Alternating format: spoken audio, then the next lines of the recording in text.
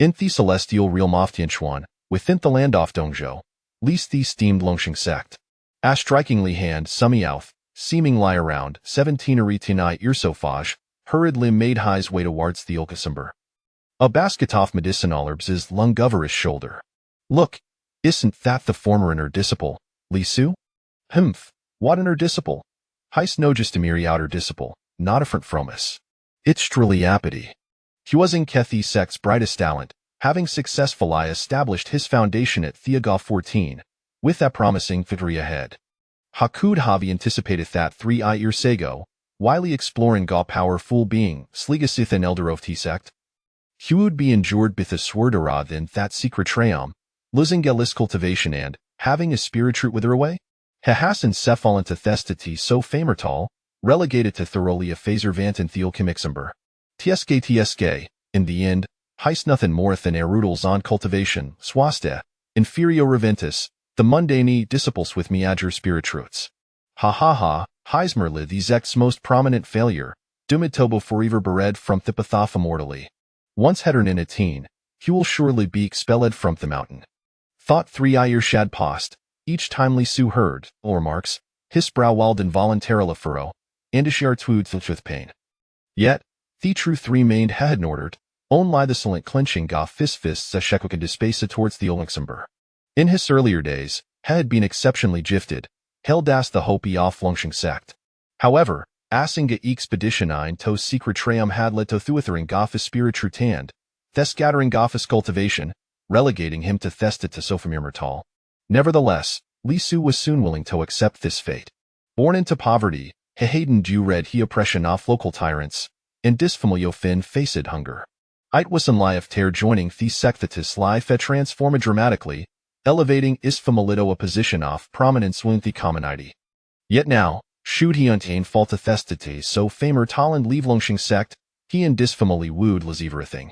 Therefore, he remained resolute, his pursuit of tepathof cultivation, practicing diligently each day, even amidst chronophotos. However, within the outer disciples quarters, there was an elderly figure known as Master Wangdan, hold a particular regard for Li Su. Rather than adding to his misfortunes, he'd owe special care of him, often providing him with a medicinal pill stoball sturashiel the privilege to afforded to their servant disciples. Tap, tap, tap.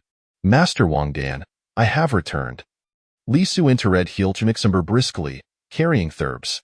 Theorem was dominated by a towering 3-legged alchemica furnace, from which wisps of fageresmo curled upward, releasing gaffragrant aroma. Master Wangdan, a frail old man with thinning hair and desalau complexion, sacros legidonomat. Master Wangdan, Harura thefif tie 8 types of herb soyerquisted. Lisa placid the bundle before a fielder.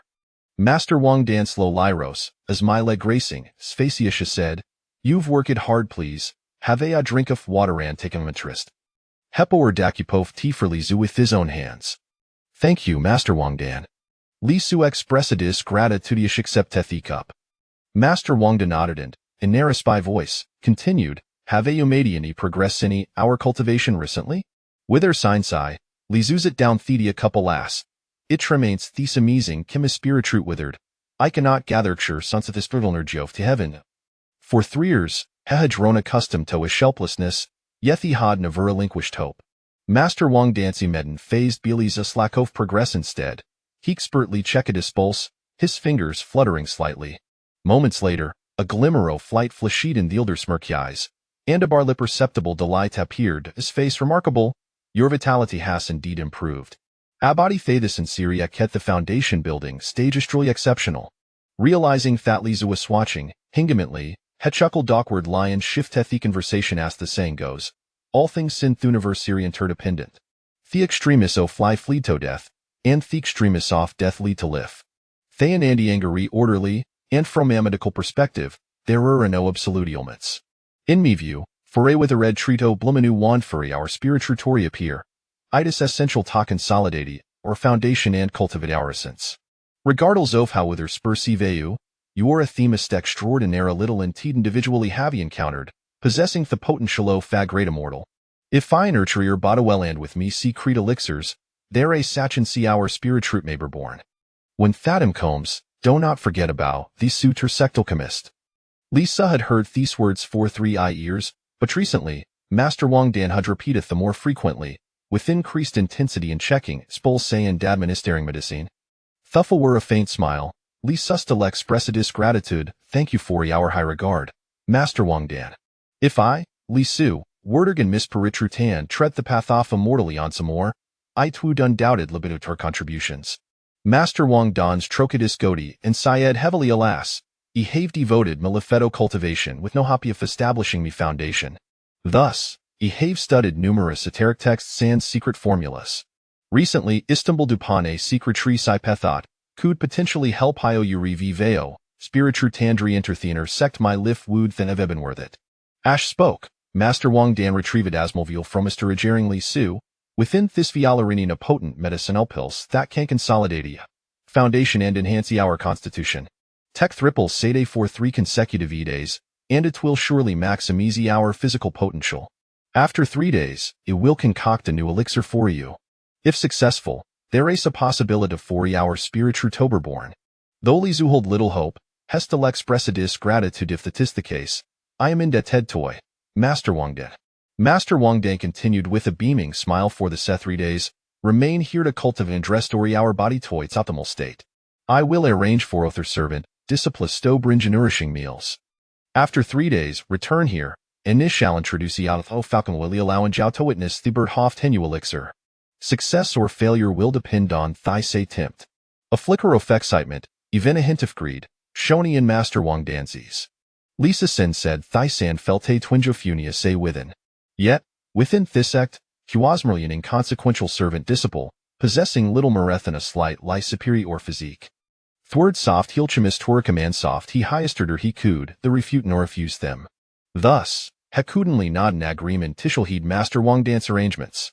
Seeing Lizu complisoriately, Master Wang Dan selegua vin brighter excellent, Ishal prepareth the various ingredients for the elixirs. Remember to take cariophio your health hand avoid kachingakil. It wills in Samyanato s cordy win 3 days.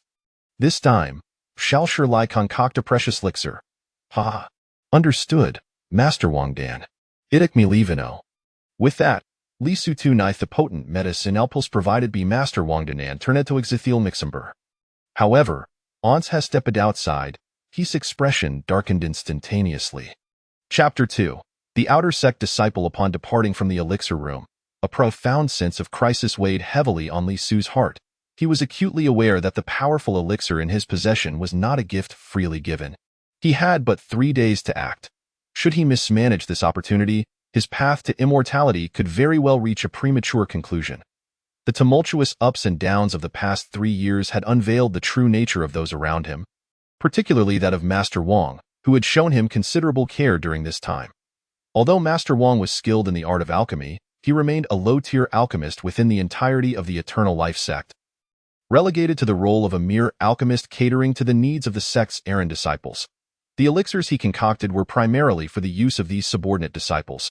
Given Wang's level of alchemical expertise, even if he possessed a recipe for an elixir capable of restoring spiritual roots, Li Su would harbor no faith in his ability to successfully refine it.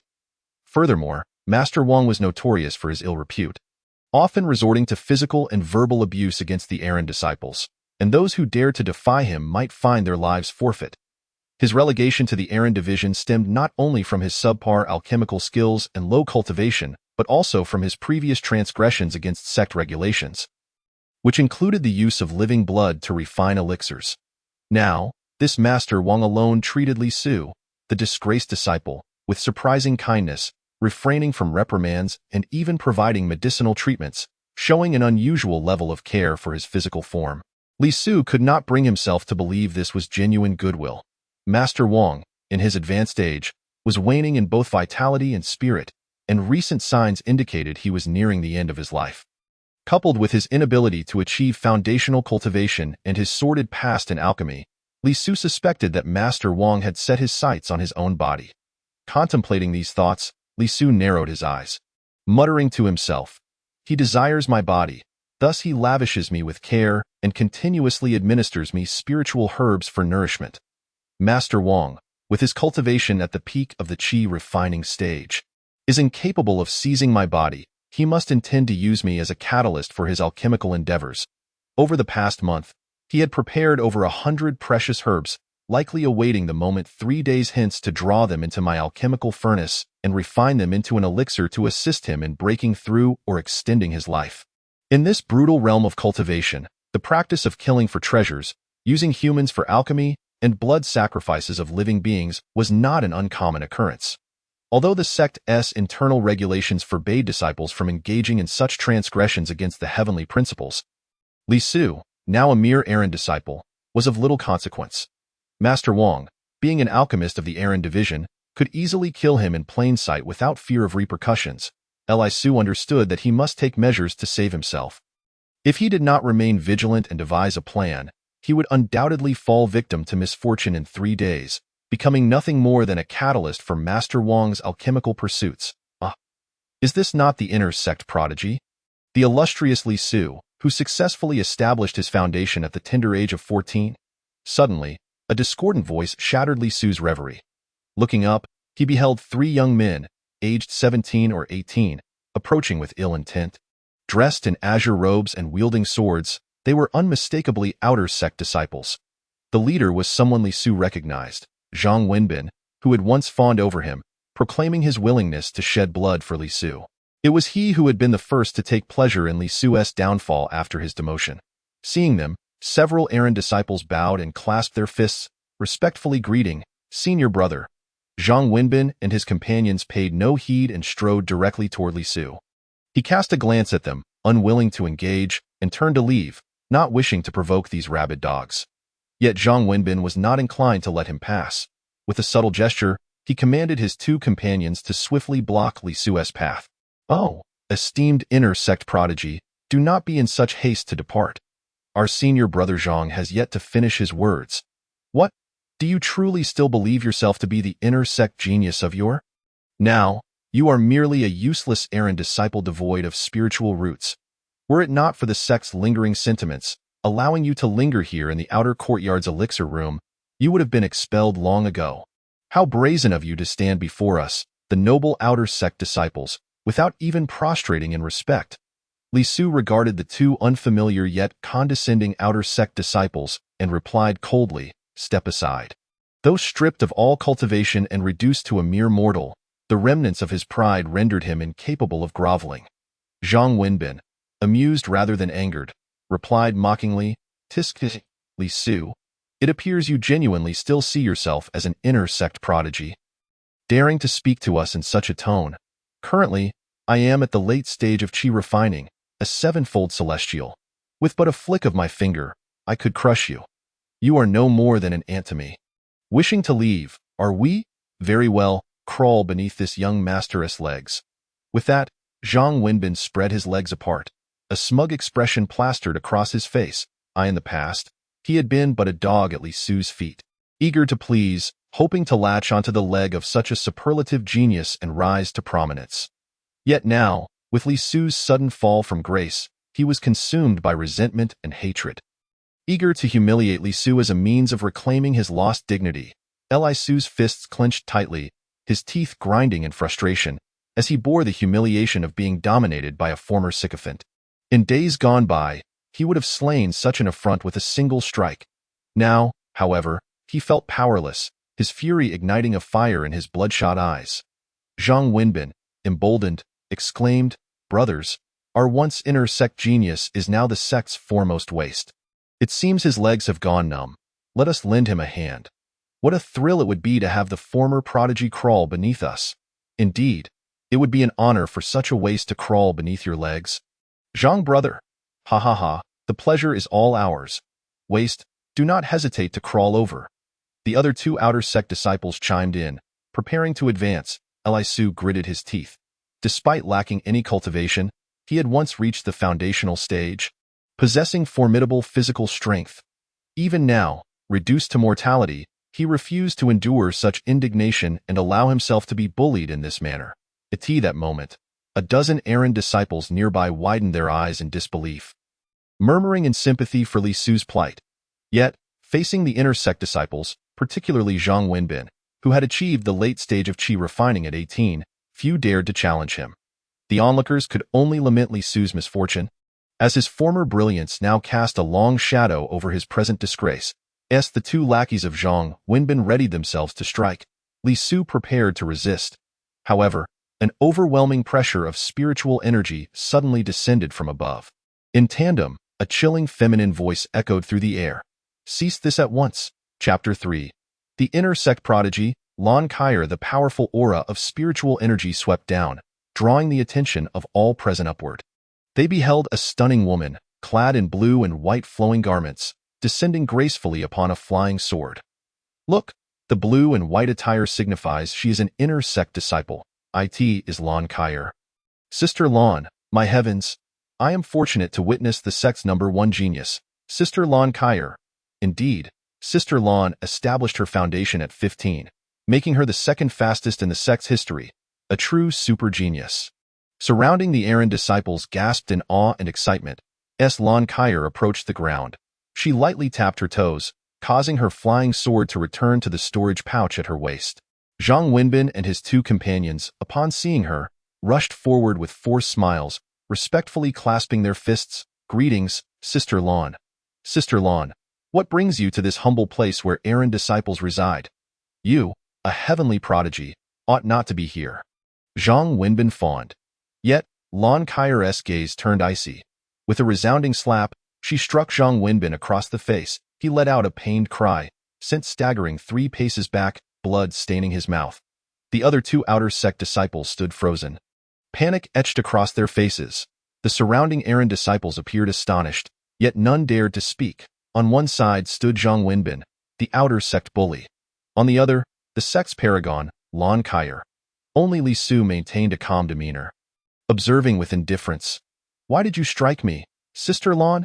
Zhang Wenbin, clutching his face, wore an expression of grievance, even as blood trickled from his lips. Lon Kyer coldly replied, What are you? At the 7th level of Qi refining. Li Su achieved complete mastery of the Qi refining stage at 12 and established his foundation at 14.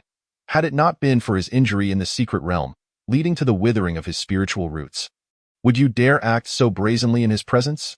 Yes, Sister Lon speaks the truth, Zhang Wenbin stammered, not daring to utter a word of dissent. Scram. If I discover you troubling Li Su again, it shall be a matter between you and me. Lon Kyer, her voice was frigid, laced with a hint of menace.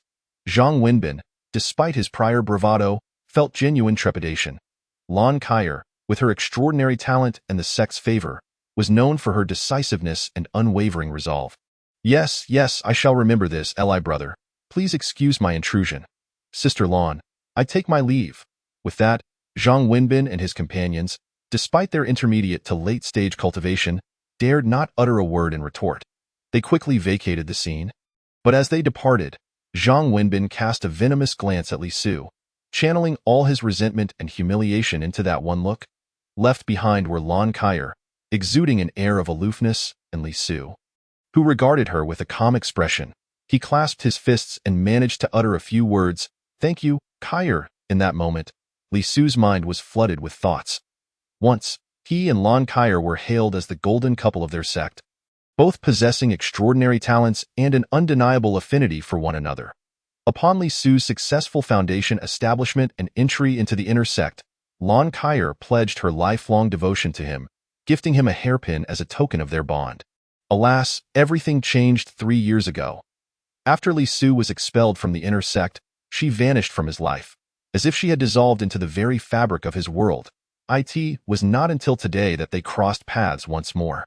Lon Kyer gazed at Li Su and sighed deeply. Fate can be cruel, Li Su. Your spiritual roots are now withered.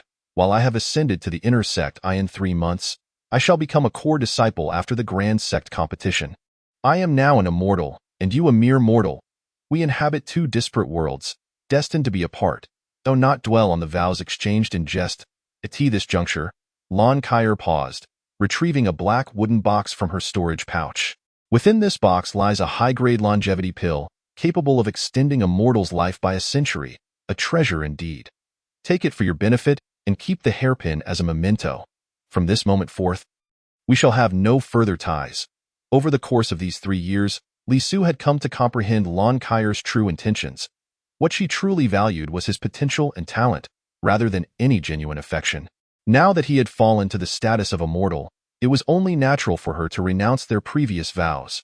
Elisu let out a cold smile. Once, she had addressed him as brotherly, and now she simply called him by his name. Ha! What a fair-weather confidant, a companion in life and death. I refuse your offer. Your hairpin is yours to keep. From now on, we are severing all ties. With that, Li Su tossed the hairpin he had carried with him back to her. What once seemed like a deep bond, promises of eternal companionship, and shared journeys into the realm of immortality had all been for naught. Mere opportunism from a woman who valued only his cultivation talent. He turned away without a backward glance, leaving the hairpin behind. The surrounding disciples, witnessing this scene, were left in astonished silence. The esteemed flower of the sect had indeed exchanged tokens of affection with the sect's greatest failure. Had she truly promised him her lifelong devotion? And now, the so-called waste, Li Su, so readily cast aside the precious longevity pill gifted by Lon Kyer without a shred of appreciation. It was well known that such a high-grade longevity pill was a rarity even in the realm of cultivation. Regarded as a divine elixir by mortals, how could a rootless waste like Li Su outright reject it? Had he lost his senses? Did he still consider himself a genius of the sect? He was nothing more than a discarded mortal now, with no roots to hold him in the sect, casting disdain upon Lon Kyer. Who did he think he was? A mere failure. These biting remarks gnawed at Li Su, causing him to clench his teeth and fists in frustration. He did not care for the title of genius, nor did he mourn the loss of a confidant. Yet to abandon the path of cultivation was a bitter pill to swallow. Lon Kyer observed his retreating figure, and 3 years had passed. Yet he remained the same proud silhouette, though he was no longer the man he once was. The flicker of regret danced in her eyes. But she quickly regained her composure. Immortals are immortal, and mortals are mortal. We are ultimately not of the same world. In 3 months, I shall become a core disciple, dedicating myself to the path of immortality. Let the ties of fate sever here. With this thought, Lon Kyer crushed the hairpin in her hand, reducing it to powder that scattered upon the ground. With a swift motion, a flying sword materialized, and she ascended into the air, heading towards the inner sect's majestic peak, shrouded in ethereal mists. Chapter 4. The rebirth of spiritual roots in this world of cultivation, where strength is revered above all. Lacking power equates to a lack of dignity. Even life holds no value. Mocked by peers, suppressed by former acquaintances, abandoned by a once beloved confidant, and now, Master Wang sought to use him as a mere ingredient for alchemy. Every single incident had pushed Li Su's heart to the brink of despair. He yearned to grow stronger, to reclaim his former glory and demonstrate to all that he, Li Su, could return to the path of immortality. Yet, it seemed such a feat was now beyond his grasp. Returning to his dwelling, Li Su gently closed his eyes and took a deep breath, attempting to calm his turbulent mind. Setting aside all distractions, he retrieved the large medicinal pills given by Master Wang and swallowed 3 in one go. He then settled cross-legged upon his bed, entering a meditative state. Though his spiritual roots were withered, he had not forsaken his practice even once during these 3 years. Li Su, devoid of spiritual roots, could not sense the vital energies of heaven and earth. He could only rely on the medicinal pills to enhance his own spiritual power. Strangely, Master Wang had provided him with a daily dosage of medicine, and he had consumed dozens of these potent pills, more than an inner sect disciple would typically ingest. Yet every time the medicinal energy entered his meridians and flowed into his dantian, it mysteriously vanished. He could not retain a single trace of spiritual energy within him. At that moment, a cool sensation coursed through his dantian, signaling the departure of the medicinal energy from the 3 pills he had just consumed. Li Su furrowed his brow in confusion. Though I have lost my spiritual roots, my dantian remains intact. Why, after 3 years and so many medicinal pills, can I not retain even a hint of spiritual energy? Could the withering of my roots have rendered my dantian incapable of gathering energy? Or has something gone awry with my dantian itself? Frustration consumed him as he pondered these questions, a query that even the sect's chief alchemist could not answer when he had first been injured. Looking at the remaining 6 large pills, Li Su decided against pacing himself. Since his body could not retain the medicinal energy, he might as well consume them all at once. Simultaneously, he began to regulate his breath. activating the foundational cultivation technique of the Chongqing sect. The Chongqing method in less than the time it takes for half a cup of tea to cool. Li Su felt a surge of warmth in his abdomen as the energies from the 6 pills surged forth. They were swiftly absorbed by his meridians and flowed into his dantian. His once barren dantian resembled a desert. No matter how much energy entered, it dissipated as if one were pouring a bowl of clear water into arid sands, instantly vanishing. Even 9 large pills, which would send a mid-stage qi refinement practitioner into a state of fervor, causing their dantian to swell and possibly even leading to ruptured meridians or death. Left Li Su unfazed, he felt only a mild coolness within his dantian. As the spiritual energy continued to vanish, Li Su slowly opened his eyes, a look of helplessness etched upon his face. Alas! Still of no use. Even consuming 9 medicinal pills cannot retain a trace of spiritual energy.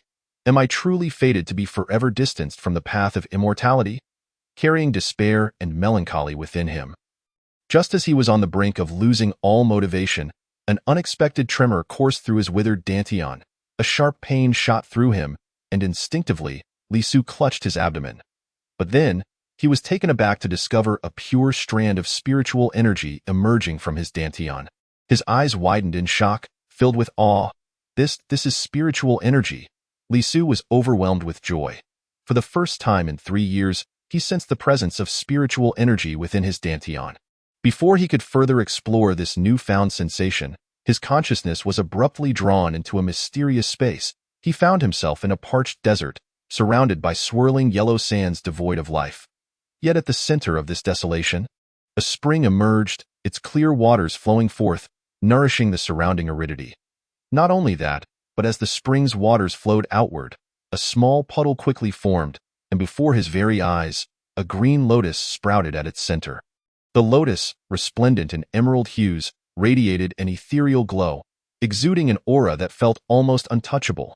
Its emergence breathed life into the barren wasteland around Li Su, astounded by this spectacle, marveled at the transformation taking place before him.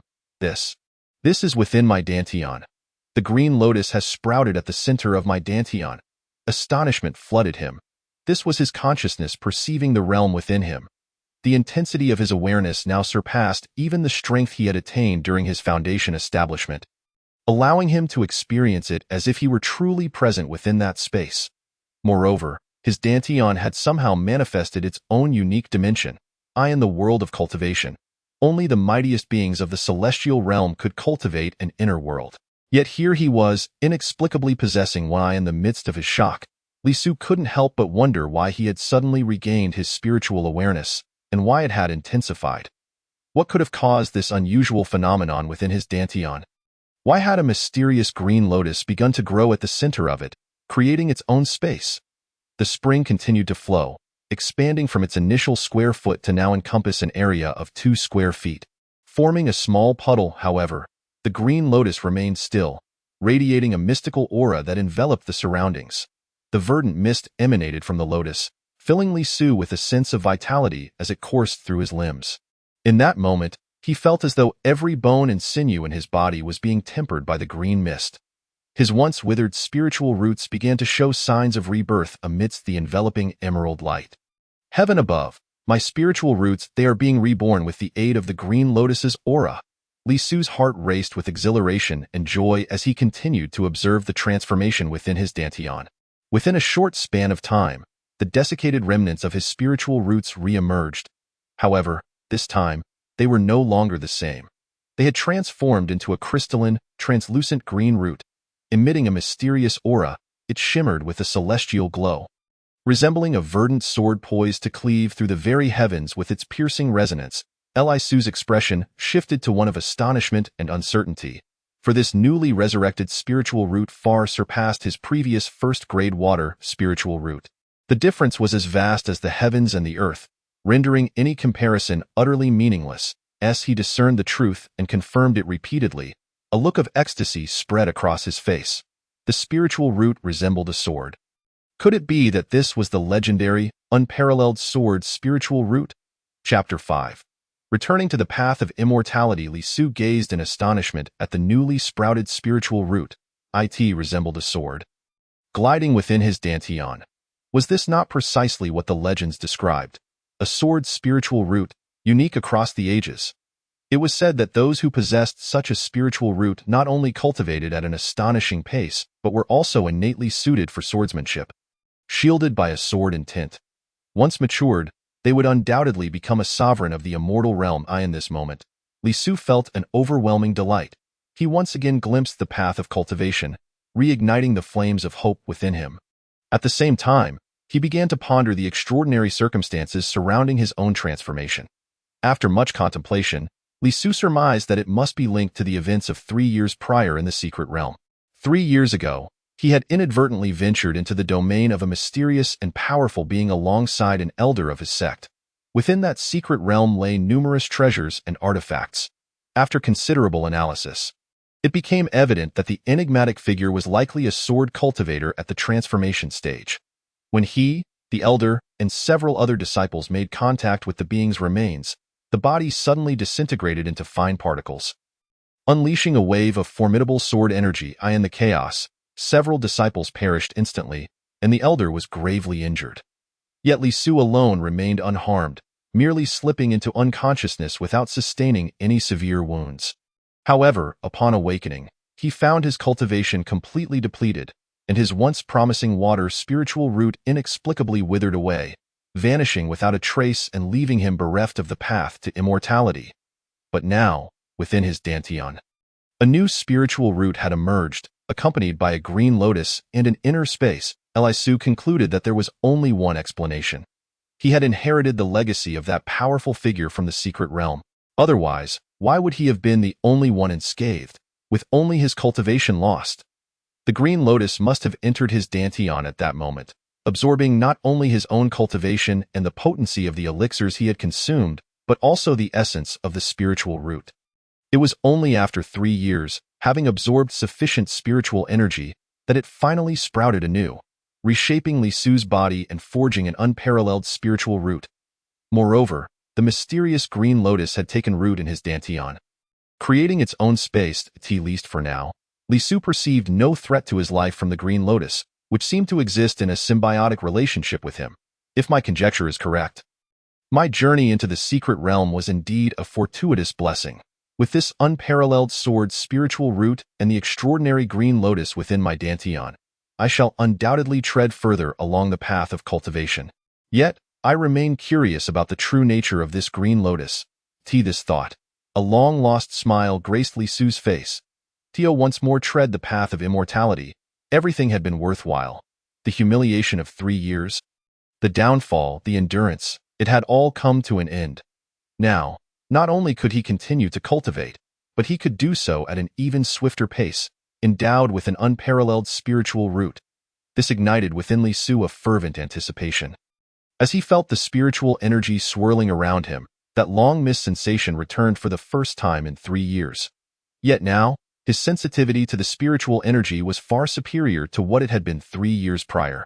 He gently activated his cultivation method, and as he inhaled and exhaled, the immense volume of spiritual energy around him surged towards him, drawn by the allure of the sword's spiritual root, converging upon his being. Li Su felt as if he were bathing in the pure essence of spiritual energy, his entire body akin to a famished beast, with every pore greedily absorbing the energy.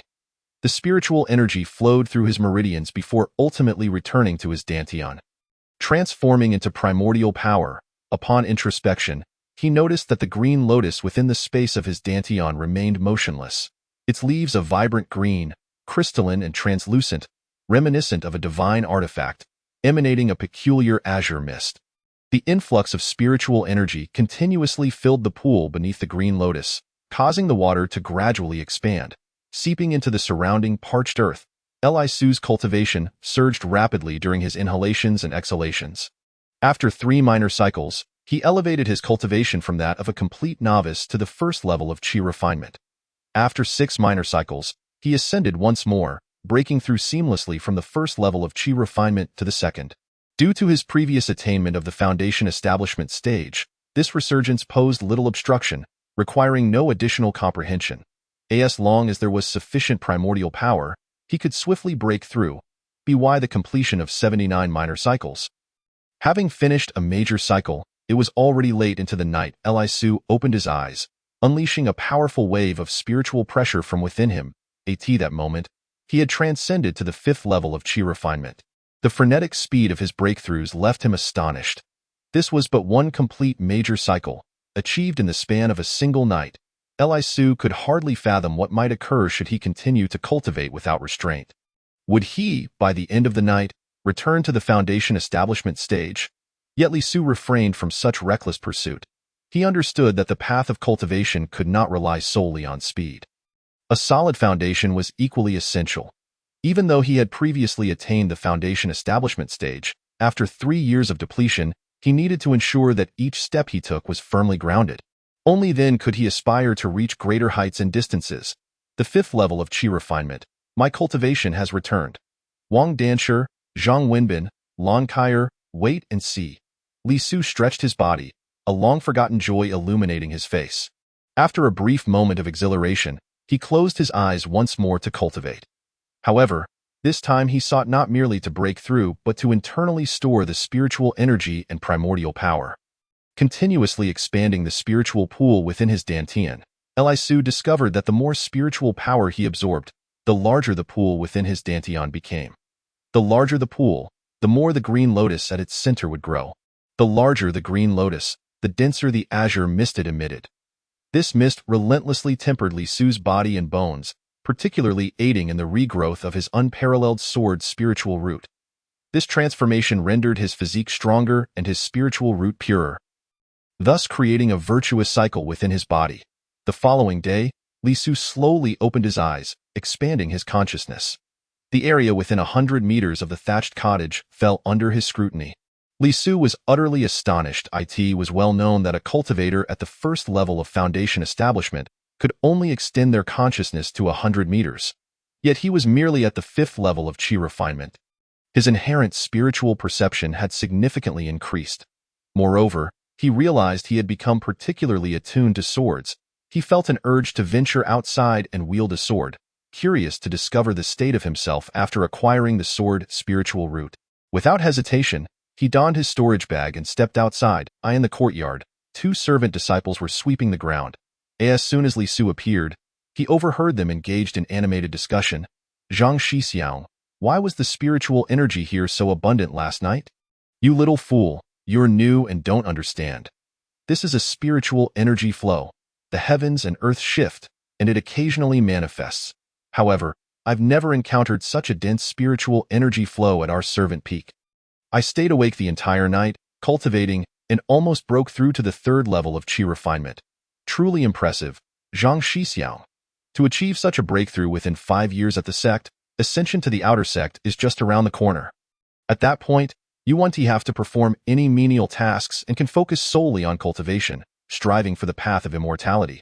Spiritual energy flow. That was merely the spiritual energy Li Su had drawn upon during his cultivation. Li Su paid little heed to their chatter, hastening his steps towards the back mountain. However, the leading disciple, Zhang Shixiang, noticed him. Seeing Li Su walking without a care, he mocked, "Oh, look at him, even as a complete waste without any cultivation. He can still bask in Wang Danshi's favor and escape doing menial tasks." The other servant disciple echoed with derision, "Ha ha ha, indeed. I've heard rumors that Wang Danshi has a preference for handsome young men. This sect's foremost waste, Li Su, may be lacking in cultivation, but he certainly has enough charm to be a pretty face for sale." Li Su had initially intended to ignore their taunts, but upon hearing those words, he abruptly halted. In the past, he had endured such insults because he truly was a waste. But now, he was poised to reclaim the path of immortality, endowed with even greater talent. To insult him again would be akin to courting death. With a fierce twist of his head, a murderous intent radiated from him. His gaze bore down on the two. "What did you say? Do you wish to die?" Chapter 6. A heart turned cold. Li Su's sudden turn caused the two to shudder in fear. However, the leader, Zhang Shixiang, quickly regained his composure. He was now at the 2nd level of qi refinement, on the verge of breaking through to the 3rd level, far beyond the reach of someone like Li Su, who possessed no cultivation. "Oh, what's the matter? Can't one speak freely? You, a discarded disciple of the inner sect, utterly devoid of cultivation. Why would Wang Danshi hold you in such high regard?" Why would he spare you from menial tasks and provide you with extra elixirs? Are you not just a pretty face for sale? Exactly. You waste should be grateful you're not scurrying about like a dog. If it weren't for Wang Danshi, I'd toss you off this cliff without a second thought. As he spoke, one of the servant disciples gestured towards the towering cliff nearby. Li Su regarded them with a chilling gaze, as if he were looking at corpses. 3 years of patience, 3 years of mockery, 3 years of being labeled a waste. It all culminated here. Today, he would no longer endure such treatment, and no one would dare to bully him again. With a cold snort, Li Su declared, I'm giving you a chance to repent for your words just now. Oh, you're quite arrogant, aren't you? A waste without any cultivation dares to give us a chance. Zhang Shixiang remarked, I heard this brat obtained several high-grade recovery elixirs from Wang Danshi yesterday. If we were to take them, we could definitely break through to the 3rd level of qi refinement. What do you think? Should we go for it? As they spoke, the two exchanged glances, their eyes gleaming with malice and greed. They looked around, confirming that apart from the 3 of them, no one else was present. Their eyes narrowed in unison, understanding each other's intentions. As they simultaneously cast their gaze upon Li Su, a murderous intent manifested upon their faces. Without hesitation, they discarded the broom in their hands and approached him. Li Su, observing their actions, instantly comprehended their sinister motives. They intended to kill him and seize his treasures. Such is the nature of the cultivation world, survival of the fittest, where even fellow disciples must remain vigilant.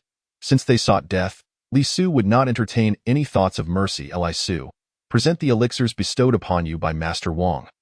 Otherwise, do not blame us for our impolite actions.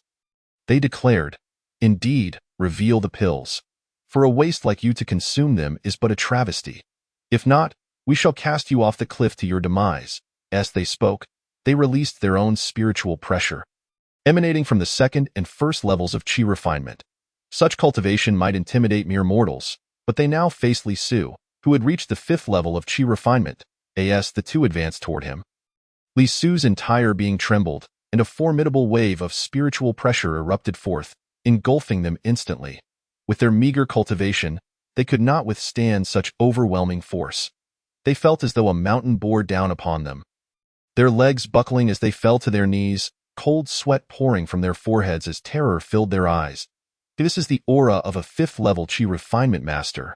You possess cultivation. They stammered, their eyes brimming with regret. Li Su regarded them coldly, his murderous intent palpable. In a panic, they hastily altered their tone. Li Shixiang, we were wrong, utterly wrong. Please forgive us. They knelt in supplication, yet Li Su could not be bothered to utter a single word. With a mere wave of his hand, a resounding whoosh echoed as a gust of force swept through, akin to autumn winds scattering leaves, sending the two hurtling off the cliff.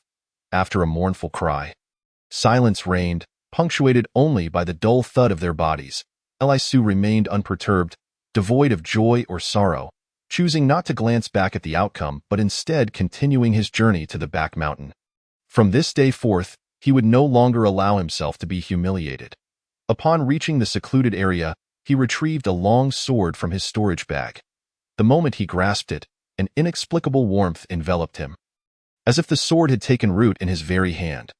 This sensation was unlike anything he had ever experienced before. With the sword in hand, Li Su swung it toward the stone wall before him. A casual stroke unleashed astonishing power, resulting in a thunderous explosion. The sword energy cleaved through the mountain wall, creating a massive gash, its might astonishing even to him. He marveled at the effortless manifestation of sword intent with such a simple motion. Was this the advantage of possessing a legendary sword root?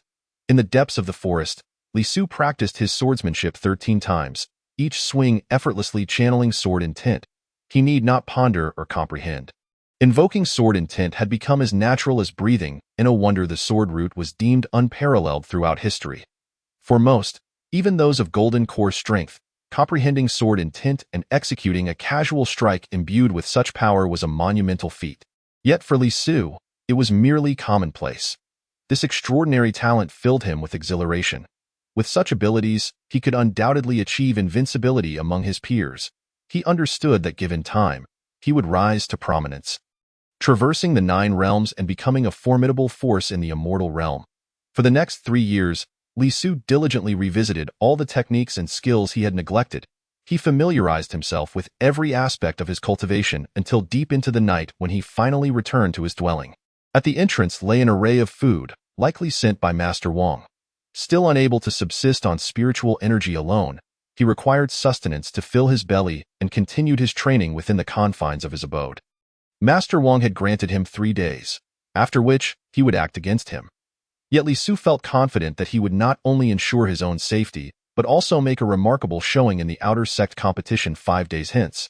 Reclaiming all that he had lost in the following 2 days, Li Su remained undisturbed within his residence, focusing solely on his cultivation. Although he broke through to the 5th level of Qi refinement in a single night, he advanced only 3 minor realms in the subsequent 2 days, achieving the 7th level. This was primarily due to his deliberate restraint, as he sought to solidify the foundation of each realm.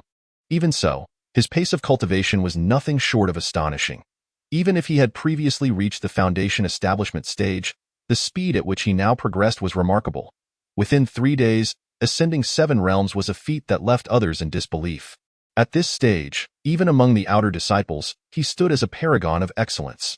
Today marked the day when Master Wang would commence his alchemical endeavors. Early on, a young attendant from the alchemy room arrived at his hut. Eagerly awaiting Li Su's presence, "Knock, knock, knock, Li Shixiang, please hurry. Master Wang is waiting for you." The voice of the alchemical attendant echoed outside. Li Su glanced at the dozen or so vials of potions on the table, a sly smile gracing his lips. These concoctions had been prepared for Master Wang, though perhaps they would not be needed as much now. "I'm coming," he replied, gathering all the vials back into his storage bag before opening the door. Upon opening the door, he found a young alchemist of around 14 or 15 years. He bowed respectfully to Li Su, saying, "Li Shixiang, Master Wang has been waiting for you for quite some time. Please hurry along." Li Su nodded in acknowledgement. "Very well, let us go with that." He followed the attendant toward the alchemy room. Had this been 3 days prior, he might have felt a twinge of anxiety, for he had been stripped of all cultivation, and Master Wang could have easily posed a significant threat. However, things were different now. Li Su's cultivation had been restored, and he had achieved the 7th level of Qi refinement. With careful vigilance and the preparations he had made, he felt no fear of impending danger. Before long, they arrived at the alchemy room situated at the summit of the Disciple Peak, where the spiritual energy was most concentrated. Surrounded by mist, with birds singing and flowers blooming, the air was imbued with a faint scent of medicinal herbs. An ancient-style alchemy room stood proudly atop the mountain, and without Master Wang's permission, no outer disciples could enter freely. At the entrance, the attendant respectfully called inside, "Master Wang, Li Shixiang has arrived." As soon as the words left his mouth, Master Wang's voice resonated from within. "Understood. You may head to the back mountain to gather herbs." "Yes, master," the attendant replied, bowing to Li Su before taking the bamboo basket and hoe outside, departing immediately. Simultaneously, Master Wang's voice called out again, "Li Su, come in." Upon hearing this, the door to the alchemy room swung open, and a rich aroma of herbs wafted out. Li Su maintained a stoic expression, responding affirmatively before stepping inside. Just as he crossed the threshold, the heavy door slammed shut behind him. Inside the alchemy room, apart from a massive 3-legged cauldron ablaze with fierce flames, stood Master Wang, who was frail and elderly, his hair sparse and white. "Master Wang," Li Su greeted with a respectful bow. Master Wang slowly opened his murky eyes and rasped, "Li Su, do you have any expectations for today's new elixir?" Li Su nodded, naturally. Master Wang's lips curled into a knowing smile. "Indeed. I share your anticipation. It has been 3 years since you were demoted to the outer disciples. Has it not?" "Yes, precisely 3 years. During these 3 years, how have I treated you?" Master Wang inquired. Li Su felt immense gratitude for Master Wang's care, but Master Wang waved his hand dismissively. Gratitude is not merely spoken. It requires action. This, Li Su's eyes flickered, though he maintained his composure. "What is it that you wish for me to do, Master Wang?" Instead of responding immediately, Master Wang scrutinized Li Su with his cloudy eyes. After a brief pause, he finally spoke. "I am 138 years old. In the mundane world, that is considered quite old, but in the vast realm of cultivation, I am but a drop in the ocean. I am unwilling to succumb to fate. I wish to continue living and aspire to ascend the path of immortality. Yet, I find myself unable to break through, to establish my foundation, why vitality wanes. And my body ages rapidly as the prospect of foundation establishment becomes increasingly elusive. I seek your assistance. At this moment, a glimmer of malice sparkled in Master Wang's murky eyes as he fixed his gaze upon Li Su. Hearing this, a faint smile curled at the corners of Li Su's mouth. He had little interest in indulging Master Wang's ramblings and grew impatient with his incessant prattling. Master Wang, please, speak plainly. Master Wang erupted into laughter. Very well. I appreciate your forthrightness. The elixir being crafted within the cauldron is known as the blood and flesh pill that is concocted from the essence of 300 boys and 300 girls. Along with various precious herbs has been simmering for 10 days and nights, and we are only lacking one final ingredient. If you enter and provide this ingredient, the blood and flesh pill will be complete. Consuming it will surely aid me in achieving foundation establishment. Once I do, my lifespan will extend by at least another century. What do you say? Will you assist me? As he concluded, Master Wang's eyes narrowed into slits. His expression twisted into a sinister grin in his eyes.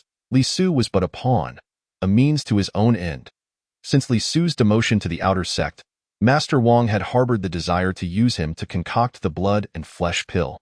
The elixir required not only essence but also a living sacrifice as the catalyst. The better the physical condition of the medicinal catalyst, the more potent and superior the resulting blood and flesh pill will be. Although Li Su has lost his cultivation, he once achieved the foundation establishment stage, making his physical condition the finest he can currently access. Thus, for 3 years, Master Wang has secretly plotted. Under the cover of darkness, he has murdered nearby mortals and some miscellaneous disciples to acquire and preserve their vital blood. He has also continuously nourished Li Su's body in hopes of optimizing its condition, for the claim of helping Li Su to regenerate his spiritual roots. That was merely a fabricated tale spun by Master Wang. Now, all the conspiracies have been unveiled. However, Li Su is not a naive mortal devoid of worldly experience. He has long sensed Master Wang's oddities and has taken precautions. Upon hearing this, he felt no surprise.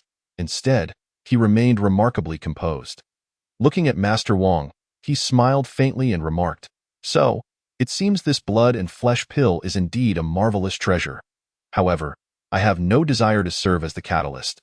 Upon hearing this, Master Wang squinted, forcing a smile that did not reach his eyes. "Oh, I have nurtured you for 3 years and provided you with numerous spiritual herbs and treasures, many of which I pilfered from the outer sect's herbal fields for you. Did you truly believe I was helping you to revive your withered spiritual roots? That was merely a deception on my part. You are nothing but a waste without spiritual roots. If it weren't for your past contributions to the sect, you would have been expelled long ago.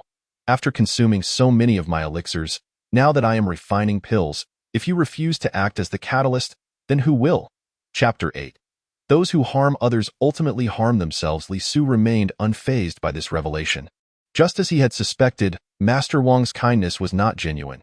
He merely regarded him as a medicinal ingredient, waiting for this very day. Yet, Li Su felt a sense of gratitude towards Master Wang. If it were not for the numerous elixirs Master Wang had given him over the years, allowing the Qinglian within him to absorb sufficient spiritual energy, he would not have so swiftly manifested within his dantian. It had opened a small space for him and reshaped a new spiritual root, unparalleled throughout history. Li Su laughed heartily. "Ha ha ha. What are you laughing at?" Master Wang glared at the mirthful Li Su. His brows furrowing, his tone in his perspective. Upon learning this news, Li Su should have been terrified and begging for mercy. Yet, Li Su's demeanor was too calm, so calm that it struck fear into Master Wang's heart. "What am I laughing at? I find it amusing that you expect me to serve as the catalyst for this blood and flesh pill, which is likely meant for my own refinement. What nonsense are you spouting? I would never serve as a catalyst." Master Wang's tone turned frigid, a murderous glint igniting in his eyes. Yet Li Su stood his ground, unmoving. "Whether I am mad or not, you will find out soon enough." With an air of confidence, Li Su had come prepared for this encounter. Even without his cultivation, he possessed methods for a complete withdrawal. Just as Li Su finished speaking, a sudden burst of crimson light erupted from the alchemical furnace beside him. A waft of white mist began to seep through the cracks, filling the room with a fragrant aroma. Master Wang, witnessing this, displayed a look of elation. The pill is beginning to condense. It is time to offer you as the catalyst. With that, Master Wang rose abruptly, a surge of spiritual energy radiating from him. At the pinnacle of the qi refinement stage, his overwhelming spiritual pressure bore down on Li Su.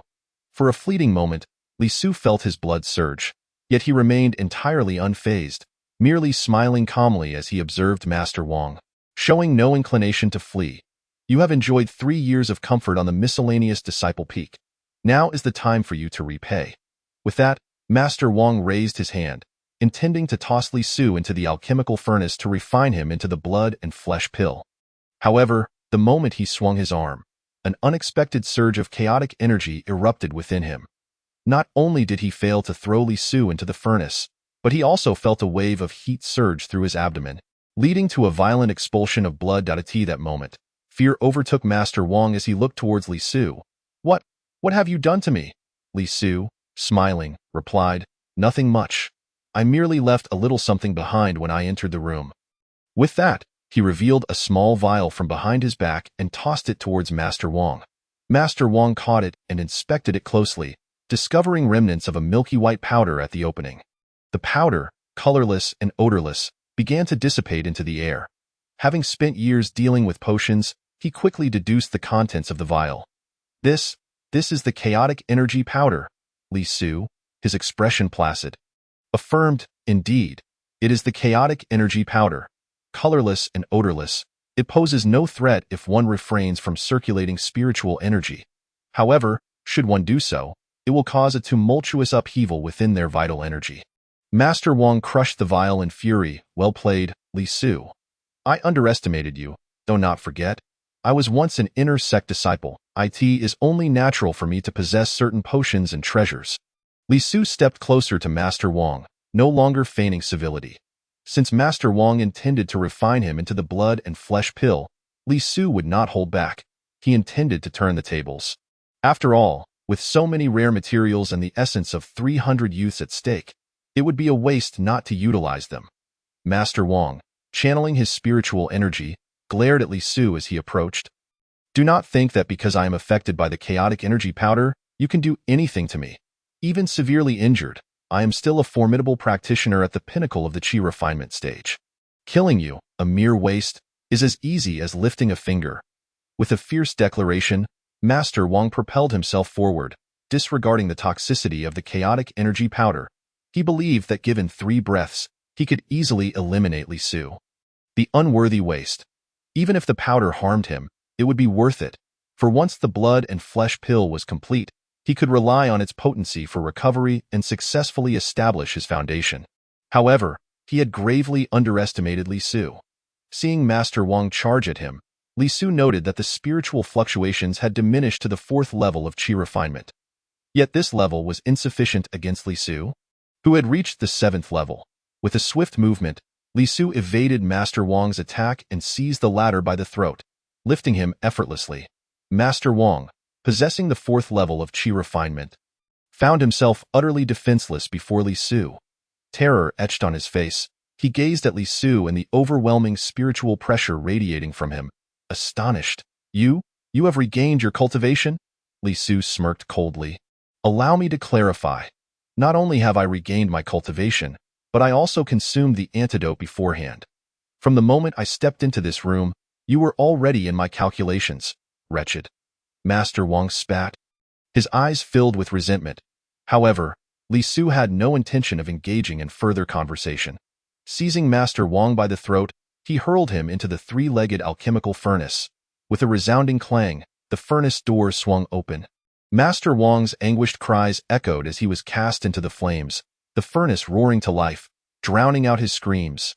Yet soon enough, the cries ceased abruptly, replaced by the increasingly rich aroma of herbs wafting from the furnace. Chapter 9. Devouring the blood and flesh pill. Li Su gazed at the now tranquil alchemical furnace, his expression devoid of emotion.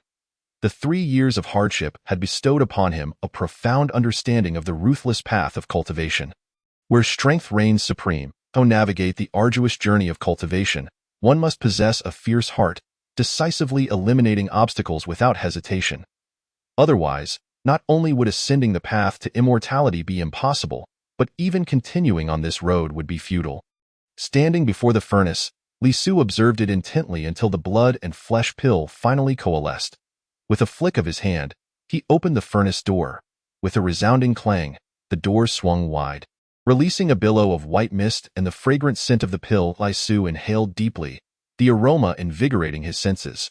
Peering into the furnace, he beheld a blood-red pill, suspended within. Is this the blood and flesh pill? Li Su murmured to himself, extending his hand.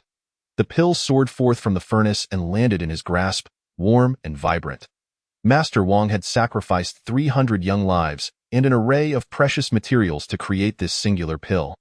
Ultimately paying with his own life in the end, Li Su found himself the fortunate beneficiary of this endeavor. Although the path of cultivation often involved the slaughter and pillaging of others, such acts were generally scorned by most practitioners, viewed as the deeds of the wicked and looked down upon by the righteous.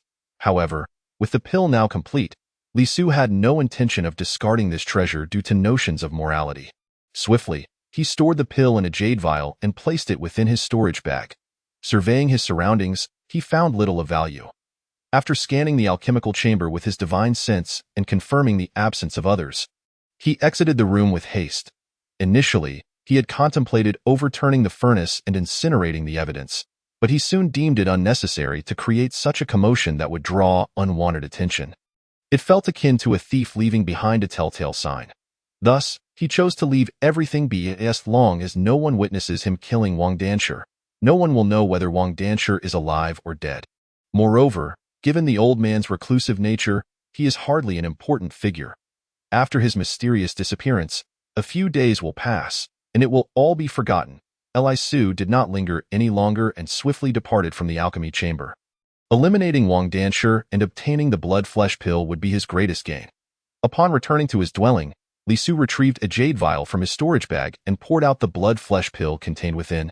Wang Danshi had mentioned that this item could assist him in foundation building, indicating that it must be infused with immense medicinal and spiritual power. At this moment, what Li Su lacked the most was spiritual energy. And without hesitation, he swallowed the blood-flesh pill whole. Once the pill settled in his abdomen, he felt a warm current suddenly expanding within him. This was the pure spiritual energy contained in the pill. Li Su swiftly operated his cultivation technique to accelerate the absorption of this energy. As he circulated his technique, the release of the pill's spiritual power quickened. He felt a surge of overwhelming spiritual energy flooding his entire being.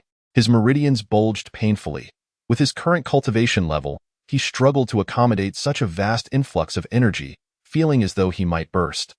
Under these circumstances, Li Su had no choice but to rapidly circulate his technique, continuously absorbing the energy released by the pill.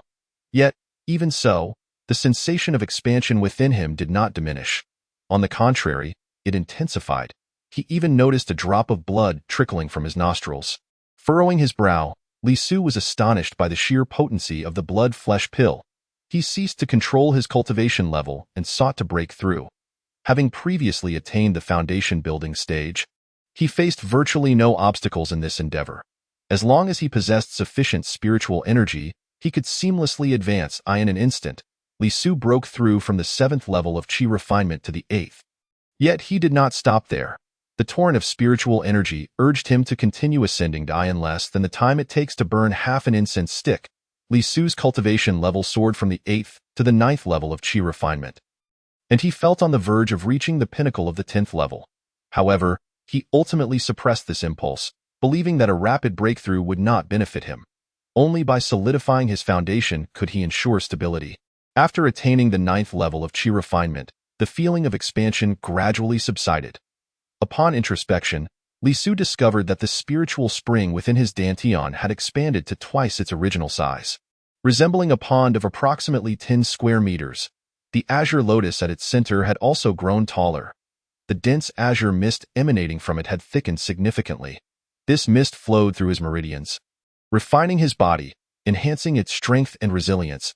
As long as this azure lotus persisted, Li Su's body would be in a constant state of refinement. The short term might not reveal much, but after a century or millennia, Li Su could not fathom the extraordinary strength his body would attain. Simultaneously, he was filled with curiosity about this mysterious azure lotus, what it truly was and its origins. How could it thrive within a person's dantian? Exuding an aura capable of refining the body and even reshaping his sword's spirit root?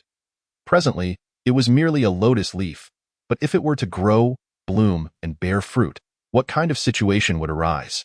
Despite his myriad questions, for now, the azure lotus only brought him benefits, and Li Su had no means to influence it. Even within that inner space, he could only observe but not freely store items. The next day, after Li Su spent the entire day within his quarters practicing and consolidating his foundation, he finally opened his eyes, having completely absorbed the medicinal power of the blood-flesh pill. He had now reached the 9th level of qi refinement. The external sect competition was just a day away, and Li Su was confident that he would once again shine brightly and shed the label of being a failure, reclaiming all the glory he had once lost. Chapter 10. The eve of the competition, Li Su was in high spirits as he changed his clothes and left his residence.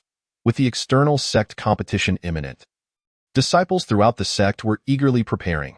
Each year, the external competition was divided into categories for miscellaneous disciples and external disciples, providing an excellent opportunity for them to showcase their abilities. Outstanding miscellaneous disciples could ascend to external disciples, while external disciples could advance to the inner sect. The top 3 positions in the competition also garnered substantial rewards. At this time of year, the disciples were filled with enthusiasm as Li Su passed by the external martial arts arena. He found it bustling with activity, practicing techniques, honing their swords, and casting spells. Everyone was preparing for the competition the following day. Tomorrow is finally the big day. I must enter the external sect this time. Me too, I'll be 19 next year. If I can enter the external sect this year, I can enjoy additional cultivation resources. But if I wait until next year and my cultivation hasn't improved, I won't be able to enjoy those resources. Once we enter the external sect, we won't have to do these menial tasks anymore, and we can even learn more profound techniques. In the martial arts arena, numerous miscellaneous disciples engaged in animated discussions. Some were passionately enthusiastic, others exuded confidence, while some appeared dejected and troubled. Though they were all disciples of the Chongqing sect, their cultivation levels varied widely. Some miscellaneous disciples had yet to open their dan doors and exhibited no cultivation, indistinguishable from ordinary mortals. Meanwhile, others had reached the 3rd level of qi refinement, capable of shattering stones and breaking trees with a mere wave of their hands. Such prowess would be unimaginable in other cultivation sects, where most miscellaneous disciples were merely ordinary individuals. In those sects, once a disciple opened their dan doors, they would automatically be promoted to external disciples, with no age restrictions. However, the Chongqing sect had stringent requirements. A disciple must reach the 3rd level of qi refinement before the age of 15 to automatically ascend to the external sect. If they failed to do so, they would need to reach the 4th level after turning 15. To advance to the inner sect, one had to achieve the foundation building stage, with no age limitations. Otherwise, they could only hope to secure a good ranking in the competition to gain entry into the external or even inner sect, enjoying greater cultivation resources. Although the conditions for ascending to the external and inner sects were strict, few disciples of the Chongqing sect wished to leave or betray their sect. Firstly, the sect's rules were severe. Traitors faced the obliteration of their souls. Secondly, the sect provided abundant cultivation resources and profound secret techniques. Thirdly, the sect was powerful, with deep roots. Although the Chongqing sect was located in the eastern continent of the Tianqian realm, it was one of the top sects in the vast eastern continent, commanding respect. Being a disciple of the Chongqing sect meant unparalleled cultivation conditions, resources, and status. Far beyond those of smaller sections, even the miscellaneous disciples of the Chongqing sect enjoyed double the cultivation resources compared to external disciples of second-rate sects, coupled with the numerous spiritual veins beneath the sect. Therefore, Chongqing sect disciples were naturally regarded as superior when they ventured out. This disparity allowed the Chongqing sect to stand firm in the eastern continent, flourishing and thriving. Although Li Su had once been demoted, he bore no resentment towards the sect. The sect had its rules. The weak were eliminated. This world was inherently one of survival of the fittest. Disciples without cultivation did not deserve to be inner sect members. His demotion to a miscellaneous disciple was understandable, and he had no one to blame but himself. Only the weak would complain and seek sympathy. What truly irked Li Su were those who had once called him brother, but turned against him after his fall from grace. In this competition, he not only aimed to reclaim his place in the inner sect, but also to trample all those who had once looked down on him and humiliated him beneath his feet. Proving that a genius would always be a genius. Even after a fall, they could rise to the peak again, something that petty sycophants could never comprehend. With these thoughts in mind, Li Su targeted an empty spot in the martial arts arena. He had come to practice here because it housed a spirit-gathering formation. The spiritual energy concentrated here was far denser than in other areas of the miscellaneous disciple peak, allowing for quicker cultivation. The spot he chose was situated in the center of the arena, the area with the most concentrated spiritual energy. However, only a handful of people occupied this space, contrasting sharply with the crowded scenes at the periphery. This was a training area reserved for the strongest among the miscellaneous disciples. Yet, as soon as he sat down, barely having the chance to begin his breathing exercises, a piercing voice rang out not far from him. "Damn it! You worthless piece of trash! Do you not know this is my exclusive training spot, Lu Hu?" Li Su glanced up to see a young man, around 17 or 18 years old, approaching him, flanked by 7 or 8 other young men. Before he could respond, one of Lu Hu's companions pointed at Li Su and scolded, "Li Su, you worthless fool! Do you not understand this area is for the strong? You've lost your spiritual root and still dare to step into this space? Exactly. How dare you occupy our young master whose exclusive training spot? Young master who, this is clearly a disregard for you. He still thinks himself an inner sect disciple. Yes, yes. This waste dares to take over your exclusive training spot. Let me teach him a lesson so he knows his place." The 4 or 5 young disciples around Lu Hu chimed in, all wearing expressions of deference. It wasn't that Lu Hu was particularly gifted or powerful among the miscellaneous disciples. It was primarily due to his elder brother, Lu Long, who was currently in the inner sect with a cultivation level at the 2nd level of foundation building.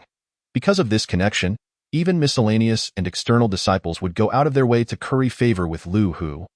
Yet, Li Su remained unfazed, merely gazing coldly at the group before him and chillingly uttering a single word. Scram! Chapter 11.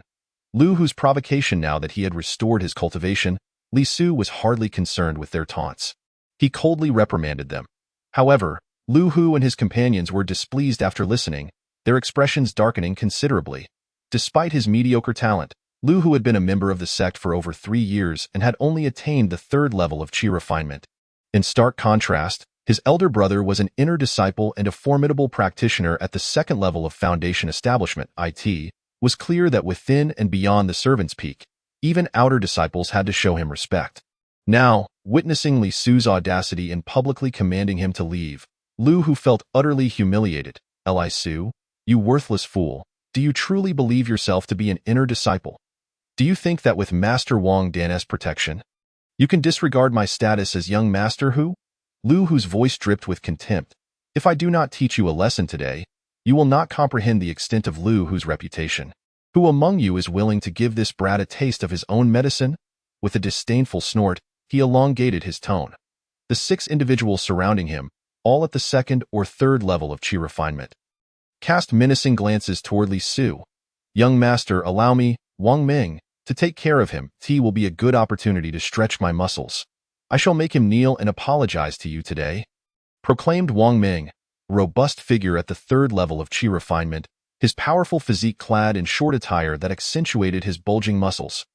Wang Ming was somewhat notorious in the servant's peak for his ferocity and propensity for violence, often resorting to physical intimidation against his peers, and he had earned the moniker Wang Broken Fingers due to his penchant for breaking fingers in this world, where martial prowess reigned supreme, as long as one did not cause a fatality. The overseers tended to turn a blind eye. After being taken under Lu Hu's wing, Wang Ming had grown increasingly arrogant. The gathering crowd gasped as they realized Wang Ming was preparing to strike Li Su. It was clear. Li Su was doomed. Wang Broken Fingers was infamous for his cruelty, and he relished in breaking his opponent's fingers. Indeed, I have heard that our overseer Wang is a distant uncle of Wang Ming, and he is quite lenient towards him. Not only fingers, but if Wang Ming were to kill someone who is not a key disciple, the overseer would surely cover for him. Oh, how the once great inner disciple has fallen to this state.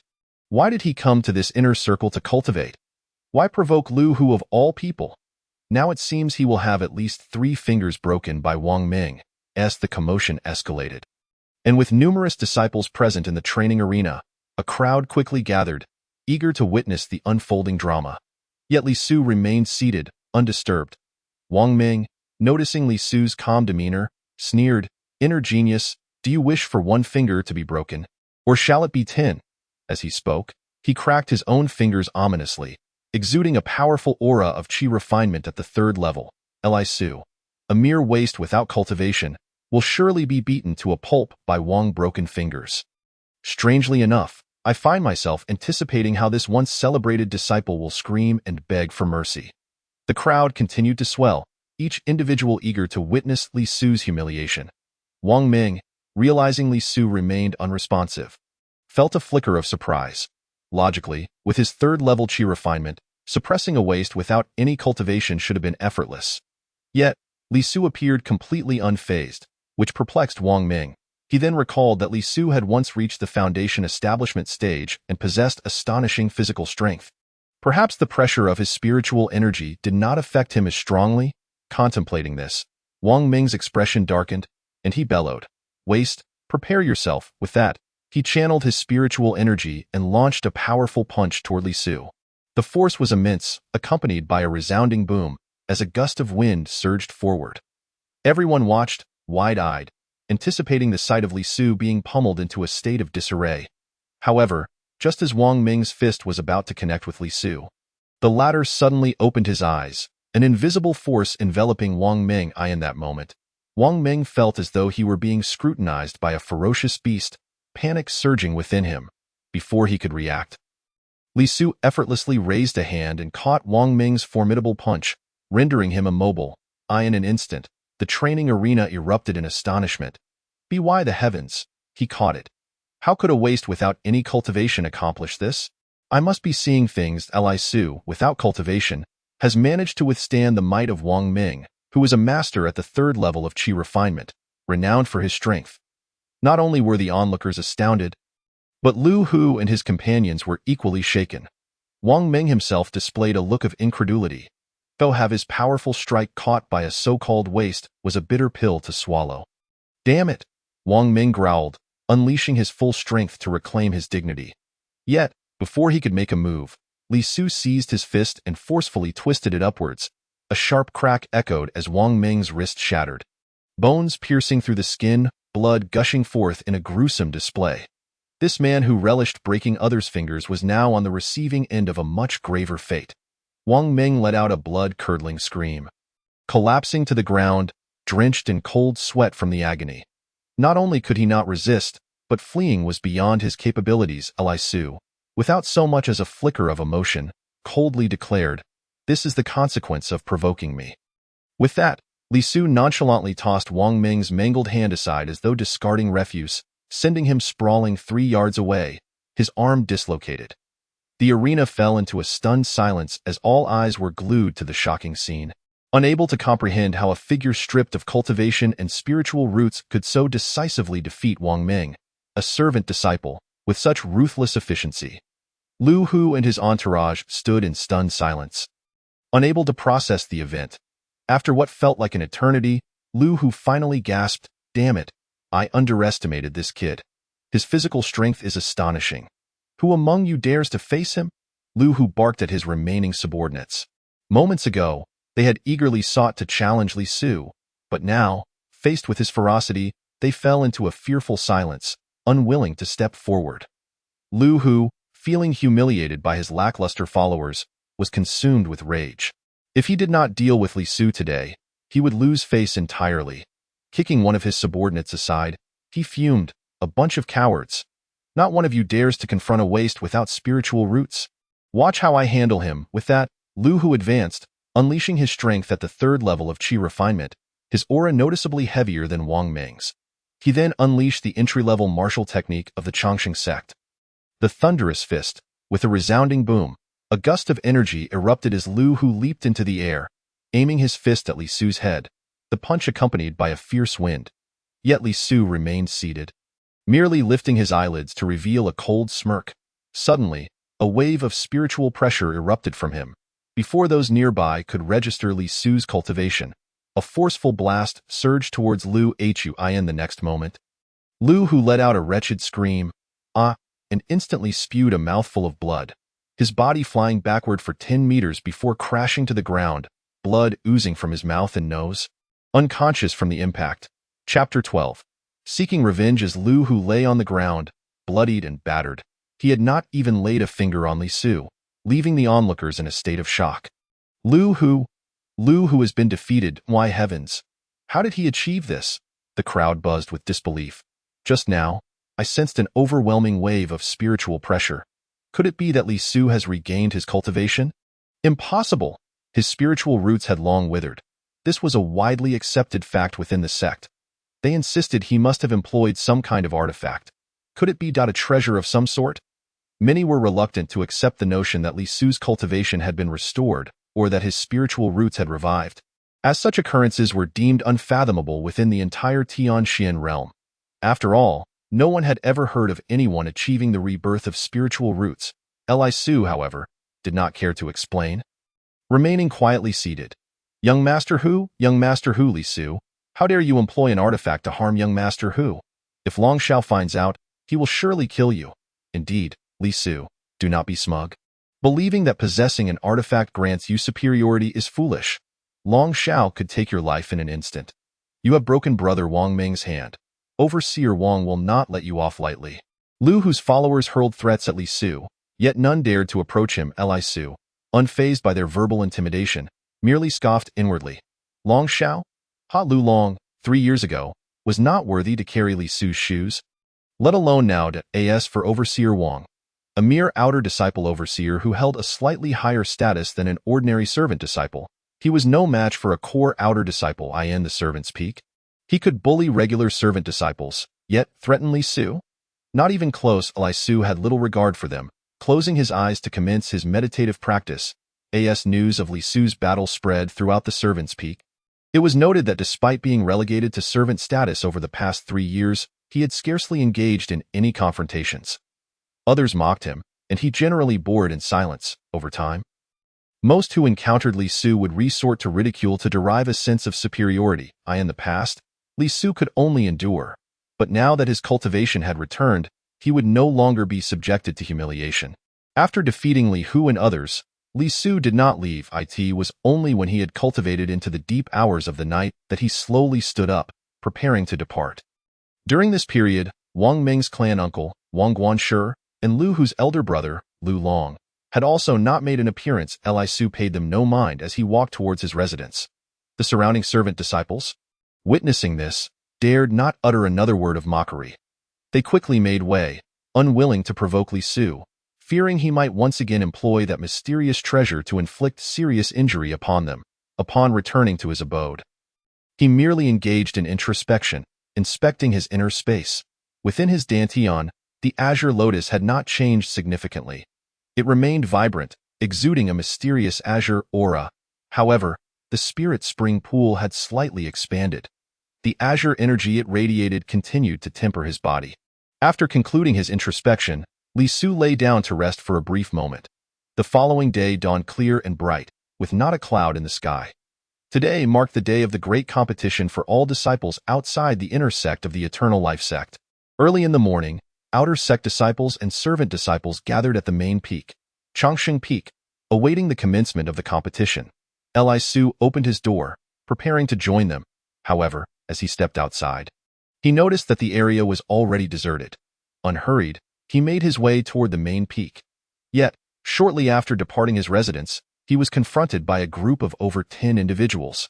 Leading them was Wang Ming, the very underling of Lu Hu whom he had broken the wrist of yesterday. Wang Ming still bore bandages on his hands, his face contorted with malice as he glared at Li Su. Beside him stood a middle-aged man of somewhat portly stature, the steward of the servant peak, Wang Guanshi. The group, led by Wang Ming, approached Li Su with an intimidating demeanor. Li Su observed this with a calm smile. Instantly grasping the situation, they were clearly coming for him. Yet, he remained unfazed. Just a motley crew, after all. He took a few more steps forward when Wang Ming suddenly shouted, "Li Su, you worthless fool, today is your end." As he spoke, He pointed a finger at Li Su, still smiling, replied, I thought it was someone of significance. Turns out it's just you. The dog with a broken clawed Li Su stood his ground, quietly observing the group. Apart from Wang Ming and Wang Guanshi, the others were all servant disciples, several of whom Li Su recognized. All of them, without exception, had reached the third level of qi refinement. With Wang Guanshi leading them, they truly felt invincible among the servant disciples. Wang Ming turned to Wang Guanshi and said, Uncle, that brat broke my hand, leaving me unable to participate in this year's competition. You must seek retribution for me. Wang Guanshi, standing beside him, glared coldly at Li Su and replied, Rest assured, Xiao Ming I in this outer sect servant peak. This waste cannot stir up any trouble. You are of the Wang family. This waste, relying on his treasure, injured you, and he bears the blame. Today, I shall break his limbs and seize his treasure, leaving him to suffer in agony for the rest of his life. Even if that master Wang protects him, he will have no recourse. I will ensure he understands, and the entire outer sect servant peak will know the consequences of offending a member of the Wang family. Chapter 13. Beneath the main peak. With that, Wang Guanshi waved his hand toward the 6 subordinates behind him, commanding, Go, cripple his limbs and seize his treasure. Leave him with just a breath, allowing him to linger in misery. The 6 servant peak disciples, receiving Wang Guanshi's order, clasped their fists in acknowledgement. Yes, Wang Guanshi. Then, all 6 unleashed a thunderous shout. Heaven-rending fist, mighty palm. Each one erupted with a powerful aura of spiritual energy. All 6, without exception, had attained the third level of qi refinement and unleashed the eternal life sect's introductory martial techniques, charging toward Li Xiu. In the eyes of Wang Guanshi and Wang Ming, a worthless fool without a spiritual root, even if he possessed some treasure, would pose no threat against 6 masters at the third level of qi refinement. Unfortunately, they were gravely mistaken. As Li Su observed the 6 charging toward him, a glimmer of ferocity and killing intent flickered in his eyes. If you seek to sever my limbs, do not blame me for taking your lives. As the 6 drew closer, Li Su merely tapped his storage bag, and a flying sword emerged. Grasping it firmly, he swung it with precision. Possessing a sword spirit root, Li Su had an extraordinary comprehension of swordsmanship. With a mere flick of his sword, he could unleash sword intent, merging the blade with his essence in perfect harmony. As he swung down, the power was astonishing. Even without exerting his full strength, the strike released a 5-meter-long sword qi that cleaved through the air with a thunderous roar.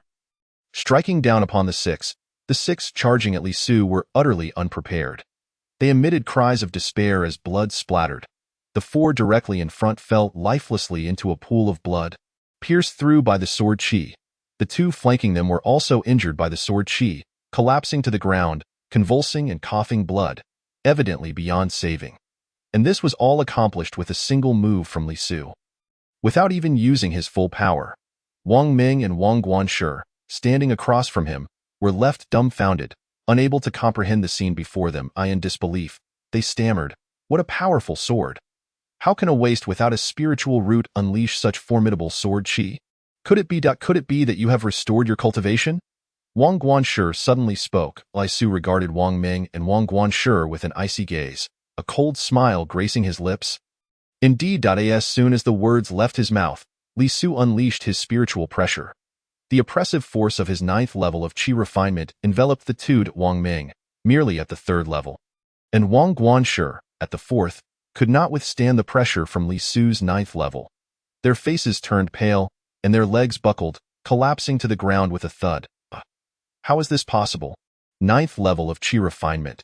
You have lost your spiritual root. How can you have restored your cultivation? Wang Ming exclaimed in shock, still unable to accept the reality before him. How could a waste without a spiritual root possibly regain their cultivation?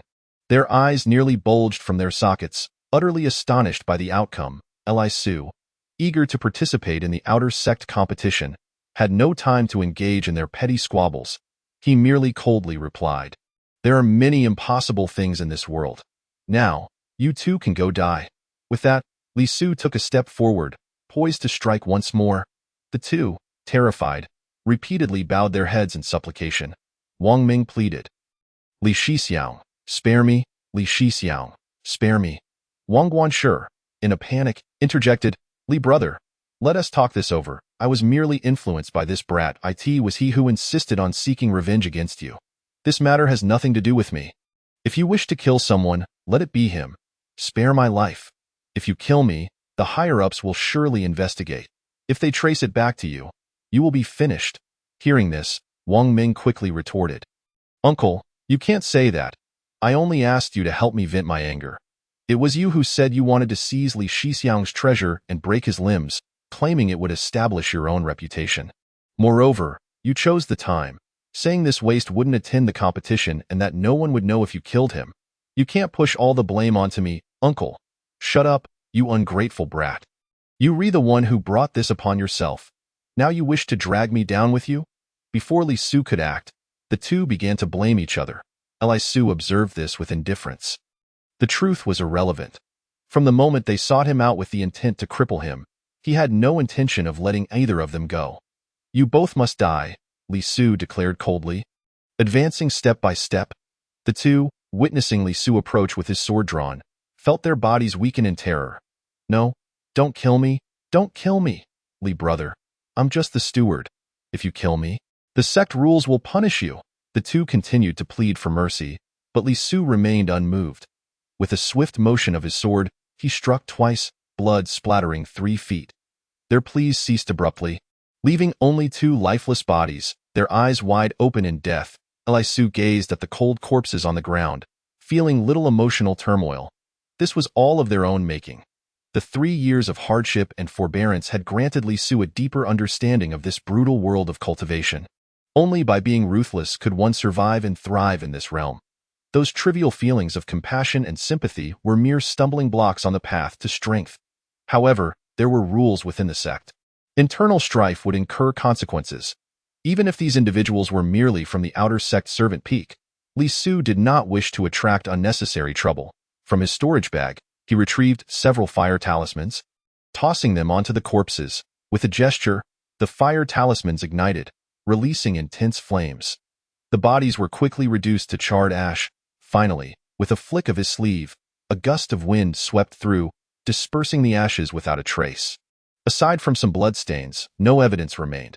After completing these tasks, Li Su finally set off, making his way towards the main peak. Chapter 14. The grand competition having reached the 9th layer of chi refinement. Li Su was capable of sword control, yet the consumption of spiritual energy was exceedingly great. To conserve his energy, he could only quicken his pace. By the time he arrived at the main peak, an hour had already elapsed. The air here was thick with celestial energy, and small streams of spiritual springs meandered through the landscape. Pavilions and towers adorned the mountainside, where celestial cranes danced gracefully above. Surrounding the main peak were a plethora of rare and exotic creatures. This place served as a training ground for inner disciples and core disciples. The outer sect and miscellaneous disciples were only permitted to visit here on the day of the grand competition, as entry was otherwise forbidden. When Li Su arrived, the foot of the mountain was already teeming with people, with at least 60 to 70,000 gathered. Among them, 90% were miscellaneous disciples from the outer sect's 4 peaks, while the remaining 10% were outer disciples. There were significantly more participants this year compared to last. Indeed, our sect has admitted a considerable number of miscellaneous disciples this year, leading to an increase in numbers. With more people comes greater competition. There are only 100 spots available for entry into the outer sect. No. I heard that this year, the number of outer sect spots has increased by 50. It seems our sect is vying with the Cold Moon sect for the spiritual minds and needs to cultivate more outer disciples to guard the minds. Li Su listened quietly to the discussions of his fellow disciples as he made his way forward. He was aware of the Cold Moon sect, a formidable sect that was renowned alongside their own Chongqing sect in the eastern continent. It could be said that only the Cold Moon sect could rival the Chongqing sect throughout the eastern continent. Although the two sects had signed a non-aggression pact, it applied only to those at the Golden Core stage and above. Disciples below the Golden Core stage were not bound by this agreement, leading to frequent skirmishes and occasional bloodshed, especially in the competition for unclaimed spiritual minds, resulting in casualties on both sides. As for how many spots would be added for this year's outer disciples, Li Su was indifferent. If he wished to enter the outer sect, he could easily demonstrate his cultivation before the Hall of Good Deeds and gain entry. However, Li Su had no desire for that. What he sought was to enter the inner sect. Moreover, he needed to achieve a commendable rank in the grand competition to secure his entry into the inner sect openly. The cultivation resources in the inner sect were tenfold those available to outer disciples. Achieving a high rank in the competition would also yield substantial rewards. Last year, the first prize included a mid-grade spirit stone and 300 low-grade spirit stones. If Li Su were to attain such a rank this year and receive these rewards, he could solidly establish his foundation and even expand the spiritual pool in his dantian, aiding in the growth of his Qinglian and refining his physique further. Li Su stood amidst the crowd, patiently awaiting the commencement of the grand competition. Having arrived somewhat late, he waited only for the duration of an incense stick before commotion erupted atop the main peak. Suddenly, someone exclaimed, "Look, it's a celestial crane. The elder is descending. The competition is about to begin." As the clamor rose, Li Su beheld a celestial crane soaring down from the summit, followed by 8 young men and women standing upon flying swords. On the back of the crane sat an elderly man with white hair, holding a whisk. Li Su recognized him at a glance. It was Elder Yuan He from the inner sect, whose cultivation had reached the late golden core stage. A terrifying power. During his time in the inner sect, Li Su had received guidance from him on a few occasions. The young men and women behind him wore blue and white robes, signifying their status as inner disciples. One of them was Lon Kyer, a close friend from his past. Moments later, Elder Yuan He arrived on the crane, hovering 30 meters above the ground. The 8 inner disciples floated gracefully behind him. Standing on their flying swords, the thousands of disciples below gazed up in excitement, their eyes shimmering with admiration and longing. The celestial crane flapped its wings as Elder Yuan He sat quietly on its back. The 8 inner disciples lined up on either side, forming a perfect row. Indeed, it was Elder Yuan He who taught the last outer sect lecture. His cultivation has reached the mid-golden core stage. With a lifespan exceeding 500 years, Li Su thought to himself. The surrounding crowd buzzed with excitement, and at that moment, a young inner disciple suddenly called out, "Silence!" Though his voice was not loud, it resonated throughout the valley due to his robust spiritual energy. Instantly, the 6,000 to 7,000 disciples below fell silent. Elder Yuan He, upon noticing the quiet, slowly opened his eyes. His profound gaze swept across the crowd. Seeing that everyone was focused on him, he elongated his voice and proclaimed, "The treasures of nature and the brilliance of the dragon light shine upon the battlefield. Our Changsheng sect is blessed with talents and fertile ground. For this year's outer sect grand competition, I hope each disciple will exert their utmost effort. We shall divide the competition into 2 rounds. In the first round, those who can endure the pressure of the spirit-capturing orb for 10 breaths will qualify." As he spoke, Elder Yuan He opened his palm, revealing a red orb that appeared in his hand. The orb radiated a crimson glow, and even from a distance, Li Su could feel an icy chill emanating from it. Below, the crowd erupted with excitement. The spirit-capturing orb? What is that? I have no idea. 10 breaths isn't too long, right? Indeed, regardless of what the orb is, we must endure, even if it means biting our tongues. 10 breaths is a mere moment. The crowd buzzed with speculation and devised strategies. Only Li Su, with a slight smirk, remained composed. As a former inner disciple, he was well aware of the spirit-capturing orb. It was Elder Yuan He's life treasure, possessing immense power to capture spirits and souls. If unleashed fully, even those present, let alone foundational cultivators, might struggle to withstand its pressure for 10 breaths. Elder Yuan He offered no further explanation. The first round of the competition was essentially a large-scale elimination of participants. At that moment, he merely sat cross-legged on the celestial crane and called out to the crowd below, "The first round of the competition begins." Chapter 15. The first round. With Elder Yuan He's command, the thousands of disciples at Changsheng Peak readied themselves for the first trial. The spirit-capturing orb in Elder Yuan He's hand shot skyward. Rising to a height of 100 meters amidst the gaze of all, the orb gleamed with a bright red hue, radiating waves of blood-red light. The 8 inner disciples flanking Elder Yuan He swiftly flew down on their swords. Acting as examiners, Li Su gazed at the suspended orb, gathering his energy and remaining still. Suddenly, the spirit-capturing orb erupted with radiant red light. With a thunderous boom, it resembled a crimson sun bursting forth. The red light enveloped all participating disciples, and an overwhelming aura of pressure descended upon them. Instantly, every disciple felt a wave of terror and dread wash over them. As this energy surged, some could not endure. Collapsing to the ground, those who had boasted about enduring by any means were now unable to stand. Not even 5 breaths had passed before they succumbed. Though the pressure was formidable, it was evident that Elder Yuan He had controlled its intensity to ensure the majority of disciples were eliminated. This level of pressure was insurmountable for those below the second layer of qi refinement that Li Su, however, felt virtually unaffected. After 10 breaths, the number of participants remaining at Chongqing Peak had dwindled to less than a quarter. Only around 10,000 remained, with 70% being miscellaneous disciples, while the outer disciples had largely avoided elimination. The first round primarily targeted the miscellaneous disciples, as the outer disciples typically focused on the second round of assessments.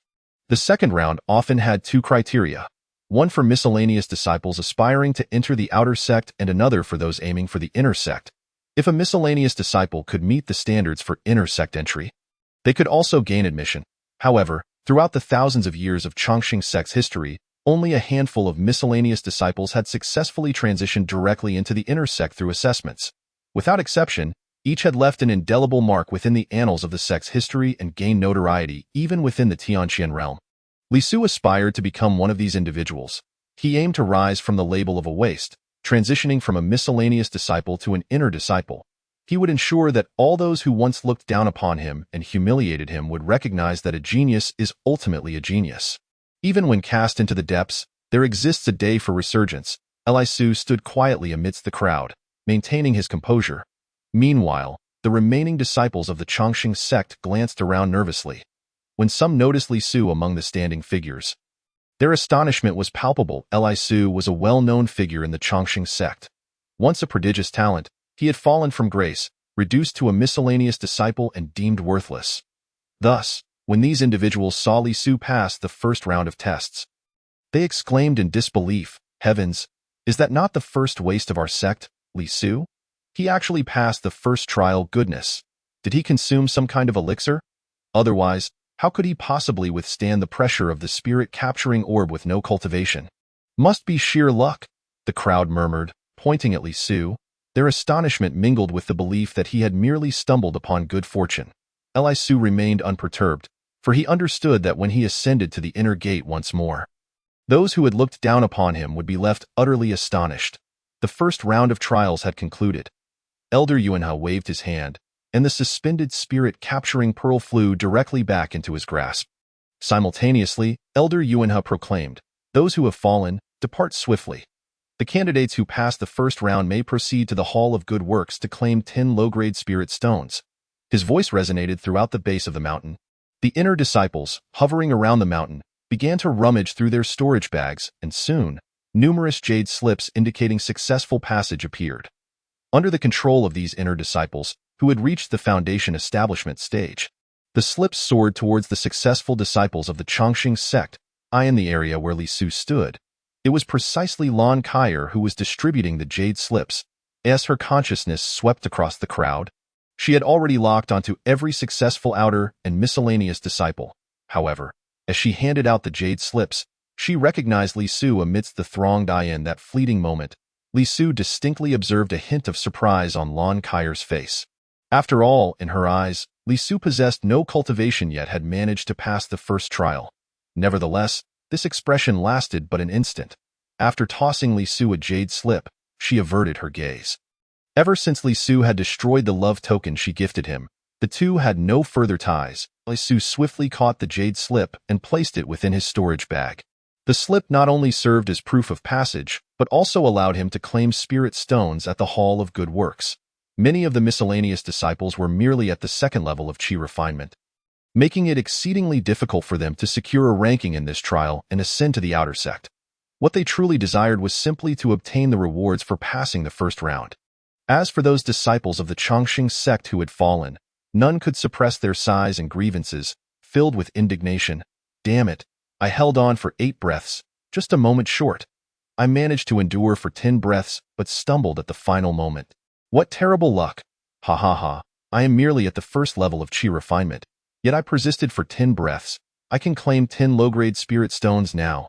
Curse it, The most infuriating part is that Li Su, the sect's greatest waste, has passed the trial while I, a dignified second level of chi refinement, could not. I truly do not understand what incredible luck that waste stumbled upon. Indeed, even if it wasn't sheer luck, he must have consumed some elixir from Master Wang. These discussions quickly resonated with those disciples who had failed the assessment, treating Li Su as a scapegoat, believing he had ingested some potion or experienced extraordinary fortune. Chapter 16. Promotion conditions. Li Su had successfully passed the first trial. Some believed it was due to his superior physique, as he had once been a prodigy of the sect, having reached the foundation establishment stage. Others speculated that he might have consumed some elixir, enabling him to withstand the pressure of the spirit-capturing pearl. Yet, the majority concluded that he had merely experienced a stroke of luck. After all, the range of the spirit-capturing pearl was vast, and the number of participants was considerable. Every year, the first trial served to eliminate many candidates. It was common for one or two fortunate individuals to slip through the cracks. This year, everyone believed that the fortunate one was Li Xu. Li Su remained indifferent, even sporting a faint smile at the corner of his mouth.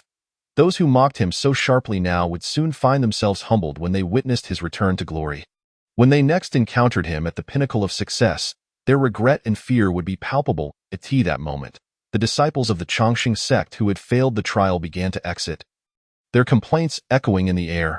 Meanwhile, those who had successfully passed gathered in small groups, engaging in discussions and speculations about what the next trial might entail. Li Su, however, had no time for such idle chatter. Regardless of the nature of the trial, he possessed ample confidence in his current cultivation and understanding of the sword path. He was assured he could secure a position in the second trial. Returning to the inner gate with his head held high, ready to confront those who had once scorned him. For now, he sat cross-legged beneath a tree, closing his eyes to gather his thoughts. Lon Kyer, having completed the distribution of jade slips, could not help but cast several glances at Li Su, who sat in meditation. Her eyes remained cold and unfeeling. In her view, she and Li Su had severed all ties. Existing in different realms, she would not waste a shred of emotion on a talentless waste like him. Soaring swiftly on her flying sword, she returned to Elder Yuanhe's side. After waiting for a brief period, the disciples of the Chongqing sect who had failed the assessment had mostly departed. Elder Yuanhe, seated upon a celestial crane, emanated an air of ethereal grace, akin to a true immortal. He waved his feathered duster and spoke once more. Congratulations to you all for passing the first round of the grand trial. This year, the number of successful candidates has notably increased. Thus, for the second trial, I shall raise the difficulty. Upon hearing this, the remaining disciples of the Chongqing sect began to murmur amongst themselves. Difficulty? What could it be? Last year's trial involved racing to a destination 1,000 miles away at the fastest speed. The year before that, it entailed enduring within a gravity array to see who could last the longest. What would this year's challenge be? I have no idea.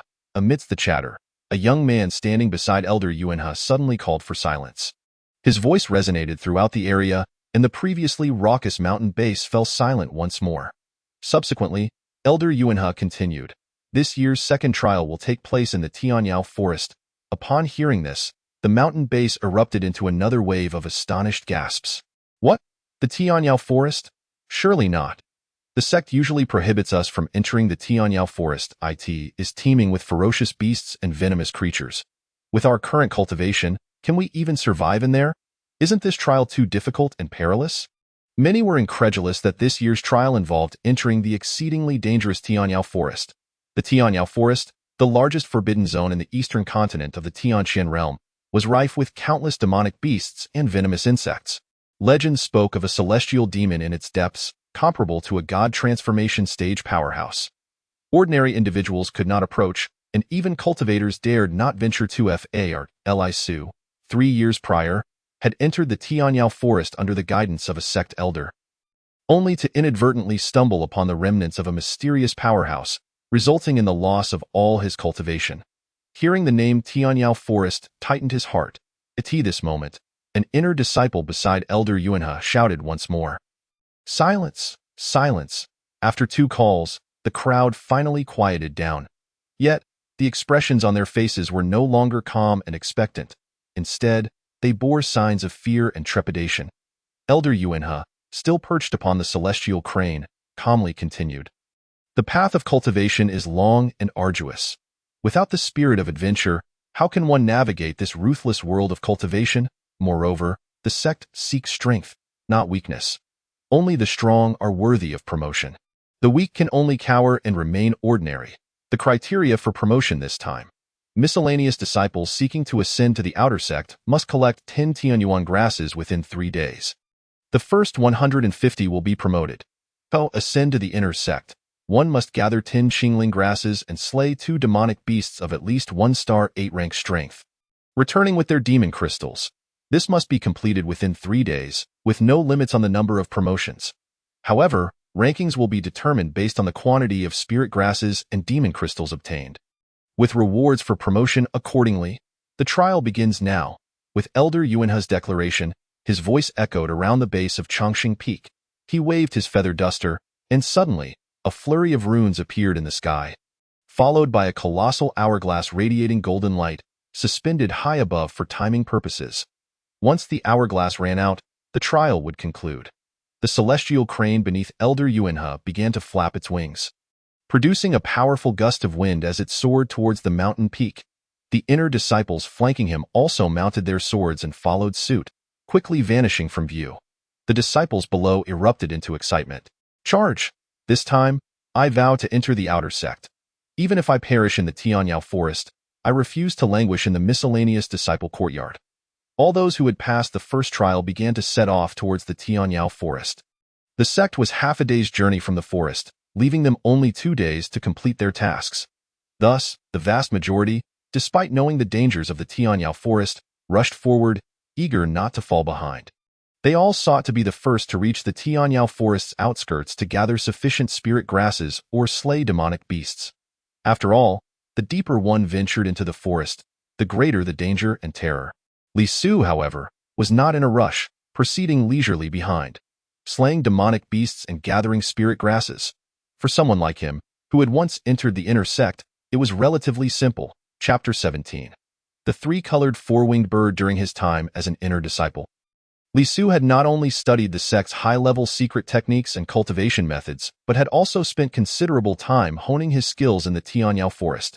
The path of immortality is long and arduous. One cannot expect to progress far through solitary meditation. Only through real combat can one identify their shortcomings and gain profound insights into life and death. Therefore, Li Su possessed a fair understanding of the outer regions of the Tianyao forest. He was aware of where various herbs grew and which areas were home to specific demonic beasts. With such knowledge, he held a significant advantage over the other disciples of the sect, most of whom had scarcely ventured into the Tianyao forest. Li Shuging remained utterly unperturbed, completely devoid of the need to compete with the larger group.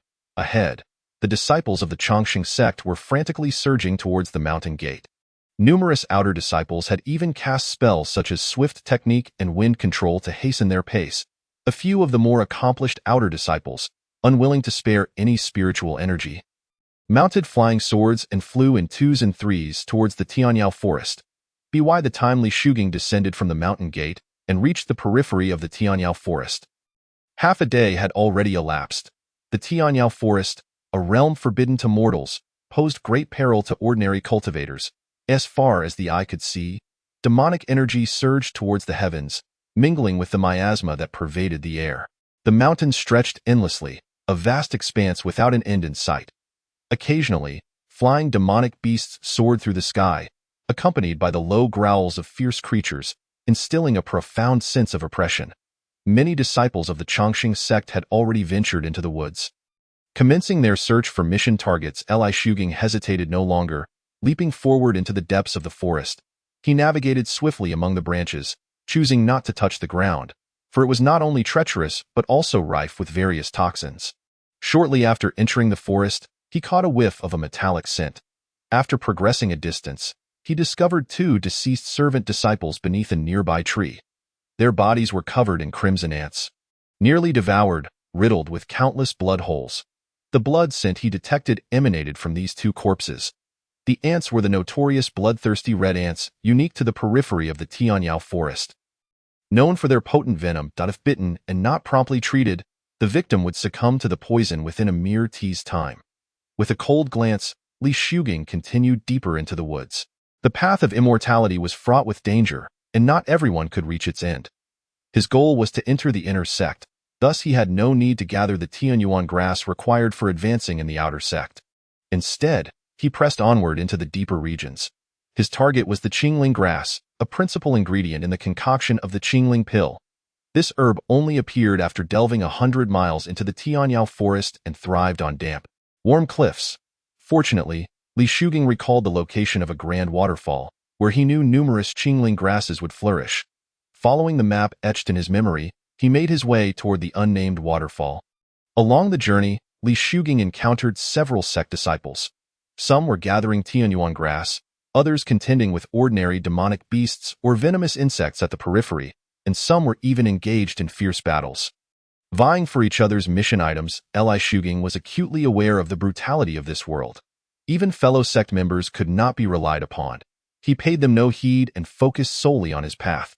As he deftly maneuvered between the trees, a sudden sense of danger descended upon him. His heart raced, and he instinctively looked up. To his astonishment, he saw a four-winged bird of prey diving towards him. The three-colored four-winged bird. Li Shuging was momentarily startled. This was a first-tier 8-star demonic beast, equivalent in power to an 8th-layer Qi refinement cultivator. Such a creature appearing at the forest's edge was indeed alarming. Fortunately, he was Li Shuging. Had it been an ordinary outer disciple or servant disciple, they would surely meet their demise. After a brief moment of astonishment, Li Shuging swiftly regained his composure. One of the conditions for promotion to the inner sect was to acquire 2 demonic crystals from first-tier 8-star beasts. Now, a fortuitous opportunity had presented itself, and he would not let it go to waste. A cold smile crept upon his lips. Flying sword, before he could finish his thought, he tapped his storage pouch. With a flick of his fingers, a flying sword shot forth from the pouch, hurtling towards the 3-colored four-winged bird. The sound of the sword slicing through the air was accompanied by a shimmering light. The demonic bird, recognizing the danger, let out a shriek and swiftly adjusted its body to evade. Simultaneously, it brandished its sharp claws, swiping at the flying sword and knocking it aside, while continuing its charge towards Li Shuging. Perceiving him as its prey, Li Shuging regarded the enormous demonic bird, unfazed. With his formidable cultivation at the 9th layer of Qi refinement, and possessing the unparalleled sword spirit root, if he could not deal with a first-tier 8-star beast, what hope would he have of entering the inner sect? He stood his ground on the branch, watching the approaching bird without flinching. The demonic bird closed the distance to less than 10 meters in an instant. Its claws outstretched, sharp as iron hooks, aimed directly at his head. A single strike would spell certain death. Yet, Li Shuging showed no fear. Instead, he scoffed. 9 swords. In that split second, 9 flying swords shot forth from his storage pouch, each propelled at incredible speed, accompanied by waves of sword energy, racing towards the 3-colored four-winged bird. Had any other cultivators witnessed this scene, they would have been utterly astonished. Typically, a fully realized Qi refinement cultivator could manage at most 3 flying swords simultaneously, with a significant reduction in speed and power. Even foundational cultivators could only control 5 swords with such remarkable velocity and force. Yet, Li Shuging, at the 9th layer of Qi refinement, was able to wield 9 flying swords without compromising their strength or speed, an astonishing feat. This was largely due to his newly awakened sword spirit root, unparalleled throughout the ages. The sword spirit root granted him mastery over swords that approached a state of transcendence, if he wished, and was willing to expend sufficient spiritual energy. He could unleash not just 9, but 90, or even 900 swords.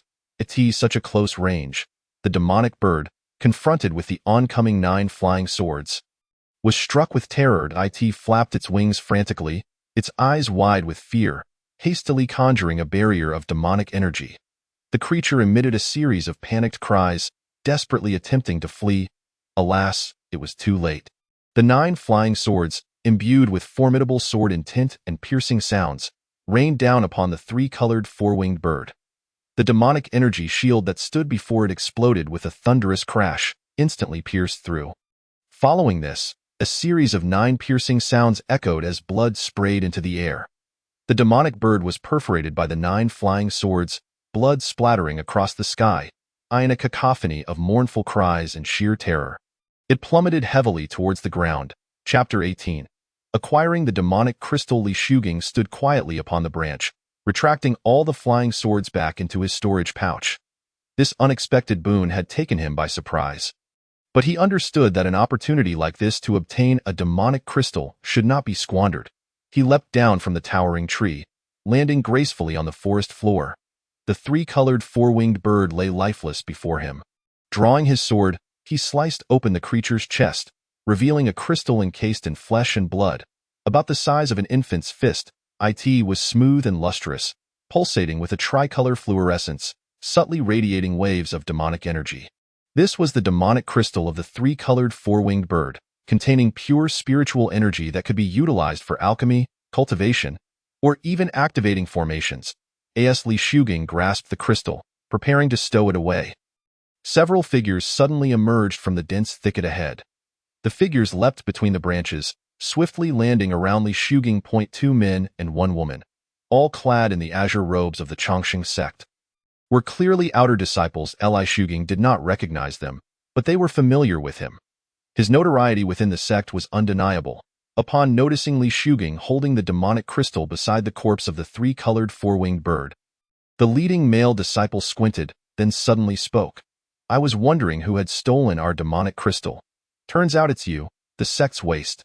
Indeed, you see us, your outer sect senior brothers and sisters, and yet you offer no greeting? How rude. Hey, former sect genius, hand over the demonic crystal. What are you holding onto it for?" The three spoke in unison, their expressions rife with disdain. Merely half a stick of incense prior, they had detected the three-colored four-winged bird and unleashed their flying swords, combining their efforts to attack it. When they later witnessed the bird darting into the woods, they assumed it had been grievously injured by their treasures or sword energy. They had followed the trajectory of the bird's fall, only to find it dead and Li Shuging clutching the crystal. Their immediate assumption was that the three-colored four-winged bird had not been slain by Li Shuging, but rather that he had merely picked up the spoils of their battle.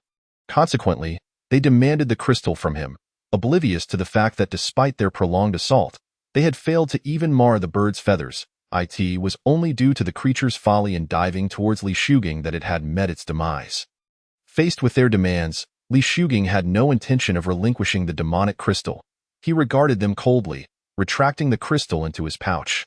"I killed the demonic beast. The crystal is mine. Why should I give it to you?" As soon as Li Shuging's words fell, they incited the ire of the trio. The tall, lean disciple spoke icily. "You killed it? You, a worthless waste without any cultivation, could possibly slay a first-tier 8-star flying beast? You should take a good look at yourself. You waste of space. Hand over the demonic crystal, or don't blame us for being ruthless and turning you into dog food." The three approached Li Shuging, their faces twisted with malice. Li Shuging continued to regard them with indifference, stating, "I will say this once more. The demonic crystal is mine, taken from the three-colored four-winged bird I killed. You would do well not to provoke me, for it could be quite perilous." Li Shuging issued a warning, but the trio paid him no heed. They could not fathom that a person devoid of spiritual roots could slay a three-colored four-winged bird. Nor did they anticipate that Li Shuging's cultivation had the potential to be restored. Among them, the woman revealed a chilling glint in her eyes. This brat was once an inner sect disciple. We might as well kill him here and seize his storage bag. Surely, it must contain numerous treasures. Upon her words, the agreement of the other two came swiftly. Sister Ma speaks wisely. This place is far from the sect, and being in the Sky Demon Forest, it's inconsequential to eliminate a worthless one. The thought of slaying a former sect genius has me rather exhilarated. The two male disciples, one stout and the other lean, spoke up, their eyes brimming with murderous intent, fixating on the storage bag at Li Su's waist. Typically, the storage bags of outer sect disciples are rather ordinary in a blue and white hue, but Li Su's bag was evidently of a superior golden hue. The trio made up their minds, filled with killing intent, as they encircled Li Su. Simultaneously, they unleashed their cultivation of the 6th level of Qi refinement to exert pressure upon him. 2 of them even drew their long swords. Initially, Li Su intended to clarify the situation, wishing to avoid conflict with these three, however, unaware of their intentions to not only seek the three-colored four-winged bird's demon crystal, but also to covet his storage bag and take his life. He felt no need to elaborate further as he regarded the approaching trio, sensing the oppressive aura of their chi refinement 6th level. A cold smile crept upon his lips. With such meager cultivation, you dare attempt to suppress me? If you seek death, I shall oblige. Such audacity, they scoffed. Indeed, this brat can withstand the pressure of our spiritual power. He must possess some treasures. Be cautious. Do not let his artifacts harm you. Once we dispatch him, we shall divide whatever he has. As they spoke, they approached Li Su with heightened vigilance. Li Su merely snorted in disdain. Suddenly, a powerful wave of spiritual pressure erupted from his entire being, surging toward the trio. Just a moment ago, they had been brimming with confidence, certain of their dominance over Li Su. Now, feeling the weight of his chi refinement 9th level cultivation, their expressions shifted dramatically, revealing sheer terror. They stared at him with incredulity. Chi refinement 9th level, my heavens. How could you possess such cultivation? It's impossible. You clearly lack a spirit root. How can you have any cultivation? The three stared at Li Su in disbelief, unable to comprehend the reality before them. Li Su, observing their fear, calmly stated, I was about to explain, but you were eager to kill me and seize my storage bag. Do not blame me for disregarding our sect's ties. Chapter 19. Swift action. Li Su is not one to revel in slaughter, yet against those who wish to harm him, even if they are fellow sect members. He shows no mercy on the path to immortality. Those who reach the end are always those with decisive action, not the weak-hearted. Anyone threatening Li Su's life will meet their end beneath his sword. He drew his long sword, glinting coldly.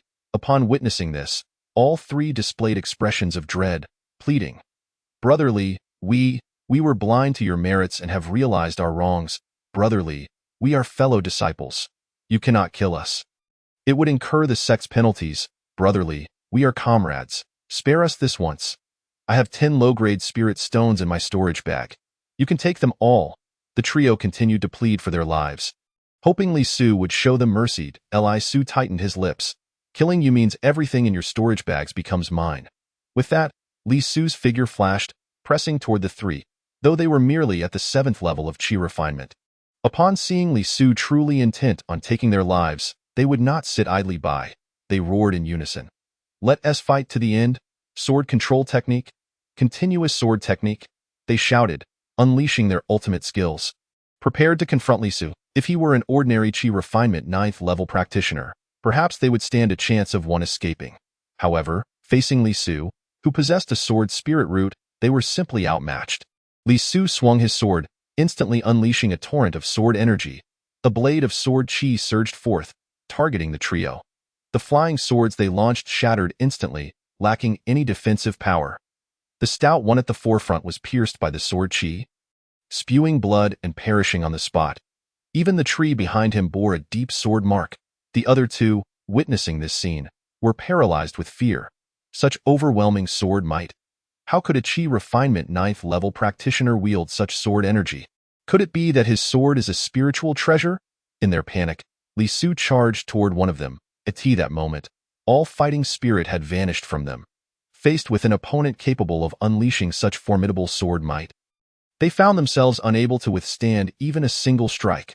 Split up and flee, the woman exclaimed, turning to escape in one direction. While the other man bolted in the opposite way, Li Su targeted the fleeing male. Swinging his sword through the air, boom! The sword light flashed, and a sword chi shot forth, cleaving the escaping male disciple's head in two, causing him to collapse lifelessly. Turning his gaze, Li Su saw that the female disciple had already run 50 zhang away. He made no chase but simply hurled his sword forward, forming a hand seal as he shouted. Sword control technique. Swish, the sword, shimmering coldly, shot towards the woman. She had no time to react before being pierced through the back by the long sword, stumbling forward a few steps before collapsing.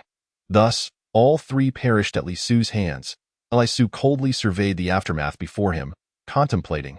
Fellow disciples, when you sought to kill me and seize my treasures, did you ever consider our bond?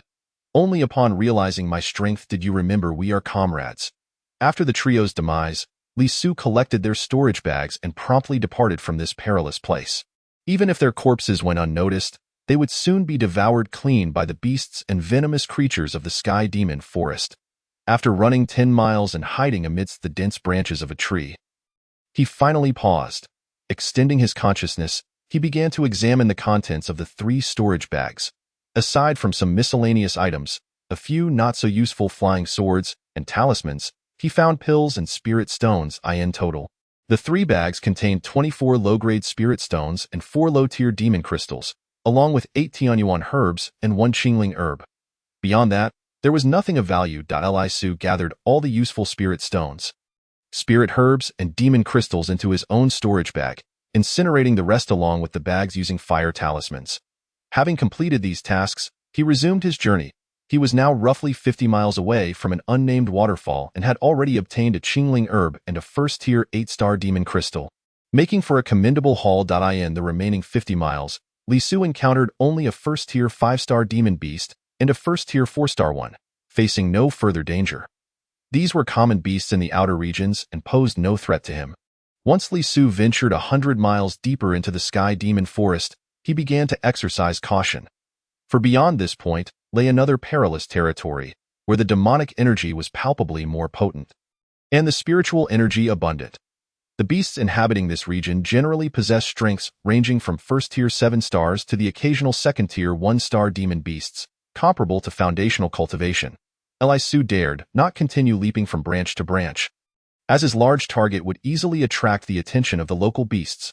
Thus, upon confirming the location of the unnamed waterfall, he began to move swiftly through the underbrush. Before long, he heard the sound of cascading water.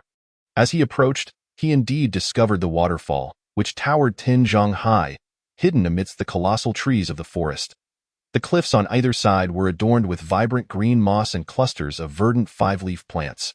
These were Qingling herbs, the raw material for crafting refreshing and invigorating pills. A glance revealed a considerable quantity on the cliffs, at least 30 to 40 plants, ensuring success in his task of gathering enough for his inner sect advancement examination. Filled with delight, Li Su prepared to set off, but paused once more. He noticed a massive creature stirring in the water pool beneath the waterfall. At one edge of the shore, a green-scaled tail emerged from the pool. Chapter 20. The Qinglin Monocorn Python. Li Su dared not be careless. Within the Sky Demon Forest, there were creatures soaring above, crawling on the ground, and swimming in the waters.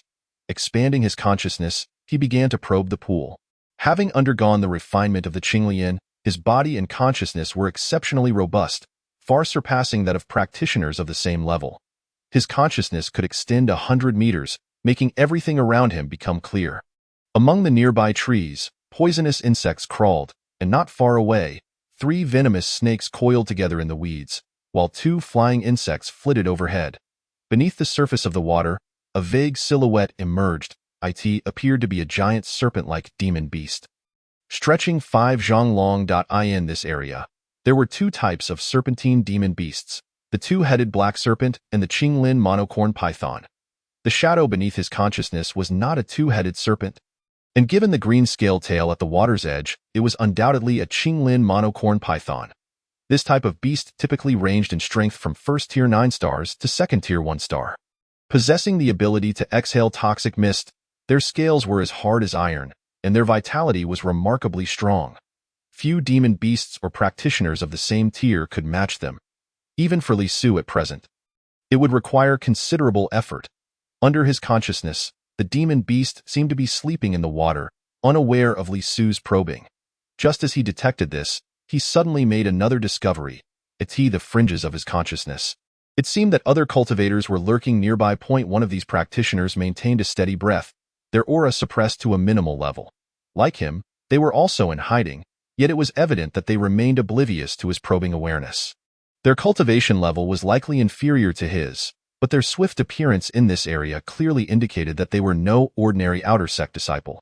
Sensing their presence, Li Su managed to roughly pinpoint their location. Quietly, he ascended a nearby large tree, selecting a suitable vantage point from which to observe the hidden practitioner, who was situated 100 meters away. This individual was also an outer sect disciple of the Chongqing sect, but a female. Concealed behind a boulder, her features were difficult to discern. However, her rapid arrival here indicated that she was far from an ordinary outer sect member. She too directed her gaze towards the pool of water. Occasionally glancing at the Qingling grass growing on the cliff face, It appeared that she had also identified the spiritual herbs and noted the presence of the beast within the pool. Li Su remained motionless in the tree, quietly observing her, for he sensed that the female disciple was struggling to contain herself. She began to inch forward cautiously, evidently planning to ambush the Qinglin unique horned python. However, to Li Su, her actions were akin to beating the grass to scare the snake, and she clearly lacked an understanding of the creature. The Qinglin unique horned python, aside from its tough hide and potent venomous mist, possessed a unique ability among serpents. It could sense heat. Any living being with a body temperature within 10 zhang of it would easily be detected. To launch a successful ambush, one could not approach slowly. Not even if the target were asleep. An immediate strike was imperative. Li Su observed with a faint smile, sensing that this woman might soon find herself in peril, yet he had no intention of warning her. As she approached within 10 zhang of the water's edge, the Qinglin unique horned python indeed reacted. The water began to roil, bubbles rising with a gurgling sound. Subsequently, waves of demonic energy emanated from the pool. The serpent's tail, which had been extended towards the bank, retracted swiftly. The woman, oblivious to the impending danger, continued her advance, still unaware of the situation. With a sudden splash, the python's head erupted from the water, sending a deluge of spray in the direction of the approaching woman, followed by a piercing hiss. The sound and the surge of demonic energy swept through the surrounding underbrush, rendering her momentarily exposed. At this time, Li Su finally caught a clear glimpse of the woman. She was tall and slender, with fair skin and exquisitely refined features. Yet, Li Su felt a sense of unfamiliarity. He did not recognize her. She must have risen to the outer sect after his demotion. The moment the female disciple noticed the awakening python, she too was taken aback. However, she quickly regained her composure, forming a sword gesture with her hand, and shouted, "Blazing fire technique?" A powerful surge of fiery sword chi shot towards the demonic creature. Li Su observed the scene, muttering to himself, "A first-grade fire spirit root, 8th level of chi refinement. She appears to be a prodigy among the outer sect." Above the pool, the Qinglin unique horned python, witnessing her wielding fire magic, opened its mouth wide and exhaled a cloud of poisonous mist. Instantly neutralizing her attack, the woman leaped into the air, sword in hand, aiming to strike the serpent's head. Her movements were swift and decisive, devoid of hesitation. However, the python's scales were exceedingly tough, bolstered by its protective demonic energy. Judging by its aura, its cultivation had reached the first level, 9 stars, surpassing the woman's prowess. Her strike did not slay the serpent but merely dislodged a few scales. She was sent flying by the creature's retaliatory charge. Ignoring her injuries, she unleashed her fire sword technique again in a fierce struggle. Li Su, perched on a branch, watched with keen interest. Though her cultivation was only at the 8th level of chi refinement, her fighting spirit was formidable. Furthermore, her proficiency in martial skills and talismans was quite commendable. Had she faced a lesser beast, it might have already succumbed to her blade. And no wonder she dared to venture alone so deeply into this forest, exhibiting considerable self-confidence. Regrettably, she was up against the Qinglin unique horned python, which held an advantage in cultivation and had now lost the initiative. Despite her desperate efforts, she remained no match for the serpent. After managing to inflict a wound on the creature, she was struck by its tail and sent tumbling 10 zhang away, crashing heavily into a tree before collapsing to the ground, unable to rise. The python, enraged, slithered towards her with furious, blood-red eyes, baring its gaping maw and releasing a foul stench, preparing to devour her whole. The woman, weak and clutching her chest, coughed up blood twice, her eyes filled with reluctance and dread. Just as she attempted to muster her energy to flee, she realized she had been afflicted by the serpent's paralyzing poison. Unable to channel her chi, she could only watch helplessly as the python lunged at her. In that moment, despair washed over her, her heart heavy as ashes. Yet, just as she braced herself to meet her demise, a booming voice rang out. Flying sword slash. In an instant, a torrent of spiritual pressure surged forth, and a formidable figure wielding a long sword descended from the heavens, cutting through the air with a fierce gale. It was none other than Li Su. With a resonant sound, blood sprayed forth as the Qinglin unique horned python emitted a piercing wail. Its head and body severed in an instant. The massive serpent's head rolled upon the ground, coming to rest a short distance from the woman, while its lengthy body writhed and bled profusely before falling still. In that moment, only Li Su stood tall, sword in hand. Chapter 21. Saving a life. The woman was Bai Ling, an outer sect disciple of the Chongqing sect, hailing from a once prominent but now declining family of cultivators. Due to her exceptional talent, the Waning Bai family could no longer provide her with the resources and protection necessary for her cultivation. 2 years prior, she was sent to the Chongqing sect, where her cultivation had rapidly advanced to the 8th level of qi refinement in a mere 2 years. Among the outer sect, she was undoubtedly regarded as a prodigious talent at this moment. Witnessing a tall young man clad in the robes of a sect servant effortlessly slay the 1st level, 9-star Qinglin unique horned python filled Bai Ling with awe. Incredible, truly formidable. Besides her astonishment at his strength, she was also curious about his identity. Having only joined the sect 2 years ago, Bai Ling had heard of Li Su's exploits but had never personally met him. Consequently, she did not recognize him when he appeared. To her, a mere servant disciple wielding such power to slay a Qinglin unique horned python was hard to fathom. Li Su cast a glance at the astonished Bai Ling and coldly inquired, "Are you unscathed?" His intervention had not been motivated by a desire to rescue her. Rather, it was the opportune moment to eliminate the Qinglin unique horned python. The creature had been thoroughly enraged. Its focus solely on Bai Ling, completely unaware of Li Su's presence. Had he missed this chance, he would have had to exert more effort to intervene after the python had dispatched her. Thus, he revealed himself and delivered a decisive blow. What surprised Li Su was the sheer force behind his strike. It was far greater than he had anticipated. His sword's spirit root not only granted him exceptional insight into swordplay but also amplified the power of his sword qi several times over. The Qinglin unique horned python was a formidable adversary, renowned for its impressive defenses, and it was rare for anyone of the same level to overpower it. Bai Ling had fought valiantly, managing to inflict injury on it, which was no small feat yet. Li Su's strike had cleaved the creature's head clean off. The magnitude of his sword's power left him deeply astonished, though he concealed his surprise from his expression. After his brief inquiry, Bai Ling regained her composure and bowed to him, saying, "Outer sect disciple Bai Ling, I am deeply grateful for your timely rescue, esteemed senior.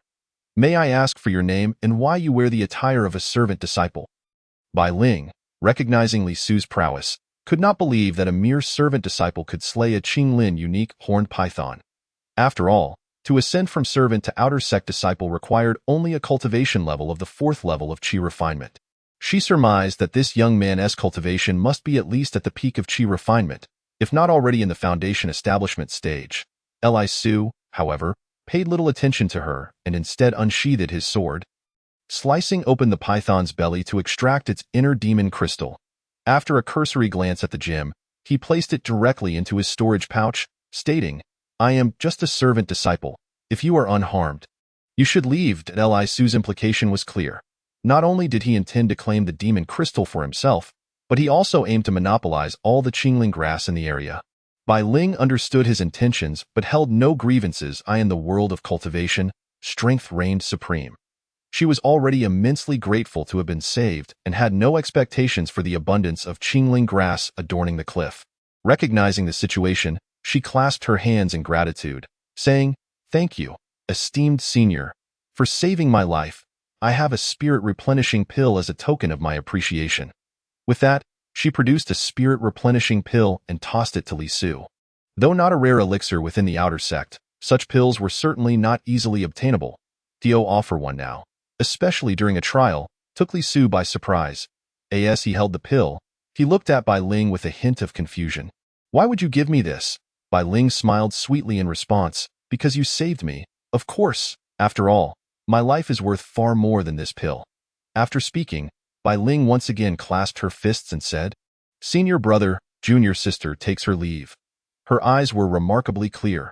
Following this brief statement, she turned without hesitation and swiftly vanished into the depths of the forest, leaving no trace of the Qingling grass upon the cliff. Li Su was taken aback. He had not anticipated that Bai Ling would possess such an understanding of gratitude and loyalty, nor such lofty character. She knew when to advance and retreat, exhibiting no greed, traits that were indeed rare in the ruthless realm of cultivation. Li Su glanced at the replenishing spirit pill, assessing it with certainty, and a faint smile tugged at the corners of his lips. He found Bai Ling to be quite intriguing. Thus he placed the replenishing spirit pill into his storage pouch. With the death of the Qing Lin, Li Su harbored no further concerns. He leaped gracefully, landing on either side of the waterfall to begin collecting Qing Ling grass. He missed not a single one, ultimately gathering 31 pieces, ensuring his success in the advancement examination. However, the trials had only just commenced, and he was uncertain how much Qing Ling grass and beast inner dan others would obtain.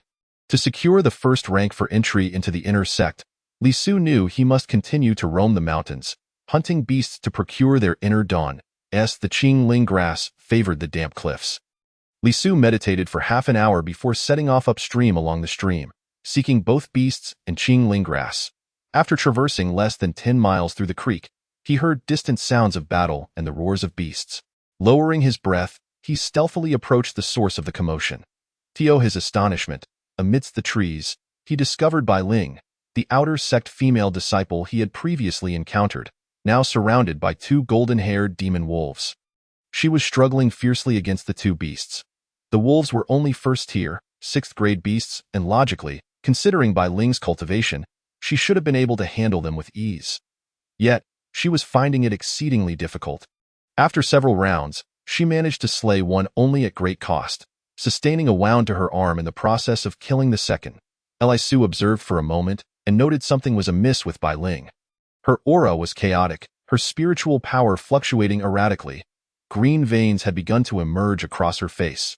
After she dispatched the 2 demon wolves, she suddenly spat out a mouthful of green blood and collapsed to the ground. Unconscious, Li Su raised an eyebrow. She had been poisoned. Caught off guard, he descended from the branches. Bai Ling lay tranquil before him, flanked by the corpses of the 2 wolves. He noticed the green veins had spread densely across her face and neck, likely from inhaling toxic gas during her battle with the Qing Lin.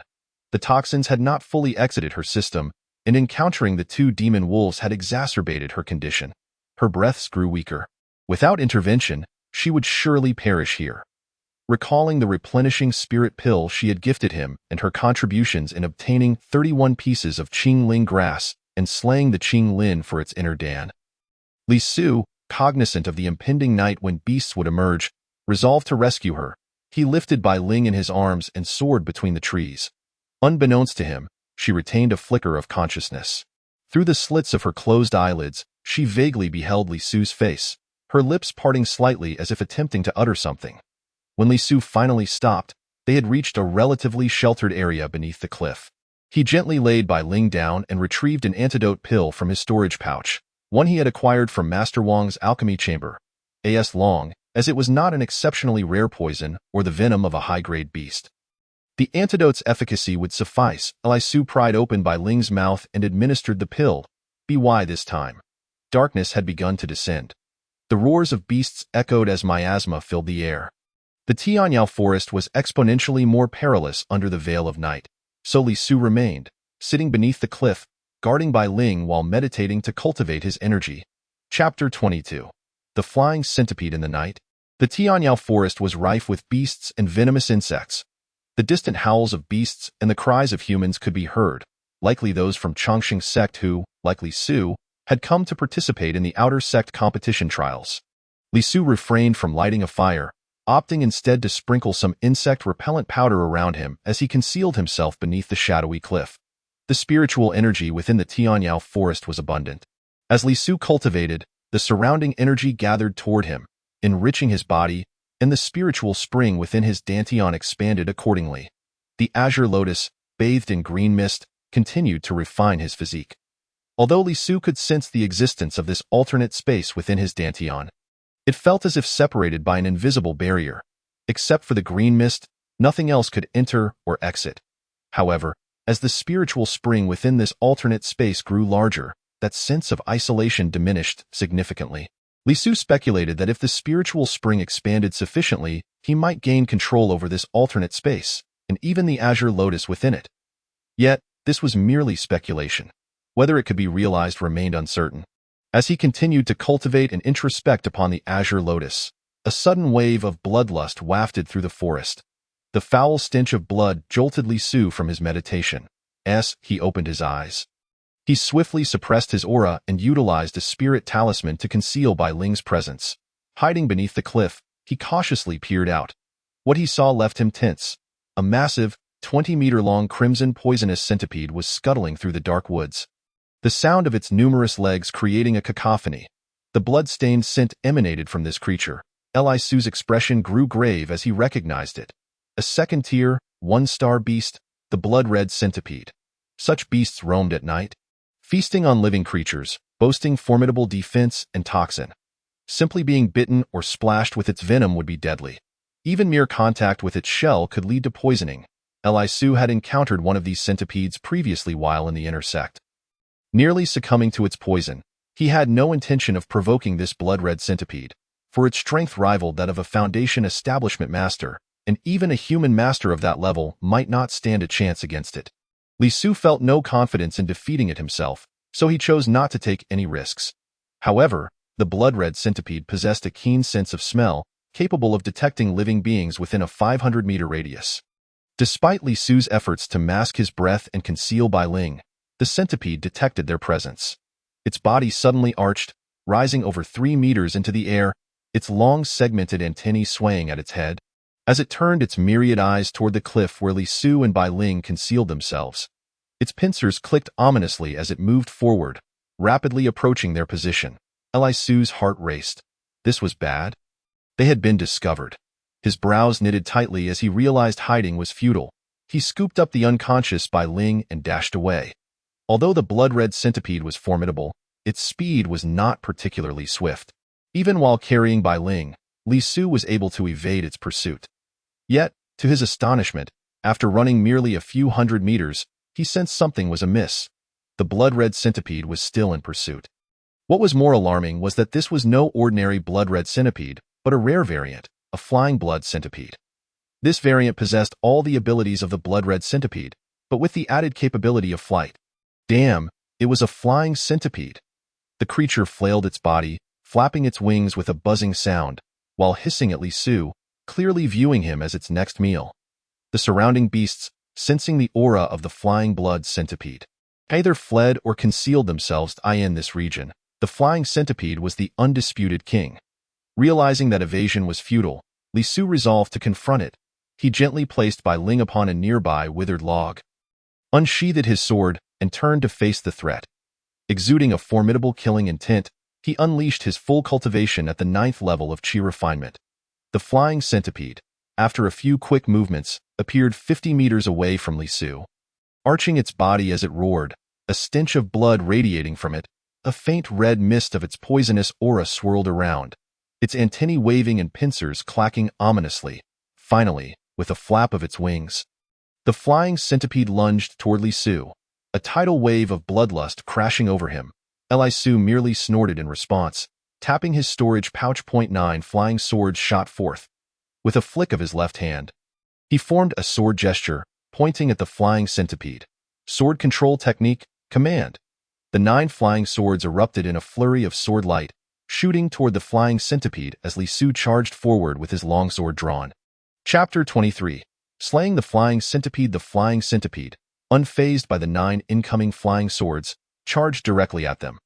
The sound of 9 consecutive thuds echoed through the air as Li Su unleashed 9 flying swords, each striking the shell of the celestial centipede before shattering and falling to the ground, losing their brilliance. Such formidable defensive power, Li Su murmured to himself, wary of underestimating the creature. Meanwhile, the celestial centipede emitted a hissing sound, almost mockingly exude. As he gazed upon the rapidly approaching beast, he tightened his grip on his sword, unleashing his full cultivation as he aimed his blade at the creature. Sword strike. With a low roar, Li Su swung down his sword. In an instant, a radiant sword light erupted, unleashing a blade of energy several meters long, a phantom of the sword descending from the heavens.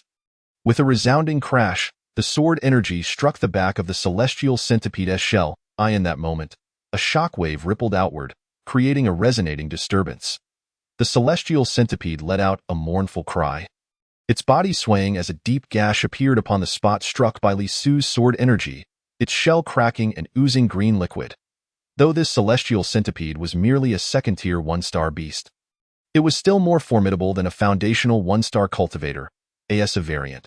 Its strength far surpassed that of a typical crimson blood centipede. Within its rank, it was virtually invincible, yet now, it had been severely wounded by the 9th layer of Qi refinement Li Su. Inciting a furious response and newfound caution towards him, no longer did it launch another attack, instead coiling upon a large tree, its pincers snapping menacingly at Li Su, observing the celestial centipede. Dared not let his guard down. His powerful strike had merely shattered its shell. Slaying this celestial centipede would not be an easy task. However, having engaged, he resolved that this celestial centipede must perish. With this thought in mind, Li Su raised an eyebrow and charged forward once more, sword in hand. That moment, the celestial centipede roared, releasing a cloud of toxic mist. The hissing green gas spread rapidly. Li Su raised his hand, executing 2 swift strikes. Break! The toxic mist was instantly cleaved apart. Locking onto the source of the venom, he followed with another strike. Void slash. In a heartbeat, a wave of sword energy shot forth. The celestial centipede flapped its wings, swiftly evading. The tree it had been perched upon splintered with a loud crack, severed by Li Su's sword energy. The celestial centipede leapt forward, launching itself at Li Su. To this beast, Li Su's presence seemed significantly weaker. As long as it perceived him as inferior, he was deemed prey. After 2 powerful displays of sword energy, the creature concluded that Li Su was at his limit.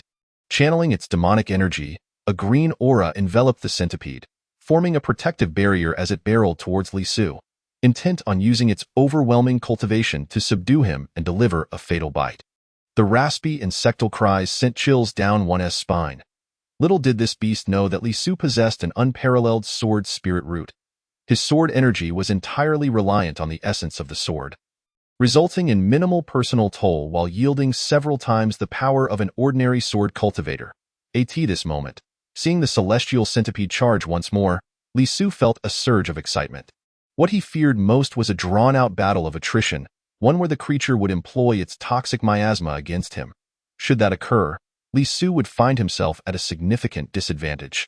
Yet, to his surprise, the beast chose to engage him directly in a head-on clash. A cold smile crept across Li Su's lips as he lifted his sword and unleashed a flurry of strikes. Swish, swish, swish. Each stroke sent forth a powerful stream of sword energy. Boom, boom, boom. The celestial centipede became a living target, suffering consecutive injuries from the sword energy.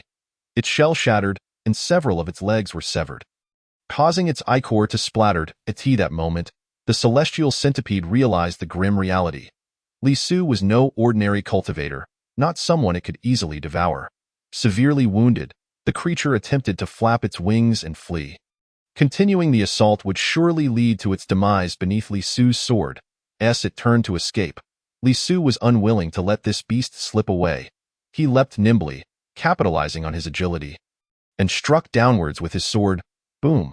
Another wave of sword energy cleaved through one of the celestial centipede's wings, causing it to tumble to the ground. Li Su rushed forward, sword in hand, aiming directly at the creature's already broken shell for a decisive thrust. Die! With the might of his strike, he sent tremors through the creature. The long sword pierced through the celestial centipede's shell and into its body. A shrill cry of anguish erupted from the celestial centipede as it writhed in agony. Its vitality was remarkably tenacious. Li Su could only withdraw his sword, recalibrating to strike at the joint of the celestial centipede's body, delivering a powerful downward blow. Crack! In an instant, the celestial centipede was cleaved in two. It let out a final, desperate scream, still struggling, attempting to turn its head to bite Li Su. Yet, having been severed, it was already at the end of its strength. After a few futile thrashes, all movement ceased. Li Su observed the creature's dissipating demonic energy, its life force extinguished, and decisively struck its head, revealing a blood-red inner core. This was the demonic crystal within the celestial centipede. Li Su sheathed his sword and collected the crystal. With this, he had acquired 3 demonic crystals, far surpassing the threshold required for entry into the inner sect. Chapter 24. Return to the sect after securing the demonic crystal from the celestial centipede. Li Su carefully stored it away. He truly felt the power bestowed upon him by his sword spirit root. His combat prowess had already eclipsed that of the celestial centipede. Should he encounter human cultivators, he was confident that, barring any extraordinary means or artifacts, he possessed the ability to slay a foundational 1-star cultivator. Even against a 2-star foundational cultivator, he believed he could hold his own. His exceptional talent was undeniable. No wonder he was hailed as unparalleled throughout the ages. Given time, he would surely ascend to the pinnacle of the immortal path. Filled with exhilaration, Li Su clenched his fist. Once his excitement subsided, he turned to walk towards the cliff's edge. Unbeknownst to him, as he approached, Baiyu had already awakened from her stupor, gazing at him with astonishment. Upon seeing Baiyu awake, Li Su remained composed. Merely stating, "You're awake? How do you feel now?" He then seated himself nearby, adopting a meditative posture. Baiyu looked at the tranquil Li Su and the mangled remains of the celestial centipede not far off. Disbelief evident in her voice. I feel much better. Thank you, senior brother, for saving me once more. It was but a trivial task. With the corpse of the celestial centipede here, the other beasts will not approach. You can rest well tonight. With that, Li Su paid her no further attention. Sinking into meditation, Baiyu glanced at him, intending to speak further, but noticing he was already in deep concentration, she swallowed her words. Li Su's 2 acts of rescue had endeared him to Baiyu, and after watching him for a while, she too closed her eyes to meditate. The following day, both awakened as dawn began to break. Li Su stood, not bothering to greet Baiyu, preparing to set off on his own. Seeing Li Su's intent to leave, Baiyu realized she could not accompany him. However, after being saved twice, she realized she did not even know his name and hurriedly inquired, "Senior brother, could you tell me your name?" Without turning back, Li Su replied curtly, "Li Su." With that, he leapt away, disappearing into the forest. Baiyu stood frozen in place, muttering to herself, "Li Su, why does that name sound so familiar?" But in the next moment, her expression shifted to one of disbelief. Could it be the once esteemed genius of the sect who was demoted to a menial disciple? Baiyu recalled the tales circulating within the sect, along with the fact that Li Su indeed wore the robes of a menial disciple. Yet, could someone capable of slaying a Qinglin single-horned python and defeating a celestial centipede truly be a waste of talent? It seemed implausible. Baiyu stood there for a long moment, collecting her thoughts. She then retrieved several medicinal pills from her storage pouch and consumed them before setting off on her journey. After parting ways, Li Su began to stealthily navigate through the forest on his own.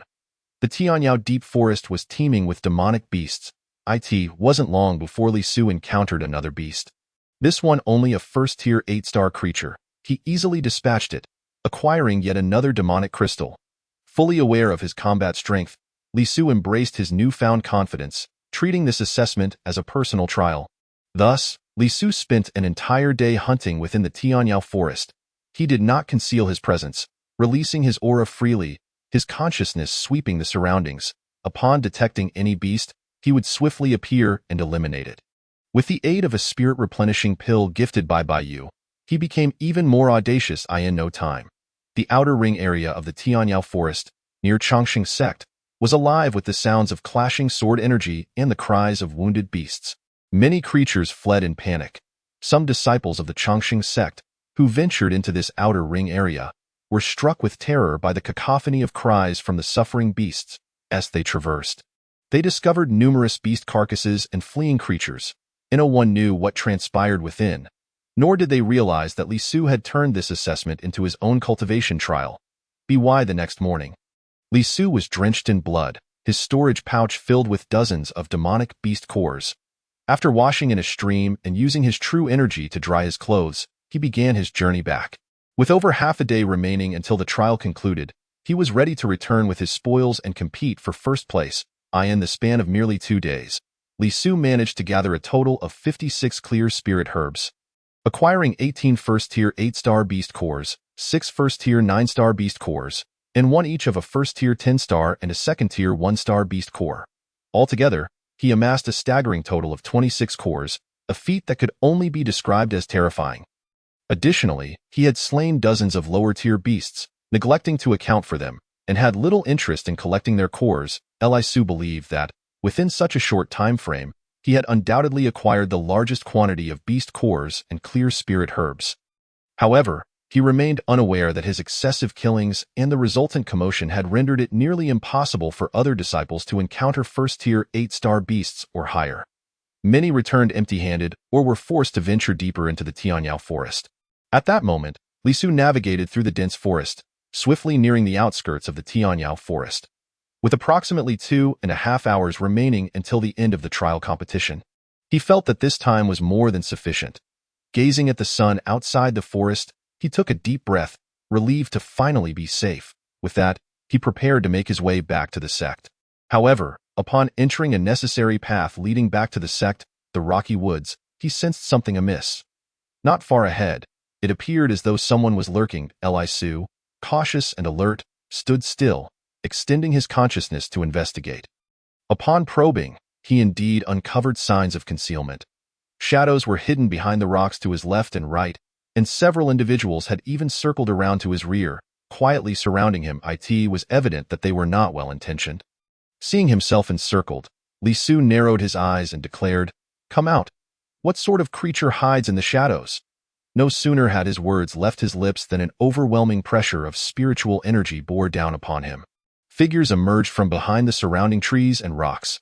Upon closer inspection, Li Su recognized that they were all disciples of the outer sect of the Changxing sect, each revealing a murderous intent as they gazed at him.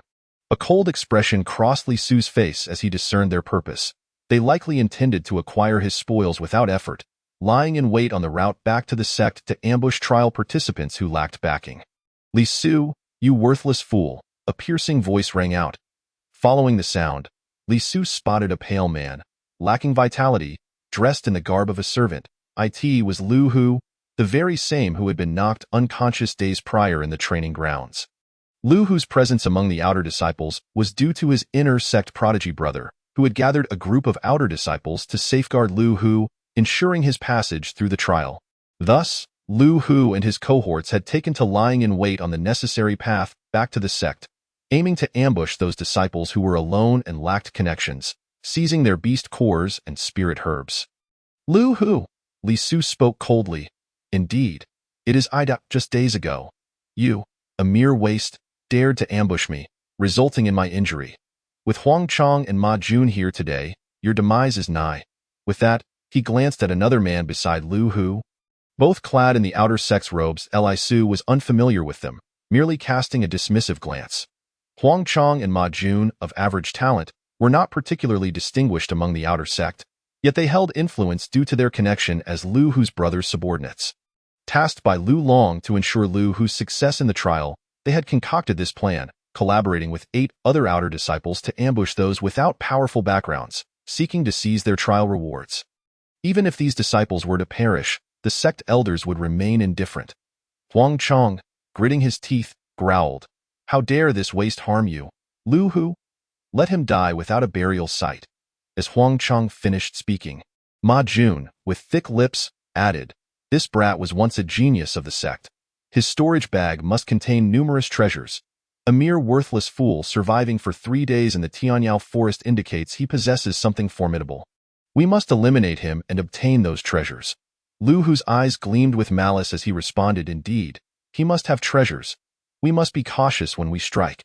Do not let him ambush us."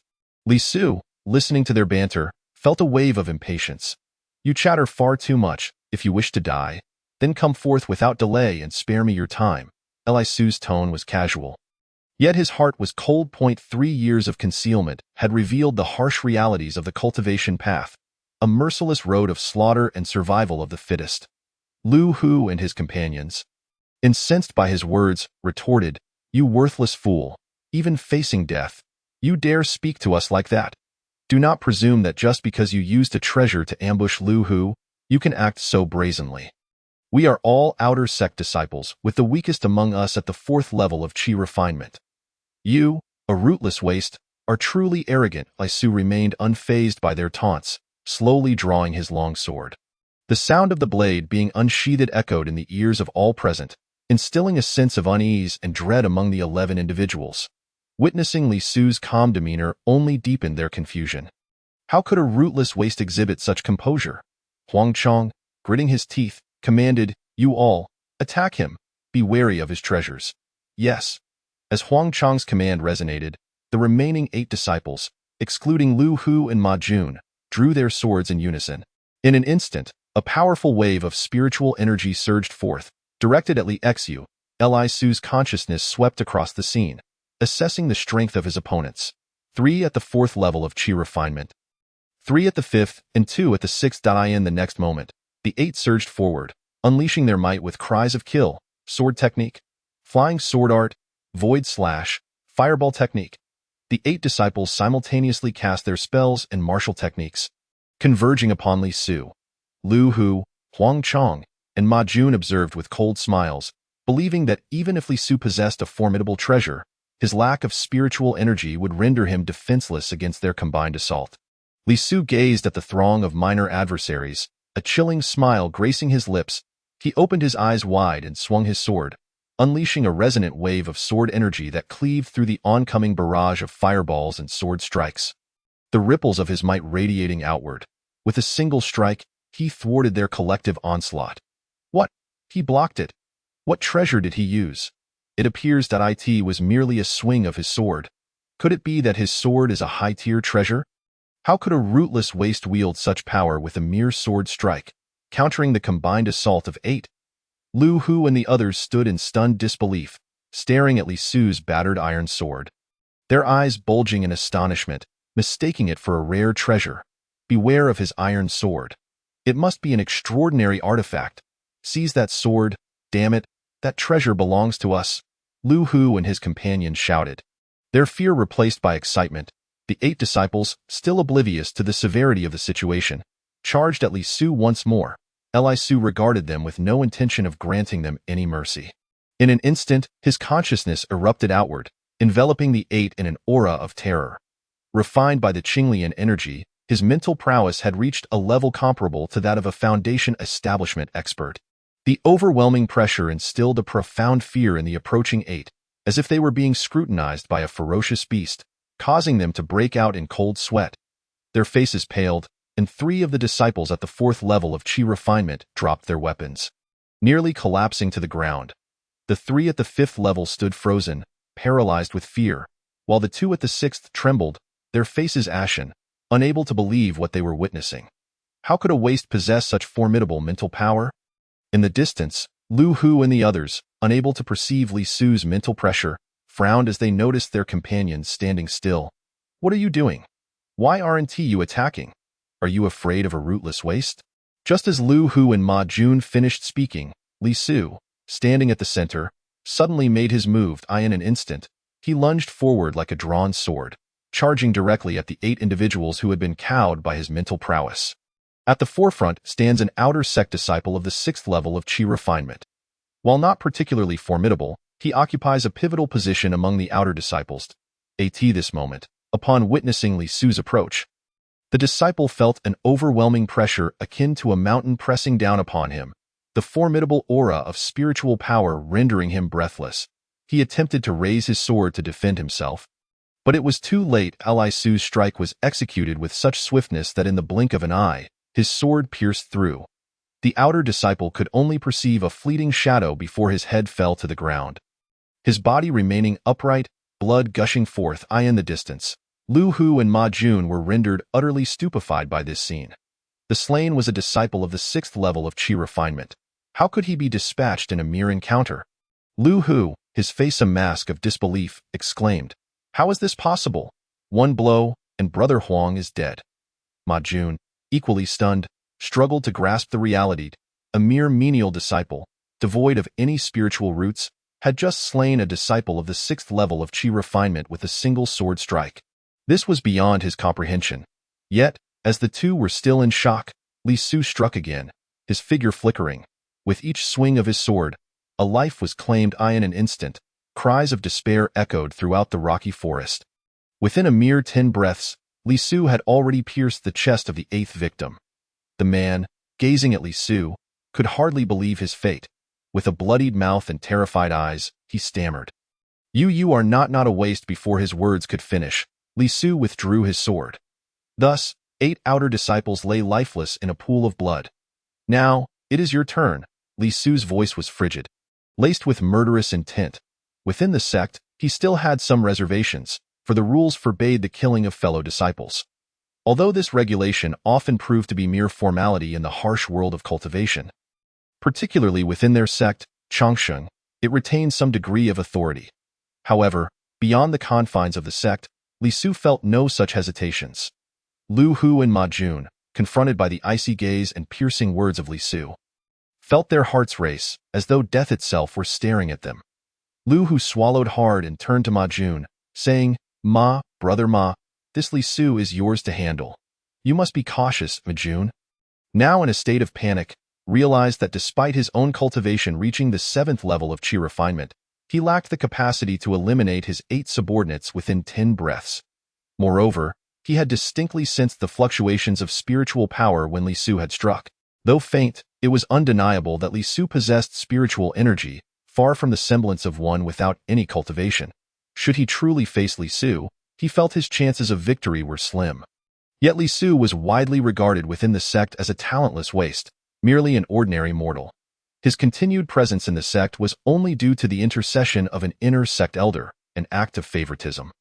But why had Li Su exhibited signs of spiritual power just moments ago? Brother Ma, do not hesitate. You are a cultivator of the 7th level of Qi refinement. You can surely defeat Li Su. Then we can divide his treasures. Lu Hu continued to fan the flames of confidence, and Ma Jun, steeling himself as Li Su approached, drew a long knife, declaring, "Let me show you my fiery blade technique." With that, he swung his knife, flames erupting from the blade, scorching hot and overwhelming. "Humph! What does your paltry fire spiritual root amount to? Before you perish, behold my new spiritual root." At the utterance of new spiritual root, both Ma Jun and Lu Hu were momentarily taken aback, looking at Li Su with astonished expressions. Your spiritual root has withered. How could you possibly possess one now?" They gasped. Li Su merely smiled. A slight curve of his lips, unleashing his full cultivation, a wave of spiritual pressure surged forth, emanating from his being. At the 9th level of Qi refinement, Lu Hu was instantly filled with dread. The 3rd level disciple, Lu Hu, was so frightened that he fell to his knees, unable to withstand the spiritual oppression of a 9th level cultivator. Only Ma Jun managed to endure, albeit with considerable difficulty. But that was not the end. Li Su raised his sword, and in an instant, a beam of sword light erupted from within him, akin to the manifestation of a divine sword's aura. Li Su appeared as a blade itself, conjuring a shadow of a divine sword. The sharpness of that sword, the terrifying pressure of the spiritual blade, spread like a tsunami. The long swords that had fallen to the ground earlier began vibrating, emitting a resonant hum, swirling beneath the shadow of his divine sword. This was Li Su's first display of his sword's spiritual root before outsiders. The might of the divine sword and the sensation of resonating with the blades filled him with profound emotion. With a mere thought, he could control all the unclaimed swords within a 10-zhang radius, unleashing sword energy with a wave of his hand. This was the unparalleled sword's spiritual root, a rarity throughout the ages. Yet Ma Jun and Lu Hu had never encountered such a phenomenon. They had never even heard of a sword's spiritual root. "Brother Ma, what is this treasure? Why does it manifest such a shadow?" "No, I don't know. Such overwhelming sword intent. And he is no longer a waste. He possesses cultivation." The two exchanged incredulous glances. In their moment of shock, Li Su hesitated no longer. With a downward sweep of his sword, the shadow of the divine sword descended. Lu Hu and Ma Jun felt the chilling grip of death and cried out in despair, "No, don't kill me. My brother is Lu." But as the sword energy struck, their voices were abruptly silenced, leaving behind 2 mangled corpses. Chapter 27. Return to the sect. Li Su surveyed the scene of carnage, the lifeless bodies of Lu Hu and the others, his expression devoid of any emotion. He simply sheathed his sword, collecting the storage pouches of his fallen adversaries. Producing a fire talisman, he incinerated all the corpses, leaving no trace behind. To traverse the path of immortality demanded a heart of cold ruthlessness. In all endeavors, one must be meticulous. To kill necessitated decisiveness, with no room for hesitation. This was Li Su's guiding principle.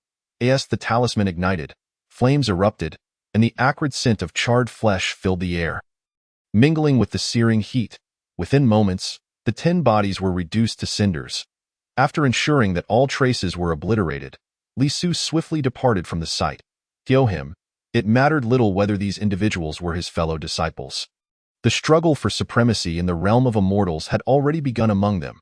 He had long since buried any sentimentality, having perished at the hands of Wang Danshi. Now, he might very well have been refined into a human pill, nourishing Wang Danshi in the process. Simultaneously, Li Su harbored no concern for Lu Hu's brother, Lu Long. During his time in the inner sect, Lu Long had already made an enemy of him. Now, with Lu Hu seeking to provoke Li Su, intending to kill him and seize his treasures, he had earned his fate.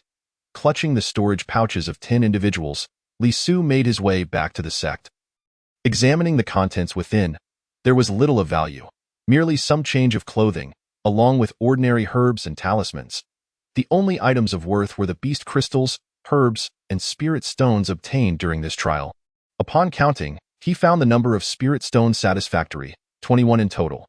The Qingling grass amounted to 6, while Tianyuan grass numbered in the dozens, alongside a first-tier, 8-star beast crystal. The rest were low-tier beast crystals. Of merely 4 or 5 stars, it seemed Lu Hu and his companions had not seized many valuable items, or they had primarily targeted those with lower cultivation, who could only hunt low-tier beasts. Li Su took all the spirit stones, the 6 Qingling grass required for the assessment, and the first-tier, 8-star beast crystal. The remainder, along with the storage pouches, was incinerated, leaving no trace whatsoever. As he pressed onward, he finally returned to the sect just before the trial concluded. Upon reaching the foot of the sect's main peak, Elder Yuanhe and Lon Kaier, along with other inner disciples, were already present. The area was crowded with disciples, yet significantly fewer than at the trial's commencement. As soon as Li Su appeared, he was immediately recognized. Isn't that the waste, Li Su? Ha ha ha. I heard he survived the first round by sheer luck and even ventured into the Tianyao forest. Could it be? A person without any cultivation went to the Tianyao forest and returned alive. Indeed, he seems to be here just to watch the spectacle, see which fortunate souls can ascend to the inner and outer sections. Right, there are still over 30 spots in the outer sect. As for the inner sect, the evaluations haven't even begun. We're just waiting for the time to run out. Surrounding voices buzzed with speculation. Li Su paid them no mind, knowing that from this day forth, he would bring them to shame. He intended to shed the label of waste and re-enter the inner sect with dignity. He would prove to all who looked down upon him that he, Li Su, remained the prodigy he once was and was poised for resurgence. Seated beneath a tree, Li Su closed his eyes for a moment of tranquility. Suddenly, a commotion erupted. Look, Bai Ling has returned. Senior Sister Bai? Senior Sister Bai, you must have completed your promotion task, right? Yes, by a stroke of luck. Once the time is up, I will submit the trial items, Bai Ling replied sweetly. Her popularity within the sect was remarkable, not only for her beauty but also for her unparalleled prowess. She was a key disciple nurtured by the outer sect. Upon returning, her first order of business was to seek out Li Su, for he had saved her twice, and she wondered if he had also returned. Yet, Li Su remained seated beneath the tree, ears attuned to her voice, his eyelids not lifting even slightly. But who could have known that after searching for a while, Bai Ling indeed found Li Su amidst the crowd. Senior Brotherly, you're here? Bai Ling sweetly exclaimed, making her way directly towards Li Su. This action immediately captured the attention of the surrounding hundreds of disciples. What's going on? Senior Sister Bai knows that waste? Some murmured. Senior Sister Bai is kind-hearted. Knowing him is one thing, but why is she bothering with that useless fellow?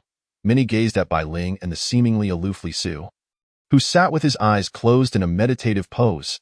Damn it, what's with this waste acting so high and mighty? Senior Sister Bai even called him, and he didn't even bother to open his eyes. Others chimed in, if I didn't know any better, I think he had some impressive cultivation. I really want to rush over and teach him a lesson. Bai Ling approached Li Su and respectfully clasped her fists, saying, Senior Brotherly, I am grateful for your rescue. I presume you have also fulfilled the requirements for advancing to the inner sect. Upon hearing her words, everyone present was taken aback, their eyes widening in disbelief. They questioned whether they had misheard. Bai Ling was no ordinary disciple. She was a genius from the outer sect, a key focus of the sect's nurturing, hailing from a prestigious family of cultivators. Yet here she was, expressing gratitude for Li Su's rescue? Was there a mistake? Li Su was a mere waste. How could he possibly have saved Bai Ling, who had reached the 8th level of qi refinement? Chapter 28. Sardonic mockery. Bai Ling's appearance instantly drew the attention of the surrounding disciples, and her proactive gratitude towards Li Su left many Longxing sect disciples puzzled. A mere waste, saving the life of a genius disciple like Bai Ling? Especially within the perilous Tianyao forest? Was Li Su fearless or simply reckless? Did he truly dare to venture in? Furthermore, Bai Ling's inquiry about Li Su's completion of the advancement trials stunned many disciples. But soon, the air was filled with laughter. Haha, senior sister Bai, how could this waste possibly complete the advancement trials? He lacks any cultivation. Indeed, senior sister, you have overestimated him. It would be remarkable if he could pass the outer sect trials, let alone the inner sect. In an instant, the crowd erupted into discussions laced with ridicule. The commotion caught the attention of Lan Kaier, who was hovering in the air on her flying sword. Noticing the crowd gathered around Li Su, she cast a glance but quickly dismissed it, believing she had severed her ties with him. Her focus was on the path to immortality. Li Su, a fallen mortal, held no significance for her. Meanwhile, as the discussion swirled around, Li Su slowly opened his eyes, briefly glancing at Bai Ling before responding nonchalantly, I completed it. I await the Elder's verification. Bai Ling smiled at this, confident in Li Su's formidable combat prowess and assured that passing the advancement trials would be a trivial matter. However, the Longxing sect disciples around them displayed strange expressions upon hearing his words. What? He claims he completed it. Is he spouting nonsense? A waste without any cultivation could never pass the inner sect trials. Such a claim is absurd. These remarks were piercingly harsh.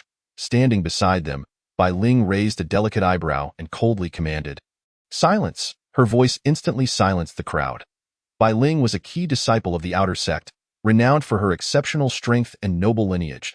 As she spoke, everyone fell quiet, though they remained puzzled about how this waste had managed to attract Bai Ling's attention. Once the crowd quieted, Bai Ling continued, You all misunderstand Senior Brotherly. He is not a waste. Not only is he powerful, but his cultivation also surpasses mine. Her words were resolute and unwavering. The declaration left the entire assembly in shock, their expressions a mixture of disbelief and astonishment. How is that possible? What? Did I mishear? This waste's cultivation exceeds that of senior sister Bai? Senior sister, Li Su has no spiritual root. This is a universally acknowledged fact within the sect. Indeed, he only remains in the sect due to connections. According to sect rules, he should have been expelled long ago. Senior sister, you must be mistaken. Many disciples began to retort. Bai Ling felt speechless, but turned to Li Su, who remained seated in meditation, his expression unchanged, unaffected by the outside world. In Bai Ling's eyes, Li Su's calm demeanor reflected a heart unperturbed, a quality that, combined with his innate talent and resolve, promised future accomplishments in the realm of immortality. Seeing this, she chose not to argue further and asked Li Su, Senior Brotherly, may I sit beside you? Li Su did not respond, continuing his silent cultivation.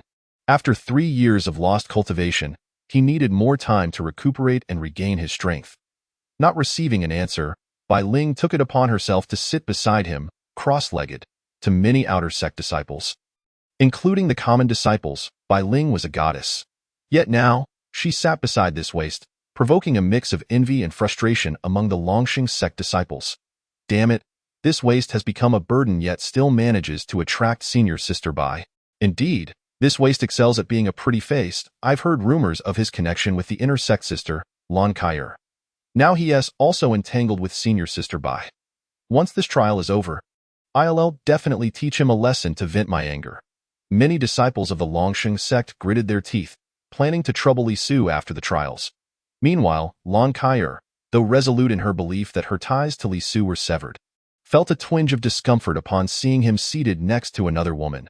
Despite having distanced herself from him, witnessing Li Su with someone else ignited an inexplicable anger within her. As time ticked by and the hourglass ran empty, a golden light flashed, followed by the resounding chime of a great bell, dong. With the echo of the bell, Elder Yuan He, seated upon a celestial crane, slowly opened his eyes, with a flick of his feather duster.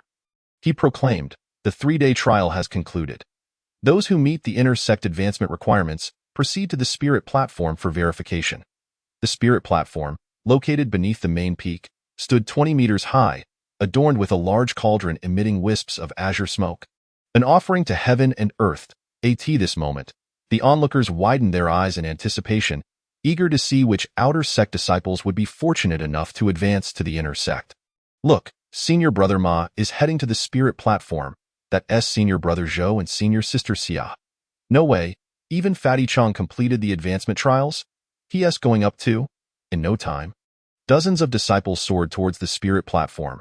Bai Ling, having just opened her eyes, turned to Li Su and said, Senior Brother Li, let us go to the spirit platform as well. Li Su, having just completed a full cycle of meditation, nodded in acknowledgement.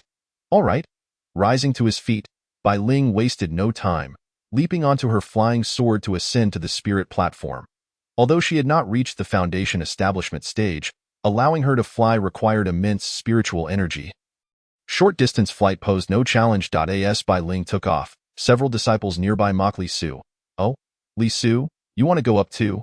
Ha ha ha, what a waste. Just like us, you can only watch from below. What do you mean just like us? At least we can cultivate. We have spiritual roots. This waste has none. He's just a commoner. Stop talking. Soon this waste will be crying. Hearing these taunts, Li Su couldn't help but smirk coldly. Today, he would silence them.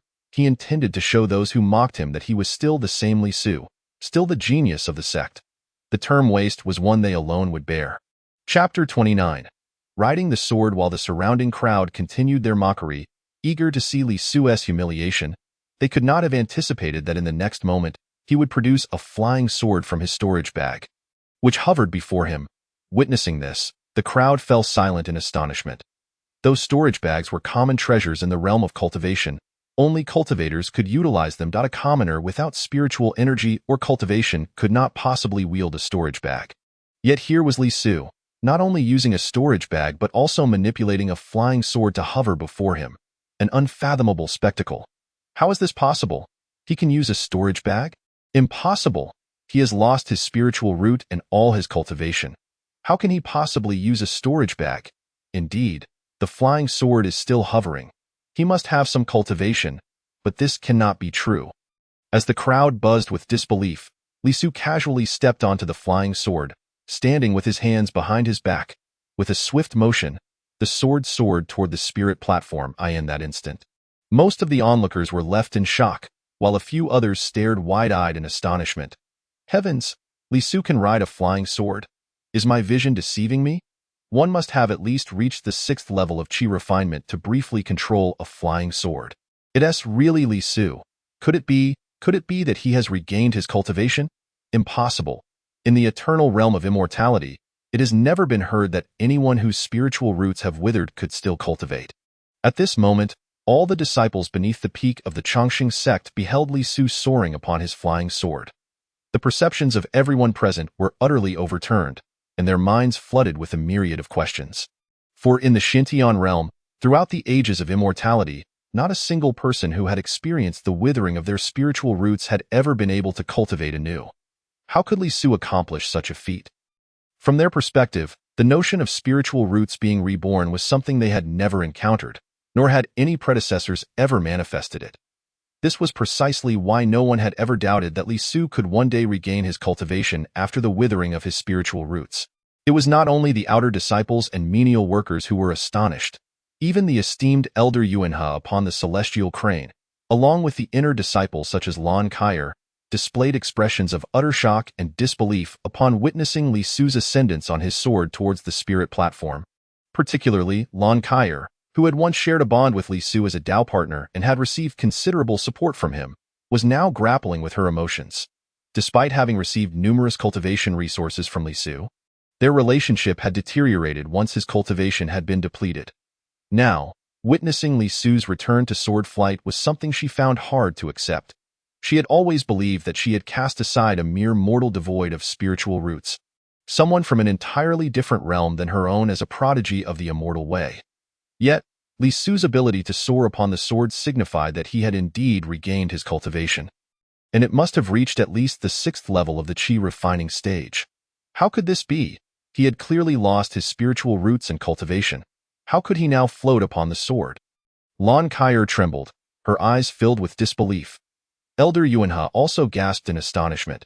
Li Su had established his foundation at the tender age of 15 and was regarded as a once-in-a-millennium genius of the sect. He had been held in high regard and had shown much consideration during his time in the inner sect. Elder Yuanhe understood better than anyone present that Li Su's spiritual roots had withered. And yet he now bore witness to such an extraordinary scene. In that instant, all present beneath the main peak were left speechless and in continuous exclamations of shock. Li Su, however, remained composed as he directly stepped upon the spirit platform. The surrounding disciples gazed at him in astonishment. A few outer disciples could not help but voice their inquiries. Li Su, have you regained your cultivation? But, Li Su, weren't you devoid of spiritual roots? And your cultivation had been lost. How is it that you still possess cultivation? Even able to soar upon a sword? Upon hearing these questions, Li Su merely replied nonchalantly, "Did you witness with your own eyes that I lost my spiritual roots?" This statement rendered the assembly speechless. Indeed, not a single person present had seen or investigated the state of Li Su's spiritual roots. They had only heard rumors of his withering. Could it be mere hearsay? That was impossible. How could one possess spiritual roots, lose all cultivation, and be relegated to a menial position? A multitude of inquiries continued, but Li Su offered no further answers, simply standing quietly in place. Why bother explaining to these minor characters? Would he reveal that within his dantian lies a green lotus, thus rejuvenating his spiritual roots? The secret of the green lotus was one he would not divulge to anyone. As for the undeniable sword spirit roots, that was information meant solely for the sect's higher-ups. Amidst the clamor, Elder Yuanhe on the celestial crane commanded, "Silence." Instantly, the crowd fell silent, turning their gazes to Elder Yun. Elder Yuanhe harbored numerous questions for Li Su, but at present, his priority was to oversee the trial for the promotion. He addressed the 43 individuals upon the spirit platform. "Since you have ascended to the spirit platform, it indicates that you have completed the trial tasks for promotion to the inner sect. As per the requirements, you must present 10 clear spirit herbs and 2 first-tier, 8-star beast cores, of course. Those who rank in the top 3 will receive additional rewards. The first place will receive 200 low-grade spirit stones and 1 medium-grade spirit stone. The second place will receive 150 low-grade spirit stones. And the third place will receive 100 spirit stones." Upon hearing such rewards, the aspirants upon the spirit platform widened their eyes in astonishment. Even the third place would earn 100 low-grade spirit stones. Such generous rewards were irresistibly enticing. Several individuals brimmed with anticipation, even exuding confidence. As the conversation progressed, several inner disciples, including Lon Kyer, soared upon their swords towards the spirit platform. The leading male disciple spoke. "We are responsible for verifying the spirit herbs and beast cores in your possession." With that, he produced a treasure resembling a mirror, a spirit artifact. If the cores exceeded 3 days old, the artifact would emit red light. Otherwise, it would shine white. Clear spirit herbs were difficult to preserve and would wither after 3 days, making them easy to identify.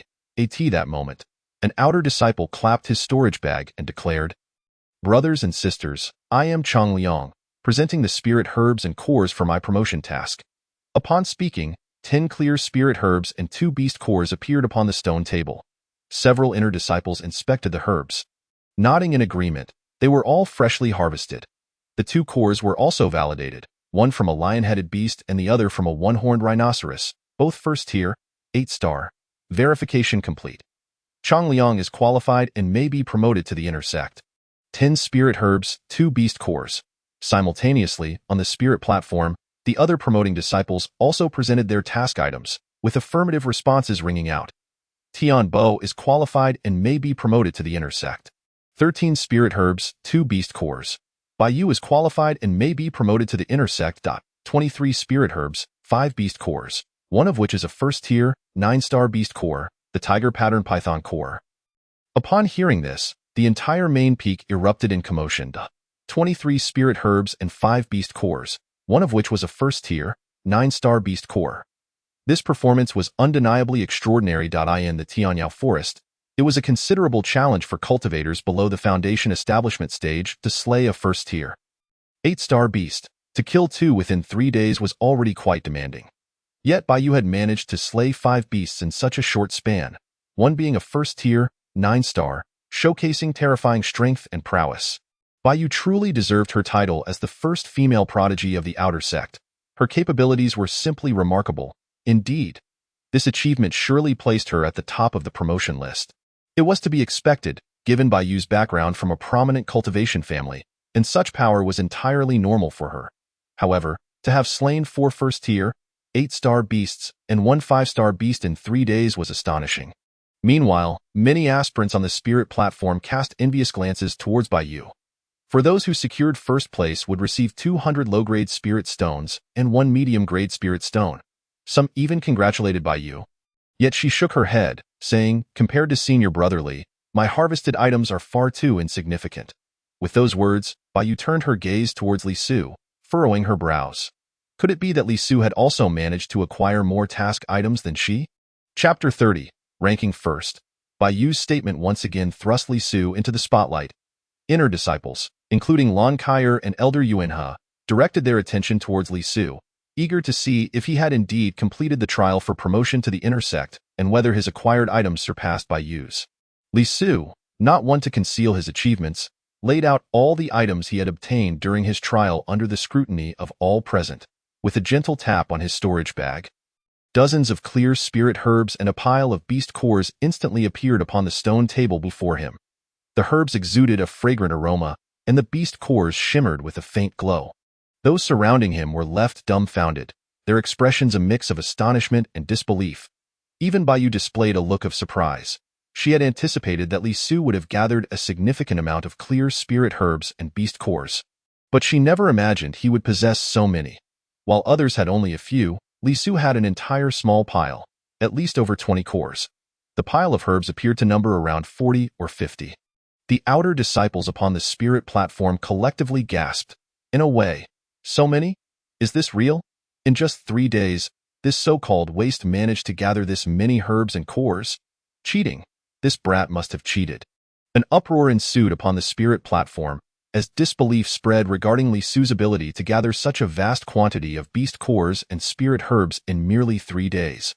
Many suspected that Li Su had cheated, for even if he had regained some cultivation, they did not believe he could have slain so many high-tier beasts in such a short time. In fact, it was true that some had cheated by pooling their task items and handing them to a single individual to ensure their passage into the inner sect. However, entering the inner sect was not a guarantee. There were numerous assessments and tasks to complete, and failure could still result in being relegated back to the outer sect. Thus, the majority present harbored doubts about whether Li Su had taken the task items of others. Otherwise, how could he alone acquire such an abundance of beast cores and spirit herbs? Yet Li Su offered no explanations, simply addressing the few stunned inner disciples. "Please count the items." Upon hearing this, the inner disciples finally regained their wits. They approached the stone table to begin counting one by one, confirming the freshness of the clear spirit herbs and whether they had indeed been harvested within the past 3 days. Simultaneously, they utilized the spirit artifact to validate that the cores were indeed freshly harvested within the same time frame. Once the inner disciples completed their counting, they were both astonished and amazed. A total of 62 clear spirit herbs and 27 beast cores. Moreover, within the demon crystal, there exists a second tier, 1-star flying centipede demon beast cord. To hunt such a creature, even the inner disciples might not achieve 100% success, and there lies the risk of being counterattacked. Yet, Li Su has accomplished this feat amidst the dazed expressions of several inner disciples. Elder Yuanhe, seated upon the celestial crane, suddenly spoke. "What is the quantity?" Only then did the inner disciples snap back to reality. They clasped their hands in respect to Elder Yuanhe and reported. Returning to the elder, Li Su has acquired 62 clear spirit herbs and 27 demon crystals, including 19 first-tier, 8-star demon crystals, 6 first-tier, 9-star demon crystals, and 1 each of first-tier 10-star and second-tier 1-star demon crystals. The count is complete for your review, Elder. Upon hearing this, the multitude of disciples beneath the mountain erupted in astonishment. How could it be possible? How did he manage to obtain such an abundance of spirit herbs and demon crystals alone? While the spirit herbs could be attributed to sheer luck, the hunting of demon beasts relies solely on strength. Furthermore, the presence of a second-tier, one-star beast core raises questions about Li Su's true capabilities. Was it not said that he was a talentless waste devoid of spiritual roots? Unbelievable.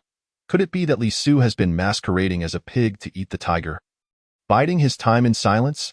Amidst the myriad discussions, Elder Yuanhe turned his gaze towards Li Su, his eyes deep and penetrating, seeking to uncover the secrets of this young disciple.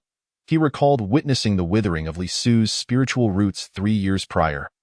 Having even inspected them personally. At that time, he had nearly been expelled from the sect, but Elder Yuanhe had interceded, allowing him to remain as a servant disciple. Yet today, Li Su has regained his cultivation. Leaving Elder Yuanhe perplexed, the crowd beneath the main peak was in an uproar. Those on the spiritual platform, including the inner disciples, stared wide-eyed at Li Su. Lon Kyer wore a peculiar expression, having severed ties with Li Su just days prior. Yet today, he rises anew before everyone's gaze. Amidst the commotion, all items for the Ascension trial have been verified. Without a doubt, Li Su claimed the top position in this trial, rising from an outer sect servant to an inner disciple through sheer strength. Elder Yuanhe wasted no time. After tallying the results, he addressed everyone present. The first place in this trial is Li Su. He is hereby promoted to an inner disciple. With that, Elder Yuanhe tossed forth a jade talisman. With this talisman, Li Su could proceed to the Hall of Good Deeds to claim his reward of spirit stones. Li Su accepted it with a respectful gesture, saying, "Thank you, Elder." Elder Yuanhe nodded slightly before distributing the jade talismans. A total of 43 individuals were promoted to inner disciples this time. However, the number of participants in this trial reached a staggering 100,000, illustrating the difficulty of ascending to the inner sect. Li Su, however, displayed little excitement. This was not his first promotion to the inner sect. Ascending merely meant access to greater cultivation resources. The path to immortality is long, and it all relies on his own effort. News of Li Su's successful promotion spread swiftly throughout the sect, causing a sensation within the Chongqing sect.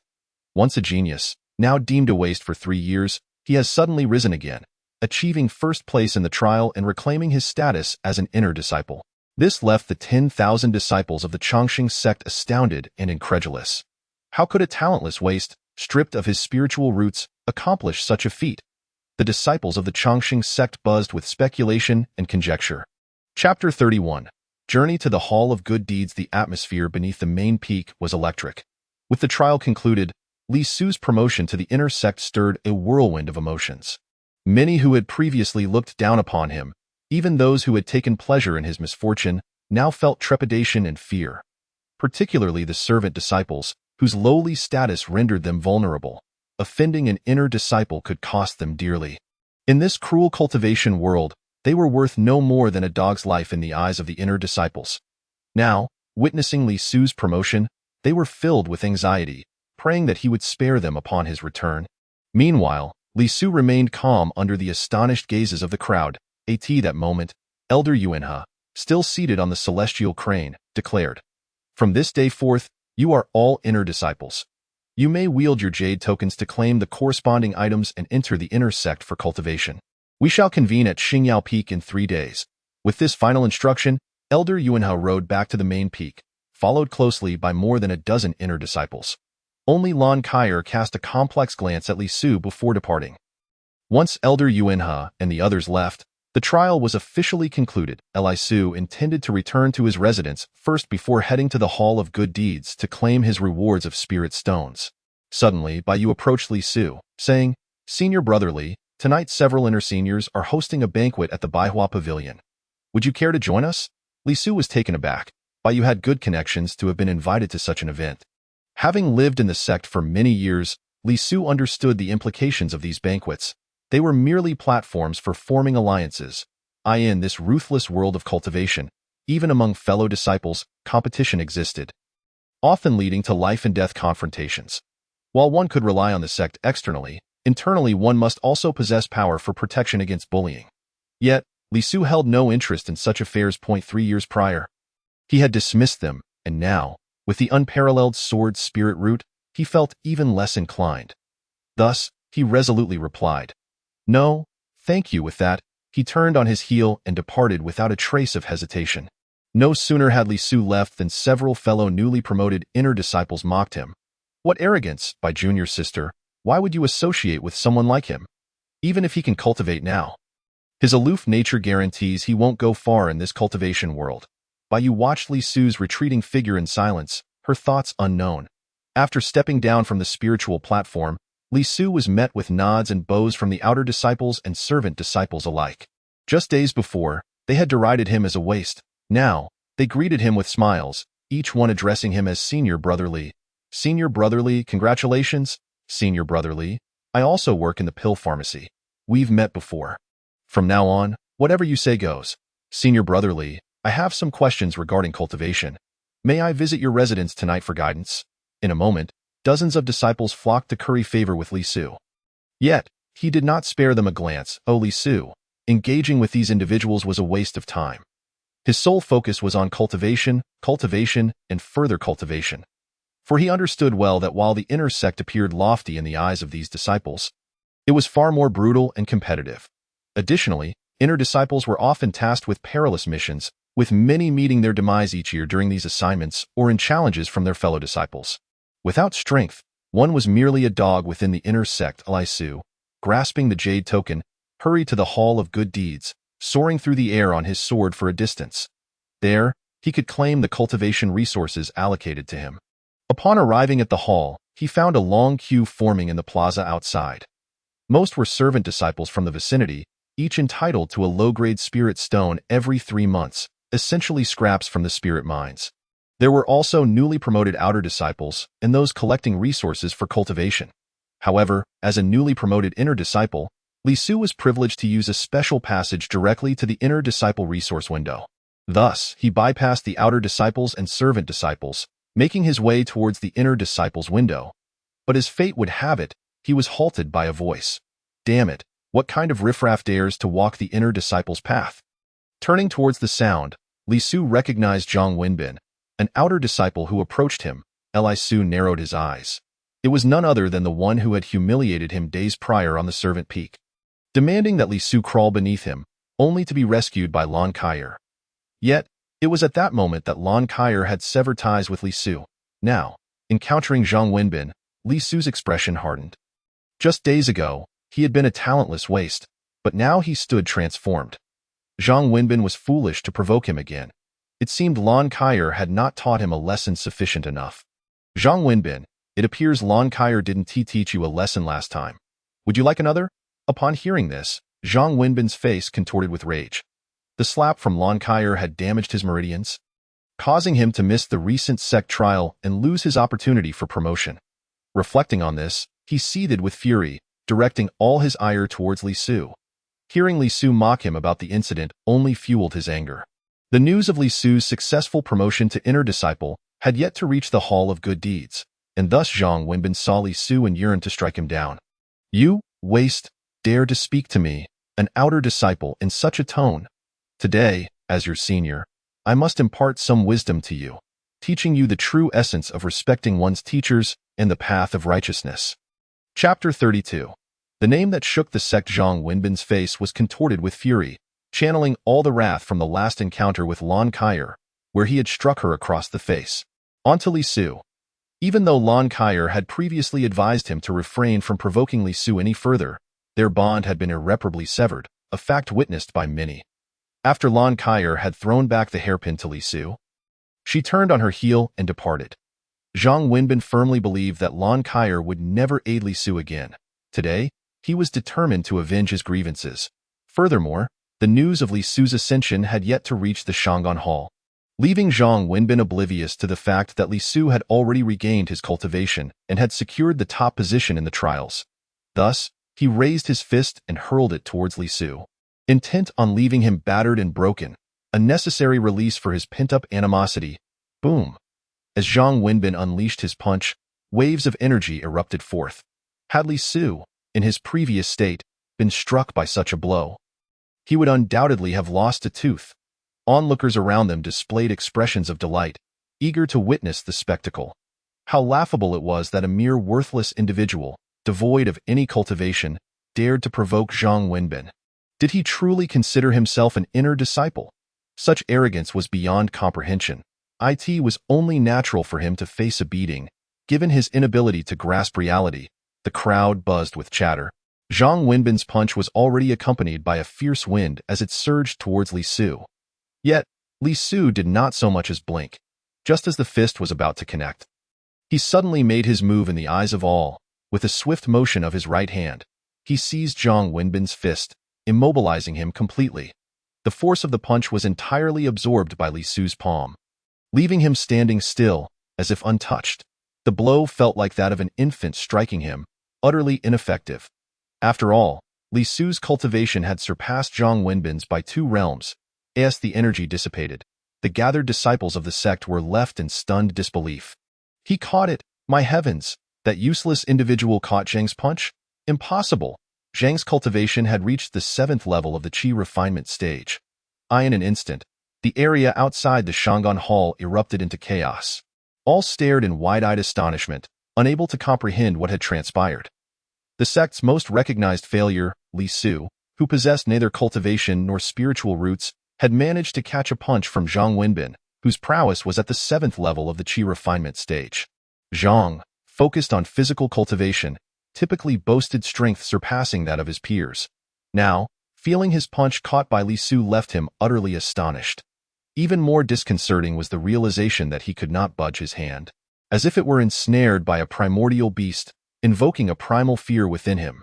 Yet, he still managed to stammer, You worthless fool, how could you possibly catch my punch?" Li Su regarded him with a cold smile, noting the disbelief and hint of terror on his face. "Fool? I believe you are the true fool here." And no sooner had he spoken than he gripped Zhang Wenbin's wrist and forcefully hurled him aside. With a resounding crash, Zhang Wenbin was sent sprawling to the ground, blood spewing from his mouth as he lay unconscious. The scene left all the disciples of the Chongqing sect utterly dumbfounded, their expressions a mix of shock and disbelief as they stared at Li Su. A profound silence enveloped the gathering. Yet, Li Su paid no mind to Zhang Wenbin, striding directly toward the window designated for inner disciples. It was only after a brief moment that the disciples outside the Shangan Hall regained their senses. Good heavens! Li Su had single-handedly defeated Zhang Wenbin. Zhang Wenbin, a formidable presence among the outer disciples. How had Li Su accomplished such a feat? How could a mere worthless individual, devoid of spiritual roots, triumph over Zhang Wenbin? A multitude of disciples stood bewildered, questioning their very existence. Just then, several disciples arrived from afar. Soaring through the air on their swords, upon landing, one exclaimed, "Big news! The results of the great competition have been announced. The servant disciple Li Su has claimed first place and has been promoted to the inner sect." At the utterance of this proclamation, the crowd outside the Shangan Hall erupted once more. What? Li Su? Which servant disciple Li Su?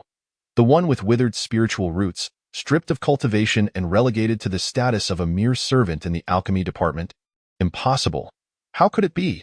A worthless individual without spiritual roots has actually achieved first place and ascended to the inner sect. And yet, just moments ago, they had witnessed him defeat Zhang Wenbin in a single move. My heavens! Could it be that Li Su's cultivation has been restored? Perhaps his spiritual roots were never truly withered but merely diminished due to prior injuries. The commotion outside the Shangan Hall reached a fever pitch.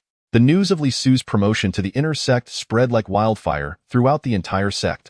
Disciples and elders alike were astonished upon hearing this revelation, perplexed by how Li Su had regained his cultivation. Particularly, Elder Yuanhe, who had overseen the trials, went directly to the sect's grand hall to report to the sect leader. Once a superlative genius, reduced to a waste, now he had reclaimed his cultivation and risen once more.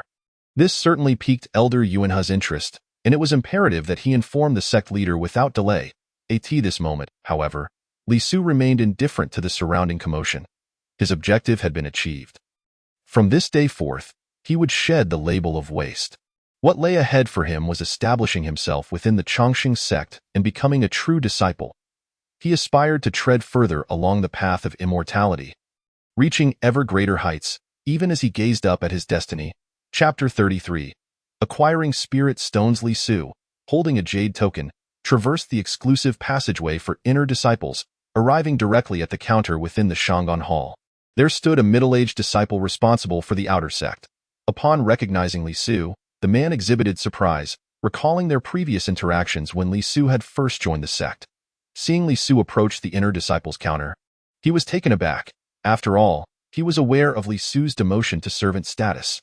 However, this seasoned disciple was not as impulsive as the younger ones outside. When Li Su arrived, he simply inquired, "Junior Li, it has been a while. What brings you to the inner disciple's window? If the overseer sees you, you will face punishment." While his tone was calm, a hint of disdain flickered in his eyes. Li Su offered no lengthy explanation. He merely wished to collect his reward and depart to focus on his cultivation. Presenting the jade token, he stated, "I am here to claim my trial rewards and the cultivation resources for inner disciples." According to the rewards from this grand competition, Li Su was entitled to receive 200 low-grade spirit stones and 1 medium-grade spirit stone. Additionally, inner disciples could claim 5 low-grade spirit stones and 1 cultivation pill each month. Just as Li Su handed over the jade token, the middle-aged disciple, who had previously maintained a composed demeanor tinged with contempt, suddenly paled, astonishment and trepidation washing over his face as he gazed at the token. As the disciple responsible for resource distribution within the Shangon Hall, he was well acquainted with the jade token. This was the identity token of an inner disciple, and it bore a glowing character inscribed in gold, signifying that Li Su had achieved first place in the trials. Had it been anyone else, the middle-aged man might not have been as astonished, but before him stood Li Su, the universally acknowledged waste. The one who had lost his spiritual roots and could no longer cultivate, reduced to a mere mortal. Now, he had come bearing the token of first place. How could this not shock him? How did you obtain this token?" the middle-aged man stammered, unable to comprehend the situation. The news had only just reached the outside of the Shangon Hall, and he was still unaware of the developments within. Li Su remained calm, responding, "I, of course, obtained it by succeeding in the trials. If you doubt its authenticity, feel free to verify." Before Li Su could elaborate, the middle-aged man took the token and placed it upon a crystalline pedestal inscribed with runes. This pedestal could verify the token's legitimacy and track the number of times each token was used to claim resources. The middle-aged disciple set the token on the pedestal, which illuminated with light as the runes danced.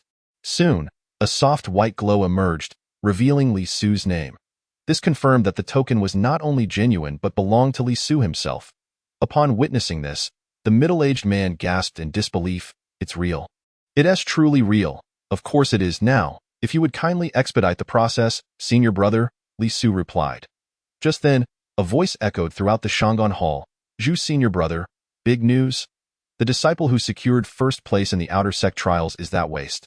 Li Su, as he spoke, a young disciple, around 17 or 18, rushed into the inner hall, making a beeline for the middle-aged man examining the jade token.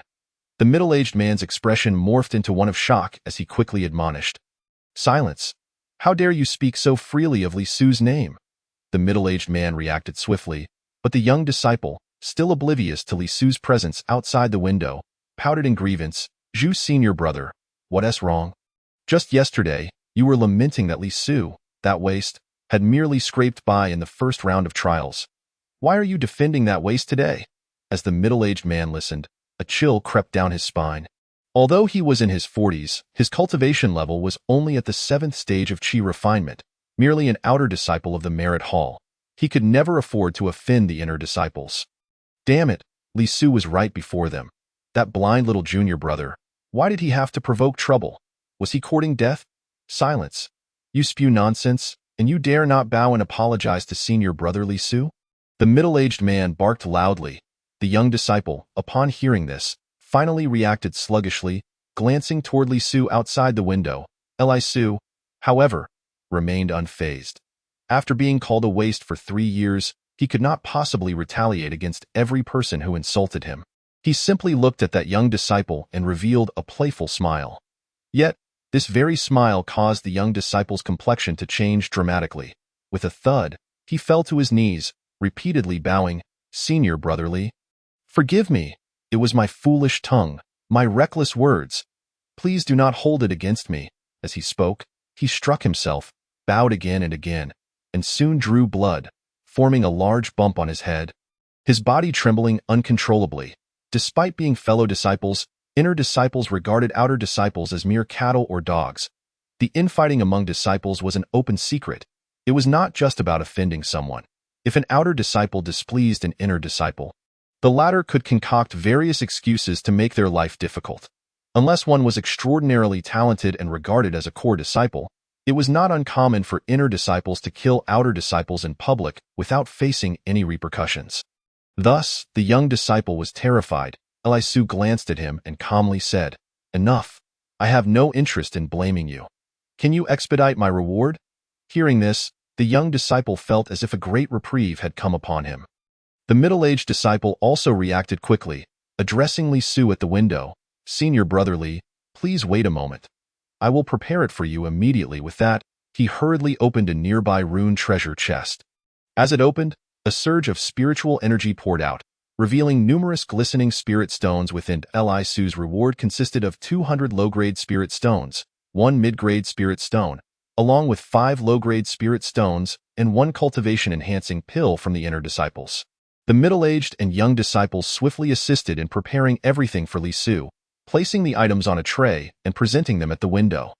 The middle-aged man clasped his hands. "Senior brother Li, here are your spirit stones, a total of 206, including 1 mid-grade spirit stone and 1 cultivation-enhancing pill." Lisu swept his gaze over them and promptly stored all the spirit stones in his storage pouch. Not bothering to glance at the two again, he turned and left the merit hall window. With the spirit stones in hand, Lisu intended to return to his cultivation, using them to enhance his own abilities and help him rebuild his foundation. Even if he entered the fiercely competitive inner sect, he would not resign himself to being beneath others. Chapter 34.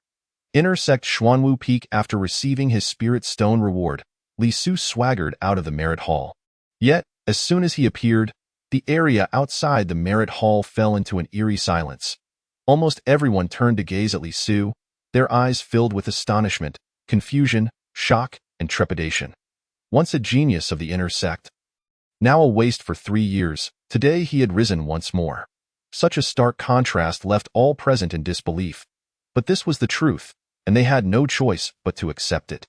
Soon, someone broke the silence, wearing a forced smile as he approached Lisu, clasping his hands and greeting, "Senior brother Li, congratulations. I always knew you were biding your time for the path to immortality. Now that you have risen again, let us see who dares to speak ill of you. I, Zhang Dashan, will be the first to silence them." A tall, lean youth spoke with a grin directed at Lisu. Amused by the comment, Lisu chuckled. In high spirits, he tossed 3 low-grade spirit stones to Zhang Dajing, saying, "You're a good lad. You can help me run errands from now on." Though Lisu disdained such flattery, he recognized the need for someone to handle certain matters while cultivating in the sect. The news of his victory in the grand competition had surely spread throughout the Chongqing sect, and he required a few errand runners. Zhang Dajing, thrilled with the 2 low-grade spirit stones, was ecstatic. 4 outer disciples, receiving a single low-grade spirit stone in a month was a blessing. Yet, Lisu had given him 3 at once, equivalent to 3 months' worth of resources. How could he not be elated? Holding the spirit stones, his face split into a wide grin. "Thank you, Senior brother Li. Your words are more than enough. I, Zhang Dajing, will serve you faithfully, irrespective of the peril." The insincerity in his words was palpable, yet Lisu paid it no mind. Continuing onward, he navigated through the plaza, as the merit hall had a flying prohibition array, requiring him to traverse the square before he could depart on his sword. As the surrounding disciples of the sect witnessed Zhang Dajing benefiting from Lisu, they promptly reacted, showering him with flattery. "Senior brother Li, your talents are unparalleled. You will surely become a great figure in the immortal realm." "Nonsense, Senior brother Li has merely been in seclusion for 3 years. I see through all your facades. Only I know that Senior brother Li will return. Senior brother Li, my junior sister has encountered some difficulties in her cultivation. May I visit your residence tonight to seek your guidance?" Besides the male disciples, some female disciples even threw themselves at him, almost shedding their garments in their eagerness to be close to Lisu. However, Lisu held little fondness for these so-called fellow disciples. Over the past 3 years, he had learned a singular truth. The path to immortality is both brutal and lengthy. To ascend, everyone around him was merely a passerby. Strengthening oneself was of utmost importance. Apart from tossing 3 spirit stones to Zhang Dajing, he paid no attention to anyone else. Once he exited the flying prohibition array, he summoned his flying sword. Standing firmly upon it as he departed, draped in azure robes, with long hair flowing, Li Su gazed at the peaks of the Chongqing sect, shrouded in ethereal mist, feeling a profound sense of nostalgia. 3 years had passed, and he could once again soar on his sword, looking down upon the sect. With the unparalleled sword's spirit root, the stark contrast of his current situation felt surreal. He touched his dantian, murmuring, "What kind of divine being is the Qinglian? Not only has it altered my constitution, but it has also bestowed upon me the sword path spirit root. If I can master the Qinglian, I shall surely establish a foothold on this long road to immortality." With these thoughts, Li Su soared toward the main peak area of the inner sect. The Chongqing sect was centered around the main peak, with 4 smaller peaks surrounding it, serving as training grounds for the inner disciples, namely, the Qinglong, Baihu, Zhuke, and Xuanwu peaks. Although these 4 peaks encircled the main peak, their spiritual energy concentrations varied, with Qinglong Peak being the highest, home to the elite inner disciples, while Xuanwu Peak, the lowest, was designated for newly initiated inner disciples. Presently, Li Su headed straight for Xuanwu Peak. Already possessing the jade slip of an inner disciple, he easily entered the formation as he approached the main peak. Riding his sword swiftly, he soon arrived at Xuanwu Peak. 3 years prior, he had arrived here in the same manner. Now, 3 years later, he returned once more. However, this time, he sought to reclaim all that he had lost, aiming to establish his path to immortality with absolute confidence. Upon landing, Li Su noticed a colossal Xuanwu stone nearby. Continuing forward, he reached an archway inscribed with the characters Xuanwu. Even though 3 years had elapsed since his last visit, he navigated the area with ease. Passing through the archway, he entered a lush bamboo grove, where the rustling of green bamboo produced a soothing sound, and waves of spiritual energy wafted through the air.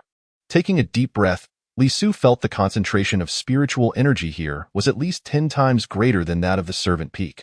Striding forward, he quickly entered the bamboo grove. Within, spiritual birds and beasts roamed, albeit harmless and relatively small in size. After traversing the bamboo grove, he reached a cliff, which was dotted with numerous caves. These caves served as cultivation spaces for the inner disciples. Aside from performing sect tasks or participating in activities, most inner disciples would diligently cultivate within these caves until they reached the next level, subsequently advancing to the next inner sect peak. Chapter 35. Successful Foundation Establishment. Li Su surveyed the cultivation caves adorning the cliff face, noting that some were already occupied, their entrances marked by white symbols. Conversely, the vacant ones remained unmarked. Selecting an empty cave, he leaped upwards. The cave was several dozen meters high, providing a sweeping view of the vast bamboo grove below. Li Su, however, had no time to appreciate the scenery. His sole objective was to hasten his cultivation. The cave, designated for the disciples of the Chongqing sect, contained nothing but a stone bed and a stone table, offering limited space. Yet, the abundance of spiritual energy within was remarkable.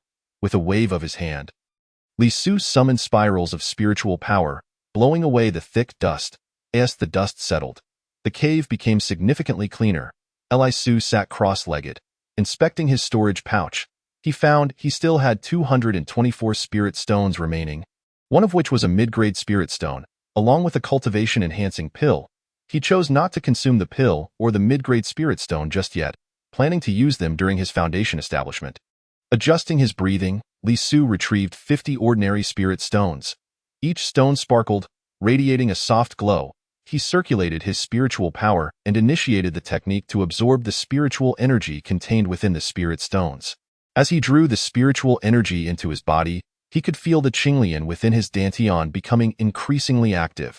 With the continuous influx of spiritual energy, the Qinglian's hue deepened to an even richer green. The spiritual spring pool below expanded gradually, and the green mist emanating from the Qinglian thickened, enveloping his entire body and refining it. 50 spirit stones were swiftly consumed by Li Su, leaving only a pile of stone skins behind. Unfazed, Li Su produced another 50 spirit stones and continued his absorption. Time flowed on, and Li Su had been in seclusion within the cave for a day and a night. He had already depleted half of the 200 spirit stones in his possession. For a low-tier cultivator, consuming over 100 spirit stones in a single day was an extraordinarily terrifying expenditure. Outer disciples typically consumed only 1 or 2 spirit stones a month, and even inner disciples managed with merely 5 inferior spirit stones monthly. Yet, Li Su consumed in a single day what an ordinary inner disciple would require for 20 months. However, Li Su felt no regret, for he sensed a transformation in his physique and a notable enhancement in his cultivation. Along with the peculiar azure lotus growing stronger, that moment, he suddenly felt a tightening in his dantian.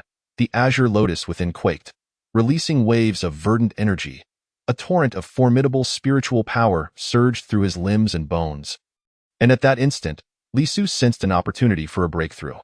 With no hesitation, he harnessed this spiritual energy and followed its flow, directly breaking through to the 10th level of qi refinement, achieving the realm of great perfection. Yet Li Su was not satisfied by this alone, nor did he choose to pause. 3 years of stagnation left him yearning for more. With over 100 spirit stones still remaining, he resolved to continue his ascent. As he circulated his internal energy, Li Su began to devour more spirit stones, striving to return to the foundation establishment stage, in the blink of an eye. Another day passed, and he found his remaining spirit stones dwindling. However, his foundation had solidified, prompting Li Su to produce a cultivation enhancement pill and some medium-grade spirit stones, ready to commence his foundation establishment. He gazed at the cultivation pill in his hand and swallowed it whole. As the pill entered his belly, a wave of warmth swept through him. The medicinal properties of the pill, bolstered by Li Su's spiritual power, began to permeate through his limbs, fortifying his foundation. Simultaneously, he started absorbing the medium-grade spirit stones, which contained a more abundant and pure spiritual energy, allowing for greater absorption by his body. He felt as though with just a single inhalation, the azure lotus in his dantian greedily consumed the majority of the spiritual energy within the medium-grade spirit stones. The more spiritual energy the lotus absorbed, the greener it became, with the released verdant mist growing denser, further refining Li Su's physique. With his body's resilience, augmented by the unparalleled sword spirit root and the infusion of energy from the cultivation pill and medium-grade spirit stones, Li Su's cultivation saw yet another ascent. Successfully establishing his foundation, his body trembled as a wave of spiritual energy radiated from him, expanding his spiritual awareness to a terrifying range of 200 meters, double that of an ordinary foundation establishment cultivator. In that moment, Li Su slowly opened his eyes, excitement coursing through him as he gazed at his hands. I have succeeded. I have finally established my foundation and returned to my peak. Laughter erupted from him, a release of the pent-up tension from 3 years. Yet, after a brief moment of elation, Li Su once again turned inward to circulate his internal energy. He needed to stabilize his foundation and prevent any instability in his realm. However, he was overthinking. His body had already established its foundation 3 years prior. The issue was merely that the internal resources had diminished. This time, re-establishing his foundation was simply a matter of refilling the vessel. Thus, he had no reason to worry about instability in his foundation. In fact, his strength was now more solid and formidable than 3 years ago. After completing a full circulation of his energy, Li Su finally rose, stretching his limbs within the cave. Just then, a voice resonated from outside the cave. Disciples of Xuanwu Peak, heed the call. Quickly assemble at the main peak hall. Upon hearing this, Li Su furrowed his brow. Typically, disciples of Xuanwu Peak were summoned to the main peak hall only for significant holidays or celebrations. Today was not a special occasion. Why the sudden call? Something must have transpired. With this thought, Li Su hastened from the cave. Upon reaching the entrance, he encountered an inner disciple clad in Taoist robes adorned with the emblem of Qinglong Peak, hovering in midair on a flying sword, issuing commands. Meanwhile, several inner disciples from Xuanwu Peak emerged from the mountain walls. Those familiar with the Qinglong Peak disciple inquired, Brother Jiang, what urgent matter requires us to gather at the main peak hall? The young man addressed as Brother Jiang replied, it pertains to a significant matter concerning the sect. You must come with me to the main peak hall post-haste. Chapter 36. Gathering at the Great Hall at this moment. The secluded disciples of Xuanwu Peak received the summons. Li Su recalled that since he began his cultivation journey on the mountain, he had never encountered an instance where the sect leader urgently called disciples from various peaks to the Great Hall. Though Xuanwu Peak was the least esteemed among the inner peaks, its disciples had all reached the 8th level of qi refinement or higher, capable of short-distance flight on their swords. Upon receiving the summons, they summoned their flying swords and took to the skies, a multitude heading toward the main peak hall. Li Su joined the throng, flying toward the main peak. That moment, Bai Ling, a fellow disciple who had entered the inner sect with him, suddenly accelerated to his side.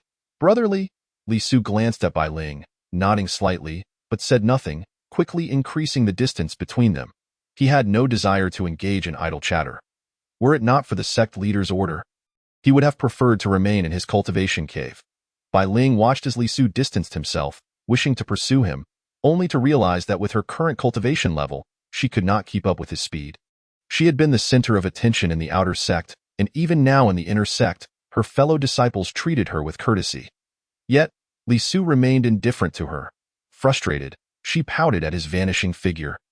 Feeling helpless, meanwhile, disciples from the inner peaks of Qinglong, Baihu, and Zhuke continued to arrive on their flying swords. These inner disciples boasted considerably greater strength, forming the backbone of the entire Chongqing sect. Their cultivation levels ranged from the first level of foundation establishment to great perfection, with ages varying widely. Among them were youthful men and women akin to Li Su, as well as elderly men with white hair. However, in this realm, age bore no relation to status. Strength was paramount. Those who could break through to great perfection in foundation establishment, even if only in their 20s, could ascend to the rank of elder. Regrettably, it had been a century since anyone had achieved such a breakthrough. In a short while, Li Su arrived at the main peak hall. Daiti was a towering structure atop Chongqing Peak, shrouded in ethereal mists and brimming with spiritual energy. The intricate carvings and grandiose architecture exuded an imposing aura. As the sound of the mountain bell resonated, disciples from the 4 peaks descended onto the plaza outside the hall. The inner disciples who arrived first had already sheathed their flying swords and were tidying their attire as they entered the hall. Li Su was not new to this place and felt little curiosity about his surroundings. He simply followed the crowd forward, yet his presence drew the attention of many. After all, the former inner genius, despite the passage of 3 years, still caught the eyes of those around him. Junior Brotherly, called out a tall, slender middle-aged man. Li Su glanced at him and nodded slightly. Brother Lu, just days ago, I heard of your restored cultivation, claiming first place in the competition and re-entering the sect. Congratulations! Your return will surely shine brightly, laughed Lu Changyuan. Li Su had some recollection of this man, a versatile figure in the inner sect, adept at navigating social dynamics, always wearing a benign facade.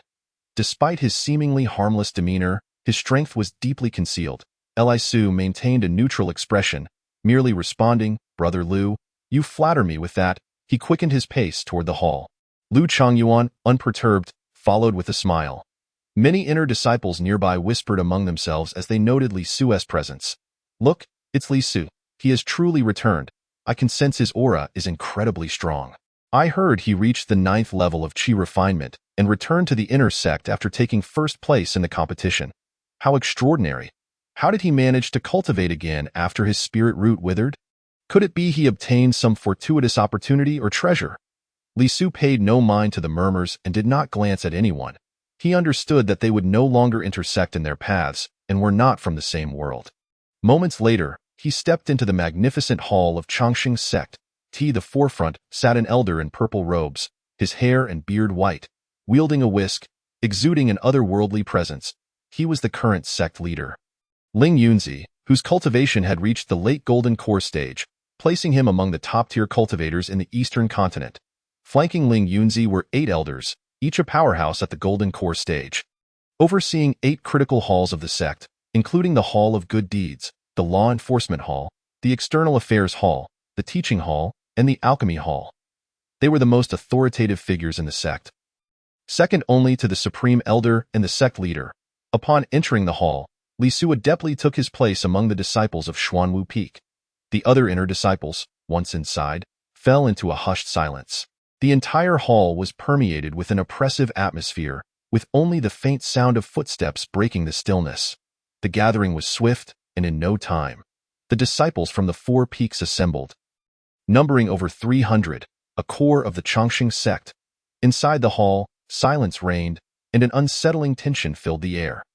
Each person harbored a sense of foreboding, fearing that this sudden summons to the main peak would herald unfavorable news.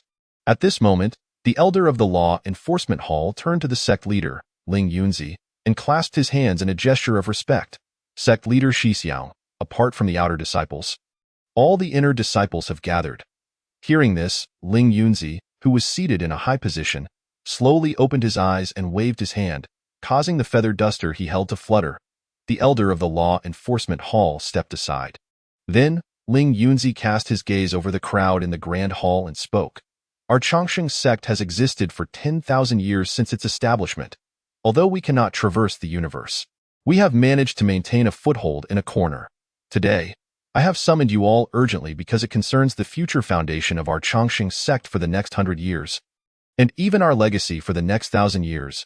As soon as these words were spoken, the expressions of all the disciples present changed, revealing looks of astonishment. The Chongqing sect is a colossal entity in the Dongzhou region, bolstered by the presence of a Yuan Ing stage grand elder. What could possibly impact the inheritance and development of our Chongqing sect for a century or a millennium? Some impetuous disciples from the Qinglong Peak could no longer contain their curiosity and inquired. Sect leader, what is the matter? Is there a great enemy invading? Has that pack of scoundrels from the Hanyue sect come to attack? Sect leader, at your command, we are willing to charge into the flames. In an instant, the atmosphere in the hall grew fervent. On the high platform, Ling Yunzi waved his feather duster, signaling for silence. He then continued. You have guessed half correctly. There is indeed a great enemy invading, and the Hanyue sect is indeed involved. However, this time it is not a direct assault on our Chongqing sect, but rather a challenge to martial combat. Chapter 37. The crisis of the sect upon hearing the term martial combat. The crowd in the hall fell momentarily silent. The Chongqing sect and the Hanyue sect have a long-standing enmity. Although there exists a treaty of non-aggression on the surface, there have still been instances of bloodshed in private, allowing cultivators below the golden core stage to vie for spirit mines. As long as the scale is not too large, neither side would intervene. Moreover, there is a martial combat competition for young disciples held every 5 years. The stakes of this competition involve the territories and spirit mines controlled by both sections. The two sides have had their share of victories and defeats, with neither holding an absolute advantage. However, Li Su remembered that the last martial competition occurred 3 years ago, during which his spiritual roots were withering. With 2 full years until the next scheduled competition, could this one be advanced? As Li Su pondered, the sect leader Ling Yunzi continued. The Hanyue sect has been expanding rapidly, with several young prodigies emerging within their ranks. They now possess 2 more golden core experts than our sect. Their overall strength has begun to subtly overshadow that of our Chongqing sect. Our sect has maintained its foundation for 10,000 years and is capable of self-preservation, yet when it comes to direct confrontations, we are somewhat lacking. Therefore, they are quite dissatisfied with the current distribution of spirit mines and spirit mountains in Dongzhou. This time, they have proposed an early martial competition to renegotiate the distribution. Thus, I have convened you all today to inform you of this matter. 3 months from now, the young generation of the Hanyue sect will come to challenge us. I hope that all disciples under the age of 30 will diligently cultivate in these 3 months, striving to achieve merit for the sect after March. As for those over 30, you must not be idle. You should also engage in rigorous training to condense your true cores and enter the golden core realm as soon as possible. Upon hearing this, Li Su understood. The Hanyue sect's strength had indeed surpassed that of the Chongqing sect, placing them at a distinct advantage. However, to minimize losses on both sides, they wished to hold a grand competition in advance to redistribute the current cultivation resources. It was no wonder the sect leader stated that this event would influence the sect's development for the next century or millennium. What Li Su did not know was that the sect leader Ling Yunzi had only spoken half the truth.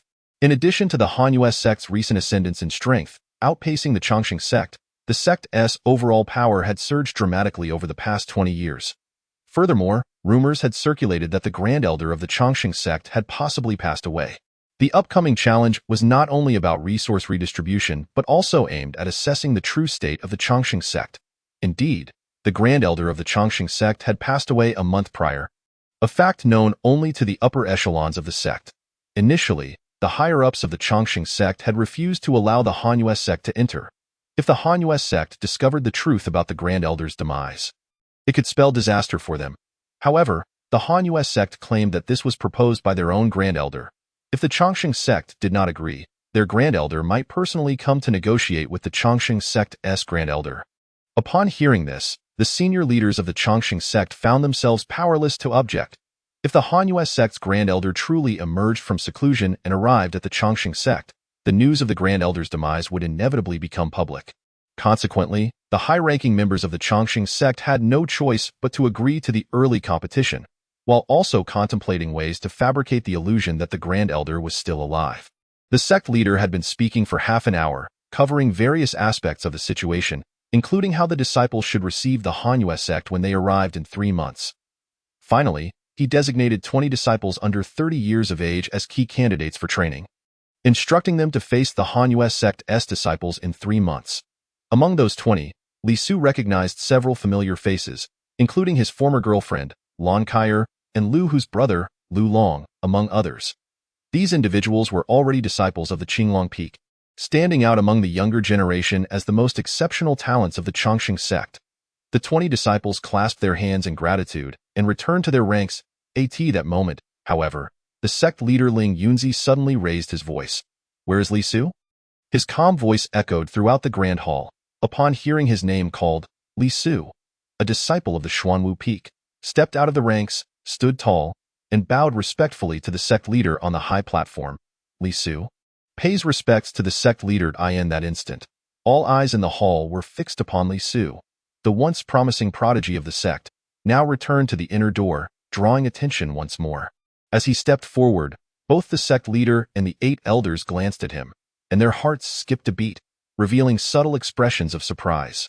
Their cultivation levels far exceeded Li Su's, allowing them to discern his current abilities at a glance. Particularly, Elder Yuan He, who recalled that just days prior, Li Su had claimed victory in the grand competition while still being at the 9th level of Qi refinement. Yet now, it appeared he had already established his foundation. In merely 3 days, he had advanced from the 9th level of Qi refinement to the Great Perfection stage, and then to the 1st level of foundation establishment. This revelation left the high-ranking members in the hall astonished. Though they maintained their composure, however, the fellow disciples below the Golden Core stage could not ascertain the true extent of Li Su's cultivation as he circulated his mystical energy. At this moment, a smile tugged at the corners of the sect leader Ling Yunzi's mouth. Li Su, I have heard that your spiritual roots have been restored, and you have reclaimed first place in the recent grand competition? Re-entering the inner door? Yes, sect leader, Li Su replied calmly. Excellent. Since your spiritual roots have returned, and you have re-entered the path of the immortal, it signifies your affinity with the celestial way. I acknowledge that you have rendered considerable service to the sect in the past. And given your exceptional talent, I hereby grant you permission to cultivate at Qinglong Peak. You are also allowed to enter the scripture pavilion to select a cultivation method and may visit the treasure cave to seek a magical artifact. I hope you will not tarnish the name of the prodigy you once were. Li Su was overjoyed upon receiving the sect leader's permission to cultivate at Qinglong Peak and access the scripture pavilion and treasure cave. Such opportunities are rarely afforded to anyone. The spiritual energy at Qinglong Peak is denser than that at Xuanwu Peak, and entry into the scripture pavilion and treasure cave is typically reserved for those who complete specific sect tasks or achieve breakthroughs to certain realms. Overwhelmed with gratitude, Li Su hurriedly clasped his hands in thanks. Thank you, sect leader. I will certainly devote myself to cultivation, remembering the sect's nurturing grace. Ling Yunzi nodded in acknowledgement. Without hesitation, Li Su returned to the crowd. However, this scene sparked discontent among many inner disciples present, and whispers began to circulate. What is he? Even if he can cultivate again, he is still only at the 9th level of Qi refinement. Yet he gets to go to Qinglong Peak? Fine, he gets to go to Qinglong Peak, but he has not even established his foundation, and he can still enter the treasure cave to obtain magical artifacts. I am at the 2nd level of foundation establishment, and I have never been allowed in. Who can blame him for being young? Moreover, he was once the sect's top prodigy. His fame precedes him. Fame? Who knows what kind of luck he stumbled upon to have his spiritual roots restored? But I suspect that even if they have come back, they are probably damaged. Once the competition is over, let me see how I can trample this kid. Chapter 38. The challenge. Now that Li Su had established his foundation, according to sect regulations, one could enter the inner door at Qinglong Peak upon reaching the foundation establishment stage by the age of 20. He was somewhat surprised that he had not yet reported to the Goodness Hall. Yet the sect leader had already granted him special permission to cultivate at Qinglong Peak, along with access to the Scripture Pavilion and Treasure Cave. Li Su had only been to the Scripture Pavilion once, 3 years ago when he successfully established his foundation, during which he selected a mystic-grade cultivation method, the sword control technique.as for the Treasure Cave. He had never set foot in it. Now, returning to his place in the ranks, he felt a surge of excitement. Nearby, Lon Kyer cast a glance in his direction, her thoughts unknown. Li Su, on the other hand, caught wind of some dissonant murmurs, but he paid them no mind. 3 years ago, these people could not bully him, and now, 3 years later, they were even less qualified to do so. Li Shixiang, congratulations. Suddenly, a lively voice echoed through the air. Li Su turned around and discovered it was Bai Ling not far away. This time, Li Su offered her a faint smile and a slight nod in acknowledgement. Meanwhile, the sect leader on the high platform continued to speak for a little over half an hour before finally announcing the dissolution of the assembly. The disciples within the grand hall all clasped their hands in respect to bid farewell to the leader before exiting the hall. Just as Li Su had taken a couple of steps, he was abruptly jostled from behind. Before he could discern the identity of the person, a cold voice rang out, "Genius, wait for you outside the hall." With that, the individual strode ahead. That moment, Li Su recognized him as the person who had previously expressed dissatisfaction towards him in the hall. He was one of Lu Long's subordinates from the Qinglong Peak, whose name Li Su could not quite recall. Although he possessed considerable strength, he was willing to serve as Lu Long's lackey. A slight smile graced Li Su's lips as he dismissed the encounter. In this world, strength reigned supreme, even within the inner sect. This principle held true. Without power, anyone could be bullied. However, with strength, respect would be afforded to you by all. As Li Su continued forward, Bai Yu approached him and said, "Li Shixiang, that person is named Wang Qi. I saw him at the Baihua Hall banquet. His strength is formidable, having reached the second level of the foundation establishment stage. Once we go out, just walk away and don't engage with him." Although Bai Yu recognized Li Su's strength, she did not believe he could contend with a master of the second level of the foundation establishment stage. Yet, Li Su remained unfazed and nonchalantly replied, "It is of no concern. If that brat seeks a fight, I must teach him a lesson." With that, Li Su strode confidently towards the exit of the hall, unaware that this scene was being watched by Lon Kyer from a short distance behind. In her memory, Li Su had been just like this 3 years ago. It seemed as if the old Li Su had returned. Before long, Li Su had exited the grand hall. Upon reaching the entrance, he found disciples from various peaks gathered in the large square. In the center of the square stood Wang Qi, the very person who had just spoken to Li Su. Clearly, he was waiting for Li Su to emerge. The Chongqing sect encouraged martial prowess, and the sect held a favorable view of disciples competing against one another. This would aid in the rapid enhancement of their cultivation. This moment, upon seeing Li Su appear, the onlookers wore expressions of anticipation as they remarked, "Look, Li Su has come out. After being a waste for 3 years, let us see how much he weighs now. He is merely at the 9th level of the Qi refining stage. His cultivation has been revealed. I could easily defeat him with one hand. Ha ha ha, let's enjoy the show. I'm quite interested in seeing the once great genius get beaten down." Voices of mockery and laughter filled the square.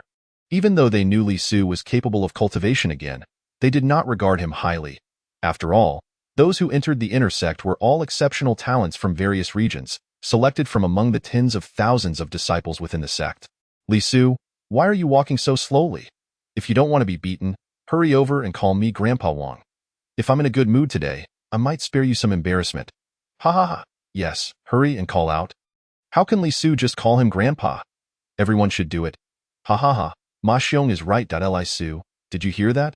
One call from each of us. Otherwise, we'll come every day to challenge you until you can't get out of bed.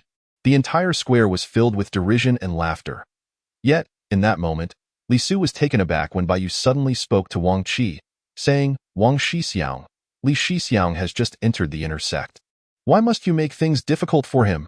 Li Su was momentarily stunned, surprised to see Bai Yu standing up for him in front of so many people. It was unexpected, for speaking up in such a manner meant aligning herself with him, potentially inciting hostility from Wang Qi and others, thereby creating enemies for herself. This was not a wise decision in this competitive sect. It's Bai Yu Shimi. Since you are newly arrived in the inner sect, Wang Shixiang is kindly advising you. You should be careful not to choose the wrong side. Wang Qi, a subordinate of Lu Long, held considerable influence within the inner sect. Lu Long had a history of conflicts with Li Su, who once was a talented disciple under the sect's protection, causing no one to dare provoke him. Lu Long had not dared to challenge him then. However, after Li Su's fall from grace, he had ceased to be a concern for Lu Long, who thought a waste could not affect him. Little did he know, Li Su had defeated Lu Hu in the outer sect, bringing him back into Lu Long's line of sight. This time, during the grand competition, Lu Long had even dispatched his underlings from the outer sect to assist his brother in eliminating Li Su. However, Li Su had turned the tables and killed them all without leaving a trace. The incident went unnoticed, with the corpses burned using fire talismans. Nevertheless, Lu Hu's disappearance led Lu Long to suspect that his brother might have been harmed, and that Li Su was likely involved. Yet, he could not act without evidence at that moment. He signaled to his subordinate Wang Qi to test Li Su's strength, seeking another way to eliminate him without jeopardizing his own position. Wang Qi's words were evident. They were not only directed at Bai Yu but also for the other disciples present. Anyone who associated with Li Su would be seen as Lu Long's enemy. Thus, many refrained from speaking up, instinctively distancing themselves from Li Su. Yet, Bai Yu remained by Li Su's side, not out of fear, but because he had once saved her. She was a woman of loyalty, hailing from a sect family, and was not intimidated. Are you not afraid of them? What is there to fear? They are challenging you that if you get hurt, I will take you to the clinic, Bai Yu said. Her voice filled with indignation. Li Su smiled calmly. Let us wait and see. With that, he took a few more steps forward. Seeing Li Su approach, Wang Qi coldly smirked. Genius, will you call me Grandpa or shall we have a contest? With that, he produced a small flag from his storage bag. The flag bore a red challenge character, used by disciples of the inner sect to issue challenges. As long as the challenge flag was present, outsiders were prohibited from intervening. Enough of the talk, just make your move. Let me see how much you've improved while I've been away from the inner sect for 3 years. You Lu Long's lackey. Chapter 39.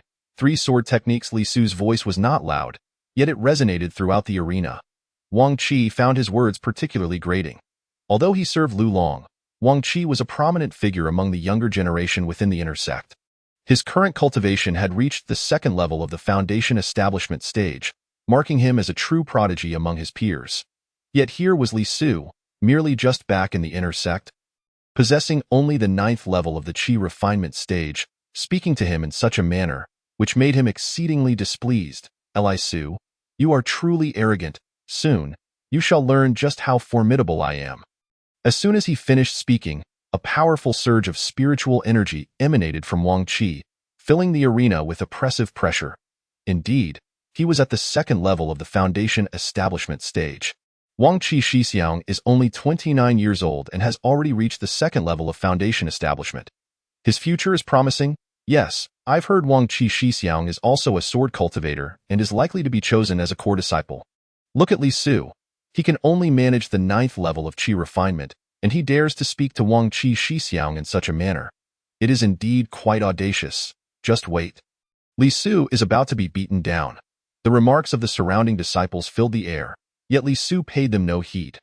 What did it matter if Wang Qi was at the 2nd level of the foundation establishment stage, or a renowned sword cultivator?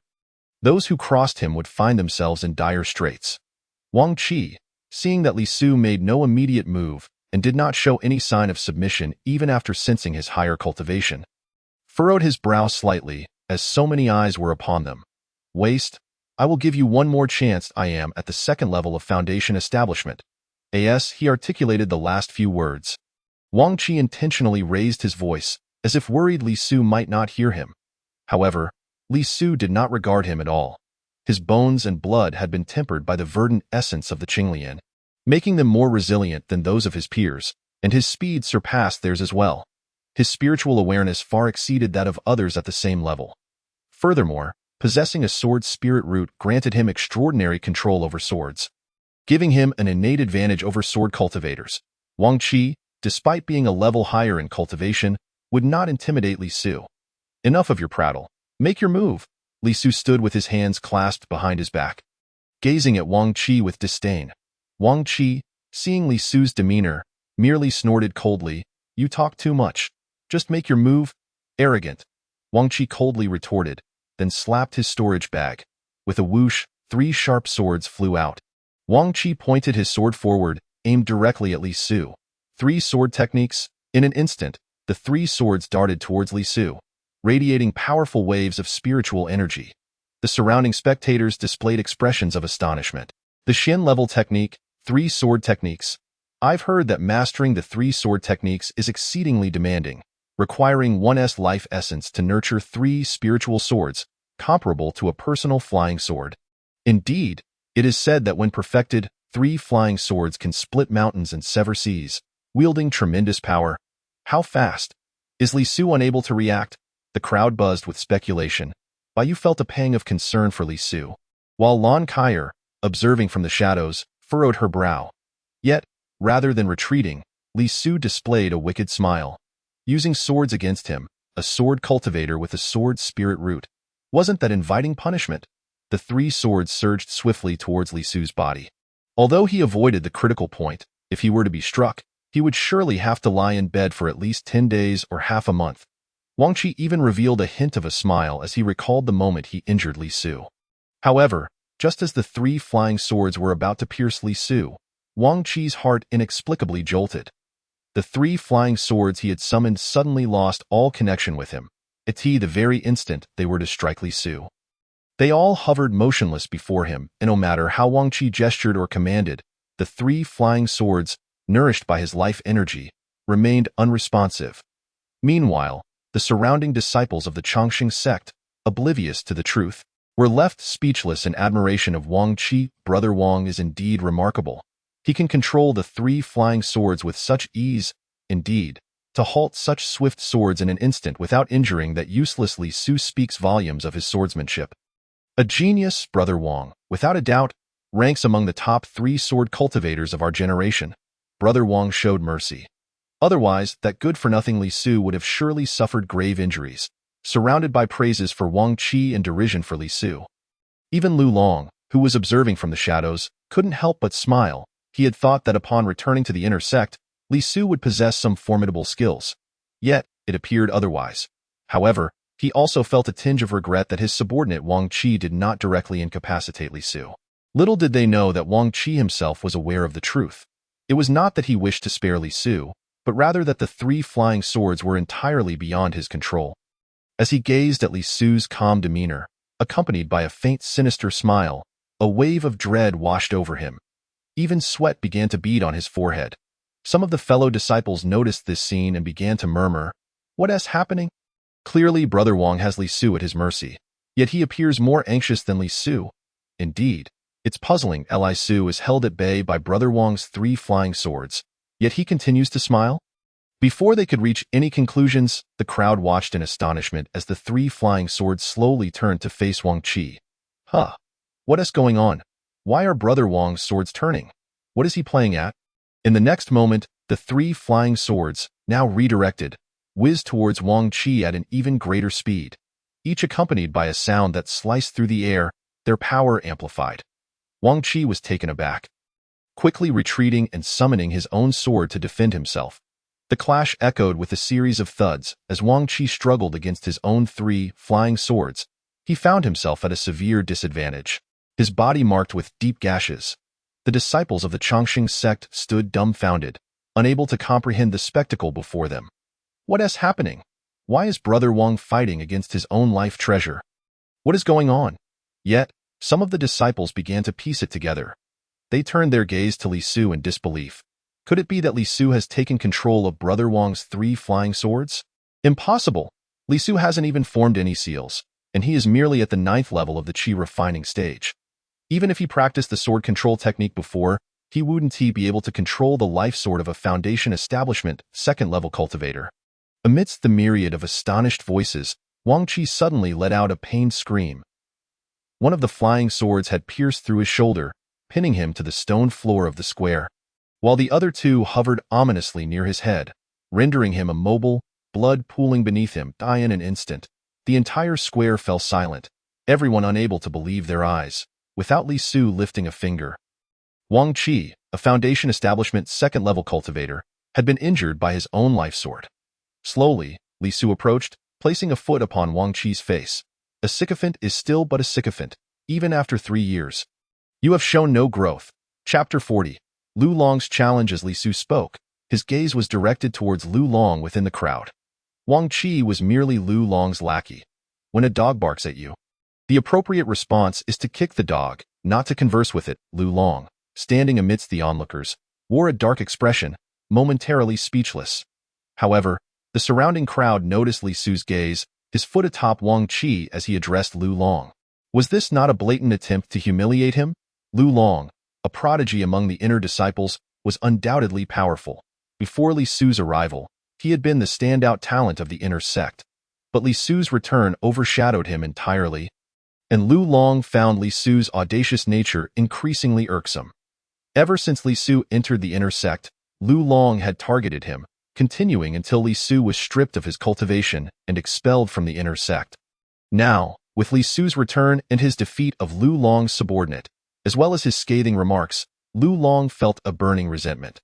The onlookers of the Chongqing sect regained their composure, gazing at Li Su in astonishment. Heavens! Li Su managed to defeat Wang Qi so effortlessly. Wang Qi is a Foundation Establishment second-level cultivator. How could he fall so completely? Incredible. It seems Li Su won without even exerting his full cultivation. It is simply unbelievable. Could he possess some secret treasure? These murmurs went unnoticed by Li Su. Observing Lu Long's lack of reaction, he scoffed derisively, withdrawing the sword embedded in Wang Qi's arm and kicking the fallen Wang Qi over. It seems you have chosen the wrong side. Your master Lu Long merely sees you as a tool. With that, Li Su turned to leave before a chilling voice rang out from the crowd. Junior brotherly, it's been 3 years. You remain as proud and obstinate as ever. I wonder how much you've truly progressed since then. As the voice spoke, a path opened in the crowd, revealing a dashing young man clad in blue and white robes. Standing tall among the onlookers, his demeanor was imposing, yet his cold gaze added an air of arrogance. Upon hearing the voice, Li Su's lips curled into a slight smile as he slowly turned around. Upon seeing the man, he smirked disdainfully. Lu Long, if you wish to make a move against me, then do so directly. What use is sending your lackey to gauge my strength? Does pretending to be grand amuse you? Li Su spoke bluntly, causing many in attendance to widen their eyes in disbelief. During Li Su's absence over these 3 years, Lu Long had amassed considerable influence in the inner sect, and none among his peers dared to provoke him. Yet here was Li Su, freshly returned to the inner sect, openly confronting Lu Long without a shred of deference. Lu Long, accustomed to flattery, darkened his expression upon hearing Li Su's blatant disrespect. It seems that during your 3 years away, Junior brother Li has encountered numerous opportunities. Your withered spiritual root has revived, and your strength must have significantly increased. Today, I shall take the opportunity to offer you some guidance. With that, Lu Long retrieved a challenge banner from his storage bag, which flew forth dramatically. The crowd gasped in astonishment. What? Lu Long intends to challenge Li Su? The battle of 2 prodigies. What prodigy? 3 years prior, they might have been evenly matched, but now Li Su had yet to establish his foundation. His earlier victory over Wang Qi was surely due to some fortuitous treasure. Against Lu Long, he would undoubtedly be outmatched. Lu Long had already reached the fearsome 5th level of Foundation Establishment at the young age of 25. A 25-year-old at the 5th level of Foundation Establishment was a prodigy not only in the Eastern continent, but also in the Central continent. Yet now, this genius sought to challenge Li Su, whose spiritual roots had been withered for 3 long years. The onlookers felt a profound sense of hopelessness for Li Su. Surely, he would not dare to accept the challenge. I certainly don't believe he would. Even if that waste can cultivate again, the gap compared to Brother Lu is still vast. Exactly.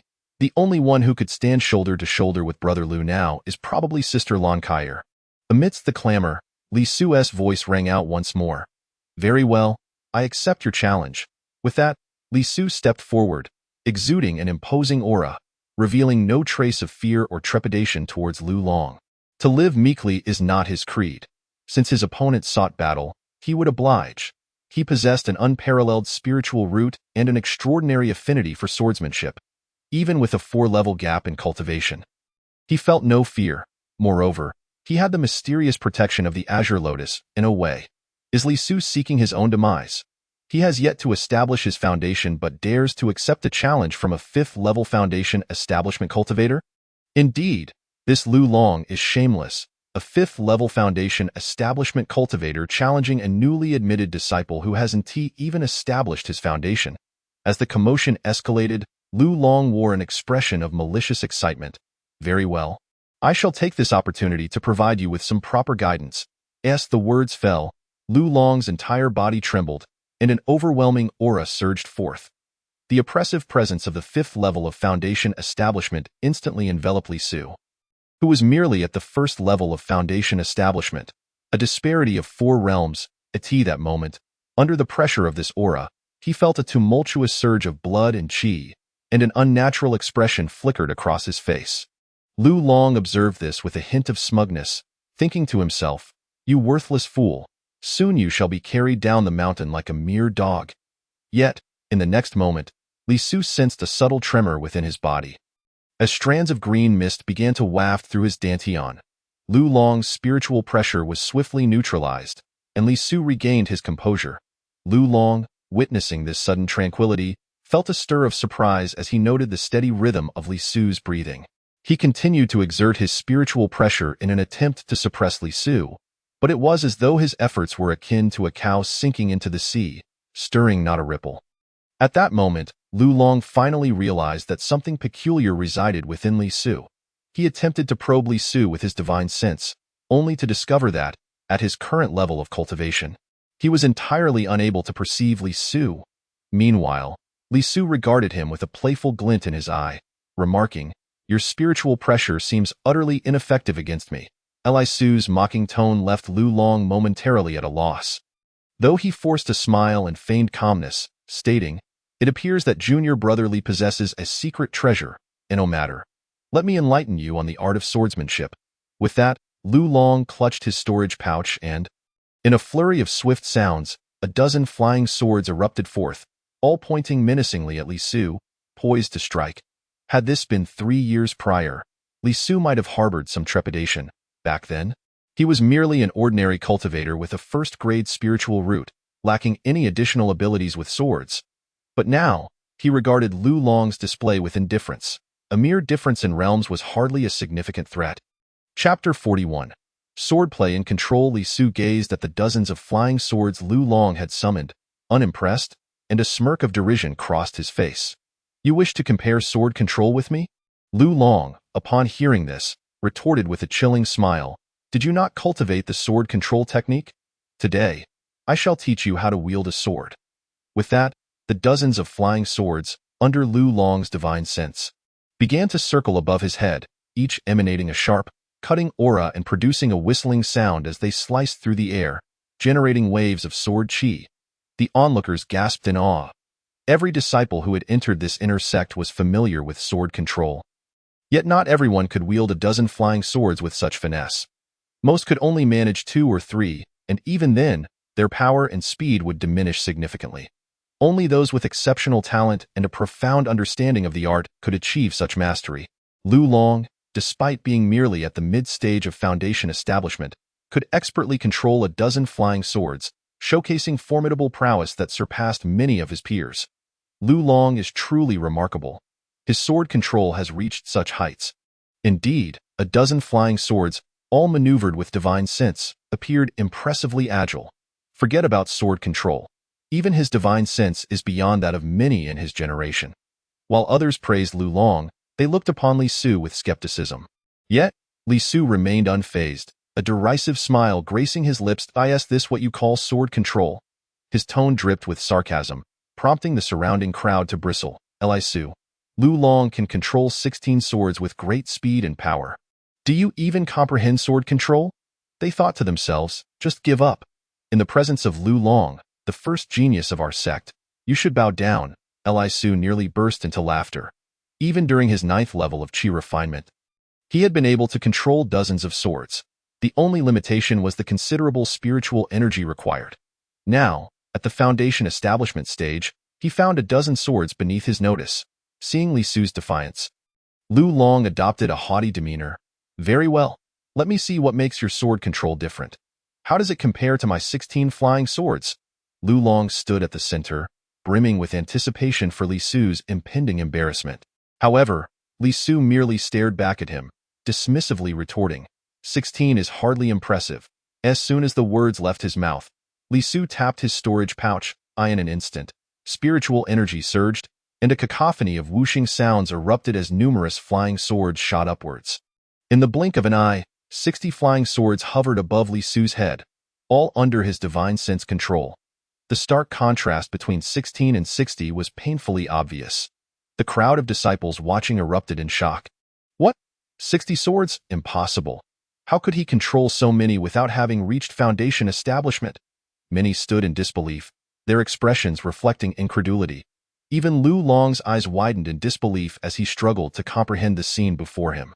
To control 60 flying swords required at least a late-stage foundation establishment cultivator with considerable skill in sword control. Yet, Li Su, having only reached the first level of foundation establishment, had achieved the impossible. How did you do that? Lu Long stammered, disbelief lacing his voice. Li Su regarded him with disdain. What does it matter to you? Do you still intend to instruct me? Lu Long felt a burning humiliation wash over him. Initially, he had intended to advise others on sword control, only to be met with the spectacle of 60 flying swords. Unable to maintain his composure, he retorted, "What use are 60 flying swords? Quantity does not equate to power." With that, Lu Long directed his 16 flying swords to surge toward Li Su, without needing to form any seals, merely focused his divine sense, and 60 flying swords flew forth in a whirlwind. His connection with the swords was so profound that wielding them felt like an extension of his own body. As long as his spiritual energy sufficed, he could command 100, 1,000, indeed. 60 swords were trivial.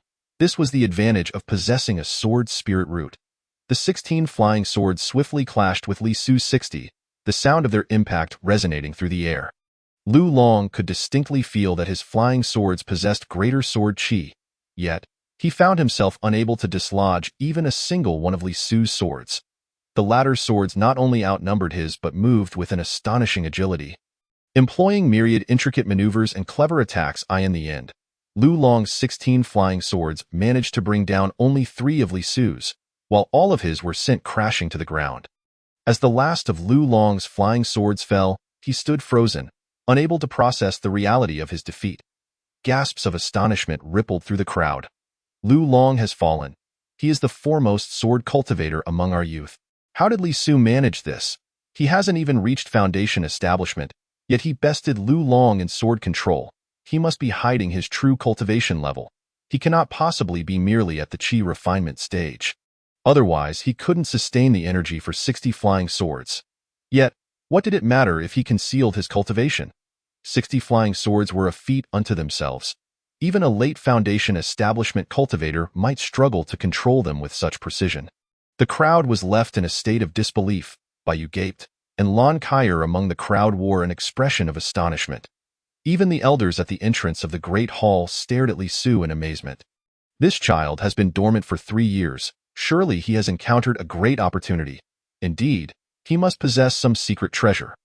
Otherwise, with his first level of foundation establishment, it would be impossible for him to control 60 flying swords. What kind of artifact could it be? I am eager to know. Regardless, he remained our Chongqing sect disciple. This opportunity belongs to him. We old folks should refrain from meddling. It seems that upon rejoining the inner sect, Li Su will reclaim the title of our sect's top genius. Amidst the elders' discussions, Lu Long's expression darkened. With your cultivation level, you cannot possibly control 60 flying swords. You must be using some secret treasure. Since we are competing, let us not only compare flying swords. Now, let us test our swordsmanship and physical prowess. I want to see how you dare to claim superiority over me. As Lu Long spoke, he trembled with power, unleashing his full cultivation at the 5th level of foundation establishment. A wave of spiritual pressure radiating outward, in his hand. A gleaming yellow sword materialized. Chapter 42. The might of a sword as soon as the yellow sword was drawn. A murmur rippled through the spectators. Look, that is Lu Long's magic weapon. The Huanglong sword. Indeed, Lu Long obtained it from the magic artifact cave last year. It is said to have been a relic used by our sect's elders, enhancing sword techniques by 30%. With this, Li Su's chances seemed bleak. His lower cultivation level would surely hinder him against Lu Long wielding the Huanglong sword. As the discussion swirled around him, Li Su too recognized the distinctive qualities of this sword. Upon acquiring the sword's spirit root, Li Su's perception of swords became exceedingly acute. For ordinary flying swords, his perception was limited. However, the moment this treasured sword manifested, his senses intensified markedly. A fine sword indeed. Naturally, it is an exquisite blade, wielded by an elder of our sect a millennium ago. Today, allow me to demonstrate the disparity between you and me, Lu Long declared arrogantly. The recent defeat had humiliated him, and he was determined to reclaim his honor by vanquishing Li Su decisively. Yet, Li Su remained unperturbed. As long as his opponent wielded a sword, he held an inherent advantage. He coldly retorted with a disdainful glance, inciting Lu Long's ire. Seeking death, with that proclamation, Lu Long raised the Huanglong sword and struck downwards. With a resounding hum, a wave of sword energy surged directly towards Li Su. Its power formidable and extending 5 meters in length. Despite Li Su's natural advantage against sword cultivators, he dared not underestimate Lu Long, whose cultivation surpassed his by 4 levels. Li Su ceased, concealing his own cultivation. With a tremor, he unleashed the full force of his foundation establishment first layer. What? He has established his foundation? Impossible. Just 3 days prior, upon entering the intersect, he was clearly at the 9th layer of Qi refinement. He had hidden his cultivation, yet even with the foundation establishment first layer, facing a 5th layer cultivator, he had little hope of victory. The onlookers gasped as Li Su drew forth a simple longsword. Gripping it firmly, he suddenly roared, "Break!" In that moment, Li Su channeled all his spiritual power, crashing down with overwhelming force. Bolstered by the sword's spirit root, his strike unleashed a terrifying sword aura. The sword light shot skyward. The energy he released surpassing Lu Long's in both strength and brilliance, extending a full 8 meters, eclipsing Lu Long's attack. The spectators were left in awe, and even Lu Long's expression turned to one of shock. He wielded the Huanglong sword with a cultivation level at the 5th layer of foundation establishment, only managing to produce a 5-meter-long sword aura. Yet, Li Su, at the 1st layer and armed with a mere iron sword, had manifested an 8-meter sword aura. This was beyond Lu Long's comprehension, yet faced with the reality, he had no choice but to press forward. With a thunderous explosion, the sword energy reverberated, sending ripples of force cascading outward. The onlookers were knocked back, and a scream pierced the air. In the next moment, Lu Long was sent flying, landing 10 meters away, while Li Su stood firmly in place. Lu Shixiang, has been defeated. My heavens! Lu Shixiang truly lost. Unbelievable. How could a 1st layer foundation establishment cultivator defeat a 5th layer one? What a farce! Everyone present was left dumbfounded, unable to fathom the impossibility of the defeat. Lu Long clutched his chest, blood staining the corner of his mouth. No, I was unprepared just now. This time, I shall unleash my full power and settle this once and for all. Lu Long's eyes burned with rage. A manic glint in his gaze, he had lost utterly. A defeat so profound he could hardly face it. A dignified 5th layer cultivator, bested by a mere 1st layer, left him utterly humiliated. Once more, Lu Long raised his sword, his spiritual power surging forth, ready to engage Li Su in a life-and-death struggle. Surely not. Lu Shixiang has already lost. Does he still wish to fight? If this continues, it could turn fatal. Many whispered amongst themselves, making it increasingly difficult for Lu Long to accept. Li Su furrowed his brow, tightening his grip on the longsword. Although he had emerged victorious in the previous clash, the gap in their realms had drained him significantly. If Lu Long were to disregard his own dignity and insist on a life-and-death duel, Li Su would find himself in a precarious position. At that moment, Bai Ling rushed forward. Lu Shixiang, you have already lost. Should you continue, it will become a life-and-death situation, violating sect rules. Enough of your prattle. Li Su, come again, Lu Long shouted once more. Seeing Lu Long charge at him, Li Su instinctively pulled Bai Ling behind him. Step aside. This protective gesture drew the attention of Lon Kaier, who watched from the crowd. Her delicate brows furrowed, a tumult of emotions stirring within her. Though she had severed her ties with Li Su, his actions now stirred a deep discomfort within her.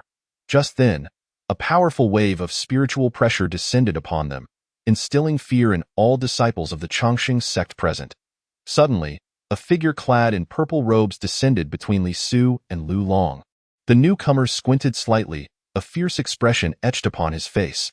The crowd recoiled in trepidation. This was Elder Taihe, the enforcer of the Chongqing sect. "Cease this at once," Elder Taihe commanded coldly. Even Lu Long, in his frenzy, could only halt at those words. "Elder Taihe? Elder Taihe!" Both Lu Long and Li Su exclaimed. Elder Taihe scrutinized the two before fixing his gaze on Lu Long. "You have lost." The overwhelming spiritual pressure rendered Lu Long's legs weak, leaving him momentarily speechless. Elder Taihe continued, "A grave enemy approaches, and the Hanyu sect casts a covetous eye upon our sect. You should focus on your cultivation to withstand the impending threat. Once we have triumphed over the Hanyu sect, should you two still harbor personal grievances, you may settle them on the life and death platform." Elder Taihe's voice resonated with authority, leaving no room for dissent, as the highest-ranking elder beneath the sect leader. His cultivation had reached the late stage of golden core, a terrifying prowess. Neither Li Su nor Lu Long dared to challenge him, and they could only clasp their fists in acknowledgement. However, a shadow of discontent lingered in Lu Long's eyes. Li Su, undeterred, resolved to surpass Lu Long in a short span of time, ensuring that he would never again hold his head high. Seeing Li Su and Lu Long acquiesce, Elder Taihe waved his hand once more. "Disperse, return to your training and prepare for the challenge from the Hanyu sect in 3 months." "Yes, Elder. Yes, Elder." No one dared defy the sect's enforcer, the second most powerful figure within the sect. Without further delay, the disciples departed, riding their flying swords into the skies. Lu Long shot Li Su a fierce glare before turning to leave the square, soaring away on his sword. Once Lu Long had vacated the area, Li Su turned to Bai Ling, who was gazing at him sweetly. "Are you not afraid of becoming Lu Long's enemy by helping me?" Li Su inquired softly. Bai Ling shrugged nonchalantly. "What is there to fear? You saved me." "He never did. Besides, you are so formidable. Surely, you will protect me in the future, right?" Chapter 43. A month of training. Li Su regarded the brave woman who stood up for him. Feeling a stirring in his heart in this ruthless world of cultivation, where everyone clung to their lives with utmost care, few would dare to take risks for another, and most preferred to avoid entanglements and animosities. Only those devoid of affection, cold and rational, could traverse further along this path. Bai Ling, hailing from a prestigious sect family, undoubtedly understood this truth. Her defense of Li Su could either stem from a profound admiration for his potential, seeking to curry favor, or a genuine desire to repay the debt of gratitude for his earlier rescue. Yet, Li Su believed Bai Ling to be of the latter disposition. However, his initial act of saving her had merely been a moment of opportunism. Capitalizing on the Blue Qilin's vulnerabilities, it was not a selfless act. Had the Blue Qilin not revealed its flaws, Li Su would have simply watched Bai Ling perish without batting an eye. Yet Bai Ling had etched this memory deep within her heart. Even daring to confront Lu Long, the sect's most recognized male prodigy. Now, as Li Su looked at Bai Ling, his expression softened considerably. "I owe you a favor," he remarked before disregarding her reaction, summoning his flying sword and departing towards Qinglong Peak. Bai Ling watched him leave, pouting slightly, yet simultaneously feeling a chill of hostility approaching. Turning around, she spotted Lon Kaier amidst the crowd. The foremost female genius of their generation, Lon Kaier and Bai Ling locked eyes. Though her expression remained impassive, the hostility in her gaze was unmistakable. After a brief moment of mutual acknowledgement, Lon Kaier summoned her flying sword and departed. Bai Ling furrowed her brow at Lon Kaier's retreating figure. Musing, could this be due to Li Su Shixiao? I heard they had already severed their ties. Could it not be entirely over? She muttered to herself before summoning her own flying sword and leaving the scene. Standing atop his sword, Li Su felt his legs weakening. After all, he was merely at the first layer of foundation establishment, yet he had just withstood a strike from a fifth-layer cultivator. Lu Long's single blow had drained over 90% of his spiritual power. Should another confrontation arise, defeat was inevitable. Li Su understood that to secure his place within the Chongqing sect, he required greater strength. Whether against his rival Lu Long or the disciples from the Hanyu sect who would challenge him in 3 months. Before long, Li Su arrived at the foot of Qinglong Peak. The disciples of Qinglong Peak were already ascending on their swords. Vanishing into the mountain's depths to cultivate, Li Su, had been granted special permission from the sect leader to enter Qinglong Peak, and the seal was inscribed upon his jade talisman.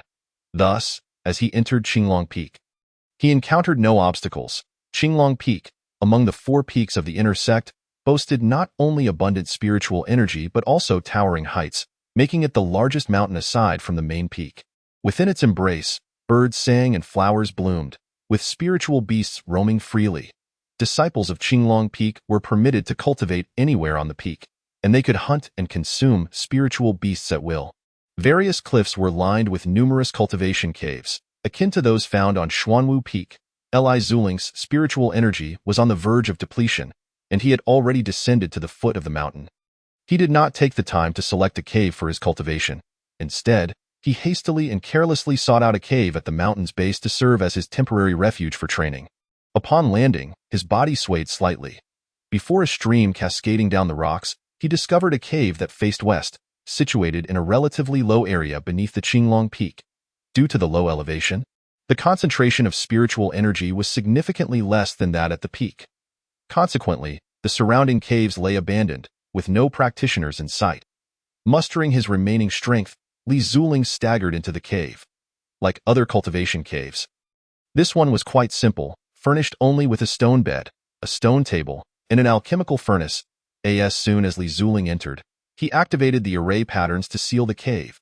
He then sat cross-legged and retrieved a low-grade spirit stone from his storage bag. Consuming it directly as the spiritual energy flowed into his body, he began to feel a gradual restoration of strength. Once he stabilized his condition, Li Zuling commenced his breathing exercises. He needed to swiftly replenish his depleted dantian. With each inhalation and exhalation, an immense amount of spiritual energy was drawn into his body. Each breath he took seemed to devour the surrounding spiritual power. While others might need to breathe 10 or 20 times to match the energy Li Zuling absorbed in just one breath. This was entirely due to his ancient spiritual root and the continuous refinement his body underwent from the azure lotus in his dantian. After reaching the foundation building stage, Li Zuling could go an entire month without the need for fasting. He yearned for power and aspired to ascend further in his cultivation journey. Thus, for the following month, he remained within the cave, wholly devoted to his training, with no distractions. During this month, the surrounding spiritual energy experienced a significant decline. Fortunately, his location at the foot of Qinglong Peak meant there were very few fellow practitioners nearby. Otherwise, Li Zuling's intense cultivation method would have undoubtedly attracted attention. Over the course of this month, the azure lotus in his dantian doubled in size, becoming even more vibrant and growing an additional inch in height. Li Zuling eagerly anticipated what this azure lotus would eventually become, a miraculous plant thriving within his dantian. Its emanating green aura became increasingly dense, which in turn accelerated his absorption of spiritual energy and naturally hastened his advancement. Within just a short month, he achieved the 2nd level of foundation building, a feat accomplished only through his relentless suppression of his progress. Several times, he nearly broke through to the 3rd level of foundation building, but each time, he managed to restrain himself. He craved strength and cultivation. Yet he understood that without an unshakable foundation, his future endeavors would falter. After reaching the foundation building stage, subsequent breakthroughs would prove exceedingly challenging, exponentially more so than during the qi refining period. While others might take a year to transition from the 1st to the 2nd level of foundation building, some could take several years or even a lifetime without achieving such a breakthrough. Achieving the 2nd level within 3 years was already commendable. Within a year, one would be deemed a genius. Within 6 months, a prodigy, and within 3 months, a peerless talent. Yet Li Zuling managed to break through in just a month, almost reaching the 3rd level. If word of this were to spread, it would undoubtedly create a sensation. Not only would the Chongqing sect be astonished, but the entirety of the eastern continent, and even the central continent, would tremble at the news. During this time, Li Zuling's name once again resonated throughout the Chongqing sect, leaving the disciples in awe. The once youthful genius had made a formidable return. 3 years prior, his spiritual root had withered, and his cultivation had dissipated. Yet 3 years later, he had risen from a mere outer sect servant to an inner sect disciple. In less than 3 days after joining the inner sect, he had defeated Lu Long, a sect prodigy at the 5th level of foundation building, with a single strike. Such a terrifying achievement ignited fervor among the disciples, many of whom began to idolize him. However, Those who had mocked and ridiculed Li Zuling now wallowed in regret, fearful of his potential retribution, living in trepidation. Even the talented Lan Kaier found herself unsettled. How could Li Zuling, once deemed a waste for 3 years, suddenly rise to prominence, especially after she had severed ties with him? Throughout this month, whenever she reached a critical moment in her training, she would recall the scene of their parted ways. Meanwhile, Lu Long, who had suffered defeat at the hands of Li Zuling, was consumed by rage. During several training sessions, his fury nearly drove him to the brink of madness. After Li Zuling, he had been regarded as the foremost talent among the inner sect's young men, with the sect placing great expectations upon him. His future was deemed limitless, and if he continued his current trajectory, he could one day contend among the youth of the Eastern continent, or even venture to the Central continent for supremacy. Yet a month ago, he had suffered a public defeat to Li Zuling, who was 4 levels beneath him in cultivation. How could he accept such humiliation? Over the past few days, he had been inquiring about Li Zuling's whereabouts, desperate to challenge him. Without a victory, he feared he would never overcome his inner demons. However, the cave arrays on Qinglong Peak, once sealed, could only be breached through brute force. It was nearly impossible to discern who was cultivating within. Additionally, most caves Lu Long investigated were located at the peak, while Li Zuling's cave was at the mountain's base. ASA result. After searching for over 20 days without success, Lu Long found himself increasingly agitated, unable to advance in his own cultivation. At that moment, he was atop the peak, practicing swordsmanship, his hair disheveled, howling wildly. None of his sycophants dared approach him. Meanwhile, Li Zuling sat leisurely at the entrance of his cave, watching the sunset as he roasted a spirit rabbit he had just caught, sprinkling it with a bit of cumin, savoring the moment. Chapter 44. Journey to the Library Pavilion. Li Zuling, relishing the beautiful sunset while feasting on roasted spirit rabbit, felt an overwhelming sense of contentment. This was the most relaxed he had been in the past month. By the time he finished eating, night had fallen. Instead of returning to the cave, he chose to sit cross-legged at its entrance. Beginning to absorb the essence of heaven and earth, he understood that the path of cultivation was akin to rowing upstream. One must either forge ahead or risk falling behind. This principle was particularly evident to him after experiencing the harsh realities following the withering of his spiritual root, which deepened his understanding of the importance of strength. Soon, Li Zuling entered a meditative state, his entire being enveloped in a radiant glow as the moonlight and surrounding spiritual energy continuously converged into his body. He resembled a black hole, consuming all the spiritual energy around him. Moreover, in the hazy background, a faint azure lotus shadow could be seen emerging from his back. Li Zuling felt a torrent of powerful spiritual energy coursing through his limbs and bones. The second level of foundation building became increasingly difficult to suppress as the overwhelming energy surged within him. He realized that the opportunity for a breakthrough had arrived. Guiding the flow of spiritual energy, he directed it to impact the third level of foundation building. This breakthrough proceeded remarkably smoothly. Within half an evening, Li Zuling ascended from the second to the third level of foundation building. At that moment, his dantian expanded, and the spiritual spring within it broadened by a meter. Furthermore, as he extended his consciousness, he was astonished to find it had expanded to a radius of 300 meters. This range was truly terrifying. Under normal circumstances, only those at the fifth level of foundation building could achieve such a breadth of consciousness. Yet Li Zuling, at the third level, had accomplished this feat, thanks to the azure lotus energy continuously refining his body. Such formidable consciousness power amazed him. "Incredible!"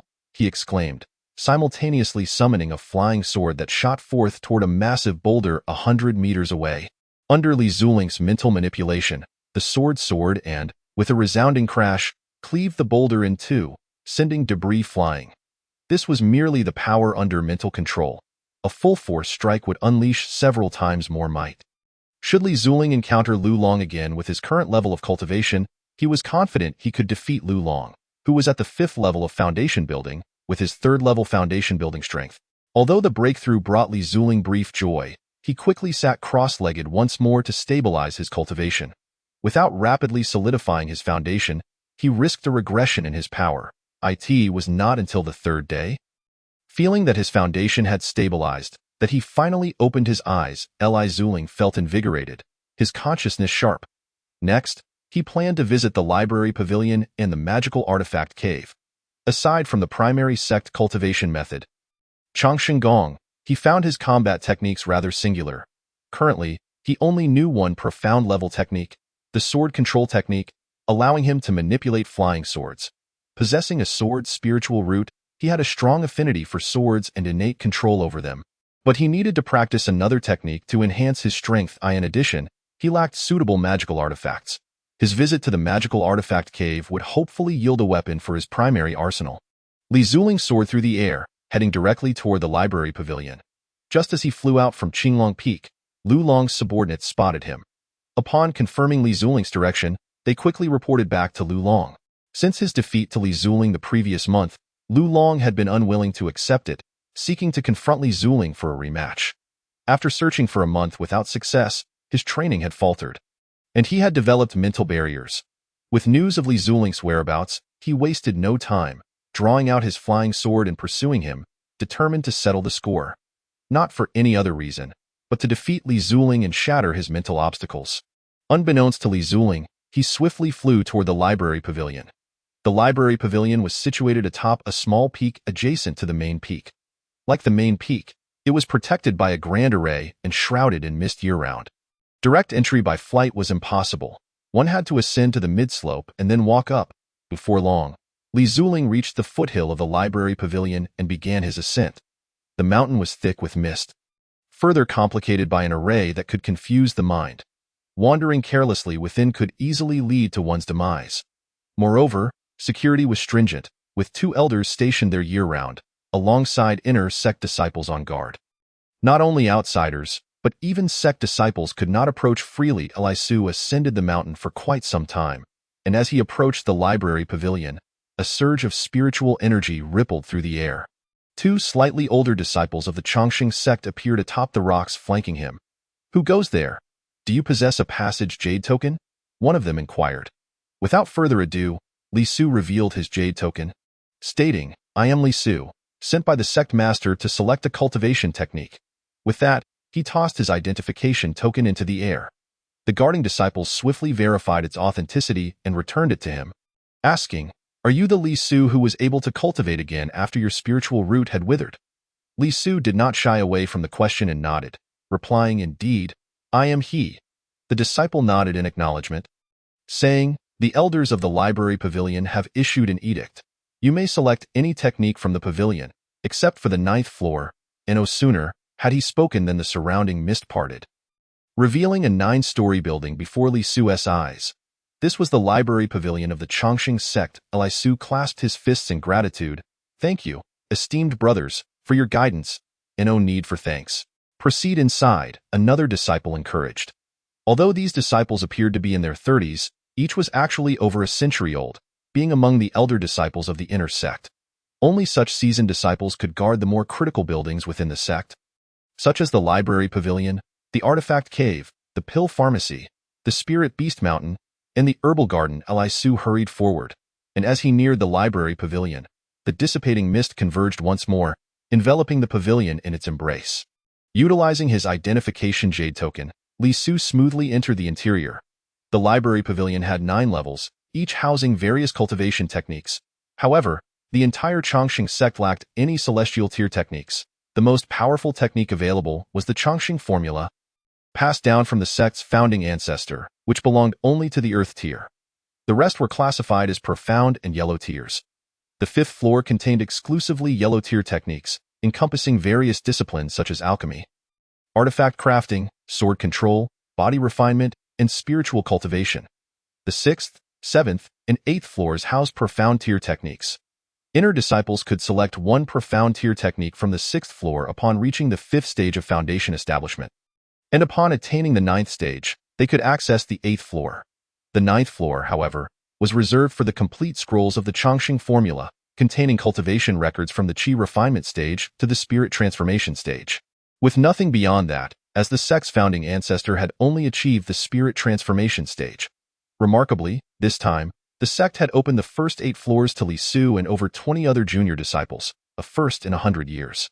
This unprecedented allowance underscored the grave crisis facing the sect, compelling it to break tradition and allow younger disciples to access more potent techniques, albeit with stronger backlash effects. Upon entering the library pavilion, Li Su wasted no time and made a beeline for the 8th floor. Naturally, he sought the finest techniques available, disregarding the offerings on the 1st through 7th floors. As he ascended, he was determined to select the Chongqing sect's most prestigious profound tier technique. Chapter 45. The Stirring of the Blue Lotus. As Li Su stepped into the library pavilion, he spotted an elder with white hair seated within. This was Elder Lu, one of the guardians of the library pavilion, who, like the elder stationed on the 9th floor, seldom left the premises. Upon seeing Elder Lu, Li Su cupped his hands in respect. Elder Lu, I am Li Su, sent by the sect master to select a cultivation technique. While speaking, he held out his identification jade token, as was customary for entry into the library pavilion. Upon entering the mountain, his token had been checked once, and it would be inspected again upon entering the library pavilion, which explained why Elder Lu was stationed at the entrance. Elder Lu did not open his eyes or examine Li Su's token, merely responding calmly. On the 8th floor, in room 34, there exists a technique called the Great Sun Sword Art, which would suit you well.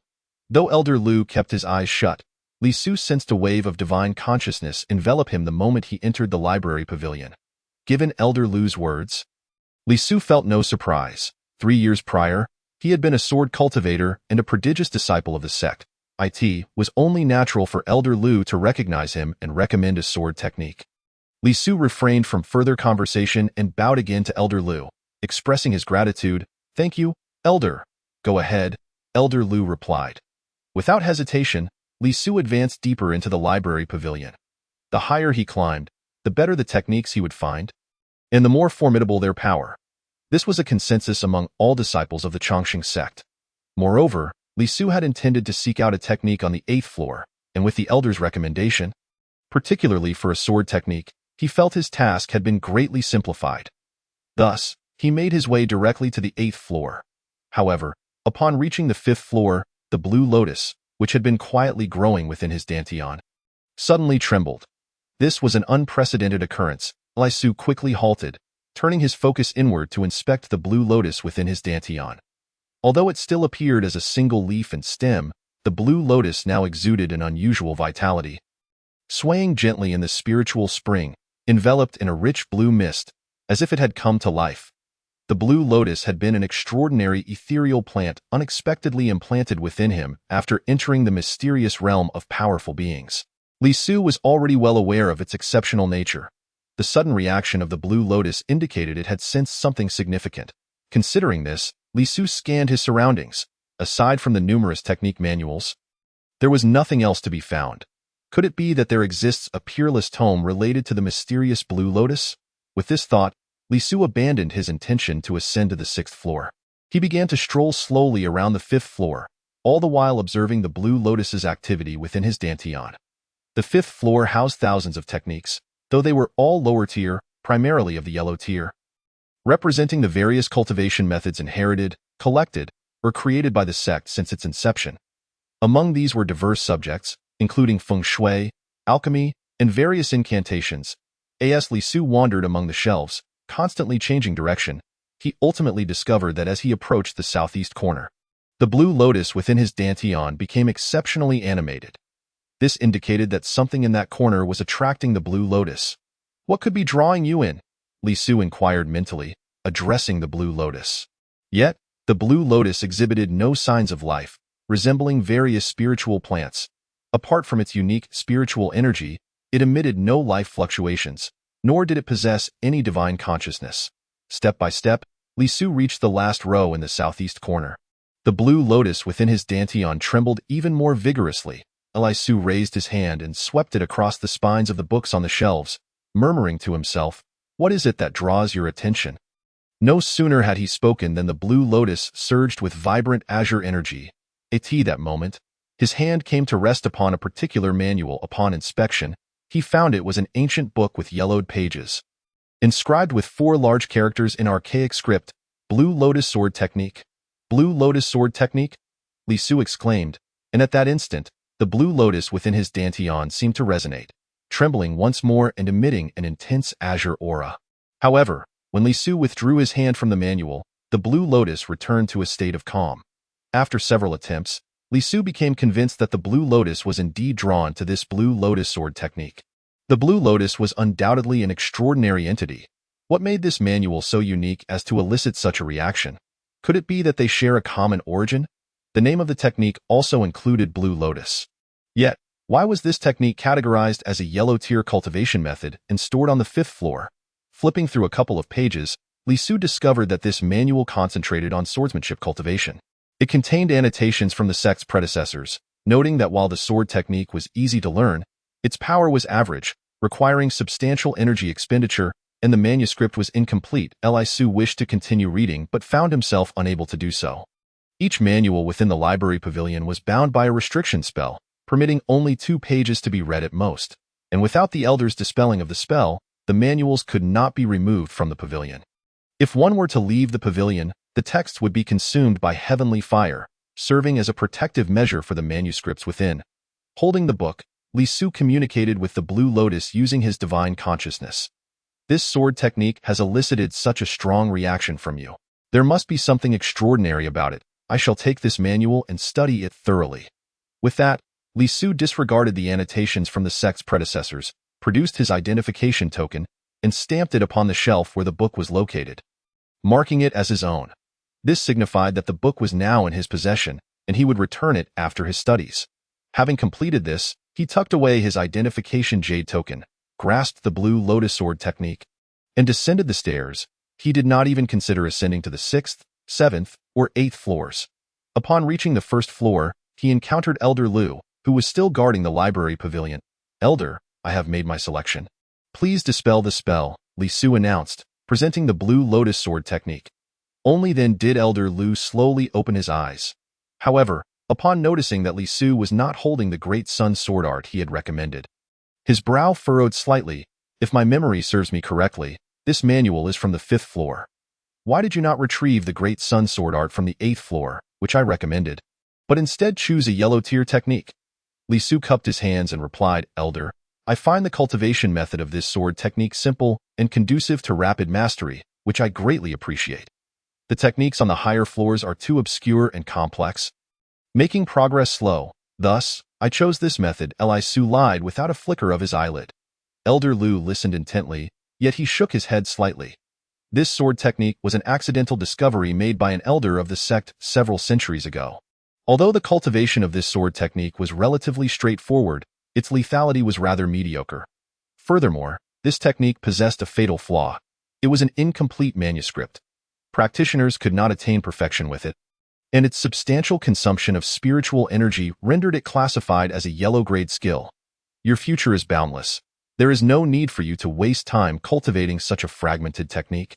It would be far more beneficial for you to select a superior, profound-grade skill for your advancement. Chapter 46. Lu Long's challenge. Again, rather than saying this sword technique was Li Su's choice, it would be more accurate to say it was chosen by the Qinglian within him. He paid little heed to the elder's words and resolutely insisted, "Elder, I have a strong affinity for this sword technique and I am quite fond of it. I humbly request your approval." Li Su spoke with conviction. He had resolved to cultivate this sword technique. Elder Lu, seeing his determination, merely sighed and replied, "Very well, do as you wish," with a wave of his arm. The prohibitive incantation on the Qinglian sword technique vanished, allowing Li Su to safely take the manuscript with him. Swiftly, Li Su stowed the Qinglian sword technique manuscript into his storage pouch and, with a respectful gesture, bid farewell to Elder Lu, saying, "Elder Lu, I take my leave." Elder Lu remained silent, merely closing his eyes once more, though internally he sighed softly. What a talented disciple, yet he chooses to cultivate such a reckless technique. While it may yield results in the short term, it holds no benefits for his future. Considering the current predicament of the Chongqing sect, there seemed to be no other option if, in 2 months, they were to lose against the Hanyue sect, the majority of the sect's spiritual minds would be redistributed. Without the support of these minds, the disciples of the Chongqing sect would find their cultivation exceedingly difficult. At that point, the Chongqing sect would be rendered nearly extinct. Li Su paid no mind to these concerns.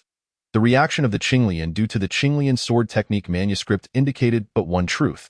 What others deemed an ordinary manuscript was, in reality, an extraordinary skill, merely undetectable to the untrained eye. With the Qinglian sword technique in hand, Li Su swiftly departed from the library pavilion. After navigating through layers of mist, he soared towards the treasure cave on his flying sword. Having visited the library, his next step was naturally to seek a suitable magical artifact in the treasure cave. However, shortly after leaving the library, he noticed an individual approaching rapidly on a flying sword. Accompanied by a low growl, the figure exclaimed, "Li Su, halt!" Li Su turned to glance, observing Lu Long, who was riding a flying sword and accompanied by several fellow disciples, swiftly approaching him. Seeing the expression on Lu Long's face, Li Su surmised that trouble was imminent. Having reached the third level of Foundation establishment, he felt no fear. He hovered in the air, standing with his hands clasped behind his back. Lu Long and his companions quickly drew near, stopping before Li Su. "You little brat, you dare not run," Lu Long declared haughtily. The humiliation from a month prior had made his cultivation nearly impossible, as he was plagued by restlessness. Only by defeating Li Su could he quell this indignation, thereby solidifying his resolve and proving himself as the foremost genius of the Chongqing sect. "Why would I run?" Li Su replied calmly. To him, Lu Long posed no obstacle, not even a worthy opponent. Lu Long, noticing Li Su's tranquil demeanor and his apparent disregard, felt a surge of irritation. The two disciples beside him scowled and rebuked Li Su, saying, "You insolent wretch, do you not know to pay your respects to senior brother Lu? And do not think that just because you've re-entered the inner sect, you can act arrogantly. Before senior brother Lu, you remain a waste." Upon hearing these words, Li Su delivered a slap from a distance. With a resounding crack, the speaker spat a mouthful of blood and was sent tumbling from his flying sword, plummeting towards the ground. "Brother Wang!" exclaimed the fellow disciples of the Chongqing sect in unison. Li Su did not even flinch, maintaining his calm gaze upon the unfolding scene. Lu Long's expression turned dark. "Li Su, you truly are arrogant. You dare to strike my people. Last time, you merely won by a stroke of luck. But now you've become utterly lawless. Today, as your senior brother, I shall teach you a proper lesson." As he spoke, a wave of spiritual pressure surged forth like a tidal wave. The distinct aura of the fifth level of Foundation establishment was unmistakable. Clearly, this time Lu Long was unleashing his full strength, aiming to utterly defeat Li Su and reclaim his dignity. Yet, the current Li Su was no longer the same as he had been a month prior. With the Qinglian protecting him and having reached the third level of Foundation establishment, he felt no trepidation before Lu Long's spiritual pressure. He remained composed, not a hint of disturbance in his aura. This left Lu Long incredulous. A month ago, when he released his fifth level of Foundation establishment, Li Su had struggled to withstand it and had shown signs of discomfort. Yet, after a month apart, Li Su now appeared remarkably at ease under Lu Long's pressure. "With such meager strength, you dare to teach me a lesson?" Li Su retorted, dripping with sarcasm. "Senior brother Lu, this brat is exceedingly arrogant." "Indeed, senior brother Lu, this time do not hold back. Teach him a lesson," echoed his companions. "Do not think that just because you have a magical artifact to protect you, you can withstand senior brother Lu's spiritual pressure. The absolute disparity in realm is not something you can oppose." The followers of Lu Long fawned upon him, and the disciple whom Li Su had just struck down returned, clutching his swollen face. His expression filled with murderous intent as he implored, "Senior brother Lu, you must avenge me." Lu Long glanced at him, then turned his gaze back to Li Su. "Fear not, Li Su has assaulted a fellow disciple without cause. As your senior brother, I shall certainly administer justice." And no sooner had he spoken than Lu Long glared fiercely, drawing his treasured sword. With a swift whoosh, the sword sang as it cut through the air. Aimed directly at Li Su, a 6-meter-long sword aura cleaved toward him, significantly longer than the sword aura he had unleashed atop the main peak, a clear testament to its power.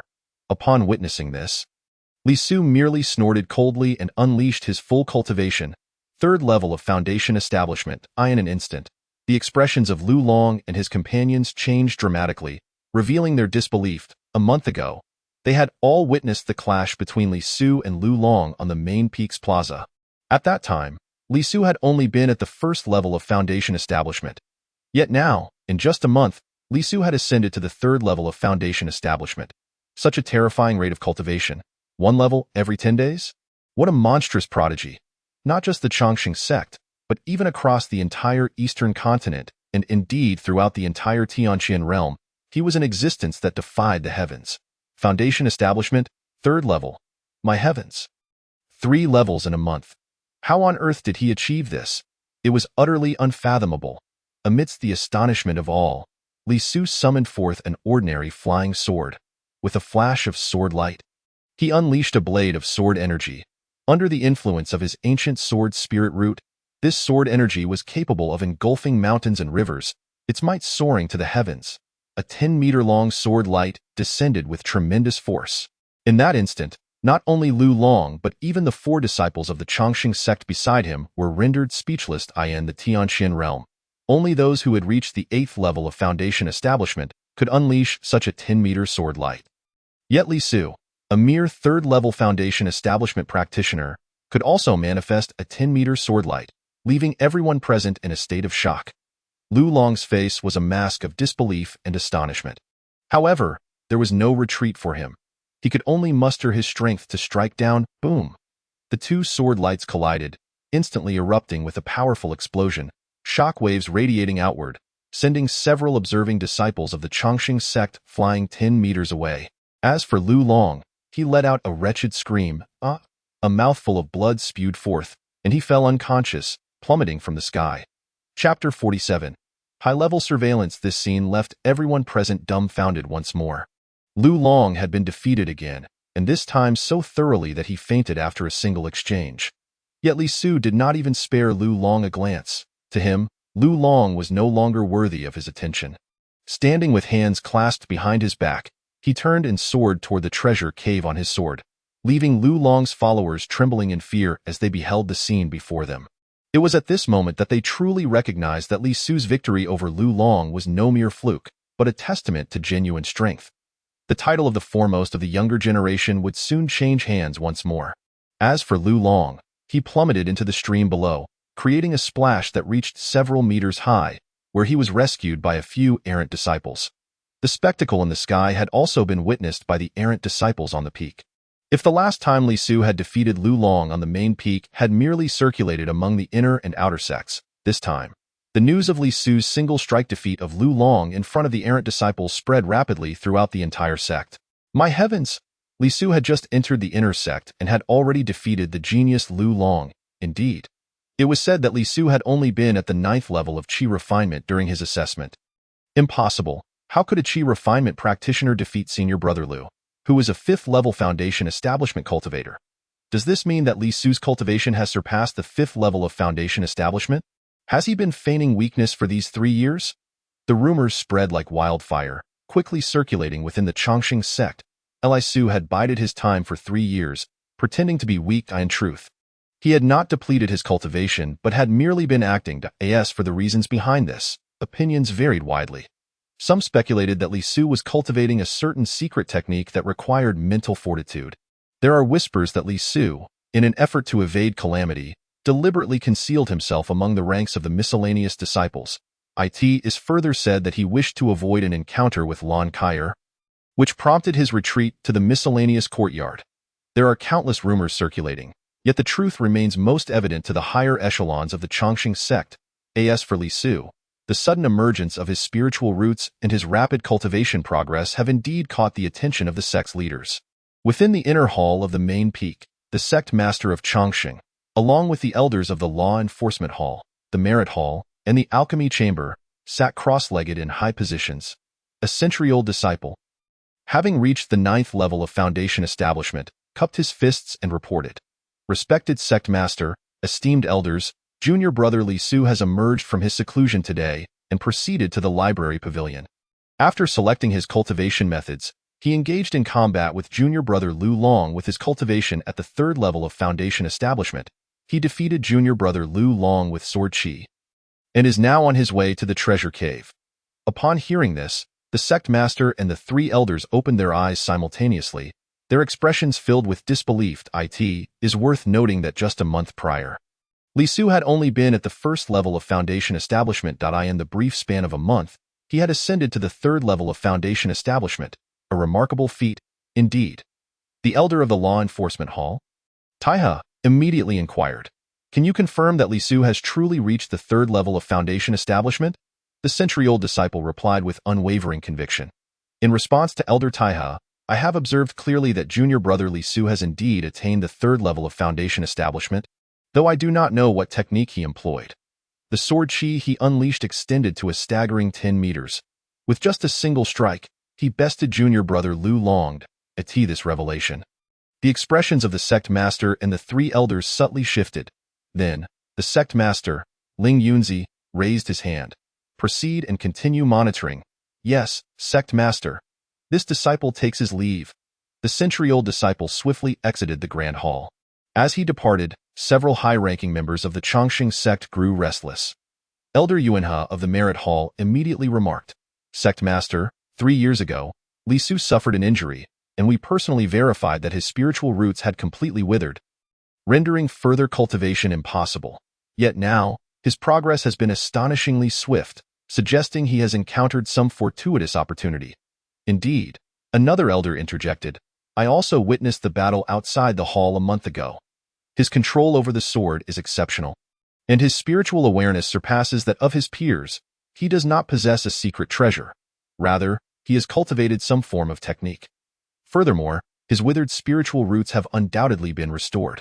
Elder Taiha of the Law Enforcement Hall added, After the grand competition, I investigated his activities over the past 3 years. He has been working as a miscellaneous disciple in the alchemy chamber, with little chance of encountering any great opportunities. However, the alchemist responsible for his training is intriguing, none other than the exiled Wang Yuan. Wang Yuan? Is he not the one who concocts elixirs using living creatures? Elder Yuanhe pressed. Indeed, Elder Longlin confirmed. This fellow has a penchant for concocting peculiar and even sinister elixirs. After Li Su's grand examination, Wang Yuan mysteriously disappeared, and a great fire erupted in the alchemy chamber. No one has seen Wang Yuan since. Rumors from the miscellaneous peak suggest that he held Li Su in high regard, often providing him with elixirs for bodily enhancement. Now that Li Su's spiritual roots have been reborn and he has returned to the path of cultivation, it is likely that Wang Yuan is dead. He must have concocted some peculiar elixir to aid Li Su in regrowing his spiritual roots. For some reason, Li Su may have taken his life. Through the consumption of numerous elixirs, combined with his innate talent and understanding, as well as his prior experience in successfully establishing his foundation, Li Su's cultivation has surged in a short time. If we can obtain from Li Su the recipe for the elixir that restores spiritual roots and present it to the upper realm sects, our Chongqing sect could gain their protection in that case. Dominating the eastern continent and even the central continent would not be beyond reach, it must be said. Elder Longlin's conjecture was remarkably close to the truth, revealing tremendous ambition. The other individuals present in the grand hall nodded in agreement, captivated by the vision he painted. Rather than gamble on a single disciple's future, they preferred to secure the recipe for the rebirth of spiritual roots, thereby obtaining the protection of the upper realm sections. After all, while talented disciples emerge year after year, many falter as they progress. However, securing the favor of an ancient sect, a bastion of heritage, would enable the Chongqing sect to rise dramatically, becoming a formidable force in the eastern continent and even the Tianqian realm, worshipped by myriad teachings. The hierarchy of the Chongqing sect understood this distinction well. They were also acutely aware of Li Su's circumstances 3 years prior. Yet, during these 3 years, Li Su had not descended the mountain, making any fortuitous encounter unlikely. The only conceivable explanation, as Elder Longlin had suggested, lay with the alchemist Wang Yuan, who had a penchant for concocting sinister elixirs, having provided Li Su something that restored his spiritual roots. Otherwise, there was no way Li Su's cultivation could have surged so dramatically after 3 years. However, with the challenge from the Hanyue sect looming, they had refrained from delving deeper into the matter, choosing instead to have high-ranking disciples observe Li Su discreetly, hoping to uncover any other secrets he might possess. Should they successfully navigate the impending crisis posed by the Hanyue sect, it was uncertain whether they would interrogate Li Su regarding the secret of his reborn spiritual roots and the elixir recipe. After all, such knowledge was rare not only within the Chongqing sect but across the entire Tianqian realm and even the 9 realms. At most, only those ancient supersects could graft spiritual roots onto others, yet they could not achieve the rebirth of spiritual roots. This was precisely why Elder Long Lin was so confident that acquiring such an elixir recipe would lead to the protection of upper realm sections. Meanwhile, Li Su remained blissfully unaware that he was under covert surveillance by the sect's higher dash-ups. As he rode his flying sword, he soon arrived at the treasure cave, where he intended to select a suitable magical artifact. Chapter 48. Treasure Hunt in the Treasure Cave. Li Su had entered the sect at a young age, becoming acquainted with the harsh realities of the cultivation world. Yet, even during the 3 years of his spiritual roots decay, when relegated to the status of a mere outer sect disciple, he never contemplated leaving the sect, nor did he harbor any thoughts of betrayal or resentment. Li Su understood the sect's rules. Only the strong could cultivate in the inner sanctum. His grievances were solely directed at his withered spiritual roots and the absence of any cultivation. Now that his spiritual roots had been reborn and his cultivation restored, he remained steadfastly loyal to the sect. Determined to aid it in overcoming the challenge posed by the younger generation of the Han US sect in 2 months' time and ensuring the sect's survival through the impending crisis. However, he had no inkling that the higher-ups of the Chongqing sect were secretly monitoring him. Intrigued by the mystery of his reborn spiritual roots, and even contemplating the possibility of controlling him to extract blood for alchemical purposes, at this moment, he stood before the treasure cave, which resembled the library pavilion. Filled with various magical artifacts, it was a repository of items collected by generations of disciples and masters of the sect, as well as artifacts forged by their own hands. After reaching a certain level of cultivation, disciples were permitted to enter and seek out artifacts that resonated with them. As Li Su approached the cave's entrance, an elderly man presided over the area, accompanied by several aged inner sect disciples. The elder was not a senior elder but merely a steward, yet his cultivation was not to be underestimated. Having attained the pinnacle of foundation establishment, his surname was Zhou. Though Li Su was not well acquainted with him, he respectfully addressed him, "Steward Zhou, I am Li Su, here to seek treasures." After presenting his jade token, Steward Zhou did not open his eyes. Rather, an inner sect disciple beside him seized the token, verified it, and announced, "Master, he may enter." Steward Zhou nodded. "You have been to the treasure cave before, so I shall not reiterate the rules. Upon entering, the formation will activate. You will have the span of a single incense stick to search for magical artifacts. And after that, you must exit. If you fail to do so, you will not be permitted to take any artifacts from the cave. I understand." Li Su clasped his hands in acknowledgement. With a wave of his hand, Steward Zhou signaled to the nearby disciples, who promptly positioned themselves beside the treasure cave. After activating the special array, the cave's entrance rose with a thunderous sound. Li Su did not hesitate, propelling himself directly into the cave. Once Li Su had entered, Steward Zhou turned to the disciples beside him and ordered, "Add 2 spirit stones to the array." The disciples were momentarily taken aback, for they understood that adding spirit stones to the formation would significantly enhance its suppressive power. Typically, adding a single spirit stone would render it uncomfortable for the disciples inside. Now, with 2 stones, the suppressive force would increase by over 50%. This was clearly a deliberate attempt to target Li Su, preventing him from obtaining any valuable artifacts. "What? Did you not hear my command?" Steward Zhou reiterated. The disciples, not daring to express any dissent, quickly nodded in agreement. They were unaware that Steward Zhou had a close relationship with the inner sect disciple Lu Long, who had been defeated by Li Su in a single move just outside the Grand Hall, a fact that had spread throughout the sect. Although Steward Zhou was merely a steward and could not directly obstruct Li Su, he could wield his authority to restrict Li Su's ability to acquire superior artifacts. Before long, the array within the treasure cave had been augmented with 2 additional spirit stones, intensifying its suppressive force. Meanwhile, Li Su, oblivious to the machinations against him, simply sought a sword. What he lacked was a suitable magical artifact, and it had to be a sword. As a swordsman, it is quite awkward not to possess a sword of one's own. Upon entering the treasure cave, Li Su immediately sensed a formidable suppressive force that weighed heavily upon his cultivation, rendering him incapable of manifesting any divine abilities or incantations. Here, all techniques fell into ineffectiveness, leaving him with no choice but to proceed on foot. The pressure seemed to intensify as he moved forward, and Li Su murmured to himself, though his steps did not falter. This was the unique formation of the treasure cave. With each step taken, a different form of suppression manifested. The cave extended 200 meters in length. Disciples below the Foundation establishment level could advance a maximum of 60 meters within, while those at the first to third levels of Foundation establishment could venture up to 100 meters. Those at the fourth level to the peak of Foundation establishment might delve 180 meters deep. The final 20 meters were reserved solely for those who had reached the Golden Core stage. Any attempt to forcefully breach these limits could result in grievous injury or even death under the formation's oppressive force. Upon entering the treasure cave, aside from the distinctive suppressive array that hindered his ability to channel spiritual energy, Li Su initially felt no discomfort. Casting his gaze around, he observed the cave was teeming with treasures of various kinds, each positioned in different locations throughout the cavern. At the forefront lay a selection of lower-tier artifacts, composed of ordinary materials and possessing minimal spiritual resonance. Only the treasures deeper within the cave were of higher rank. For instance, Lu Long had acquired the Huanglong sword at a depth of 180 meters. Logically, given that Lu Long was only at the fifth level of Foundation establishment, his ability to penetrate 150 meters into the cave was already remarkable. He had no business reaching the 180-meter mark. His possession of the Huanglong sword was due to the esteem held by the elders of the sect, who had assisted him in retrieving it from the cave. This very sword had significantly enhanced his swordsmanship by a full 20%. Li Su's intentions were crystal clear.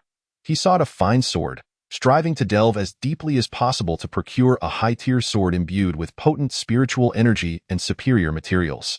Thus, he began to advance step by step, feeling the suppressive force within the cave growing ever stronger. At 80 meters, he encountered no significant challenges. His journey remained relatively manageable, as the pressure within the first 100 meters was still somewhat accommodating for someone at the third level of Foundation establishment like him. However, beyond 80 meters, the oppressive sensation became overwhelming. The array's power seemed capable of severing his meridians, making each breath a struggle. With every step, it felt as though he were carrying hundreds of additional pounds. Each stride became an arduous task, and it dawned on Li Su how severe the situation had become. He realized he might have fallen victim to a trick. Previously, he had heard whispers that the suppressive force within the treasure cave could be manipulated by individuals. Thus, both inner and outer disciples often sought to curry favor with those associated with the cave. Once granted access, they might leverage connections to lessen the cave's oppressive force, enabling them to venture deeper and claim superior treasures. Conversely, should they offend a disciple of the cave, the suppression could be heightened, reducing their potential range from 100 meters to a mere 80 or 90, resulting in lesser treasures. At the third level of Foundation establishment, Li Su found himself struggling at 80 meters, clearly subjected to an increased level of suppression. Damn it! He muttered indignantly. He laboriously pushed forward another 40 meters, reaching the daunting 120-meter mark. Under normal circumstances, a disciple at the third level would find 100 meters to be their limit. Yet now, with the suppression heightened by over 50%, Li Su astonishingly managed to reach 120 meters, which was utterly terrifying. If the other disciples of the Chongqing sect were to learn of this, their jaws would surely drop in disbelief. Nevertheless, even at 120 meters, the treasures available were still beneath his expectations. Lacking the quality he desired, he longed to advance further, but the oppressive force proved too formidable. 120 meters represented the boundary of his endurance. Chapter 49. The Azure Sky Sword at the 120-meter mark. Under normal array suppression, it was indeed the limit for a disciple at the third level of Foundation establishment. The quality of the treasures here was dismal. Not a single one met his standards. He sought a sword worthy of at least 160 meters into the cave. Now, however, progressing even a single step further seemed insurmountable. He felt unprecedented pressure, sweat streaming down his forehead, and the spiritual energy within his dantian was depleting at an alarming rate. Since I cannot reach 180 meters, I will take one more step, Li Su declared, bracing himself against the overwhelming pressure as he determinedly advanced. This step was extraordinarily arduous, accompanied by a tearing pain throughout his body. Gritting his teeth, he pushed forward, but after this step, he felt utterly drained, his spiritual energy nearly exhausted, as though his dantian were on the verge of desiccation. With a sudden thud, his body succumbed to the force of the array. Crashing to the ground, damn it, Li Su gritted his teeth, attempting to rise. The immense power of the array relentlessly siphoned his spiritual energy. With his dantian nearly depleted, even standing became a challenge to this point. It was no longer a matter of desire. The degree of array suppression inflicted a searing pain throughout his body. Yet, in silence, Li Su relied on his formidable willpower to stand once more. Trembling uncontrollably, he understood that further advancement was impossible. He had no choice but to select a sword from the options before him. Taking a deep breath, he placed his hand upon a sword that did not initially appeal to him. The moment he made contact with the blade, he felt his remaining spiritual energy wane. At that instant, a tremor surged through the Qinglian within his dantian. The entire plant emanated a verdant aura, and the waters of the Qinglian pool overflowed. With the liquid spilling forth, Li Su suddenly felt the long-dormant energy within his dantian replenishing itself. The green aura radiating from the Qinglian enveloped him, subtly covering his body. This was an unprecedented experience, as the Qinglian's energy enveloped Li Su. The suppression of his consciousness by the array was suddenly lifted. The entire treasure cave became discernible to his awareness. The excruciating pain throughout his body dissipated rapidly, and the array's oppressive effects on him began to wane. Li Su stood frozen, astonished by the sudden transformation within him. The waters of the Qinglian pool could help restore my depleted spiritual energy. The aura could counteract the array's pressure on my consciousness. It could even alleviate my pain. In that moment, Li Su felt as though he had been reborn. Overwhelmed with joy, he had once again discovered another remarkable function of the Qinglian. The liquid from the Qinglian pool could restore a withered dantian, and the aura could unbind his imprisoned consciousness, enveloping him to resist the array's external pressures. It was essential to note that the primary purpose of the array within the treasure cave was to suppress consciousness. Exerting mental control over every cultivator who entered, Li Su's consciousness surpassed that of an ordinary cultivator. Despite being at the 3rd level of Foundation establishment, his mental power had already achieved the 6th level, which had enabled him to traverse 120 meters. The extreme pressure of the treasure cave had inadvertently stimulated the Qinglian, allowing Li Su to attain a sense of freedom within its protective embrace. Although the array's force remained, it could no longer suppress Li Su's consciousness, even as it continued to siphon away his spiritual energy. However, this was of little concern. Now liberated, Li Su found himself capable of traversing the space with ease before his energy was depleted. He could choose any sword he desired. Reflecting on this, a smile crept across Li Su's lips. I truly owe a debt of gratitude to Manager Zhou for his exceptional consideration. And no longer hesitating, he relinquished the sword he had been contemplating and charged towards the innermost depths of the treasure cave. He had no intention of remaining inconspicuous. He aimed to seize the finest sword within the Chongqing sect's treasure cave, the Azure Sky Sword. This sword had been wielded by the 14th generation patriarch of the sect, who was said to have reached the pinnacle of the god transformation stage. In his time, he had dominated the Tianxian realm until his untimely demise, just as he was on the verge of breaking through to the void refinement stage. The exclusive sword he wielded was undoubtedly a top-tier treasure, forged from the celestial azure iron found in fallen meteors, and was universally acknowledged by future disciples as the strongest sword. It had remained concealed at the deepest part of the treasure cave.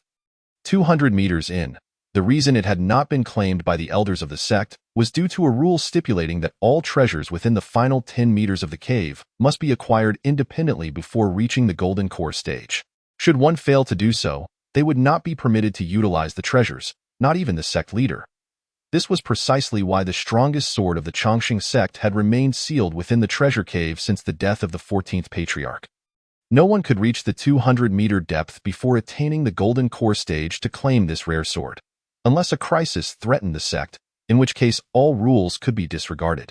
After all, if the sect were to perish, such regulations would hold no weight. Given this opportunity, Li Su would feel remiss not to claim the Azure Sky Sword for himself. As he pressed deeper, Li Su noticed the rapid depletion of his spiritual energy accelerating. He hastily rushed toward the innermost part of the treasure cave, arriving before the Azure Sky Sword, which was entirely blue and covered in dust.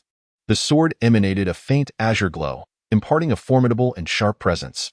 Surrounding it were several other treasures that caught Li Su's attention, including a purple gold alchemy cauldron, once belonging to a deceased patriarch of the Chongqing sect, which was known for its remarkable efficacy in potion making, and a Hunyuan umbrella capable of collecting all things.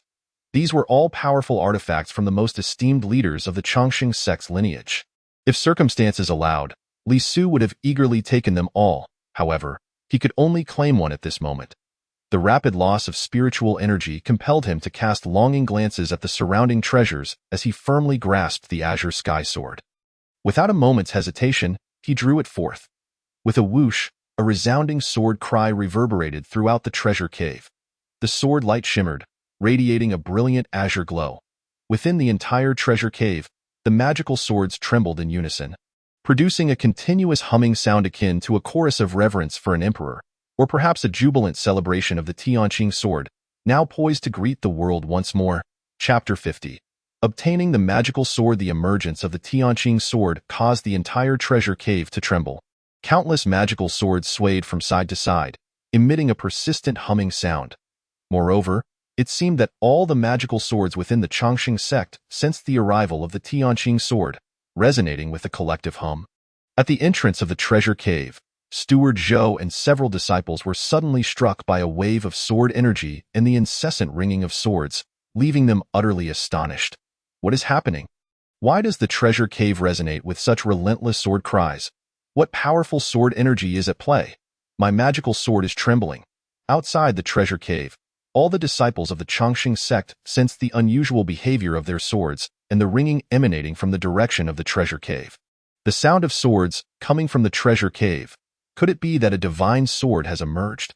What kind of extraordinary sword could provoke such a cacophony of swords? Let us go and see. Many curious disciples from the inner sect hurriedly mounted their swords toward the treasure cave, eager to uncover the truth behind the commotion. On the main peak, the sect leader Lin Jianzi and various elders opened their eyes, gazing intently in the direction of the treasure cave. Such overwhelming sword might. Could it be that someone has stirred the Tianqing sword? Who could have invoked such formidable sword power? The sect leader and the elders were all alarmed, swiftly leaping from their abodes.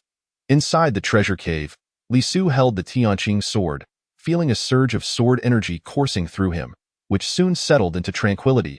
At that moment, the ringing of swords within the cave ceased, and silence enveloped the space. Grasping the Tianqing sword, he felt an unparalleled sense of unity with it. A casual swing unleashed a chilling sword energy. Truly, it was the life sword of the most powerful ancestor of the sect.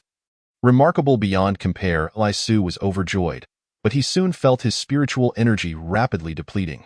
Without hesitation, he charged forth with the Tianqing sword in hand. Before long, he burst out of the treasure cave, only to encounter the alarmed expressions of Steward Zhou and several disciples. Upon seeing Li Su emerge, wielding the glimmering purple-hued Tianqing sword, they were left speechless. This is the Tianqing sword, Li Su. How did you manage to retrieve the Tianqing sword? Their mouths gaped wide in astonishment. Steward Zhou quickly regained his composure, aware that the Tianqing sword was the most powerful sword of the Chongqing sect, located deep within the treasure cave. He believed that even a perfected Foundation establishment practitioner like himself could only venture 160 meters into the cave under normal array suppression. He could not fathom how Li Su had reached the deepest part, especially since he had added 2 spirit stones to enhance the array's suppressive power. Li Su, how did you steal the Tianqing sword? With a cold gaze, Steward Zhou spoke bluntly. Holding the Tianqing sword, Li Su replied with unyielding composure. Steward Zhou, I obtained the sword according to the sect's rules. There is no question of theft. As soon as he finished speaking, 2 disciples interjected. Humph! You have only just established your foundation. How could you possibly claim the Tianqing sword? Indeed, even an elder in the early stage of the Golden Core realm could scarcely delve 200 meters into the treasure cave. How could you have acquired the Tianqing sword? Li Su did not wish to elaborate further, merely responding coolly. You need not concern yourself with how I obtained the Tianqing sword. According to sect rules, any sect disciple below the Golden Core realm who retrieves the Tianqing sword claims it as their own. Since I have acquired the Tianqing sword, it rightfully belongs to me. I kindly request that Steward Zhou and my fellow seniors step aside. Li Su politely clasped his hands, yet there was no hint of trepidation in his demeanor as he strode forward confidently. For a moment, Steward Zhou and the others were left speechless. Li Su's assertion was undeniably correct according to sect rules. As long as one was a disciple of the sect and below the Golden Core realm, Any artifact obtained from the treasure cave belonged to them. This included the sect's foremost treasure, the Tianqing sword. Li Su walked past Steward Zhou and the others, who watched with furrowed brows, their hearts filled with resentment. Despite the increased suppressive power he had placed on the array, Li Su not only emerged unscathed but had also acquired the first divine sword of the sect, which left him feeling quite unsettled. As Li Su prepared to leave, he exchanged a glance with an elder disciple of over 100 years. The elder instantly understood this to be a signal to create trouble for Li Su. Even if they could not prevent him from taking the Tianqing sword, they would ensure he faced some consequences. The aged disciple immediately called out to Li Su, "Junior brother Li, please hold on. Is there something else?" Li Su turned back, eyeing Steward Zhou and the others. The elder disciple looked at Li Su and continued, "Junior brother Li, you were once the foremost prodigy of the sect. And upon re-entering the inner sect, you even bested the strongest of the current younger generation, Lu Long, with half a move in the main peak square. Your talents are extraordinary. Today, I wish to seek your guidance and witness your remarkable prowess." As he spoke, the elder produced a treasured fan, not allowing Li Su any opportunity to respond before he struck at him with a powerful sweep. Suddenly, a violent gale erupted, sweeping toward Li Su. While the surrounding flora was severed by the wind blades, exhibiting lethal force, Li Su's eyes widened, and he unleashed his full cultivation, hastily raising his sword to block in that instant. His body was sent flying several meters away by the force of the gale. The opponent's cultivation had reached the 6th level of foundation establishment. The elder disciple, wielding the fan, was momentarily taken aback before remarking, "Oh, foundation establishment at the 3rd level. It seems the rumors were mistaken. You are not at the 1st level of foundation establishment. No wonder you managed to win against junior brother Lu Long by a stroke of luck." Li Su could hardly be bothered to engage in further conversation.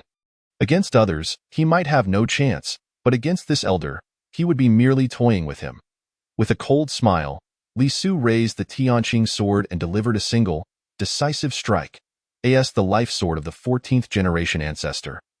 The Tianqing sword was an artifact of formidable power. Now wielded by Li Su, it released a terrifying sword intent in an instant. A furious azure sword energy cleaved downward. The elder disciple, sensing the impending threat of the furious azure sword energy, felt a wave of deathly dread wash over him. The oppressive sword intent was even more intense than that from a perfected foundation establishment practitioner. Even Steward Zhou and the other senior disciples watching from a distance wore expressions of shock. The elder, unwilling to take chances, fully unleashed his cultivation at the 6th level of foundation establishment. He swung his fan, summoning a gale to form a protective shield in an attempt to block Li Su's strike. With a thunderous crash, Li Su's sword struck the gale shield. The gale shield shattered in an instant, and the elder disciple let out a scream, spitting blood before collapsing to the ground. Steward Zhou and the other disciples stood frozen, unable to believe that Li Su had defeated a practitioner at the 6th level of foundation establishment with a single blow. Chapter 51. The sect leader arrives. Li Su, having wielded the Tianqing sword to vanquish the elder disciple, left the onlookers, including Steward Zhou and the others, in a daze. Even the disciples of the Chongqing sect, drawn by the sword intent, were captivated by the spectacle.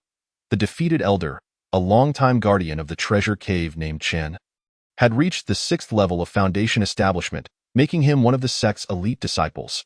His power far surpassed that of his younger peers. Yet now, he had been bested by Li Su, who had only reached the 1st level of foundation establishment just a month prior.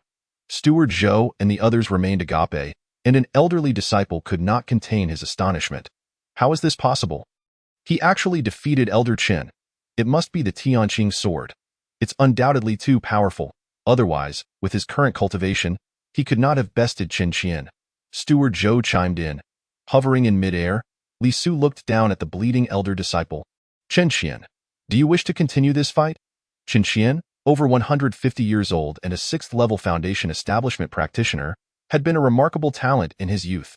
Now, humiliated by being defeated by Li Su, a mere 3rd level practitioner, he was filled with fury. You won by sheer luck. Relying on the Tianqing sword, I will not hold back this time. As soon as he finished speaking, Chen Qian soared into the air. Wielding his treasured fan and unleashing a torrent of wind blades that slashed toward Li Su, Li Su could sense the murderous intent behind the attack. Humph! Li Su gripped the Tianqing sword, merging with its sword vein. His sword spirit allowed him to wield the Tianqing sword with complete mastery, unleashing its most formidable power at his current realm. As the wind blades approached, Li Su swept his sword through the air. A thunderous wave of sword energy erupted, illuminating the surroundings with a brilliant azure glow. The terrifying gale surged forth, amplifying the might of the Tianqing sword. Under Li Su's command, the Tianqing sword unleashed tremendous power. The wind blades shattered into pieces, and Chen Qian, who had risen into the air, wore a look of terror as he was caught in the onslaught of sword energy, letting out a scream before he could mount any defense. With a resounding thud, he fell to the ground, feeling the sharp sting of 2 needle-like jabs, and coughed up 2 mouthfuls of fresh blood before losing consciousness. Since acquiring the sword's spirit root, Li Su's strength had not only surged tremendously, but his foundational Tao and physical body had also grown more robust after the tempering of the Green Lotus Qi. Although he was merely at the 3rd level of foundation establishment, his true power had reached the 6th level. At this moment, armed with the Tianqing sword, a personal artifact of a deity-level cultivator, he was naturally no match for the 6th level foundation establishment cultivator. Chen Qian By now, several disciples of the Chongqing sect had gathered from all directions, witnessing Li Su's formidable strike that sent Chen Qian flying. My heavens! It's Li Su again. His cultivation has actually reached the 3rd level of foundation establishment. No way. He was only at the great perfection when he entered the inner sect, and in just over a month, he has achieved the 3rd level of foundation establishment. How has this boy cultivated so rapidly? Brother Chen Qian is a formidable 6th level foundation establishment cultivator. How could he be defeated? Wait, look. The sword in his hand seems to be the Tianqing sword. Surrounding them were more than a dozen astonished disciples of the Chongqing sect. Expressing their disbelief, Li Su, seemingly unfazed, sheathed the Tianqing sword. He had no desire to linger any longer and turned to leave. However, at that moment, a powerful pressure descended upon him, overwhelming the area. All the disciples of the Chongqing sect near the artifact cave felt the immense aura and turned their gazes skyward, only to see several elderly figures clad in purple robes descending on their swords. Upon seeing these elders, the crowd exhibited expressions of reverence. It was the sect leader Ling Yunzi and several elders arriving. The many disciples of the Chongqing sect dared not be negligent and hastily clasped their fists in greeting, exclaiming, "We respectfully welcome the sect leader." Ling Yunzi flicked his hand, his feather duster in tow, and addressed the assembly from a position of authority. "What has transpired here?" His voice, ethereal yet resonant, reached every ear. This was the aura of a golden core cultivator, making all those beneath the golden core feel like mere ants. Upon hearing this, the steward Zhou could no longer remain standing. He quickly knelt before the sect leader and the elders above, reporting, "I report to the sect leader that the inner sect disciple Li Su has come to steal the Tianqing sword and has deliberately injured disciple Zhao Qian. I implore the sect leader and the law-enforcing elders to adjudicate." Upon hearing this, Li Su furrowed his brow. It was a classic case of the villain crying out first. He was being unjustly accused. The Tianqing sword had been taken by his own volition, yet it was now deemed theft. Disciple Zhao Qian had sought trouble with him, and when he was bested, he fainted and was now labeled as having been deliberately harmed. Li Su did not immediately refute, merely snorting in disdain. At that moment, the sect leader Ling Yunzi spoke. "Li Su, is what he says true?" Instantly, an overwhelming aura pressed down upon him. Yet Li Su remained composed. Standing tall amidst the pressure, addressing Ling Yunzi and the assembled elders, "Respected sect leader, the steward Zhou is surely mistaken. The Tianqing sword was retrieved by my own effort. Brother Zhao Qian sought to spar with me, and upon being outmatched he fainted." The steward Zhou interjected sharply, "Are you implying that I am lying?" "What else could it be?" Li Su replied coldly. Zhou continued to twist the narrative. "You are merely at the 3rd level of foundation establishment. How could you possibly acquire the Tianqing sword? If it is not theft, what is it? Zhao Qian tried to prevent your departure, and you injured him in the process. Sect leader, please punish Li Su according to the sect's regulations to serve as a warning." As Zhou finished speaking, another elder disciple chimed in, "Indeed, my master speaks the truth. We beseech the sect leader to punish Li Su and strip him of his cultivation, casting him out of the sect." The surrounding disciples of the Chongqing sect were left in stunned silence, glancing at the Tianqing sword in Li Su's hand and almost believing Zhou's accusations. After all, what was Li Su's level of cultivation? Even with his rapid recent advancements to the third level of foundation establishment, it seemed implausible that he could wield the Tianqing sword. Li Su, what do you have to say for yourself? Spoke an elder from the law enforcement hall, his voice like thunder. He was a formidable 8th-level golden core cultivator, capable of easily dispatching Li Su. Yet Li Su remained unyielding. Respected elder, I stand firm in my integrity. The Tianqing sword was obtained through my own merit, and the artifact cave contains prohibitive formations that were not damaged. How could there be any talk of theft? Upon hearing this, the elder from the law enforcement hall responded. Li Su, are you able to enter the artifact cave once more in public? If you can reach the deepest point of the cave, I shall compel Steward Zhou to publicly apologize to you and allow you to select another artifact from within. The elder's words were met with nods of agreement from the sect leader Ling Yunzi and other high-ranking officials. They had long sensed that Li Su possessed a secret. They were acutely aware of the prohibitive formations within the artifact cave and had already exchanged insights.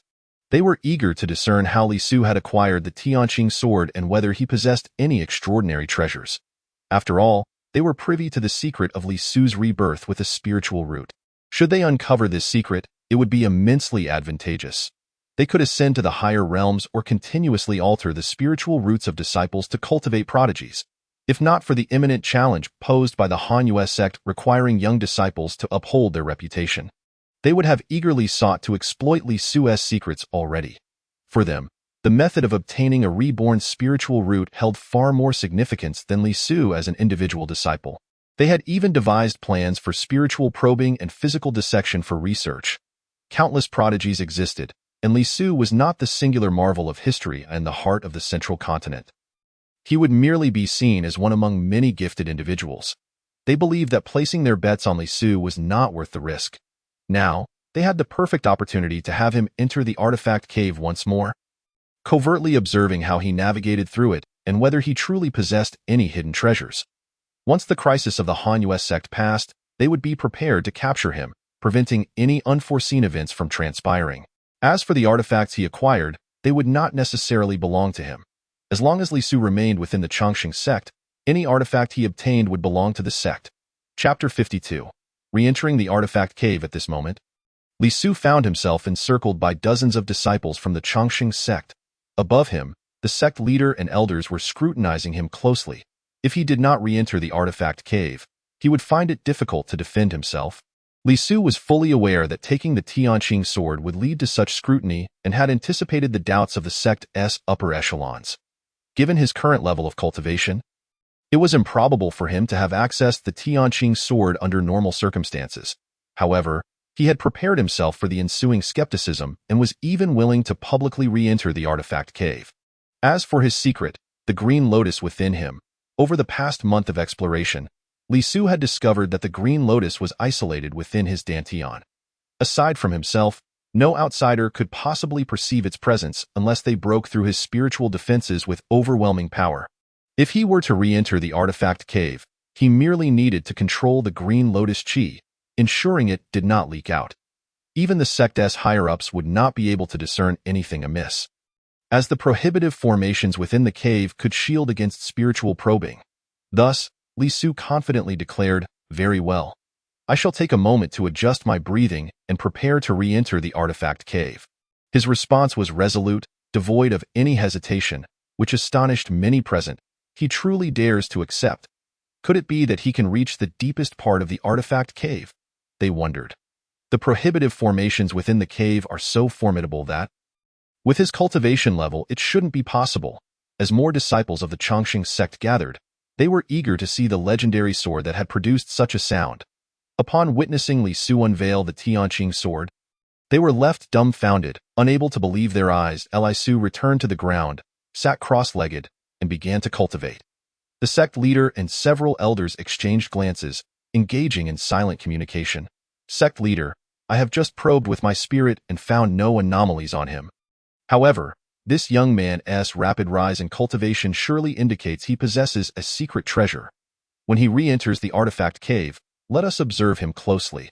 After the crisis with the Hanyue sect passes, we can interrogate him to unearth his secrets. After a short while, Li Su sat in meditation for a stick of incense before consuming a spirit stone to restore his spiritual energy. In truth, he was merely putting on a show, needing to exhaust his spiritual energy before activating the green lotus chi. What he was doing now was merely for the sake of those present. Respected sect leader and esteemed elders, I am ready to re-enter the artifact cave. Go, commanded the sect leader, Ling Yunzi.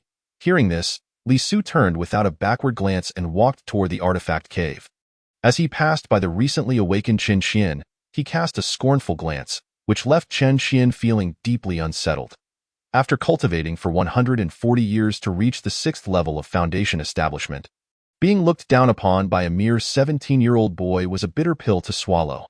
The steward Zhou and another elder disciple at the entrance of the artifact cave frowned. Zhou remarked softly, "Now that the sect leader and elders are here, let us see how you cheat. Prepare to face the consequences." His voice was low, meant only for Li Su's ears. Li Su merely smiled derisively. This was merely creating another opportunity for him to obtain an artifact. He calmly requested, "Steward Zhou, please activate the formation." Zhou, feeling irked by Li Su's calm demeanor and derisive gaze, was at a loss for how to retaliate. With the sect leader and elders present, he dared not act against Li Su in secret and could only activate the formation with standard suppression strength. Li Su observed the opposing party activating the formation and couldn't help but let out a cold smile. This time, "Are you not planning to enhance the formation suppression?" Upon hearing this, the steward, Zhou, glanced at Li Su's disdainful expression and was rendered speechless with anger. As Li Su saw the treasure cave open once more, he stepped in without hesitation. At this moment, the sect master and elders of the Eternal Life sect descended, gathering before the treasure cave, all eyes fixed on Li Su as he entered. The other disciples of the Eternal Life sect also congregated at the entrance. Peering inside, he has entered. He appears so at ease. 30 meters in, his pace has not slowed at all. Inside the treasure cave, Li Su advanced step by step. This time, he appeared remarkably relaxed, as the effects of the formation had significantly weakened.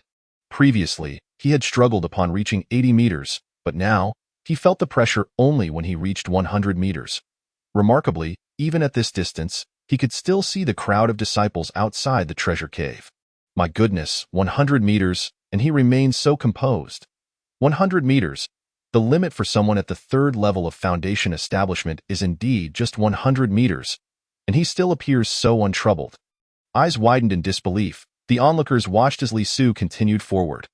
Although his cultivation was only at the 3rd level of foundation establishment, his actual strength had reached the 6th level.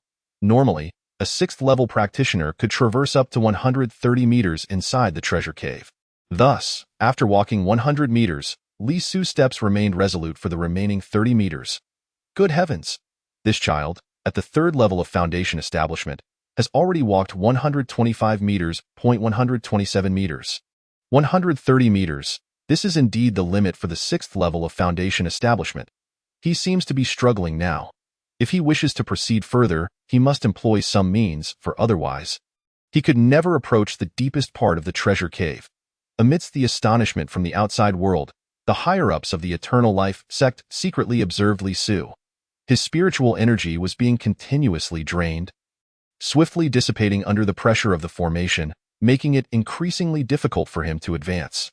Yet, Li Su knew that once his spiritual energy was exhausted, the green lotus would be stimulated, and at that moment, it would provide him with its protective aura. Just then, Li Su's legs weakened, and he sank to one knee. Look, Li Su can no longer move. He truly cheated. Although I admire his progress to 160 meters, it is far from enough to reach the deepest part of the treasure cave and obtain the celestial sword. He indeed cheated.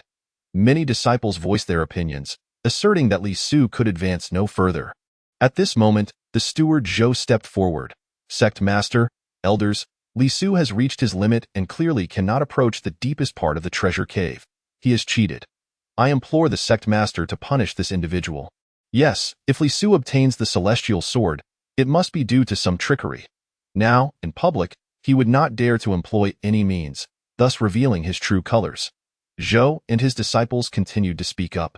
Li Su, hearing their words, merely curled the corners of his mouth into a cold smile, for at that very instant when he knelt, The Green Lotus had already been activated.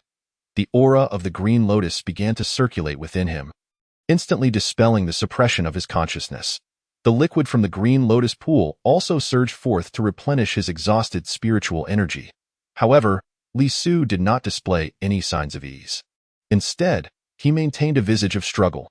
Inside the treasure cave, due to the restrictions of the formation, external consciousness could not discern his condition, only visible to the naked eye. Therefore, as long as Li Su managed to suppress the aura of the Green Lotus and prevent it from overflowing, outsiders would perceive no issues. He could confidently procure another top-tier magical artifact. With sufficient acting skills, no one would uncover his secret.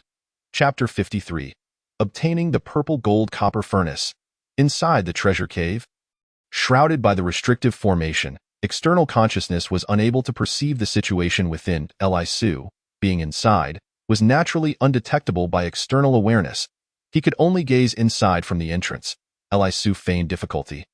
But in reality, his consciousness had been entirely liberated under the influence of the Green Lotus aura, no longer bound by the oppressive restrictions, apart from the unchanged speed of his spiritual energy's dissipation. He could now move freely within the treasure cave. Li Su struggled to rise, then seemingly with great effort took a step forward. He moved again. Li Su actually stepped out once more. He appeared to be suppressed by the formation yet managed to take another step. Such formidable willpower. But what good is willpower? Just look at how laborious his steps are. He won't even make it 2 meters deeper. Outside the cave, many disciples of the Eternal Life sect expressed their doubts. Yet, before long, they were proven wrong. For Li Su's seemingly arduous steps continued unabated. 1 step after another. 165 meters, 170 meters, 180 meters. At this moment, not only the disciples of the Eternal Life sect, but even the upper echelons displayed looks of astonishment. When they reached the peak of their foundation establishment, the farthest they could walk was this position. Beyond this, they could not advance an inch. Yet, Li Su, appearing to struggle, still pressed forward. This child emitted no trace of magical artifact energy. His spiritual energy continuously dissipating, yet he still advanced. Incomprehensible. How did he achieve this? Is it sheer willpower? I once heard the Grand Elder say that those with great willpower and steadfast hearts are unaffected by restrictions. Could it be that Li Su is one of them? He only possesses the cultivation of the 3rd level of foundation establishment, yet his heart is so resolute. Several high-ranking members of the Eternal Life sect were equally astonished. The fluctuations of their consciousness were immense as they communicated with one another. 190 meters, 195 meters. Li Su had reached the deepest part of the treasure cave, contemplating which magical artifact to take. Should it be the Purple Gold Furnace or the Primordial Umbrella? After some thought, he decided to take the Purple Gold Copper Furnace. In the path of cultivation, elixirs are of utmost importance. The refinement of elixirs is a fundamental endeavor for every cultivator, and possessing a good alchemy furnace is exceedingly vital. The Purple Gold Copper Furnace is also a magical artifact of a founder of the Eternal Life sect, forged from deep-sea purple gold, serving not only as a magical artifact but also as an elixir refining furnace. Having settled on his target, Li Su hesitated not and directly approached the Purple Gold Copper Furnace. He grasped the furnace without delay. This was the magical artifact he had chosen. Observing the Purple Gold Copper Furnace, Li Su had acquired it. Goodness. He took the Celestial Sword and now the Purple Gold Copper Furnace. The Purple Gold Copper Furnace is indeed the magical artifact of the 7th generation founder. Exceptional for refining elixirs. Even the true fire of Samadhi could not damage it, no matter how long it burned. Outside, murmurs of discussion ensued. The higher-ups of the Eternal Life sect narrowed their eyes. This lad truly knows how to select his treasures.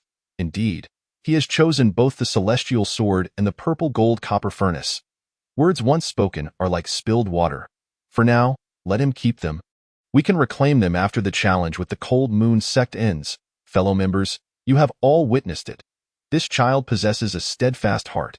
If we were to truly abandon him, would we resort to soul-searching and dismemberment? Li Su remained unaware that he was being calculated by the higher-ups. He swiftly exited the treasure cave with the Purple Gold Copper Furnace. Once outside, he gasped for breath, appearing utterly exhausted. He clasped his fists before Sect Master Ling Yunzi and several elders, saying, "Sect Master, esteemed elders, I have traversed the treasure cave and obtained the purple gold copper furnace. Now, can it be proven that I am innocent? Ling Yunzi nodded slightly. Your unwavering heart is indeed rare. In the days to come, you shall undoubtedly achieve great feats for our eternal life sect. The celestial sword and the purple gold copper furnace are now yours. Thank you, sect master. Li Su expressed his gratitude with excitement. The steward Zhou and his disciples were trembling with fear. They never expected that Li Su could genuinely obtain the celestial sword by relying on his own strength. Now that the sect master had spoken, if they dared to slander Li Su again, it would be tantamount to courting death. Thus, they forced smiles, addressing him. Li Su, dear nephew, there was much misunderstanding earlier. Please do not take it to heart. Yes, Li Shidi, it was all a misunderstanding. We did not anticipate your heart to be so steadfast. It was our mistake. Our mistake. I sincerely apologize to you. Shi Xiang, Zhou's disciple echoed in agreement. Now, before the sect master, the elders and numerous fellow disciples, Li Su could not say much. He merely smiled coldly. This elicited a profound sense of humiliation for Zhou and his disciple in front of the sect master, the elders, and over 100 junior disciples. Li Su displayed such disregard for them, igniting their fury to the extreme. Yet, they dared not retaliate, merely standing aside with forced smiles. Ling Yunzi, unconcerned with the matter, turned and flew towards the main peak. Followed by the other elders, the elder from the law enforcement hall called out, "Everyone disperse." With that, he too took flight. Once the sect master and the elders departed, Li Su did not linger, taking to the skies with the magical artifacts he had acquired before nearly 100 disciples of the Eternal Life sect. The news of Li Su obtaining the celestial sword and the purple gold copper furnace from the treasure cave quickly spread throughout the sect. Additionally, his triumph over Lu Long on the way and his victory over Zhao Qian at the entrance of the treasure cave also circulated widely. At this moment, the entire sect was abuzz with excitement, especially in the outer sect's miscellaneous affairs hall. It must be noted that Li Su had also spent 3 years as a miscellaneous worker in the outer sect. Now, having returned from the ranks of the miscellaneous, he has decisively defeated the current young generation of the inner sect. The male disciples, particularly the leading talent of the inner sect, found themselves unable to lift their heads high after being defeated by him in a single strike. He vanquished the elite inner sect disciple Zhao Qian, simultaneously acquiring the celestial blue sword and the purple gold copper furnace, invigorating the miscellaneous disciples as if they had been injected with a surge of adrenaline. They regarded Li Su as an idol, even fantasizing that the next genius disciple to rise would be one of their own. This news similarly ignited a stir within the inner sect. Leaving the young prodigies astonished and speechless, Lu Long suffered his first defeat at the main peak, perhaps due to overconfidence. Yet this defeat was undeniably a testament to true inadequacy and strength. Moreover, Li Su had triumphed over the elite disciple Zhao Qian, who was known to be a master of the 6th layer of foundation establishment. Likewise, upon hearing this news, Lon Kyer displayed a rare expression of surprise and bewilderment on her otherwise icy visage. Gazing out the window, she silently mused. Though my talent remains astonishingly remarkable, it still pales in comparison to his. As she spoke, a flicker of phoenix fire danced within her beautiful eyes, within the grand hall of the main peak. The sect leader Ling Yunzi sat once again with a group of elders. This time, the elders wore expressions of considerable gravity. The topic of discussion remained centered on Li Su. However, this time, a divergence of opinions emerged among the higher-ups of the Chongqing sect. Prior to this, the upper echelons of the Chongqing sect had unanimously agreed to delve into all of Li Su's secrets once the challenge from the Hanyue sect concluded. They were determined to unearth the secret of his spiritual roots' rebirth, even if it meant soul-searching or dissection. Naturally, it would be ideal if Li Su willingly cooperated. Now, having observed the process of Li Su retrieving treasures from the cave of magical artifacts, some elders began to waver. Was it truly necessary to cast aside such a disciple, whose heart was steadfast and whose talent was so extraordinary? The sect leader, Li Su, could be nurtured with great care, even if they could not extract secrets from him. As long as he remained within the Chongqing sect, he would undoubtedly reach the stage of forming a golden core, and with the talent he had displayed, he had a promising chance of breaking through to the nascent soul realm. Elder Yuanhe from the Gongshantung spoke up, but the next moment, he was refuted by the elder from the law enforcement hall. Yuanhe, how arduous is it to break into the nascent soul realm? In our youth, who among us was not a prodigy in the sect? Yet, look at us now. Never mind reaching the nascent soul realm. Even achieving the peak of the golden core realm eludes us. Let alone forming a baby. Indeed, I concur. Though Li Su possesses talent, he still falls short in comparison to Lan Kaier, who carries the blood of the phoenix. Yes, our sect has already declined. Lan Kaier is our best option. With her phoenix blood, forming a baby is inevitable, while Li Su is not. Unearthing the secrets of Li Su and obtaining the truth behind his spiritual root's rebirth is of utmost importance. Once we acquire this secret, we can nurture more prodigies in the future, rather than relying solely on Li Su. Of course, if Li Su cooperates, it would be best. We may still spare his life within the sect. However, he must never be allowed to leave, lest other sects discover the secret of his spiritual root's rebirth. He must remain within the sect for a lifetime, and we must inscribe a mark upon his consciousness to guard against external scrutiny. What are we waiting for? Once we obtain the secret of his reborn spiritual root, we can eliminate him at once to prevent any leaks. Within the hall, the overwhelming majority of elders disapproved of nurturing Li Su. Extracting the secrets from him was what truly mattered. They all contemplated how to resolve the sect's crisis after the challenge from the Han Yue sect concluded. Once the situation of the sect stabilized, they would then turn their attention to Li Su's secrets. For the Chongqing sect, the only genius they sought to cultivate was Lan Kaier, a phoenix-blooded prodigy whose awakening had gone unnoticed. Moreover, many of these elders harbored ulterior motives. If they could unearth the secret of Li Su's reborn spiritual root, could they not also graft this method onto themselves? Could they not take a step forward in their cultivation, which had become stagnant? This notion lingered in the minds of the Chongqing sect's higher-ups. Meanwhile, Li Su, oblivious to all of this, was overjoyed with the acquisition of 2 sect treasures. He even contemplated how he might earn more glory and resources for the sect in the future. Aspiring to one day become a powerful nascent soul cultivator and crush the Han Yue sect, he envisioned leading the sect to become the foremost faction in the eastern continent, and then setting his sights on the central continent. Ultimately guiding the sect to become the strongest in the Tianqian realm. If possible, he even harbored ambitions of dominating the 9 realms. With a sword spirit root, he was indeed one of a kind across the 9 realms. An unparalleled spiritual root of ancient times. Possessing such an extraordinary spiritual root endowed him with boundless potential. Not to mention, within his dantian lay a divine-grade treasure, the Qinglian.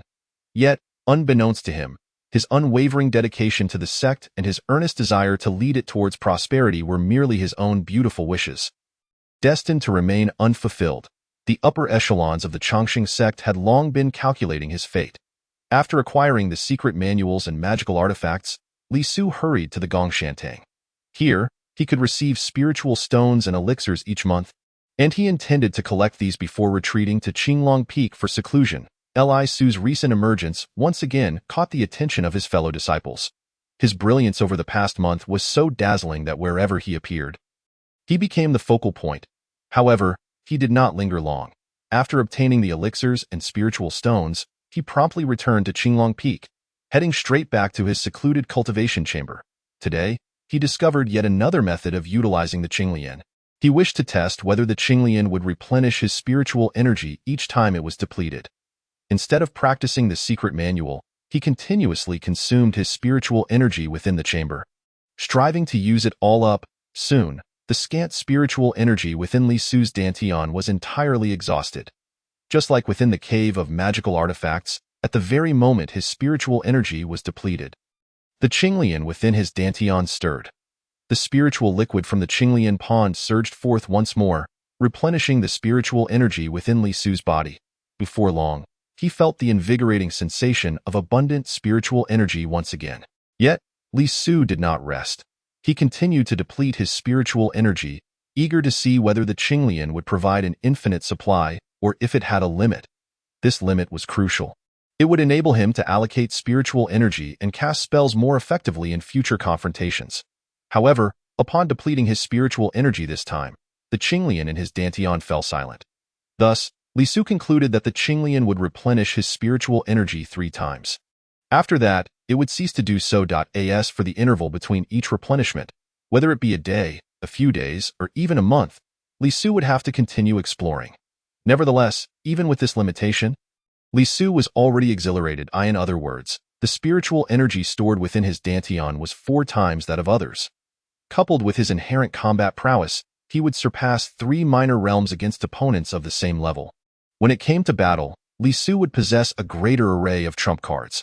Realizing that the Qinglian could no longer replenish his spiritual energy, Li Su promptly took out a spiritual stone to restore his energy.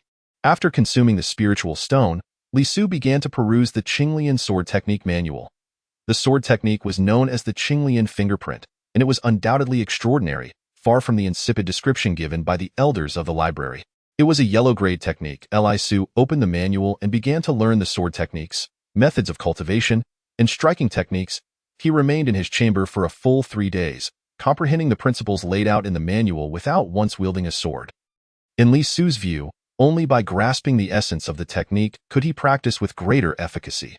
After 3 days, Li Su emerged from his chamber wielding the celestial sword. He gazed ahead, channeling his spiritual energy. After a lengthy period of adjustment, Li Su suddenly opened his eyes. The first move of the Qinglian sword technique. Sword moves in all directions. In an instant, the long sword was drawn. In a flash, a beam of sword light descended, faintly revealing a phantom of the Qinglian, swiftly slicing towards a massive boulder. Boom! With a resounding explosion, the boulder shattered, and cracks spread across the ground. The swords might lingered, scattering spiritual birds and shaking the surroundings. Li Su was taken aback. Indeed, it was a remarkable sword technique. The power of a single strike had doubled, rendering it fearsome. Yet, the consumption of spiritual energy for the Qinglian sword technique was equally immense. It drained 20% of his spiritual energy in one go, and there were still 3 more moves to follow. Li Su could hardly believe it. What level would his sword technique reach upon mastering the remaining 3 moves? Chapter 55. Alchemy. Li Su's comprehension of the sword far surpassed anything he had experienced before, exponentially surpassing previous levels. In just 3 days, he could unleash 70% of the Qinglian sword technique's power. If the outside world were to learn of this, they would undoubtedly be left in disbelief. Even though the Qinglian sword technique was considered merely a yellow-grade technique, easily grasped, to achieve 70% of its power in 3 days was beyond imagination. Even a swordsmanship master at the late Golden Core stage might not be able to accomplish such a feat, much less Li Su, a mere cultivator at the 3rd layer of foundation establishment. Yet, for Li Su, this accomplishment was not enough. He found himself dissatisfied. To possess an unparalleled sword spirit root and not be able to manifest the full power of the sword technique was an insult to his innate abilities. Failing to surpass the original might of the sword technique was a diminishment of his talents. For the remaining half-month, Li Su dedicated himself to the relentless practice of drawing and sheathing his sword. Again and again, each strike was repeated, one after another, in an endless cycle. From dawn to dusk, day and night, he persisted without pause. Although Li Su resided at the foot of Qinglong Peak, his continuous sword practice over the course of half a month drew the attention of several inner sect disciples. Many inner sect disciples who witnessed Li Su practicing would inevitably pause to watch for a while. They observed him repeatedly executing a single sword strike, each release varying in power, accompanied by the phantom of the Qinglian. Some of the older inner sect disciples recognized the sword technique Li Su was employing. Huang-level cultivation method, Qinglian sword technique. Upon the dissemination of this news, the entire inner sect erupted, followed by a frenzy in the outer sect. The Qinglian sword technique is rather renowned within the Chongqing sect, primarily because it is exceptionally easy to master. However, its drawbacks are glaringly apparent. The technique is incomplete. Engaging in the practice of the Qinglian sword technique may adversely affect future cultivation, hindering the enhancement of one's abilities. Consequently, very few disciples in the inner sect opt for this sword technique. In the outer sect, it is somewhat more common, but mostly among elder disciples, those who believe that they will never enter the inner sect and achieve breakthroughs in their cultivation in their lifetime, thus resorting to this easily grasped sword technique. Now, it is astonishing that the newly risen prodigy of the sect, Li Su, would choose such a subpar sword technique, a technique that would impede one's cultivation. How could it not astonish and stir discussions among the disciples of the sect? Has Li Su lost his senses? After all, he has just managed to re-enter the inner sect. Instead of selecting a high-tier sword technique, he has chosen a Huang-level cultivation method, the Qinglian sword technique? Who knows? Perhaps Li Su's recent explosive surge in cultivation is due to some secret elixir. After all, He is the alchemist Wang's apprentice. He might be depleting his physical condition now, which could hinder his future advancements. Choosing the Qinglian sword technique might also be a move born out of necessity. Both within and outside the sect, Li Su's choice of the Qinglian sword technique has become a subject of ridicule. Some inquisitive inner sect disciples even ventured to Li Su's cave dwelling to verify the situation. Upon discovering that Li Su was indeed practicing the Qinglian sword qi and repeatedly shaking his head, they concluded that his path to immortality might very well come to a halt here, showing little prospect for advancement in the future. It was not until 40 days later that a graceful figure clad in white descended upon a sword, landing before Li Su. The moment she appeared, Li Su recognized her. Bai Ling, a woman with a pure heart, who believes in repaying kindness, he paid her no heed and continued to wield his sword. After 40 days of arduous training, Li Su had managed to unleash the full power of the first stance of the Qinglian sword technique to its utmost potential. He grew increasingly familiar with the technique and discovered that it resonated harmoniously with his inherent Qinglian qi. It was as if this sword technique had been tailor-made for his unique energy, and no wonder the Qinglian had guided him to choose the Qinglian sword technique. Now, if Li Su were to unleash the first stance of the Qinglian sword technique with full force, he could even replicate the sword qi effect of a full-powered strike from someone at the 6th level of Foundation Establishment. Li Shixiao. A melodious voice rang out. What is it? Li Su did not cast a glance at Bai Ling. Continuing his practice to Li Shixiao, they say you are cultivating the Qinglian sword technique. I could hardly believe it. Do you not realize that this technique will hinder your cultivation? I do, Li Su replied calmly. The sword technique was chosen by the Qinglian. He did not believe that the elders of the sect could surpass the Qinglian residing within his dantian. Knowing yet still practicing, do you no longer wish to attain immortality? I do wish, then why continue with this practice? Bai Ling was at a loss for words. Knowing yet still practicing seemed like self-sabotaged at that moment. Li Su sheathed his sword and turned to face Bai Ling, because they are merely narrow-minded and do not comprehend the merits of the Qinglian sword technique. Seeing Li Su's expression devoid of worry, Bai Ling pressed on, Li Shixiang, do you truly believe that this Qinglian sword technique will not affect your future cultivation? Li Su's lips curved into a slight smile. Of course not. My path will only grow longer. You did not come here just to discuss this, did you? Bai Ling, taken aback by his words, hesitated. Perhaps yes and perhaps no. Li Su regarded Bai Ling for a moment in silence. Bai Ling, appearing somewhat shy, continued, Li Shixiang, I have another purpose for visiting. Speak, Li Su said as he poured himself a cup of spiritual tea and settled on a stone bench. Li Shixiang, I have been in seclusion for over a month. When I emerged, I heard that you were practicing the Qinglian sword technique, so I came to see for myself. I also heard that you acquired the sect's precious alchemical furnace, the Zijin alchemy cauldron. Therefore, could you lend it to me? No, Li Su replied without hesitation. Every cultivator's treasure is unique and cannot be loaned out. Li Shixiang, I will not borrow it for free. With the sect's assistance, I have successfully established my foundation and am now attempting to break through to the 2nd level of Foundation Establishment. However, my rapid breakthroughs, reliant on spiritual stones, have made my foundation unstable. Thus, I now require medicinal assistance to solidify my cultivation and challenge the 2nd level. My family is a lineage of cultivators. I have known many alchemical formulas since childhood and have also gathered numerous medicinal herbs within the sect. If you are willing to lend me the Zijin cauldron, I will selflessly provide you with the formulas. I will refine the medicines in your presence at a location of your choosing. Furthermore, I am willing to share the elixirs we produce, half for you and half for me. No, even 6 for you and 4 for me would suffice. Any less would not be enough to stabilize my foundation and facilitate my breakthrough. As she spoke, Bai Ling's voice grew softer, revealing her genuine desire to acquire the Zijin cauldron. For an alchemist, a good cauldron significantly enhances the refining process, often yielding twice the result with half the effort. Although Li Su currently possessed the Zijin cauldron, he lacked the herbs necessary for alchemy. Collaborating with Bai Ling could indeed create a mutually beneficial situation. Li Su held a degree of fondness for this woman. Her courage to reprimand Lu Long in front of the assembly demonstrated her character. At the very least, he did not harbor any aversion toward her. Li Su raised his gaze to meet Bai Ling's, who was pouting with her hands clasped together. Li Shixiang, I beg you. Li Su smiled. Very well. Upon hearing this, Bai Ling's face lit up with joy. That's wonderful. Li Shixiang, let us not delay. Let us begin at once. Chapter 56, Longhu Pill. Bai Ling appeared quite eager, and without hesitation, Li Su set down his teacup and led her into his cultivation cave. This scene was witnessed by two passing disciples from the Qinglong Peak.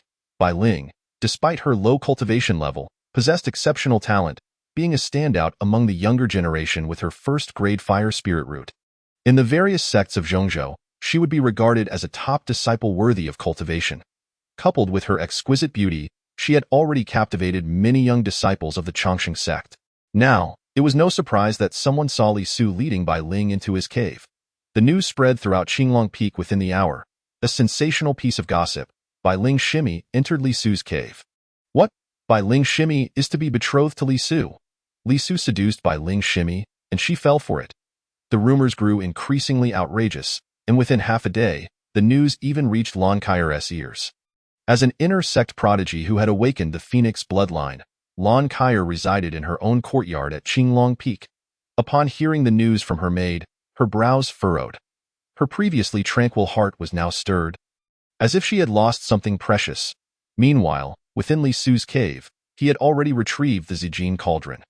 The Zijin cauldron had been enlarged to a size suitable for one person and now stood prominently within the cave. Drawing upon the earth fire to commence the alchemical process, the cauldron, resplendent in purple and gold, was adorned with mysterious runes. After heating the cauldron, Bai Ling produced various herbs and began to refine the Longhu Pill in front of Li Su.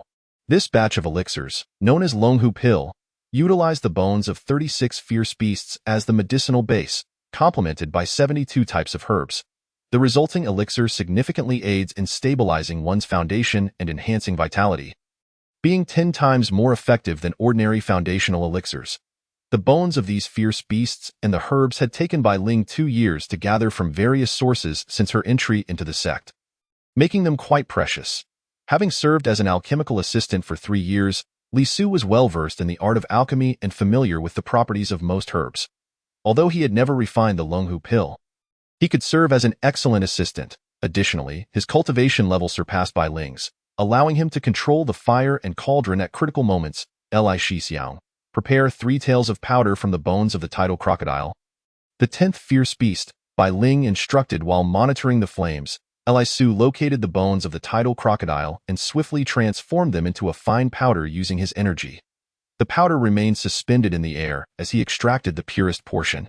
Confirming the weight before presenting it to Bai Ling, taking the bone powder from Li Su, Bai Ling observed a slight change in the aroma emanating from the cauldron before adding the powder within.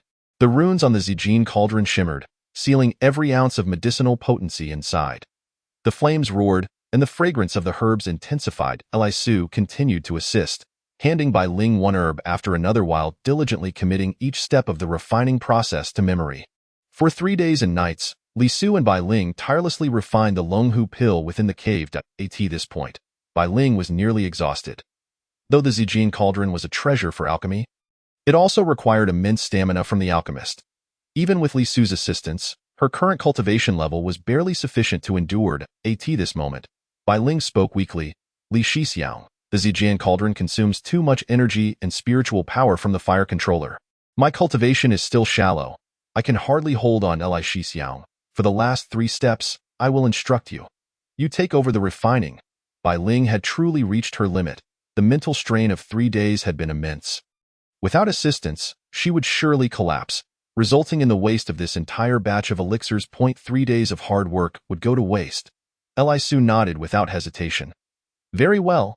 Upon concluding his words, Li Su extended his consciousness, taking command of the entire alchemical furnace.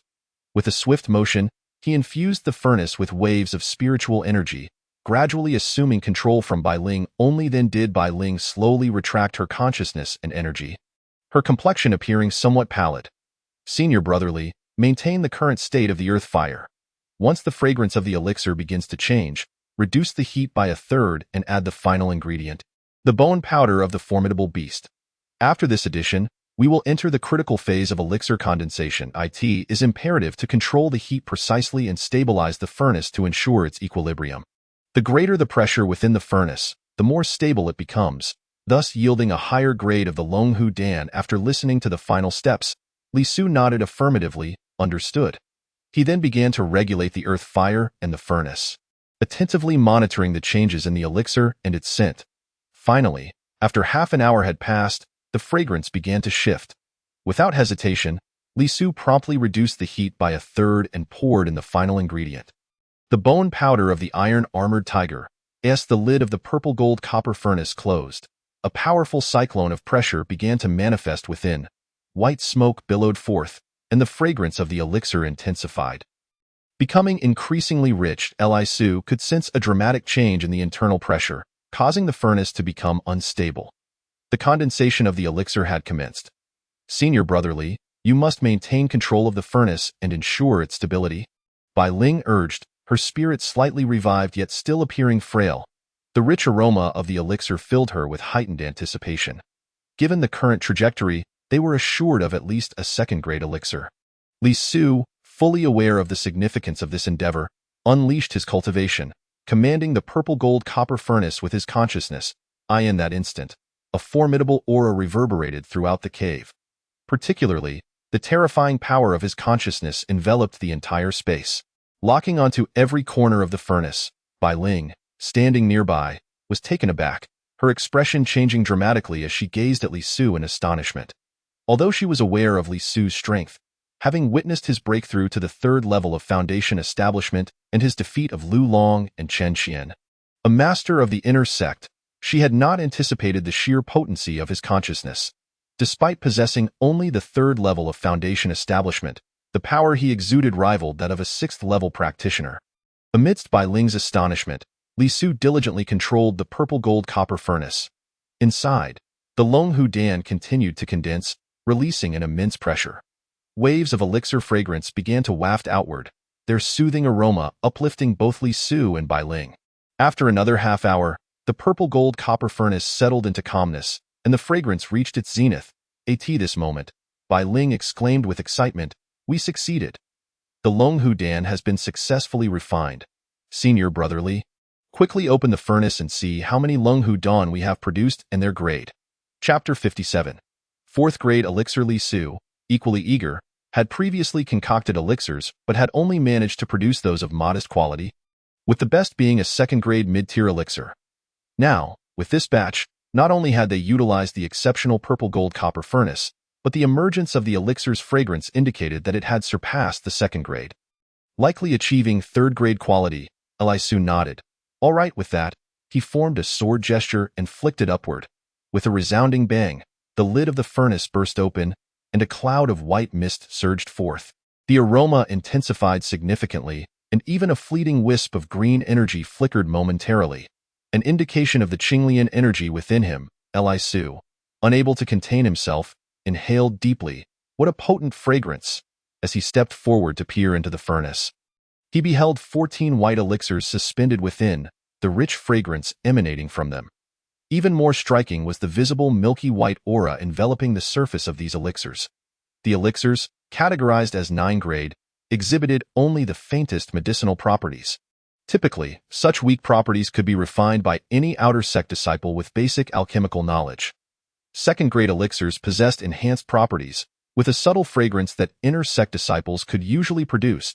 Third-grade elixirs had pronounced medicinal properties and a robust aroma, generally requiring a skilled alchemist for refinement, such as an outer sect alchemist. Fourth-grade elixirs, on the other hand, boasted a high medicinal potency and emitted a strong fragrance. Successfully refining them would yield a slight aura, making them highly sought after across various sects, and they commanded a premium in the spirit cultivation market. Fifth-grade elixirs exhibited fierce properties, with noticeable fluctuations of elixir aura during refinement and a faint elixir fire post-production, making their crafting exceptionally challenging and favored by major factions. As for 6th, 7th, 8th, and 9th-grade elixirs, the mere appearance of one would incite a commotion throughout the eastern continent. Based on the observations, the elixirs Li Su had refined aligned with the characteristics of 4th-grade elixirs.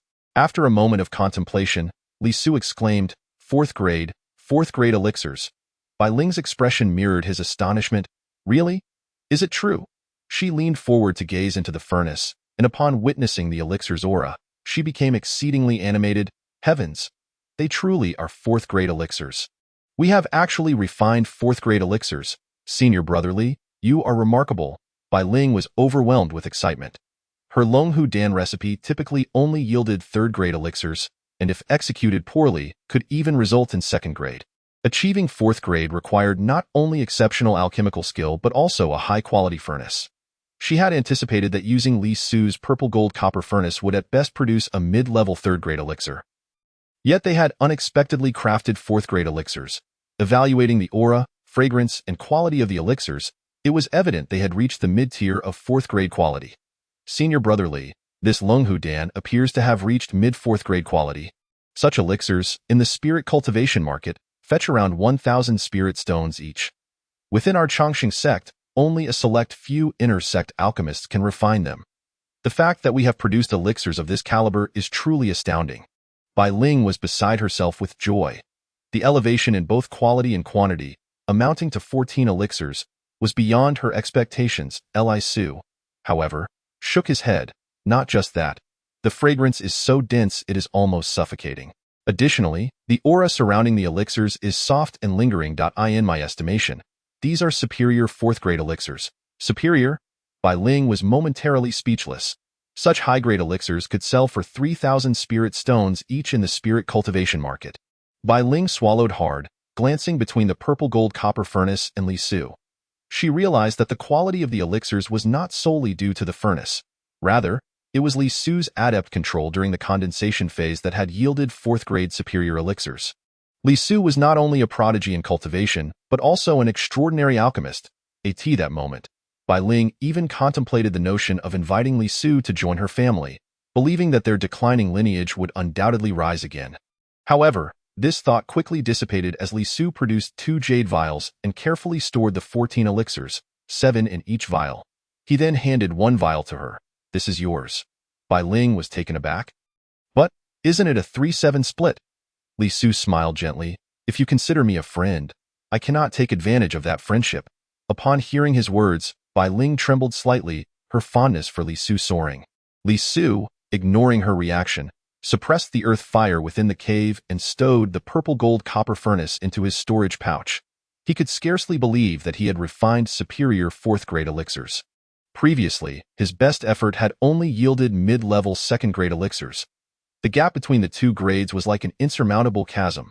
If the sect were to learn of this, they would undoubtedly elevate him to a position of great importance.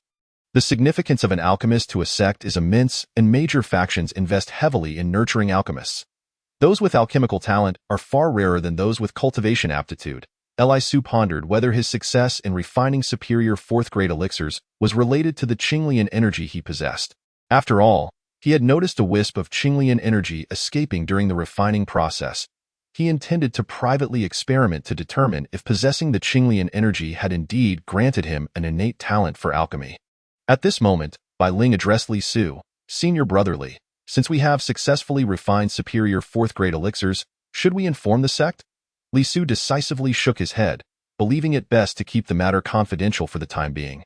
If made public, they would likely be tasked by the sect to refine elixirs endlessly. Not only is the process of alchemy tedious, but it also contradicts his greater aspirations. If the sect became aware of their ability to produce superior fourth-grade elixirs, given the current state of the sect, they would undoubtedly be compelled to labor without respite for the elders, leaving them with no time for cultivation. It was prudent to keep this a secret, known only to them. Bai Ling, whose singular focus was to achieve success in her cultivation and revive her family, would find it intolerable to engage in daily alchemical labor. She nodded in agreement with Li Su. Very well, Senior Brother Li, I will heed your counsel. Li Su emitted a sound of acknowledgement, his gaze fixed upon the essence of elixirs within the cave dwelling. He turned to Bai Ling and spoke once more. For the time being, you shall cultivate within my abode. Once the fragrance and the essence of the pills dissipate, we shall venture forth. Chapter 58. A 20-day seclusion. Upon hearing Li Su's words, Bai Ling nodded in agreement. Indeed, Brother Li. With an ample supply of superior-grade fourth-tier elixirs at their disposal, they were certain to achieve a breakthrough. Li Su remained silent, settling cross-legged upon his stone bed. Without delay, he consumed a superior fourth-tier Longhu Dan, commencing the process of refining its potency. The cave housed but a solitary stone bed, compelling Bai Ling to sit on the ground beside it. She produced a formation talisman to create a barrier between them, ensuring that their respective energies would not interfere during their breakthroughs. Having completed these preparations, Bai Ling also ingested a Longhu Dan and began circulating her energy. The Longhu Dan boasted formidable medicinal properties, forged from the essence of various beast bones and rare herbs. Consequently, the elixir often surpassed others of the same tier in potency, not to mention that it was a superior fourth-tier pill. Such a Longhu Dan was even more valuable and rarer than many ordinary fifth-tier auxiliary elixirs. As Li Su swallowed the first Longhu Dan, he immediately felt a surge of refined spiritual energy coursing through his body. He began to circulate his true qi to absorb and refine the elixir's potency. The Longhu Dan seemed to have stimulated the Qinglian within him, causing it to quiver slightly as it absorbed nearly 40% of the pill's power that flowed into Li Su's dantian, leaving him with only 60% to absorb. This ratio was quite normal. Typically, when Li Su consumed a pill, he would waste about 30 to 40% of its efficacy, managing to absorb only 60 to 70%. However, now, upon entering Li Su's body, there was no waste at all. Aside from the potency he absorbed, the previously wasted essence was directly consumed by the Qinglian. Li Su felt the overwhelming medicinal and spiritual energy enveloping his entire being, saturating every inch of his skin and meridians, elevating his cultivation level with each passing moment. After consuming this single pill, he sensed the faint possibility of a breakthrough. Meanwhile, Bai Ling, enveloped in a surge of spiritual energy, had been at the first level of foundation establishment. After consuming such an elixir, she ascended to the second level with remarkable ease. Without any hindrance, she had already achieved the second level of foundation establishment. On the other hand, although Li Su sensed the potential for a breakthrough, it was not overwhelmingly strong, prompting him to consume a second Longhu Dan after ingesting the second pill. The effects of the medicine became pronounced.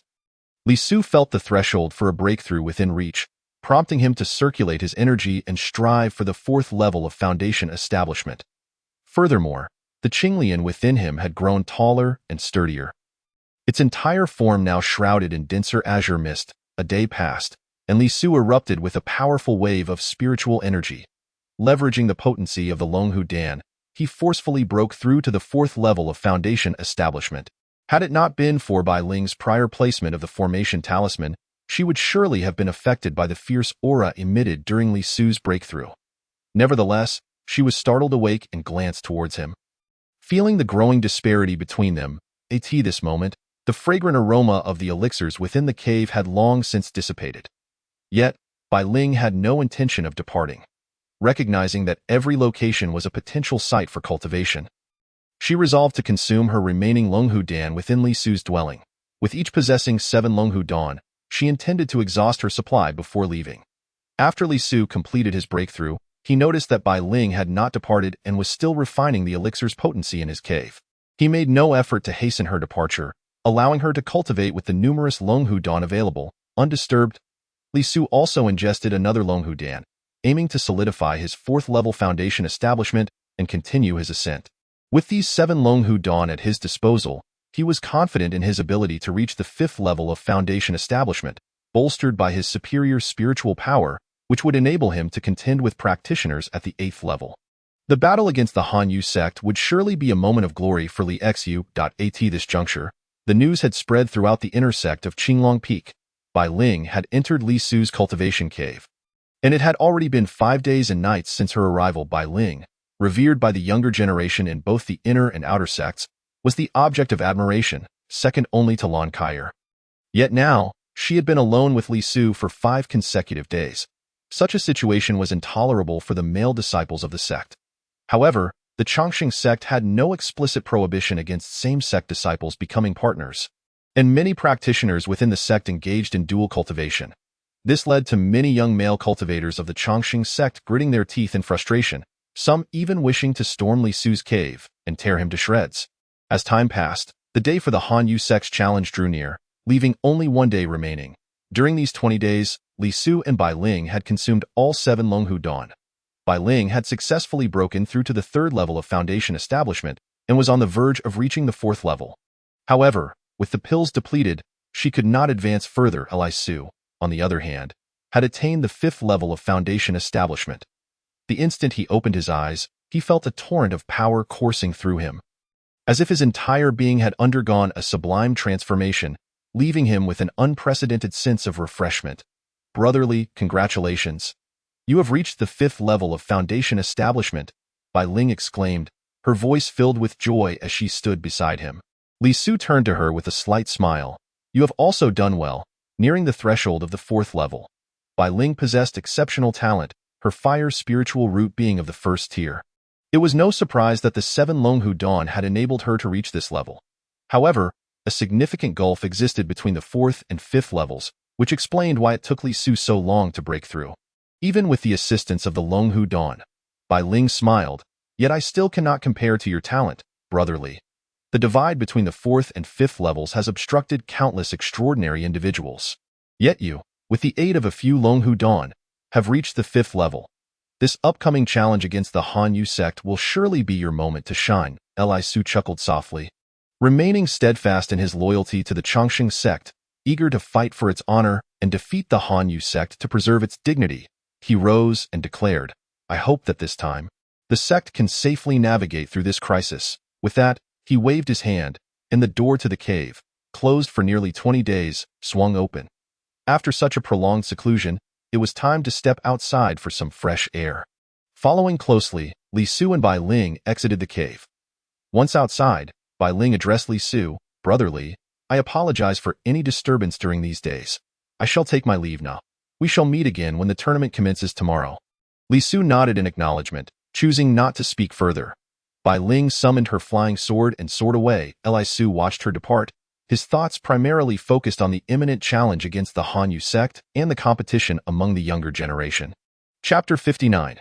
The 3-month period ends. The impending assault of the Han Yu sect was not merely a matter of the sect's safety. It also bore significant implications for Li Su's path of cultivation. Should the Chongqing sect be consumed by the Han Yu sect, the disciples of the Chongqing sect would face nearly insurmountable odds of survival in this ruthless world of cultivation. Li Su understood that the battle on the morrow concerned not only the sect's future but also his own. Thus, he placed immense importance on the upcoming challenge against the younger generation of the Han Yu sect. After standing at the entrance of the cave for a while, Li Su returned within to continue his cultivation. Having attained the 5th level of Foundation Establishment, he could challenge opponents up to 3 levels higher due to the unique properties of his spiritual root and the refinement by the Qinglian's energy. Among the younger generation under 30, those achieving the 8th level of Foundation Establishment were exceedingly rare.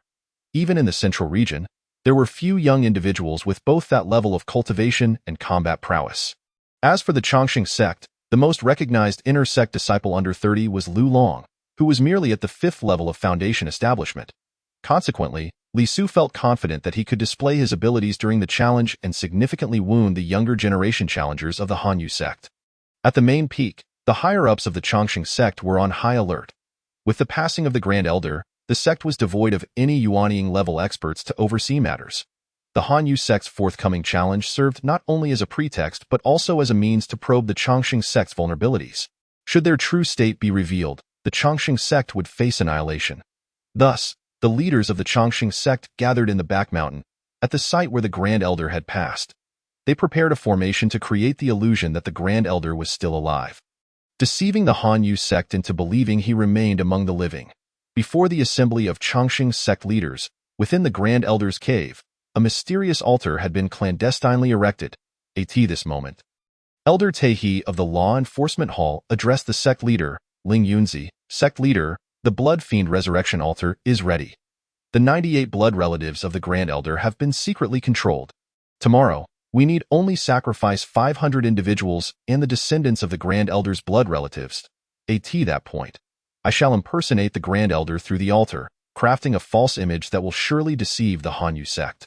As Elder Taiha concluded his statement, Elder Yuanha furrowed his brow. Was it not previously stated that only 10 sacrifices were needed for the Grand Elder's lineage? Why now must we sacrifice all his descendants? Elder Taiha maintained a stern demeanor. A sacrifice of 1 is still a sacrifice, and 10 is no different. Why not sacrifice everyone entirely? Only then can the illusion and aura created by the formation resemble the true essence of the esteemed elder. As soon as the Law Elder's words fell, another elder concurred. Indeed, our Longqing sect's survival hangs in the balance. We must make sacrifices. But why not leave a bloodline legacy for the esteemed elder's lineage? Elder Yuanhe spoke again. The world of cultivation is ruthless, yet he is considered one of the more humane elders within the Longxing sect. It was his intercession that allowed Li Su to be assigned to the relatively easier department of the alchemy room after being demoted to an outer disciple. The sect leader, Ling Yunzi, shook his head. Elder Yuanhe, you are too compassionate. If one day, the descendants of the esteemed elder discover that we have sacrificed their kin, will he not expose us to the Hanyue sect? Will that not invite his vengeance? There are too many uncertainties. Our Longxing sect cannot afford to take such risks. We must regretfully abandon the esteemed elder's lineage. The other high-ranking officials nodded in agreement with the sect leader's words.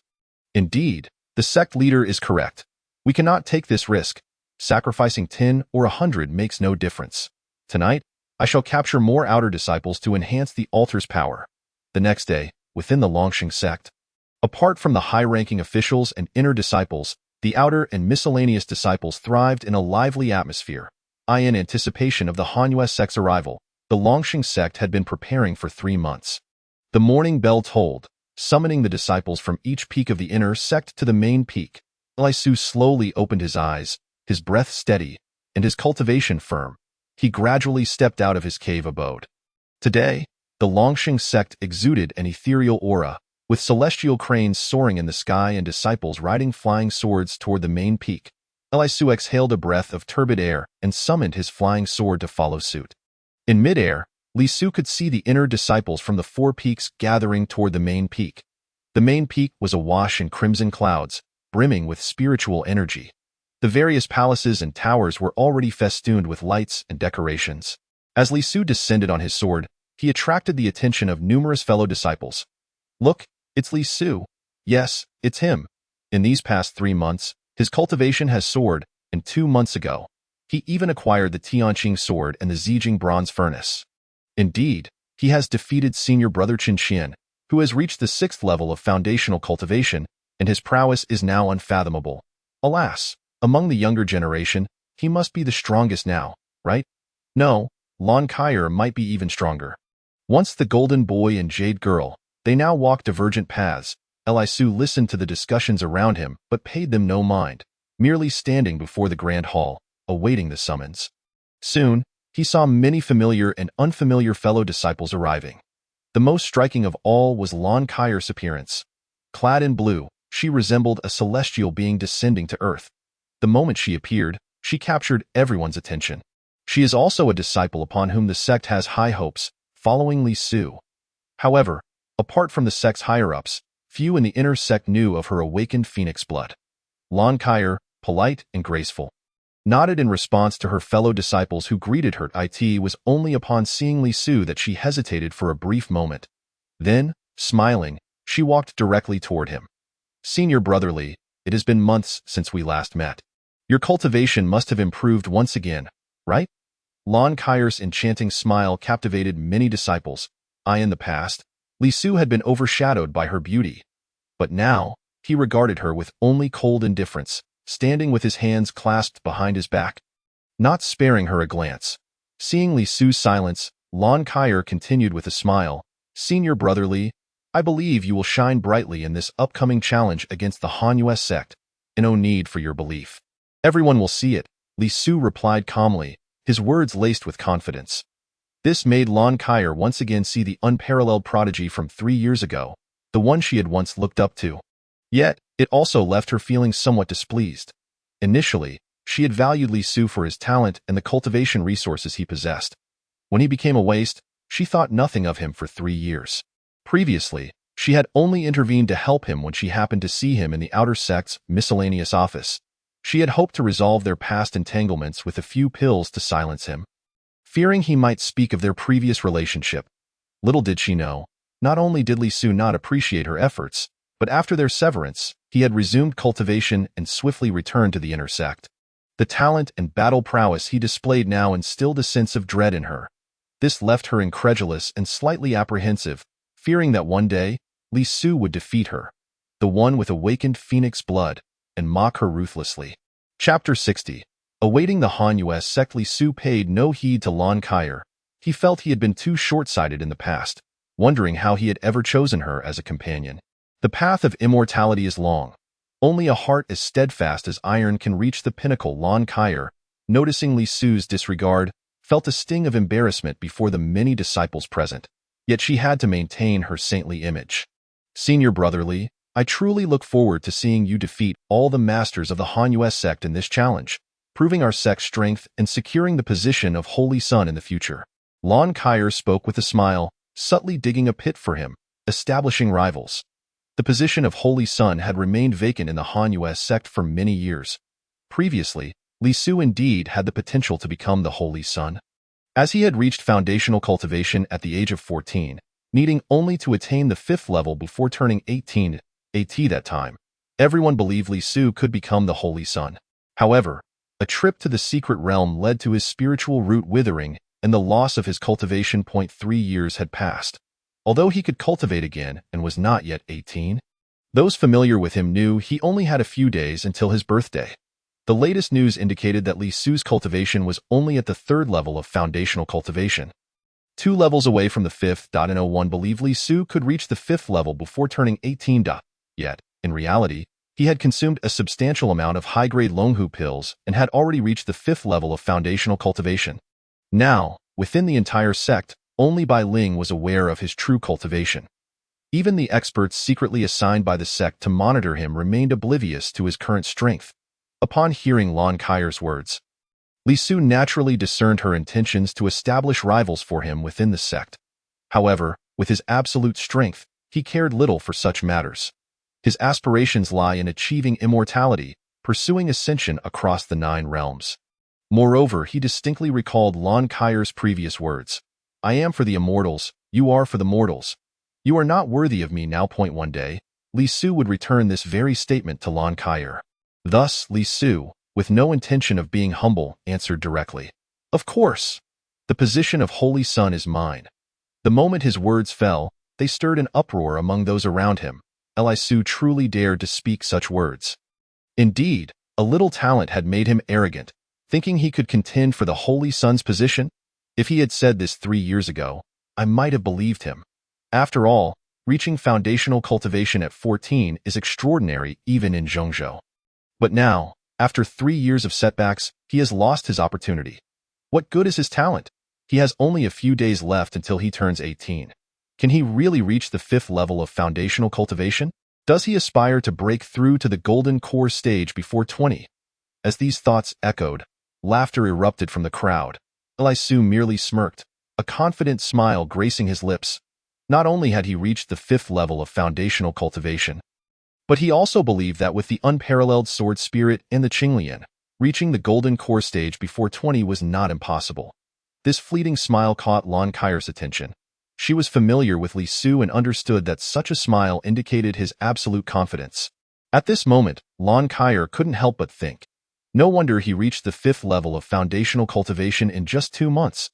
This thought flickered through her mind but was quickly dismissed. Impossible. There exists a vast chasm between the early and mid stages of foundational cultivation. With only basic cultivation resources, he could never reach the 5th level. His only confidence lies in successfully achieving the golden core before 20. Yet, in 2 years, my phoenix blood will fully awaken. Even if he reaches the golden core, it would be inconsequential. Lon Kyer continued to concoct scenarios in her mind. Meanwhile, Li Su did not even spare them a glance as he brushed past her. The grand hall's doors had already opened, and the inner disciples from each peak were entering the hall. This left Lon Kyer feeling somewhat displeased. In the past, Li Su had been entirely subservient to her, even giving her his own cultivation resources. She had thought that after he became a waste and she kicked him aside, he would remain out of sight. Yet here he was, returning to the inner sect. And despite her attempts to engage in conversation, he was utterly indifferent, leaving her with a lingering resentment. The grand hall was magnificent, its doors reaching 10 zhang in height. Disciples from the 4 peaks, Qinglong, Baihu, Zhuke, and Xuanwu, were now entering the hall in succession. Inside, the disciples of each peak stood in order according to the rank of their jade tokens. The more powerful they were, the closer they stood to the front. The weaker ones, like those from Xuanwu Peak, had to stand at the back. Li Su arrived at a designated area for Qinglong Peak and quietly took his place. At the high dais of the hall sat 9 elders. with the position of the Law Elder still vacant. Due to the Elder of the Enforcement Hall, preparations are underway at the altar within the cave dwelling of the Supreme Elder of the Longevity Sect, ready to sacrifice hundreds of individuals to fabricate the aura of a nascent soul-level elder through an array. In the Grand Hall, the leader is naturally the sect master, Lin Jianzi. Soon, hundreds of individuals gathered. Ling Yunzi slowly opened his eyes and spoke. Today, the Cold Moon Sect is visiting our sect. They are guests from afar, and all disciples must extend a warm welcome, avoiding any conflicts or private disputes. However, on the arena, all participating disciples must give their utmost effort. Only those who engage in 30 rounds and emerge victorious in the most rounds shall claim victory. This time, we must strive to secure more spiritual minds and medicinal fields to ensure the supply of spiritual stones for our sect and safeguard the heritage of the Longevity Sect. Disciples, do not take this lightly. Ling Yun's voice reverberated through the Grand Hall, imbued with authority. All inner disciples understood the situation. This competition among the younger generation was merely a pretext to vie for more spiritual stone mines and medicinal fields. However, only a select few among the higher-ups knew that the true intent of the Cold Moon Sect was to investigate whether the Supreme Elder of the Longevity Sect had truly passed away. The challenge among the younger generation was merely a facade. As soon as Lin Jianzi's words fell, disciples began to shout in unison. Rest assured, Sect Master, we will surely defeat the disciples of the Cold Moon Sect and secure more spiritual minds and medicinal fields. I shall showcase my blazing sun sword technique. I have made some progress with my Gale technique and will surely win a round. Many disciples responded with fervor. Meanwhile, Li Su stood silently, motionless. After Lin Jianzi and the elders rallied the morale once more, a disciple suddenly rushed into the Grand Hall, cupping his hands in salute.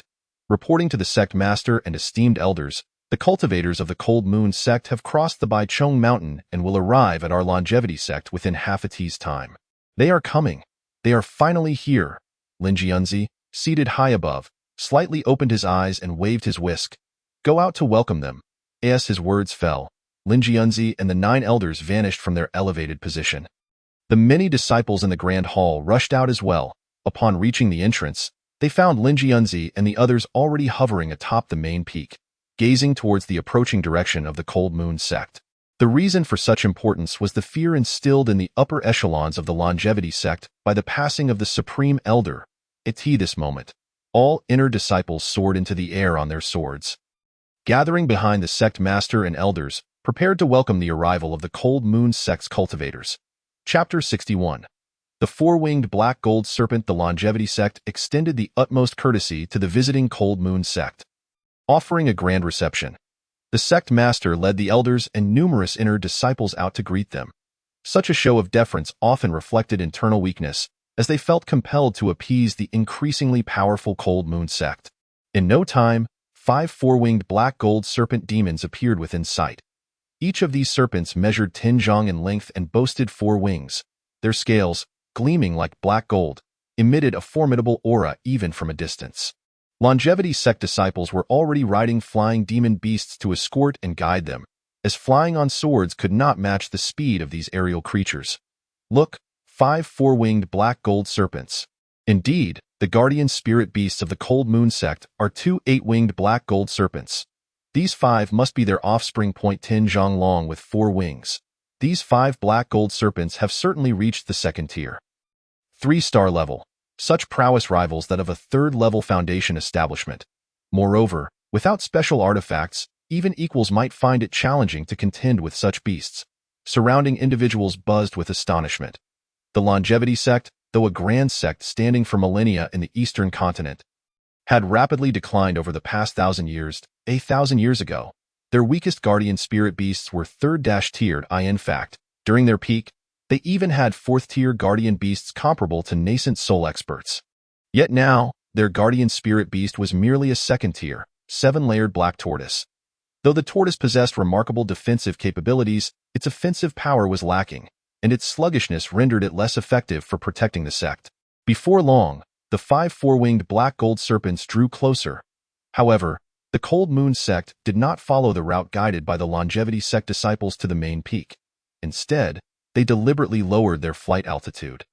As soon as they entered the protective formation of the Longevity Sect, The 5 serpents swiftly separated and descended, nearly skimming over the peaks of the longevity sect. The sound of their 4 wings beating resonated through the air, creating a fierce wind that startled many outer disciples and even some inner disciples, causing them to scream in fright. Some of the outer disciples were even injured in the whirlwind. This was a blatant provocation, an overt affront to the longevity sect. How outrageous! The Cold Moon sect is far too arrogant. They have no regard for us, the longevity sect, and refuse to follow the guided path.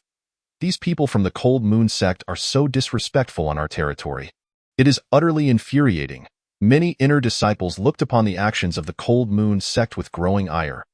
Even the higher-ups of the longevity sect furrowed their brows, yet faced with the circumstances, they dared not act impulsively. In no time, the 5 four-winged black gold serpents, accompanied by over 50 disciples from the Cold Moon sect, arrived at the main peak, hovering 10 zhang away directly opposite Lin Jianzi and the others. Upon reaching this point, the 5 serpents finally restrained themselves somewhat.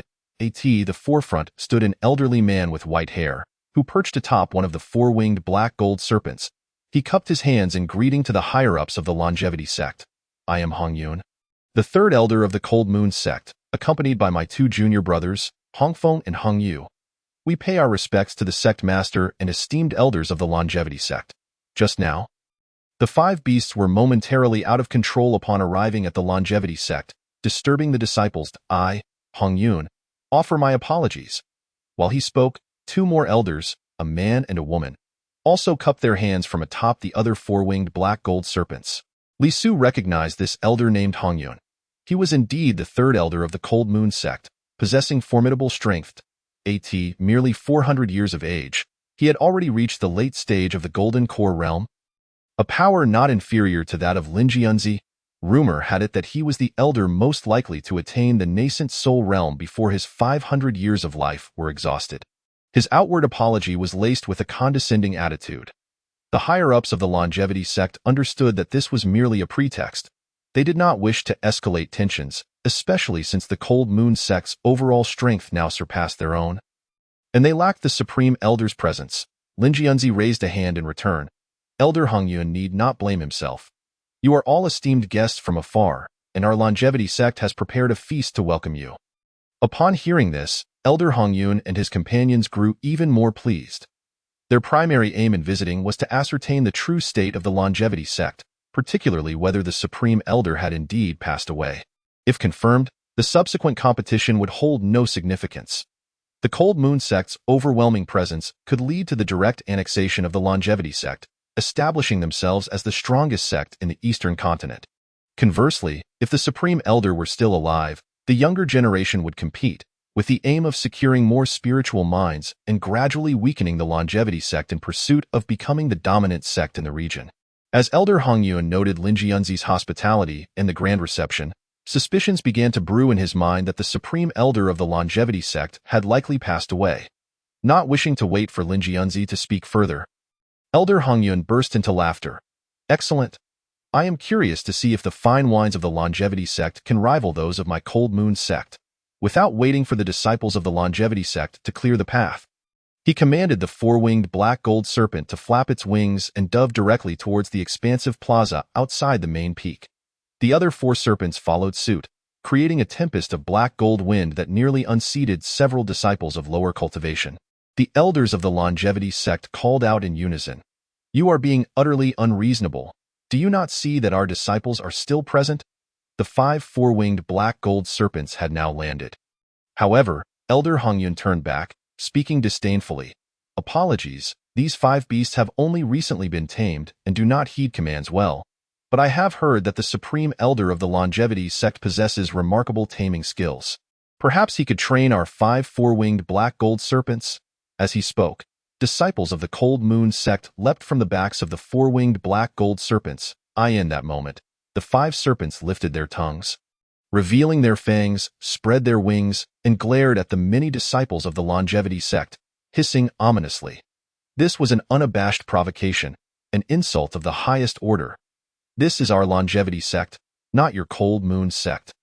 How audacious! Our Supreme Elder is not someone you can just demand to see. How utterly arrogant!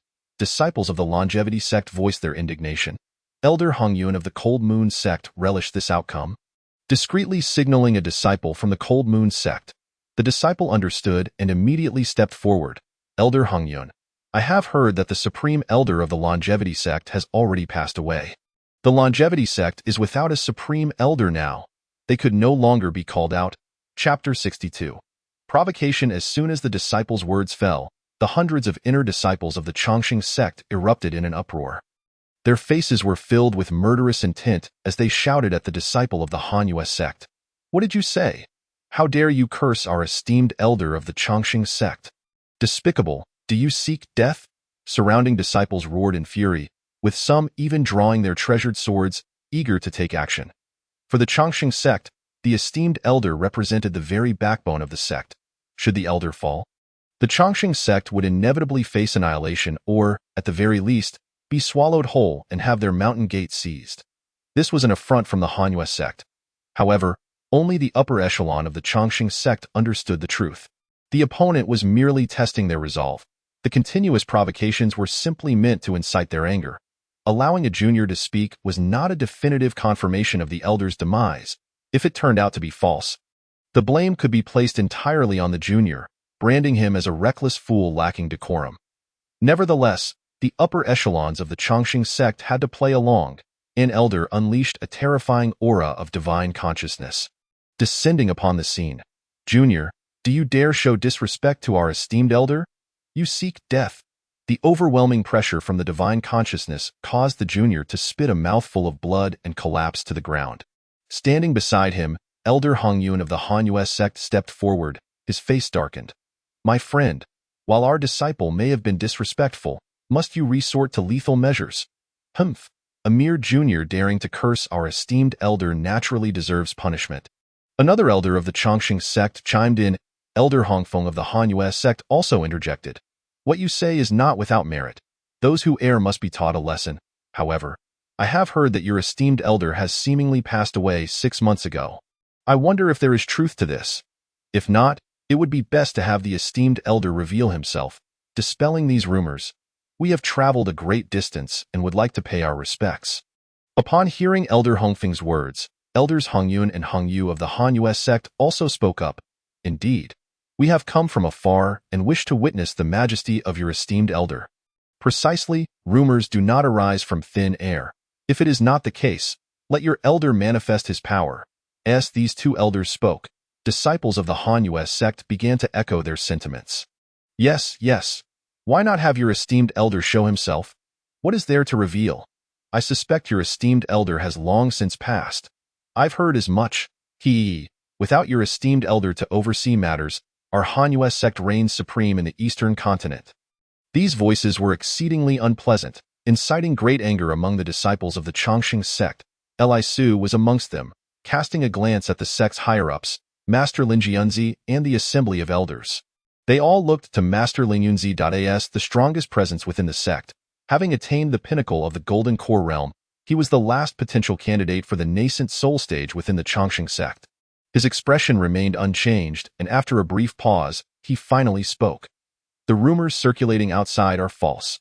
Since esteemed guests from the Hanyue sect have traveled a great distance to witness the power of our esteemed elder, it would not be inappropriate to grant their request. This will also serve to dissuade those with ulterior motives.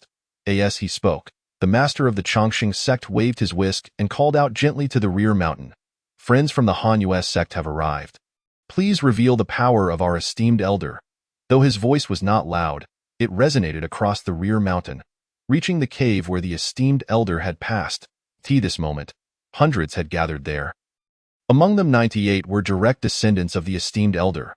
The rest were innocent villagers and some outer sect disciples. They were all startled and terrified upon hearing Master Lin Jianzi's voice, pleading to the law enforcement elder at the altar. No? Please, spare us, law enforcement elder, do not kill us. Esteemed elder Taiha, my daughter is your 9th-generation granddaughter-in-law. I beg you to let me go.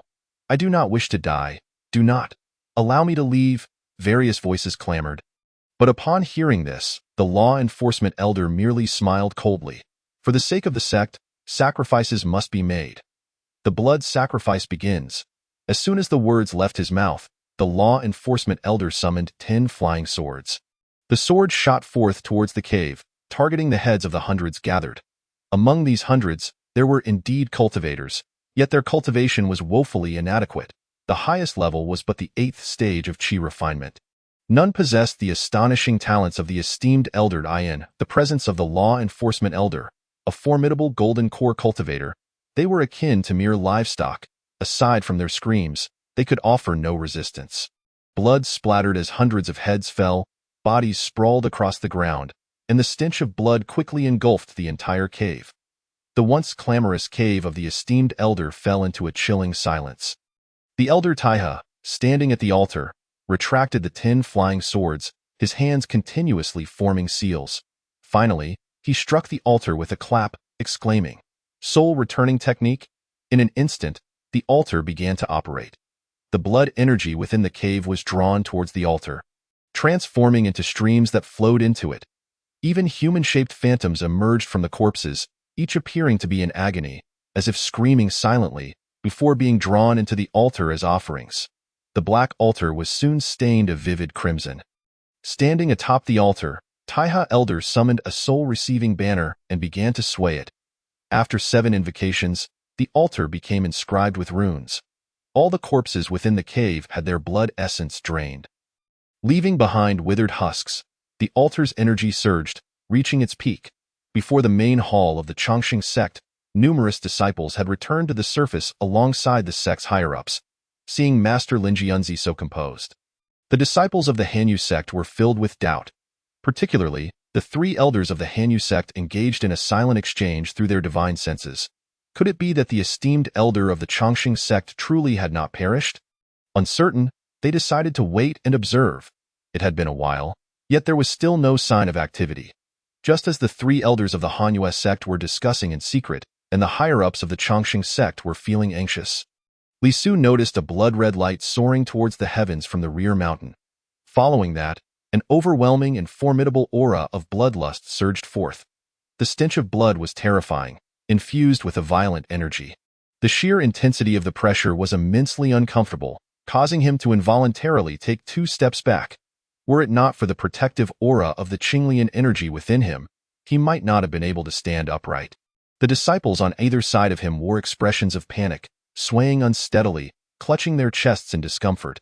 Observing this, the higher-ups, including Linjianzi, revealed subtle smiles.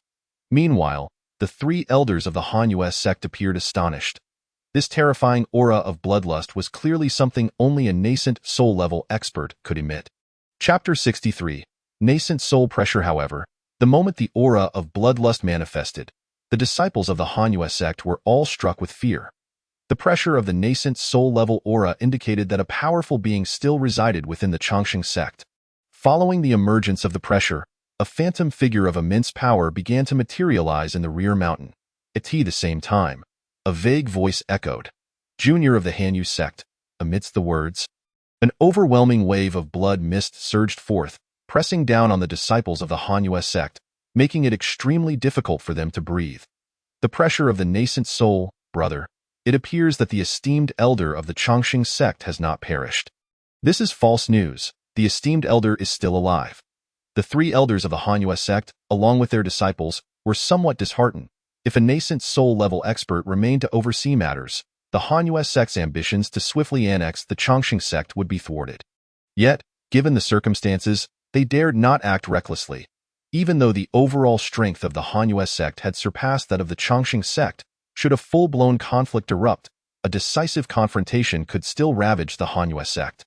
This was a result that the esteemed elder of the Hanyu sect and others wished to avoid. They were even more fearful of the Chongqing sect's esteemed elder manifesting directly and annihilating them.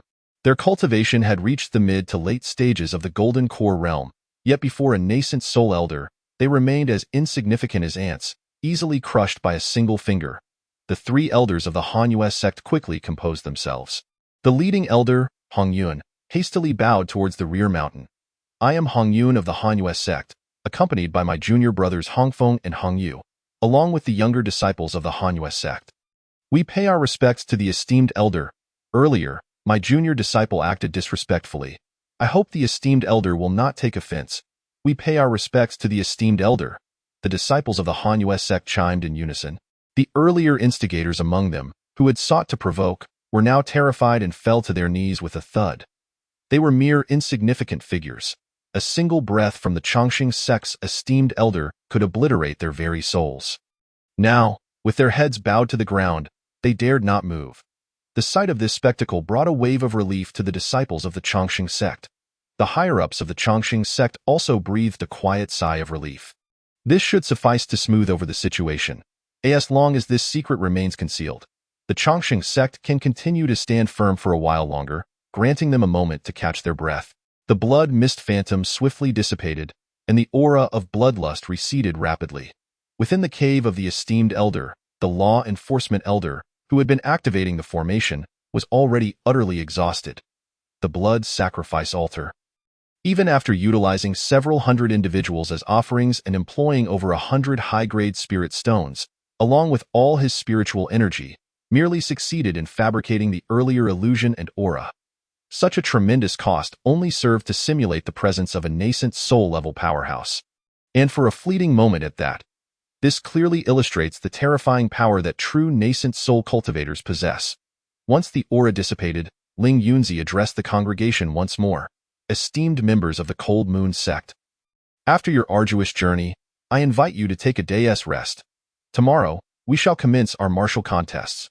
The members of the Cold Moon sect, now subdued by the earlier display, had become considerably more compliant. The elder Hongyun, leading them, clasped his fists and replied, "Very well, we shall heed the arrangements of Master Ling Yun." "Excellent. I invite the 3 esteemed members of the Cold Moon sect to accompany us to the Great Hall for discussions." Ling Yunzi continued. The 3 elders of the Cold Moon sect nodded in agreement, and subsequently, the senior members of the Longevity sect soared towards the Great Hall, with the elders of the Cold Moon sect following closely behind. As for the dozens of disciples left behind by the Cold Moon sect, elder disciples had already gone ahead to welcome them and arrange for their lodging and meals. With this, Li Su and his companions had fulfilled their duties. Observing that there was nothing more to attend to, Li Su did not depart immediately. Instead, he scrutinized the disciples of the Cold Moon sect. Each disciple exuded remarkable vigor, particularly a young female disciple who stood out conspicuously. Her allure did not stem from her beauty, but from the cold moon mark positioned upon her forehead. This signified her status as the saintess of the Cold Moon sect. Hence, this young woman was the new generation's saintess of the Cold Moon sect. The criteria for becoming a saintess were largely aligned between the Cold Moon sect and the Longevity sect. Achieving the 5th level of foundation establishment before the age of 18, it was evident that this disciple of the Cold Moon sect would undoubtedly be a formidable contender in the upcoming Young Talent Challenge. Her name was Long Hanyue. She too noticed Li Su's gaze upon her and turned her head at that moment. Their eyes met for a brief instant. Long Hanyue, perceiving the depth in Li Su's gaze, did not shy away. Moreover, she sensed that he was no ordinary individual, as her innate ice moon physique granted her an acute sensitivity to the aura of powerful beings. She could feel the overwhelming energy emanating from Li Su, albeit suppressed. A gentle smile graced her lips, making her exceedingly captivating. In response, Li Su merely nodded lightly, maintaining his decorum. However, he chose not to linger any longer. He summoned his flying sword and departed from the scene. Upon seeing Li Su leave, Long Hanyue turned to the accompanying disciple of the Longevity sect and inquired, "Fellow cultivator, do you know the friend who departed on the flying sword?" The guiding disciple of the Longevity sect glanced over and, upon recognizing Li Su, replied, "That is our sect's Li Su, my junior brother." Upon hearing the name Li Su, Long Hanyue furrowed her brow. As if recalling something, a nearby disciple of the Cold Moon sect then asked, "Li Su, is he the prodigy from your Longevity sect who established his foundation at the age of 14? The disciple from the Longevity sect nodded affirmatively. "Indeed, that is him. I heard he suffered injuries and his spiritual root withered. Is that true?" Long Hanyue inquired. This matter was not a secret. The entire Longevity sect was aware of it, as were many sects across the eastern continent.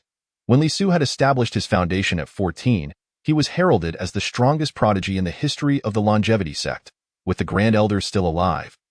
The Longevity sect basked in glory, attracting many smaller sects that sought to pay their respects. A prodigy who established his foundation at such a young age was destined to dominate in the future, prompting many to curry favor with the Longevity sect. which even instilled fear in the Cold Moon sect.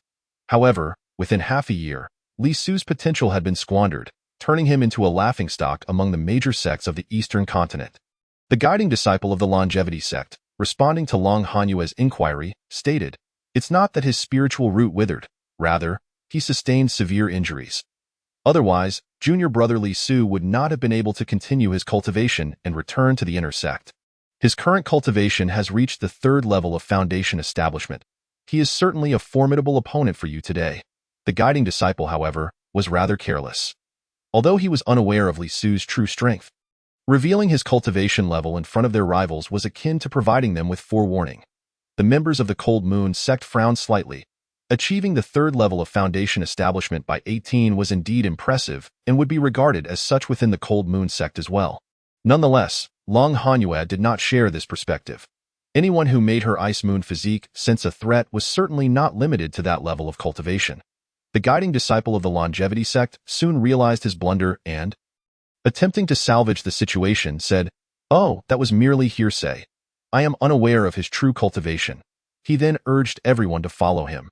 Yet at this moment, no one paid him any heed. All had etched Li Su's cultivation level of the third stage of foundation establishment into their minds, intent on deploying strong cultivators to counter him during tomorrow's duel. Chapter 64. An anomaly. After leaving the main peak, Li Su returned directly to his cave abode. He felt no trepidation regarding the upcoming challenge from the Cold Moon sect. His cultivation had already attained the fifth level of foundation establishment, augmented by his unique spiritual root and a physique refined by the essence of the green lotus. His true strength had reached the eighth level of foundation establishment, a rather formidable feat for one under 18. Not only in the Eastern continent, but even in the Central continent, he would undoubtedly be considered an elite.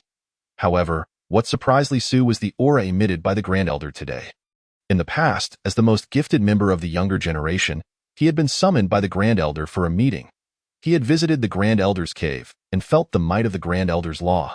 At that time, the Grand Elder had already been quite aged and had personally examined his spiritual root and talent, advising him to cultivate diligently. Yet, the sensation he experienced then was not akin to the overwhelming bloodlust he felt today. From the current circumstances, the aura radiated by the Grand Elder was entirely different. Most significantly, the attitude exhibited by the Cold Moon sect during their visit was exceedingly provocative. They had explicitly taunted the Longevity sect, declaring that the Grand Elder had already passed away, leading to the subsequent incident where the sect leader summoned the Grand Elder's law body.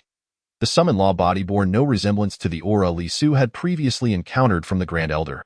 This compelled Li Su to question whether something had indeed gone awry with the Grand Elder. It seemed increasingly plausible that he had sustained injuries or was on the verge of passing away. Reflecting on these thoughts, Li Su murmured, "I truly hope my assumptions are incorrect. If the Longevity sect falls, where shall I find my place?" As he pondered this, Li Su felt a profound sense of gratitude towards the Longevity sect, which had bestowed great kindness upon him. Nevertheless, he remained oblivious to the fact that he had already been forsaken by the higher-ups of the Longevity sect. Once this challenge concluded, he would become a subject of experimentation for the sect's leaders, who would seek to unearth all his secrets, ultimately casting him aside, a mere prodigy, in comparison to the secret of reborn spiritual roots, was of little consequence in the realm of cultivation. One's self-interest reigns supreme. The higher-ups of the Longevity sect had reached a bottleneck in their cultivation journey. They professed that their intentions were for the good of the sect, claiming that once they obtained the secret of Li Su's reborn spiritual roots, they could align themselves with a powerful sect from the upper realm for support. In truth, their only desire was to enhance their own spiritual roots and break through their respective bottlenecks to become stronger. As for Li Su, he was merely a disciple. Even if he had the potential to rejuvenate the Longevity sect, his interests paled in comparison to their own. This was the selfish and ruthless nature of the cultivation world. Yet, Li Su could only faintly sense the looming danger. He sat cross-legged within his cave, continuously inhaling and exhaling, gathering spiritual energy. He was determined to thoroughly defeat the younger generation of the Cold Moon sect in the battle that lay ahead, thereby bringing glory to the Longevity sect. Having entered the sect at a young age, he felt immense gratitude towards it and was resolute in not allowing the Cold Moon sect to engulf it. The following day, a resounding bell tolled throughout the Longevity sect, dong, dong, dong. This bell only rang during grand celebrations of the sect. The sound reverberated through the entire longevity sect, reaching every corner, from the inner sect's 4 mountain peaks to the outer sect, and even the disciples in the miscellaneous work hall. All were drawn towards the largest martial arena within the longevity sect, located beneath the main peak. Today, disciples of the longevity sect were granted permission to approach the main peak and observe the proceedings around the martial arena. The arena was vast, serving as a plaza in ordinary times, yet it also hosted significant ceremonies for the sect. Spanning 100 feet in size, it connected the 4 surrounding mountain peaks. At this moment, outer sect disciples, miscellaneous work hall disciples, and inner sect disciples alike flocked towards the martial arena beneath the main peak. The contest held today would undoubtedly determine the future standing of both the Cold Moon sect and the longevity sect within the Eastern continent. Moreover, it would dictate the division of the 9 spirit mines and 10 premium medicinal fields held by both sections. Historically, the two sects had maintained a balance of power, neither able to gain a decisive advantage, often resulting in minor gains or losses, such as one sect acquiring an additional medicinal field or losing one. However, this challenge was markedly different. The Cold Moon sect had witnessed the rise of a prodigy and was determined to seize more spirit mines and medicinal fields, aiming to completely subjugate the longevity sect. Through the suppression of resources, they sought to erode the longevity sect, driving it toward annihilation. Elisu emerged from his cave dwelling, wielding the azure sky sword. Today's battle was destined to immortalize his name across the Eastern continent. Moreover, this confrontation would mark Li Su's final stand for his sect. He soared upon his sword, heading directly towards the martial arts arena. As he approached, disciples from both the outer and inner sects, along with those from the miscellaneous departments, converged towards the arena, gathering in small clusters. The throng had swelled to an impressive count of 100,000. The disciples of the Cold Moon sect were assigned to a viewing platform atop the main peak, a place reserved for those with rank and status within the sect to observe the contest. As a disciple of the Azure Dragon Peak, Li Su too had a designated spot on the main peak. He glided over the martial arts arena, making his way to the viewing platform for the Azure Dragon Peak disciples. Below, many disciples of the longevity sect recognized him. "Look, it's Li Su." Indeed, just half a year ago, I was splitting firewood with him in the miscellaneous department, and now he has returned to the inner sect as a disciple of the Azure Dragon Peak. Not just a disciple of the Azure Dragon Peak. His cultivation has reached the terrifying 3rd layer of Foundation Establishment. 3rd layer of Foundation Establishment is nothing. He defeated senior brother Chun Qian of the Treasure Cave, who was at the astonishing 6th layer of Foundation Establishment. He must have used a magical artifact. Otherwise, how could he, at the 3rd layer of Foundation Establishment, defeat someone at the 6th layer? Various inner and outer sect disciples engaged in animated discussions. Li Su had already alighted upon the Azure Dragon Peak disciples platform when he spotted Bai Ling waving at him.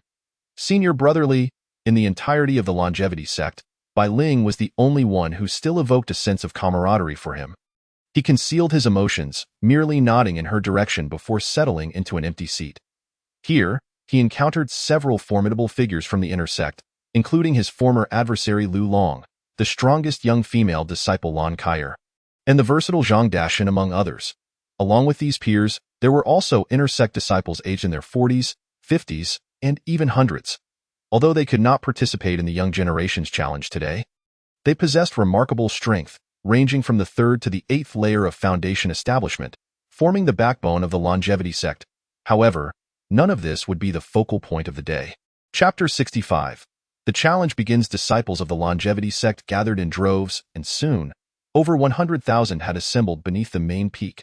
Among them, the majority were miscellaneous disciples, positioned around the periphery to witness the spectacle. Only in such grand circumstances were the miscellaneous disciples permitted to approach the main peak. It's starting. This time, the Cold Moon sect has clearly come prepared for a challenge. Of course, they must be well prepared. Today's battle will surely be a fierce contest. I heard from a steward in the outer sect that the Cold Moon sect harbors intentions of annexing our longevity sect. When they arrived yesterday, they even caused a ruckus with their flying beasts, utterly detestable. Various voices filled the air with murmurs, the entire area beneath the main peak teeming with longevity sect disciples. Simultaneously, a series of roars from demonic beasts suddenly echoed from the sky. Ayo! Ayo! 5 powerful roars resonated, and 5 colossal four-winged black golden serpents descended towards the martial arts arena. The 5 serpents, arrayed side by side, blotted out the sun, exuding an aura of terror. Look, the cultivators of the Cold Moon sect have arrived. Demonic beasts, such fearsome demonic beasts. Those are the 4-winged black golden serpents, the guardian beasts of the Cold Moon sect. Though they possess 8 wings, the demonic energy is so intense, I can scarcely breathe. The disciples below erupted into commotion once more. The Cold Moon sect clearly intended to intimidate the Longevity sect with such an ostentatious display. Revealing their disdain, this was an act of contempt. Not only the disciples of the Longevity sect, but many elders and stewards were also quite displeased. Had it not been for the disparity in strength between the Longevity sect and the Cold Moon sect, they would have eagerly retaliated against the arrogance of these disciples. Before long, the 5 four-winged black golden serpents settled into the resting area of the Cold Moon sect disciples, coiling their massive bodies around the vicinity, creating an awe-inspiring sight. Shortly after the Cold Moon sect's arrival, an overwhelming pressure of spiritual energy swept through the area. The sect leader, Ling Yunzi, and 10 elders arrived upon celestial cranes. Upon seeing the sect leader's appearance, over 100,000 disciples below the main peak collectively called out, "We bow to the sect leader. We bow to the sect leader." The echoes resonated throughout the valley. Ling Yunzi, flanked by 10 elders, landed on the mountainside beside the martial arts arena, standing on the viewing platform as he waved his whisk towards the crowd of disciples below. "Disciples, no need for formalities." His voice, though not loud, reverberated throughout the valley, reaching the ears of over 10,000 attendees, showcasing the terrifying prowess of a late-stage golden core cultivator. "Thank you, sect leader." The numerous disciples of the Longevity sect responded in unison. Before returning to their respective places, some sitting, others standing at attention, Ling Yunzi resumed his seat on the main platform. This moment, an elder from the ceremonial hall stepped forward, addressing the disciples of the Longevity sect. "Today marks a grand competition between the young disciples under 30 years of age from our Longevity sect and the Cold Moon sect for the purpose of exchange and sparring. Each side shall send forth one young disciple at a time to challenge one another in a one-on-one duel. The essence lies in the exchange of skills and knowledge, and the sparring shall be kept within limits. The young generation's challenge officially begins." As the elders' words fell, hundreds of gongs and drums resounded throughout the martial arts arena. The thunderous echoes surged like a tsunami, each wave rising higher than the last. The spectators below erupted into cheers, eager to witness the clash of the strongest talents from both sections. Before the drumbeats subsided, a figure suddenly leaped from the Cold Moon sect's viewing area. This figure brandished twin axes, leaping down with a powerful gust of wind, landing with a resounding crash that caused the very tiles of the arena to shimmer with runes, though they ultimately cracked beneath his weight. The individual was robust as an ox, with vitality akin to the sea. The twin axes in his hands radiated a blood-red glow, unmistakably marking him as a formidable expert. Upon taking the stage, he slammed the twin axes into the ground. Simultaneously, a beam of white light illuminated the arena, enveloping him. This was the life-will-testing mirror of the martial arts platform. Once illuminated, it would reveal the age of the individual, primarily to prevent deceit by those older cultivators masquerading as young disciples under 30. Soon, the life-will-testing mirror displayed the number 29. Damn it, 29, and still pretending to be part of the younger generation. Indeed, they send forth a 29-year-old. The Cold Moon sect truly lacks shame. Some miscellaneous disciples voiced their disdain. Yet, the disciple from the Cold Moon sect remained unfazed, arrogantly proclaiming, "The Cold Moon sect's Meng Shan challenges any Longevity sect expert capable of enduring 300 exchanges with me." As he spoke, he disdainfully swept his gaze over the inner sect disciples' viewing platform. Many young disciples there displayed expressions of displeasure. "Damn it, this brat is so arrogant. Indeed, he's insufferably proud. Right? Someone should teach him a lesson." Although the murmurs were plentiful, no one rushed to the stage to accept the challenge. Naturally, Li Su would not act either. The first to descend from the platform would only be minor characters. He would not engage unless it was against a worthy opponent. "What? Is the Longevity sect afraid of my Meng Shan?" But as soon as he finished speaking, a disciple clad in blue from the Longevity sect leaped down. "Humph. Allow me to experience your skills." Chapter 66. Swift movement technique. As soon as this blue-clad disciple appeared, he elicited cheers from both inner and outer sect disciples. Look, it's senior brother Lu Sun. Indeed, senior brother Lu Sun is also a formidable talent among the inner sect's younger generation. His swift movement technique has achieved notable success, and the elders hold him in high regard. With senior brother Lu Sun's movement technique, he should have no trouble dealing with this cold moon sect brat. The discussions were rife with praise for Lu Sun's prowess. Lai Su had some knowledge of Lu Sun. Among the younger generation in the inner sect, his strength was indeed commendable. The swift movement technique he practiced was exceptional, enabling him to act with the speed of the wind and often seize the initiative against his opponents. As Lu Sun landed on the martial arts platform, the beam from the life wheel testing mirror projected onto him, revealing the number 27. I, Lu Sun of the longevity sect, have come to test your skills. Meng Shan, upon seeing this, cast a contemptuous glance at Lu Sun. Make your move. I'll give you 3 chances. Upon hearing this, the entire arena erupted into an uproar. To demand 3 chances before even engaging in battle was a blatant act of disrespect. The disciple from the Cold Moon sect was indeed brazen. He has no idea about senior brother Lu Sun's prowess. Senior brother Lu Sun will show him the strength of our longevity sect. The voices continued to rise, condemning Meng Shan's arrogance. Lu Sun also coldly snorted, arrogant. As he spoke, Lu Sun drew a long sword, his entire being vibrating with powerful waves of spiritual energy, indicating his cultivation at the second layer of foundation establishment. This level of cultivation may not seem high to Li Su at present. Yet within the major sects of the Eastern continent, reaching the second layer of foundation establishment by the age of 30 was undoubtedly a mark of a young prodigy. Any sect would prioritize such an individual for cultivation as an inner disciple.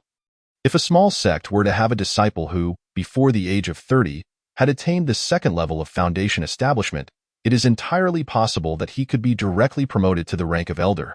Furthermore, Lu Sun cultivates the path of swiftness. With the enhancement of his rapid identity, he is nearly invincible among his peers. Such astonishing speed. It is the swift movement technique, the most formidable spell of senior brother Lu Sun. Let that arrogant fellow experience the bitter fruits of his hubris. As the crowd engaged in fervent discussions, Lu Sun had already approached Meng Shan. He surged forward, and at a distance of 10 meters from Meng Shan, he suddenly vanished. The eyes of the tens of thousands present widened in astonishment, many craning their necks in search of Lu Sun's figure. He had disappeared. Where could he have gone so swiftly? Yet Meng Shan remained stationary, not even bothering to retrieve the twin axes embedded in the stone slab beside him. Suddenly, a low growl resonated. Swift sword. In that instant, Lu Sun's silhouette appeared to the left of Meng Shan, brandishing his long sword and striking downwards. This unexpected assault caused many to clench their fists. Was it over? It seemed the first match was secured. Disciples of the Chongqing sect expressed their admiration, some even preparing to cheer. With a swift slice, Lu Sun brought down his sword. However, a bizarre scene unfolded. Lu Sun's strike cleaved through empty air, narrowly missing Meng Shan's face without inflicting any harm. Lu Sun's expression shifted to one of disbelief. His surprise attack had been completely anticipated by his opponent.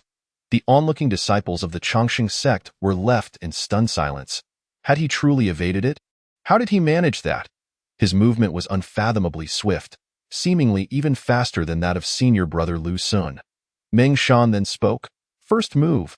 His voice was low yet laced with mockery, echoing before the entire Chongqing sect amidst the throngs of disciples.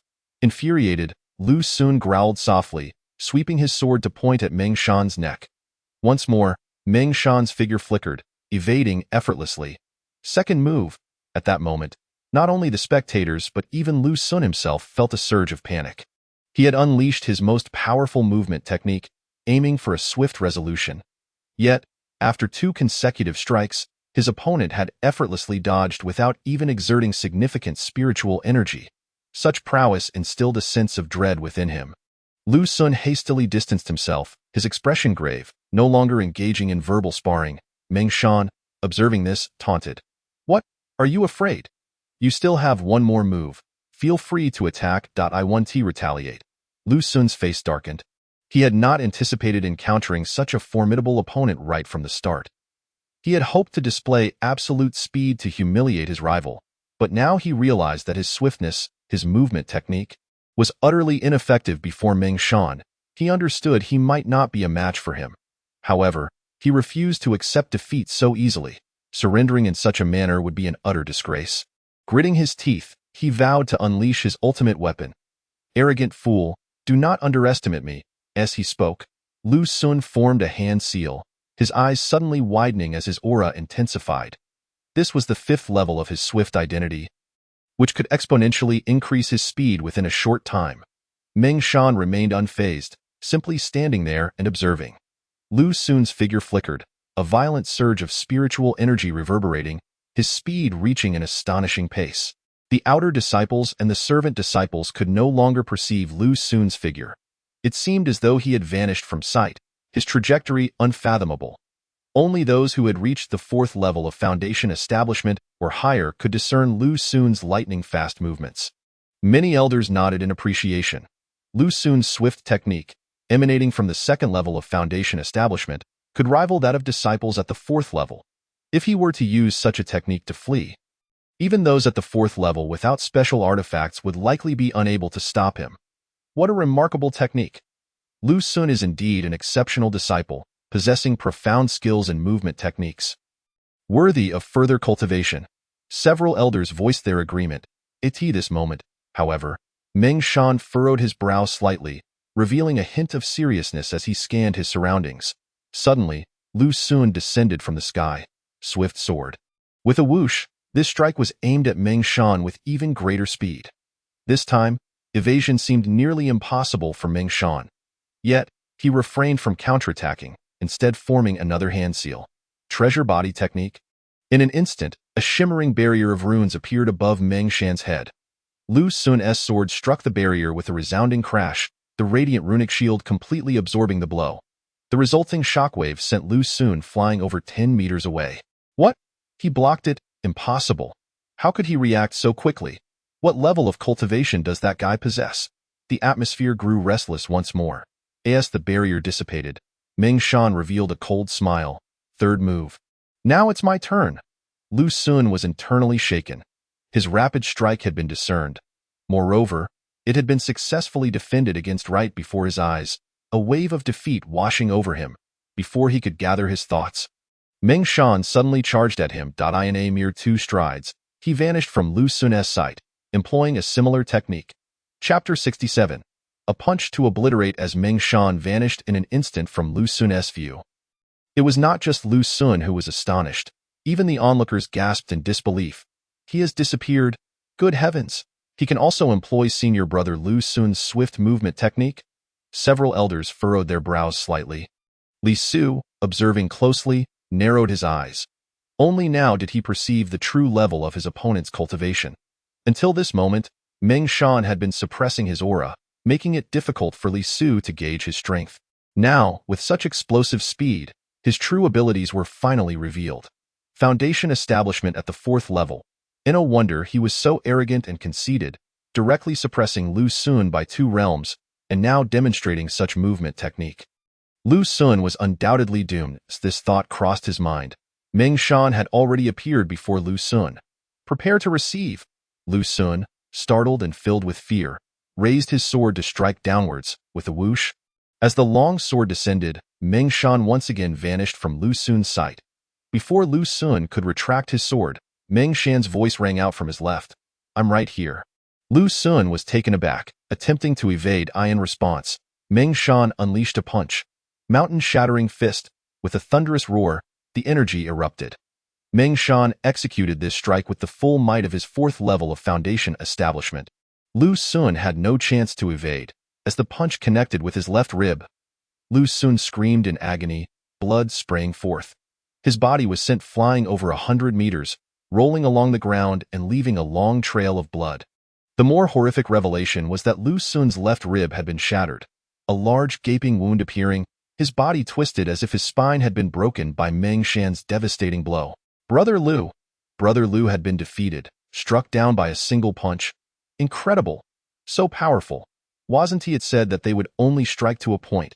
This was a lethal blow. Heh, you newcomers don't understand a thing. Do you really believe in the notion of striking to a point? Once you step onto this arena, it's a matter of life and death. Indeed, in every young competition, fatalities occurred. Countless voices rang out. Many newly initiated servant disciples felt the harsh reality of the cultivation world for the first time. Even in such a grand sex competition, once on the arena, it was a struggle for survival. The idea of striking to a point, that was merely empty rhetoric. The disciples of the Han sect erupted into loud cheers. Senior Brother Mengshan is mighty. Ha ha ha. Senior Brother Mengshan is dominating. Let them see the power of our Han sect. Even the 3 elders of the Han sect smiled slightly, expressing their satisfaction with a nod towards Mengshan on the arena. Seeing the elders acknowledge him, Mengshan's aura surged higher. Glancing down at Lu Sun, who lay unconscious on the ground, he disdainfully spat. Useless, can't even endure a punch. His words were deliberately loud, intended for the many disciples of the Chongqing sect to hear. How disgraceful! This is a humiliation to our Chongqing sect. Many inner disciples urged, quickly, go teach him a lesson. Clearly, Lu Sun had lost all fighting capability. The elder serving as the referee could only announce grimly, the first match goes to Mengshan of the Han sect, and no sooner had the words left his mouth than the disciples from the Chongqing sect's alchemy division, who had been prepared, swiftly descended, rushing to Lu Sun's side. Though his body lay shattered, his spine broken, as long as his dantian and spirit were unharmed, with high-grade spiritual herbs to mend his bones or even replace organs, he could still survive. Whether this would affect his future cultivation remained uncertain, but his life was certainly salvageable. Clearly, as an inner sect genius, Lu Sun was afforded such treatment. A group of 4 or 5 disciples from the Dan swiftly lifted Lu Sun off the arena, promptly taking him for medical treatment. After Lu Sun was carried away, a second challenger leaped into the ring within the Chongqing sect. This was a female disciple named Hong Kai, who shared a close bond with Lu Sun, even harboring hopes of developing their relationship into that of Dao partners. Witnessing her beloved being brutally defeated and taken away, she felt compelled to seek vengeance. Upon her arrival at the arena, Hong Kai unsheathed her long sword, exuding a chilling aura that pierced through the AI art. Li Su recognized her. Not only was she a companion of Lu Sun, but she also possessed extraordinary talent. She bore a rare water-type mutated spirit root. An ice spirit root. It was senior sister Hong Kai. Given her close relationship with senior brother Lu Sun, she had come to avenge him. With her uncommon ice spirit root, her ice magic was formidable, surely capable of defeating this Mengshan of the Han sect. Amidst the murmurs of the crowd, Hong Kai raised her longsword. Chongqing sect, Hong Kai. The audience buzzed with excitement. An ice queen had arrived. Mengshan, however, remained dismissive, his gaze predatory and fierce. Without engaging in idle chatter, Hong Kai simply snorted coldly. Ice sword technique. As her words fell, a wave of icy energy erupted around her, freezing the very air. With each swing of her sword, ice swords coalesced at her sides. Finally, with a swift motion, she pointed her long sword, and the assembled ice swords shot forth with a whoosh. Mengshan, however, did not reach for his axe. Remaining bare-handed, instead of retreating, he advanced, his fists brimming with condensed energy, striking relentlessly at the ice swords. Remarkably, the ice swords conjured by Hong Kai failed to inflict any damage upon Mengshan. Chapter 68. Too strong. The combat prowess displayed by Mengshan was overwhelming, and the observing disciples of the Chongqing sect gradually discerned the true extent of his cultivation level. He was at the 4th level of foundation establishment. The realization sent gasps of horror through the ranks of the outer disciples. Such a terrifying level of cultivation was something they could only aspire to. With over 100,000 disciples in the outer court, it was unlikely that even one would emerge victorious to achieve foundation establishment in their lifetime. Of course, Li Su was the exception. For them, the realm of the 4th level of foundation establishment was the pinnacle of aspiration. Heavens, how can we fight this? It seems that senior sister Hong Kai is only at the 3rd level of foundation establishment. Indeed, each level after foundation establishment represents an entirely different realm, and to compare the 3rd level with the 4th level is to witness a crushing disparity. Many outer court disciples were filled with concern. Not just them, but even the inner sect and the elders were anxious. A single loss in this match could result in the loss of a spiritual mine or medicinal field, resources vital to the sect's future. How could the higher-ups of the Chongqing sect remain calm? Hong Kai continued to unleash her ice sword technique, a torrent of ice swords flying toward Meng Shan, yet he effortlessly dismantled them with his bare fists. Demonstrating his ferocity. Is that all the ice beauty has? Meng Shan taunted. Hong Kai raised an eyebrow, forming a hand seal. Ice seal slash. She lifted her sword, gathering a terrifying chill of energy. Waves of icy energy rippled outward. The ice seal slash was undoubtedly her most powerful move within her ice sword techniques, rumored to have slain a second-tier 4-star in that moment. All eyes were fixed on the arena, including Li Su, who observed quietly. While the sword strike appeared formidable, he remained unconvinced that Hong Kai could defeat her opponent, given Meng Shan's demonstrated combat strength. Meng Shan smirked, gathering his energy. Radiant white light coalesced as his energy surged. The two forces interwove within the arena. Victory would be decided in this moment. In the next heartbeat, as Hong Kai swung her sword downward, the air coalesced into a colossal ice sword, cleaving toward Meng Shan. Meng Shan roared in response, mountain-crushing fist. With a thunderous explosion, the ice sword collided with Meng Shan's energy-infused fist, unleashing a shockwave. The colossal ice sword shattered instantly, unable to withstand the force of Meng Shan's fist. Ice shards flew in every direction, with some even injuring nearby outer court disciples. Hong Kai let out a cry as she was sent flying from the arena, rolling helplessly, though not as brutal as Lu Xun's fate. She landed, coughing up blood and unable to rise. Another defeat. Meng Shan must be the strongest disciple of the Hanyue sect. Indeed, he is far too powerful. Without the use of a weapon, he has effortlessly defeated both Lu Xun and Hong Kai. Appearing remarkably at ease, Meng Shan shrugged off his hands. Is there not a single expert in the Chongqing sect? Let me wield my axe, if only for a moment. Such words further inflamed the disciples of the Chongqing sect, who looked toward the inner sect stands. Some even shouted for Li Su to take action. After all, Li Su had become the acknowledged top contender of the younger generation after defeating Lu Long. However, Li Su remained unmoved. He was not in a hurry. This was only the second match. The best was yet to come. The elder of the Law Enforcement Hall called out again. In the second round, Meng Shan of the Hanyue sect is victorious. Meng Shan strutted around the arena, while the inner sect disciples buzzed with speculation about who would challenge next. Many who had previously been vocal now hesitated. Intimidated by Meng Shan's prowess and his fourth level of foundation establishment, having won 2 matches without using a weapon, they were reluctant to face him. Some were not sufficiently strong, while others who were strong enough wished to conserve their energy, not wanting to lose and hoping for more victories. Just then, a figure dressed in red soared down to the arena. The moment she moved, Li Su recognized her. It was Bai Ling with a first-grade fire spirit root.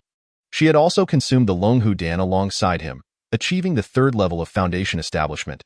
Yet, facing the 4th level Meng Shan posed a significant challenge. As Bai Ling landed, many outer disciples gasped in astonishment. Its senior sister Bai Ling. She had only entered the inner sect 3 months prior, and now she dared to challenge a 4th level foundation establishment cultivator? Lu Xun and Hong Kai had both been defeated, and Bai Ling had only just achieved foundation establishment a month ago. Oh no, another loss is imminent. While many disciples speculated, Bai Ling introduced herself. I am Bai Ling, please grant me your guidance. As she spoke, Bai Ling slowly drew her sword, a blazing sword engulfed in scorching flames. Chapter 69. Bai Ling's challenge. Bai Ling stepped onto the arena, her age reflected in the mirror, a mere 17. Upon seeing this number, both inner and outer disciples expressed their astonishment. At-17. She had the audacity to challenge a 4th level foundation establishment cultivator from the Hanyue sect, which was no small feat. As Bai Ling unsheathed her blazing sword, a wave of intense heat began to radiate outward, coupled with her first-grade fire spirit root and the fierce fire technique she practiced.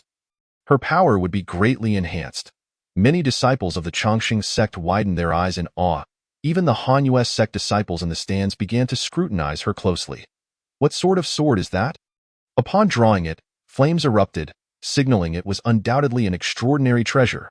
That is senior sister Bai Ling's heirloom sword, the blazing fire sword.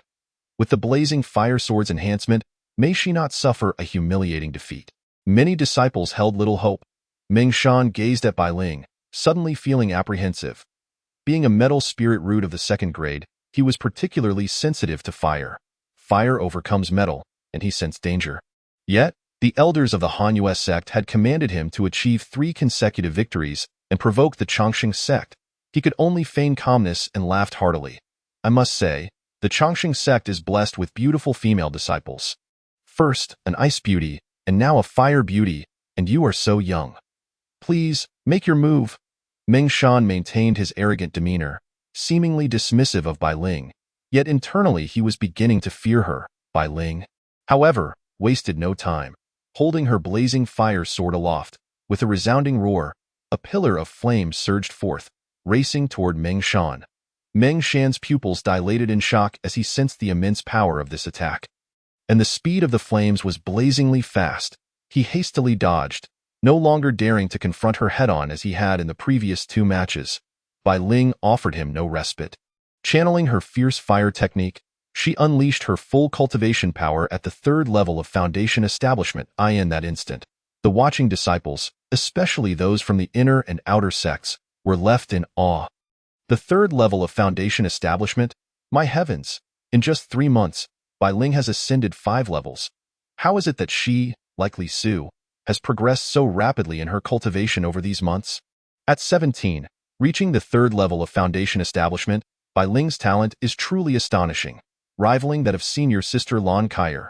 Bai Ling, the esteemed sister, hails from a prestigious lineage of cultivators, naturally endowed with exceptional talent. Unfortunately, her family has fallen into decline, which is why she has come to practice at our Chongqing sect. All present gaze at Bai Ling in astonishment, marveling at her innate gifts. During the sect's assessment, Bai Ling was merely at the Qi refinement stage. Although she gained entry into the inner sect and received a considerable amount of spiritual herbs, which aided her in establishing her foundation just over a month ago. The speed at which she has ascended from foundation establishment to the 3rd level of the Qi refinement stage within such a short time frame is indeed remarkable. Yet, amidst their astonishment, many of her fellow disciples, whose cultivation levels are significantly lower, still harbor doubts about Bai Ling's prospects. Meng Shan, on the other hand, has already achieved the 4th level of foundation establishment. In the eyes of ordinary cultivators, competing at the same level is fraught with difficulty, and attempting to challenge someone of a higher level is nearly impossible without possessing formidable treasures or exceptional techniques. This explains why Li Su's previous victories against stronger opponents led many to believe he must possess some secret treasure. Although Bai Ling is extraordinarily talented, having reached the 3rd level of foundation establishment in a short span, she is still quite young. Even with attribute suppression, facing a 29-year-old opponent like Meng Shan, who has attained the 4th level of foundation establishment, may prove to be a challenge. Indeed, we hope that Bai Ling can endure a little longer, exhausting her opponent, and wait for the next match, where she will surely defeat this disciple of the Han sect. The inner sect disciples surrounding Li Su chattered amongst themselves, yet only Li Su held a differing opinion. During his month-long seclusion, he sensed that Bai Ling not only possessed a 1st-grade fire spiritual root, but her dantian was also larger than that of most cultivators, allowing her to utilize more secret techniques and engage in prolonged combat. Moreover, despite her family's decline, she must have retained a wealth of secret techniques and incantations, and with the advantage of attribute compatibility, her confidence in stepping onto the stage indicates her certainty of victory. As Li Su contemplated these factors, Bai Ling had already soared into the air, her movements swift and her attacks fierce. Waves of sword energy surged forth, accompanied by torrents of blazing fire. The resounding explosions of flames reverberated across the arena, enveloping it in a scorching atmosphere. Initially, Meng Shan merely dodged, attempting to use his protective energy to withstand Bai Ling's searing sword energy. However, a single strike breached his defenses, as the metal attribute could not withstand the fire attribute's assault, leaving a gaping wound upon him. This spectacle elicited fervent cheers from the tens of thousands of Chongqing sect disciples in attendance. Moreover, Bai Ling, now hovering in the air with her blazing sword, gazed down at Meng Shan and, with a single hand forming a seal, shouted, "Inferno devastation!" In an instant, she struck down, and torrents of raging flames erupted, crashing down upon Meng Shan like a flood breaching a dam. Chapter 70. Meng Shan's defeat. The disciples of the Chongqing sect looked on in utter disbelief. Even the disciples of the Han sect wore grim expressions.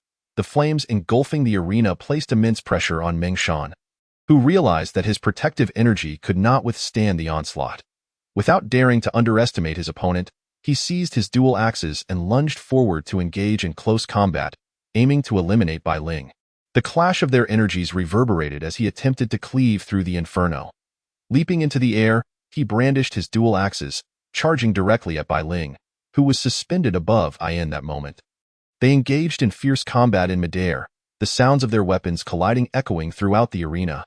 Despite Meng Shan's higher cultivation level, he found no advantage against Bai Ling, who matched him blow for blow, and even began to gain the upper hand. My heavens!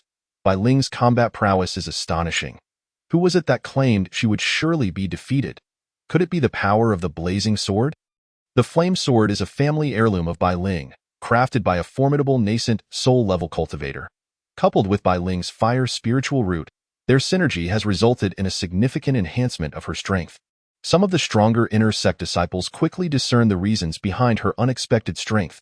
However, the true factors enabling Bai Ling to triumph against a stronger opponent were not solely her ancestral flame sword, but also the crucial aspect of attribute suppression.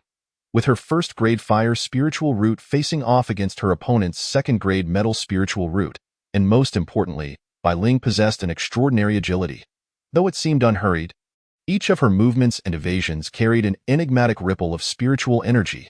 This was the Bai family's secret technique, spirit motion technique.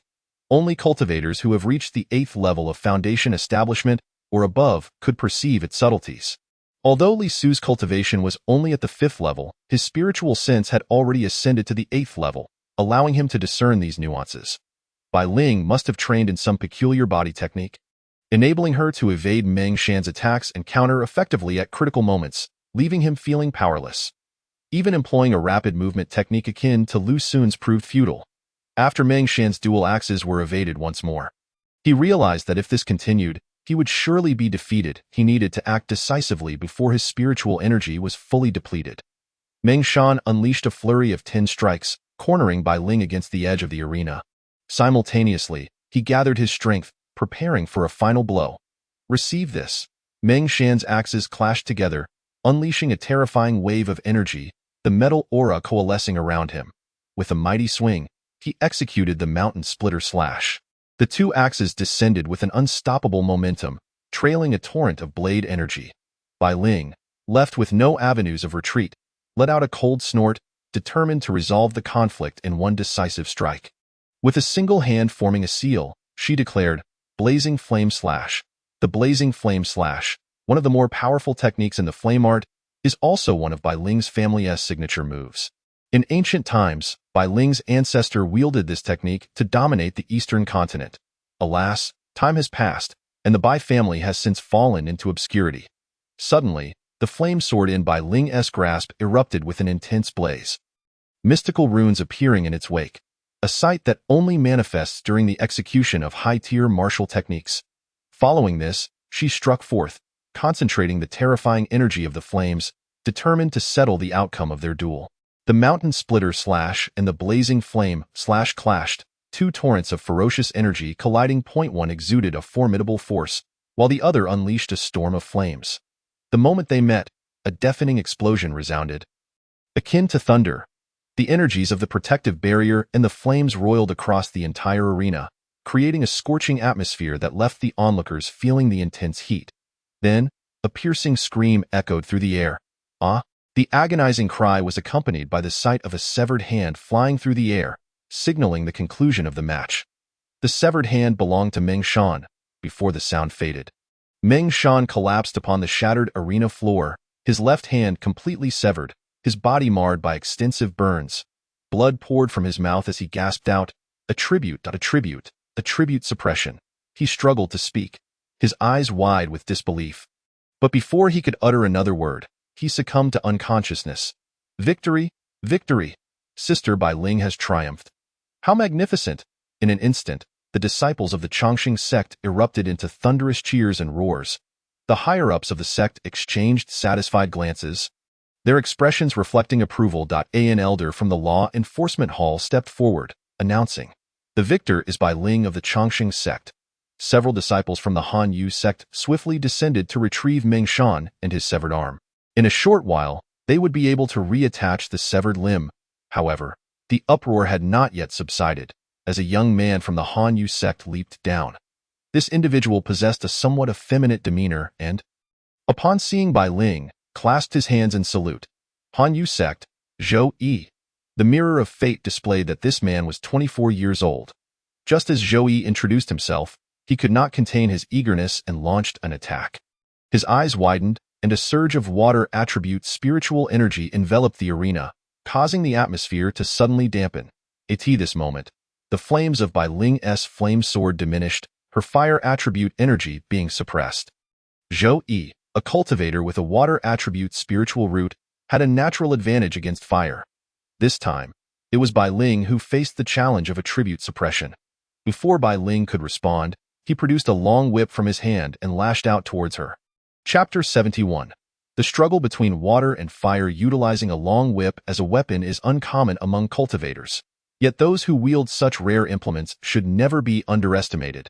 This whip, infused with potent water attribute spiritual energy, elongated and thickened as it was swung, transforming into a massive water column that descended upon Bai Ling with great force. Employing her family's secret technique, the spirit motion technique, Bai Ling swiftly evaded the strike.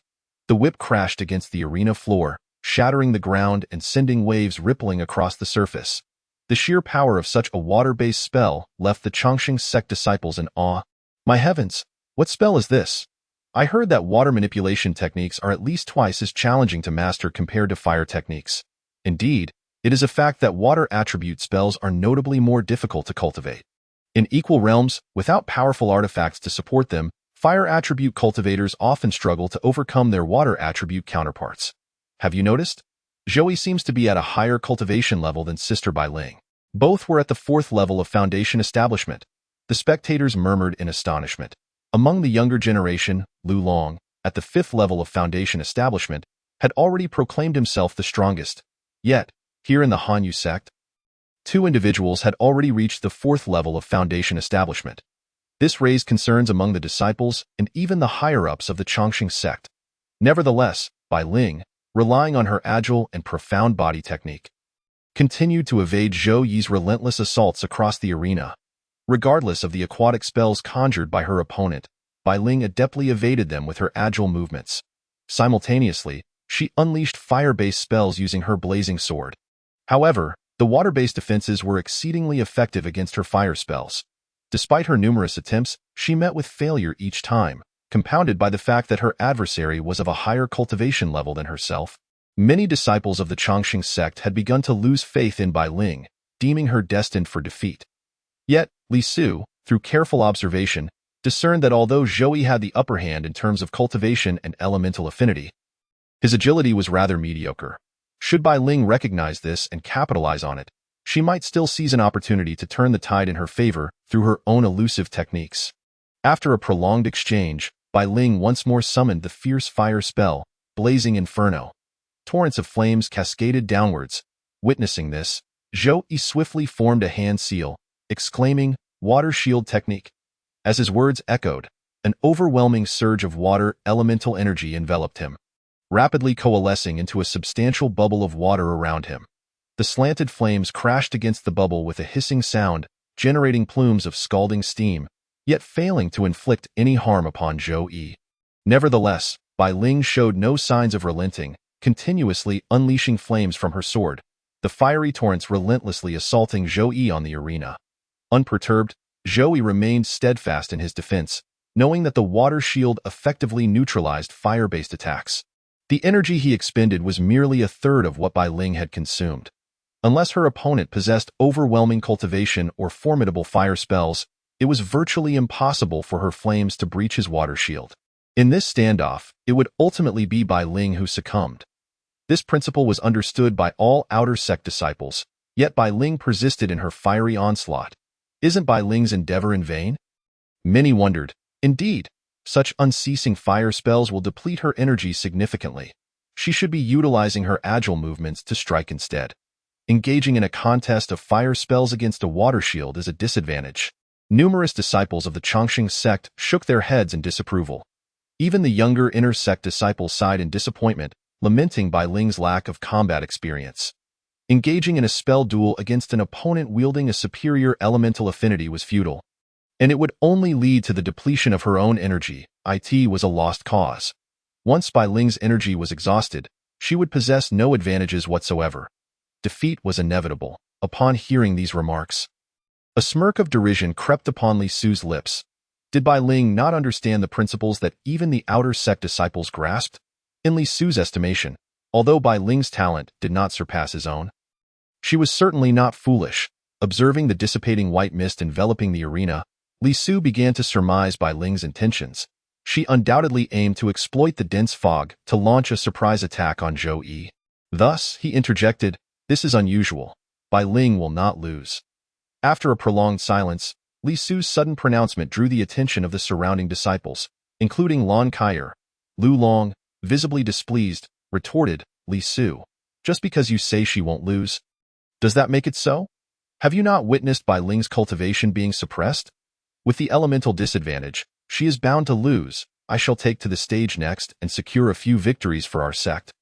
Quelling the arrogance of the Han Yu sect, Li Su chuckled. "A weaker cultivation does not preclude victory. Are you not the best example of this?" The moment those words left his mouth, Lu Long's face flushed with anger. Li Su, at the 3rd level of Foundation establishment, had defeated Lu Long, who was at the 5th level, a humiliation Lu Long could not easily shake off. Now, publicly reminded of it by Li Su, he seethed in silence, his expression darkening. Meanwhile, on the arena, the mist thickened to a point where the figures of the combatants were obscured, leaving only the flickering red flames visible, though sensing one's surroundings was possible. In this realm of combat, it was far less effective than the clarity of vision. Just then, the flames abruptly vanished. In that instant, Bai Ling, suspended in midair, vanished from sight within the water vapor. Zhou Yi immediately sensed something amiss and extended his consciousness to search for her. To his astonishment, he could not detect Bai Ling's presence. Even her aura had seemingly dissipated. Sensing danger, he realized that his opponent intended to cloak herself in the white mist and launch a stealthy assault. In that moment of realization, Zhou Yi gathered his energy, intending to disperse the surrounding mist with a surge of force. However, it was too late. Just as he prepared to clear the fog, Bai Ling had already used her extraordinary agility to silently position herself behind him. Only then did Zhou Yi perceive the imminent threat from behind. Whirling around, he caught sight of Bai Ling wielding her blazing sword, thrusting it forward. The spectators could only witness a flash of red light erupt and hear Zhou Yi's anguished scream. Chapter 72. The frigidness of Han Yu's sect amidst the swirling mist. All that resonated was a single cry of anguish, accompanied by a flash of fiery red. Except for those with formidable cultivation who could utilize their consciousness to discern the situation on the arena, the outer sect disciples and miscellaneous members remained oblivious to the unfolding events. What just happened? I heard Zhou Yi scream. What transpired? Many held their breath, their eyes wide as they stared at the billowing white mist. Gradually, as the fog began to clear, a figure clad in red emerged into view, revealing Zhou Yi sprawled on the ground, motionless and bleeding profusely. It is Bai Ling. Bai Ling has won. She actually triumphed.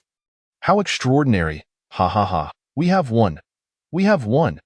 In an instant, the disciples of the Chongqing sect erupted in a cacophony of jubilant cheers. It was utterly shocking, utterly unbelievable. Bai Ling, at the 3rd level of Foundation establishment, had defeated Zhou Yi, a practitioner at the 4th level and a master of the water element from the Han Yu sect. Even the disciples of the Han Yu sect wore grim expressions. This loss represented a significant setback, costing them a valuable spiritual mine and medicinal field, crucial for the development of their sect. The higher-ups of the Chongqing sect nodded in satisfaction, with an elder from the Law Enforcement Hall proclaiming, "Chongqing sect, Bai Ling wins." Amidst the jubilant cheers, several disciples from the Han Yu sect rushed to the arena to carry Zhou Yi back to their viewing platform. Due to his severe injuries, he had been grievously wounded by Bai Ling's strike, compromising his essence. Though his life was spared, he was critically injured. After receiving a dose of spiritual liquid, he finally regained consciousness. One disciple, witnessing this, urgently addressed the elders of the Han Yu sect. "Elders, Zhou Shixiang is gravely injured and requires a high-grade 3rd-tier life-saving pill. I implore you to grant us this favor." Zhou Yi, too, pleaded, "Please, esteemed elders, grant me a high-grade 3rd-tier life-saving pill. Such a pill was not an ordinary third-tier medicine. Even the Han Yu sect had only brought 5 with them for this expedition. However, seeing Zhou Yi's predicament, Elder Hongfeng was prepared to offer him one, yet he was interrupted by the foremost elder, Hong Yun, who declared, "No need. You, a worthless fool, do not deserve a life-saving pill. To be defeated by someone of lower cultivation under elemental suppression is a waste of a precious resource." Life-saving pills were immensely valuable, particularly with several significant disciples yet to take the stage. These pills were reserved for ensuring the survival of important disciples, and Hong Yun deemed it unworthy to expend one on Zhou Yi. Upon hearing this, Zhou Yi's expression turned ashen. He understood the gravity of his injuries.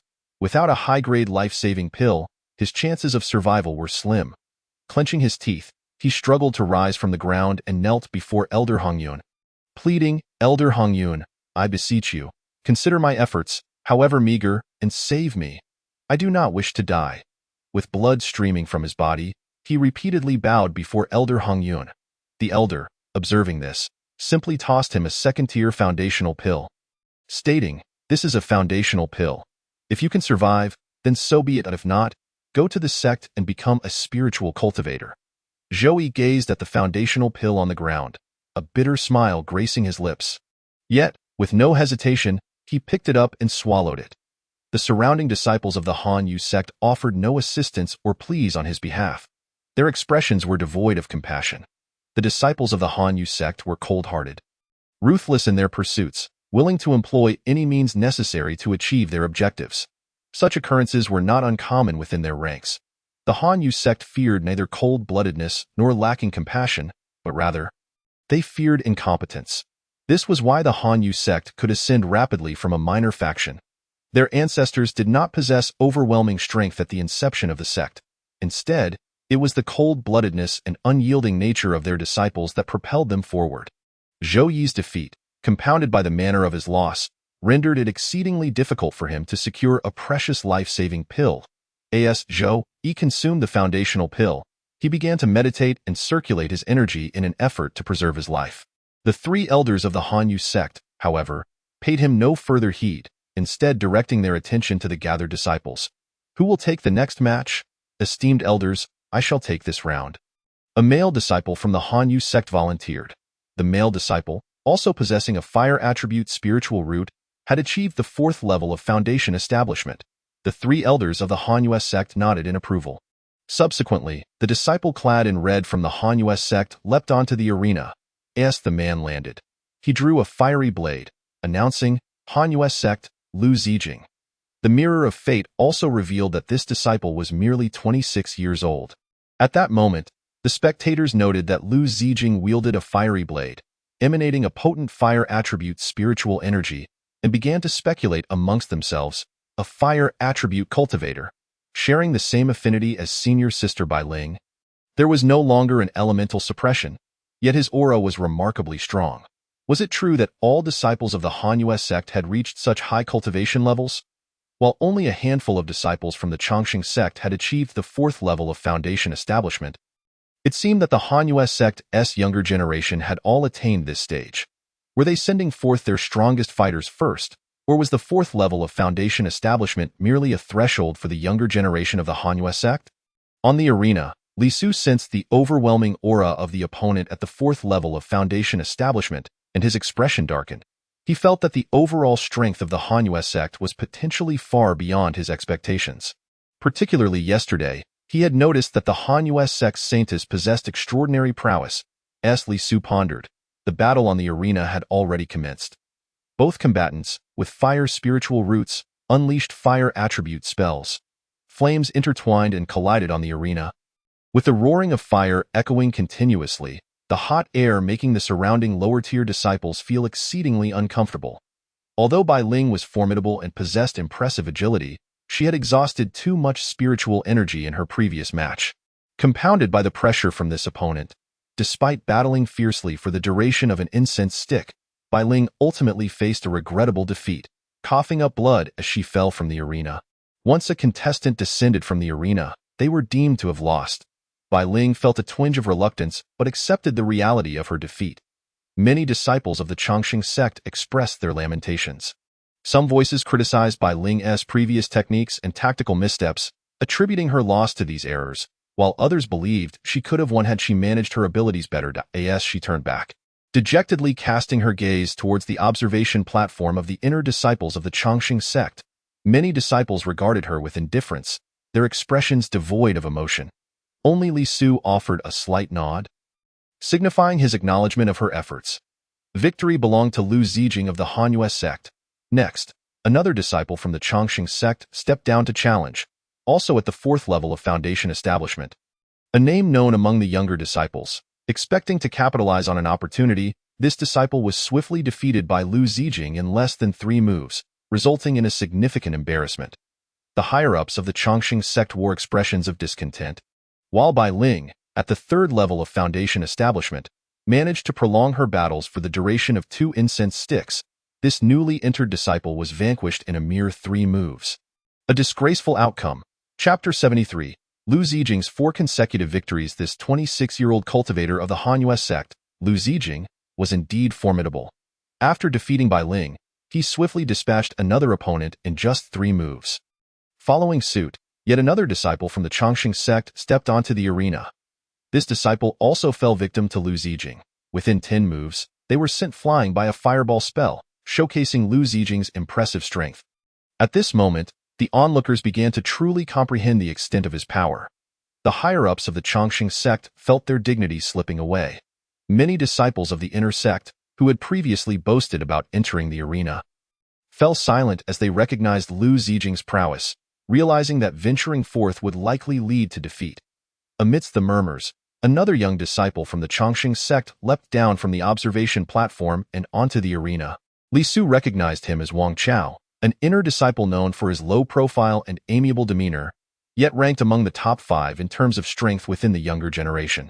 He too had reached the 4th level of Foundation establishment. After introducing himself, Wang Chao summoned 3 purple gold orbs that orbited around him. Observing this, Lu Zijing wasted no words and struck with a fiery blade, unleashing a slash of flame on the arena. Wang Chao, in response, merely positioned one of the purple gold orbs in front of him, instantly releasing waves of earth attribute spiritual energy to form a protective shield. The other 2 orbs flanked him, launching an assault on Lu Zijing. The fiery blade collided with the shield, yielding no effect, while the other 2 orbs forced Lu Zijing to retreat and evade continuously. The disciples of the Chongqing sect were invigorated by this display. Brother Wang employs earth attribute spiritual energy, rendering him impervious to the opponent's fire attribute spells. The earth attribute spells offer the strongest defense, and Brother Wang's spiritual orbs are versatile in both offense and defense. He will surely defeat Lu Zijing. This match seemed secured. Many watched intently, hoping that Wang Chao would triumph over Lu Zijing and secure another victory for the Chongqing sect. However, Li Su observed with a wary eye, doubting the certainty of victory. Though Wang Chao was indeed strong, Lu Zijing's capabilities were no less formidable. Their cultivation levels were comparable, but the outcome remained uncertain, hinging on whose combat abilities would prove superior. Wang Chao's 3 orbs, 2 for offense and 1 for defense, pursued Lu Zijing. While it appeared that Lu Zijing was on the back foot, he was steadily probing Wang Chao's abilities and the attack patterns of the 3 orbs. The battle raged on for an entire incense stick's duration. No longer relegated to evasion and defense, Lu Zijing suddenly let out a mighty roar, flames enveloping him. With a decisive slash, he unleashed a rain of fire. Wang Chao utilized his orbs to shield against the fiery deluge, but before he could mount a counterattack, Lu Zijing struck down once more. The explosion of flames forced Wang Chao to retreat. This scene captivated the onlookers from the Chongqing sect as they gasped in astonishment. Brother Wang is being forced back. Wasn't Lu Zijing supposed to be on the defensive? How can he still counterattack? Not good. Lu Zijing strikes again. Amidst the growing clamor, Lu Zijing unleashed a series of fiery blade slashes, booming against Wang Chao's shield. Initially relying on 1 orb for defense, Wang Chao was now compelled to utilize all 3 orbs to withstand the assault. His hand seals shifted rapidly, occasionally retaliating, yet to little effect. The 2 remained locked in a stalemate for another incense stick's duration. As Wang Chao began to mount a desperate offensive, knowing that continued defense would lead to certain failure. They exchanged blows back and forth for the duration of half a cup of tea. Ultimately, Lu Zijing emerged superior, delivering a fiery slash that toppled Wang Chao, sending him tumbling from the arena. Lu Zijing claimed yet another victory, marking the Han Yue sect's fourth consecutive win. The disciples of the Chongqing sect wore expressions tinged with frustration, while the higher-ups were visibly incensed. The Chongqing sect possessed only 7 or 8 spirit mines and a handful of medicinal fields. After 8 matches, they now faced 6 losses. Should they suffer 2 more defeats, there would be no point in continuing. They would have lost all their stakes. The elders of the Han Yue sect exchanged mocking glances with the higher-ups of the Chongqing sect. Ling Yunzi, the sect leader, could no longer remain seated and issued a direct command. Let Lu Long take the stage. Understood. An elder disciple of the inner sect replied, swiftly flying to the observation area of the inner disciples. His arrival captured the attention of many, as this inner disciple served the sect leader and was known as Zhao Xing. The crowd called out, "Brother Zhao." Without wasting words, Zhao Xing addressed Lu Long. "Junior Brother Lu, the sect leader has commanded me to relay that you must take the next match. Victory is imperative." Upon hearing this, Lu Long replied confidently to Zhao Xing, "Rest assured, Brother Zhao had already intended to take the stage. Please inform the sect leader that within 30 moves, I will undoubtedly defeat this Han Yue sect disciple, securing victory for our sect." Lu Long spoke with great assurance, primarily due to the fact that his opponent was only at the 4th level of Foundation establishment, while he himself was at the 5th level. Moreover, considering that his opponent had already fought 4 matches and endured a lengthy previous battle, Lu Long surmised that Lu Zijing's spiritual energy would be nearly depleted, making his victory seem almost assured. He mentioned 30 moves merely to avoid exaggeration. In truth, he believed he could finish the match in 10 moves. Zhao Xing nodded in acknowledgement, "Wishing you success, Junior Brother Lu." After expressing his good wishes with a fist salute, he returned to the observation platform of the Chongqing sect's higher-ups. The surrounding inner disciples also offered their support to Lu Long. "Brother Lu, we are counting on you. Show that young man your prowess, Brother Lu. No need for 30 moves. You can defeat him in 20. What 20 moves? I believe Brother Lu can do it in 15. The inner disciples clamored, all convinced of Lu Long's impending victory. Li Su observed the overconfident Lu Long and cautioned, "Your opponent may have some hidden tricks. Be cautious." Although he had not participated in the match, he had been analyzing the opponent. Through his observations, he believed that Lu Zijing possessed extraordinary strength. While it seemed that Lu Zijing had struggled to defeat Wang Chao, it felt as though he had been holding back. As if he had been fighting with restraint, Li Su could not be sure. But the strength Lu Zijing had displayed was undoubtedly more potent than it appeared. If Lu Long became complacent, he would surely suffer the consequences. Though their relationship was strained, Li Su's concern was for the greater good. Another loss for the Chongqing sect would affect all its disciples, which prompted him to offer his warning. However, Lu Long dismissed the caution. "I, Lu Long, am at the 5th level of Foundation establishment. Why should I fear his hidden tricks? What a joke." Having spoken, Lu Long nodded at the surrounding inner gate disciples. "Brothers, watch how I effortlessly deal with that Lu Zijing." With that, he disregarded Li Su, turned, and leaped down from the observation stage, landing firmly on the arena. The moment he stepped onto the stage, he elicited a wave of cheers from the crowd. Even before he introduced himself, both the inner and outer disciples, as well as the miscellaneous disciples, recognized him. "Look, it's Lu Long, Brother Lu. Brother Lu will surely win. That kid is bound to lose. Brother Lu is one of the strongest in our sect."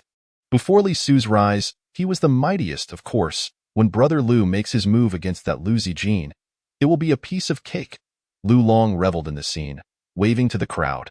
Finally, he clasped his fists together and declared, "Chongqing sect, Lu Long."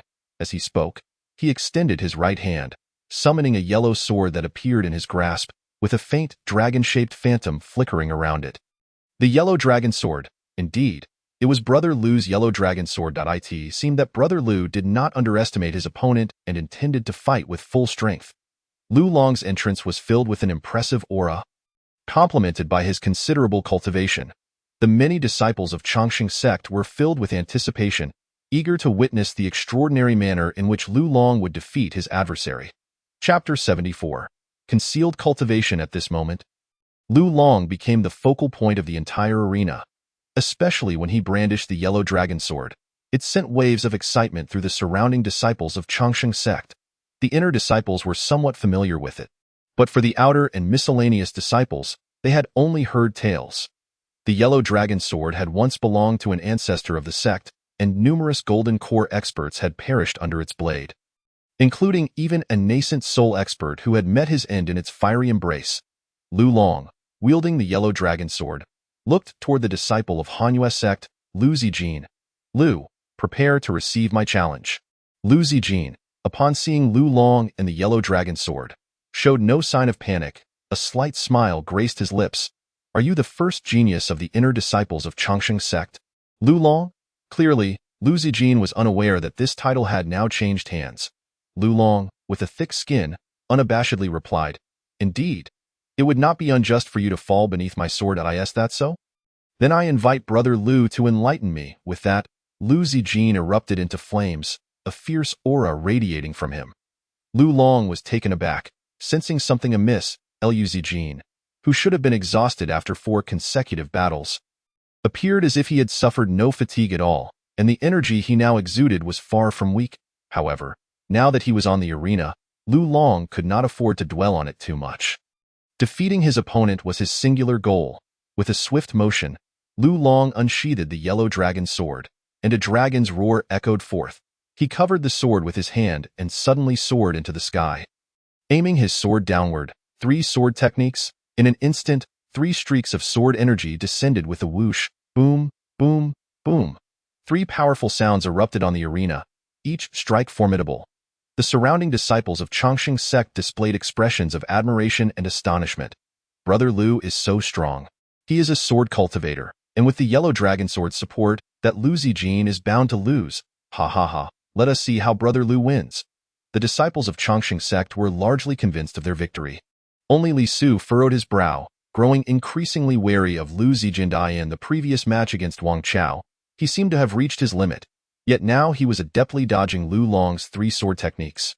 Although he did not counterattack, it was clear that this fellow had concealed his true strength. Seeing that his 3 sword techniques did not defeat his opponent, Lu Long suddenly dove down from above, aiming directly at Lu Zijin, and executed another sword technique, Heavenly Strike. This was a profound-level sword technique that Lu Long had obtained from the library 3 months prior, created by a legendary sword cultivator of Changsheng sect. And its power was astonishing, now unleashed by Lu Long. Although it did not fully manifest the might of the heavens, it still bore the semblance. The sword energy surged, taking on the form of a colossal sword aimed at Lu Zijin on the arena.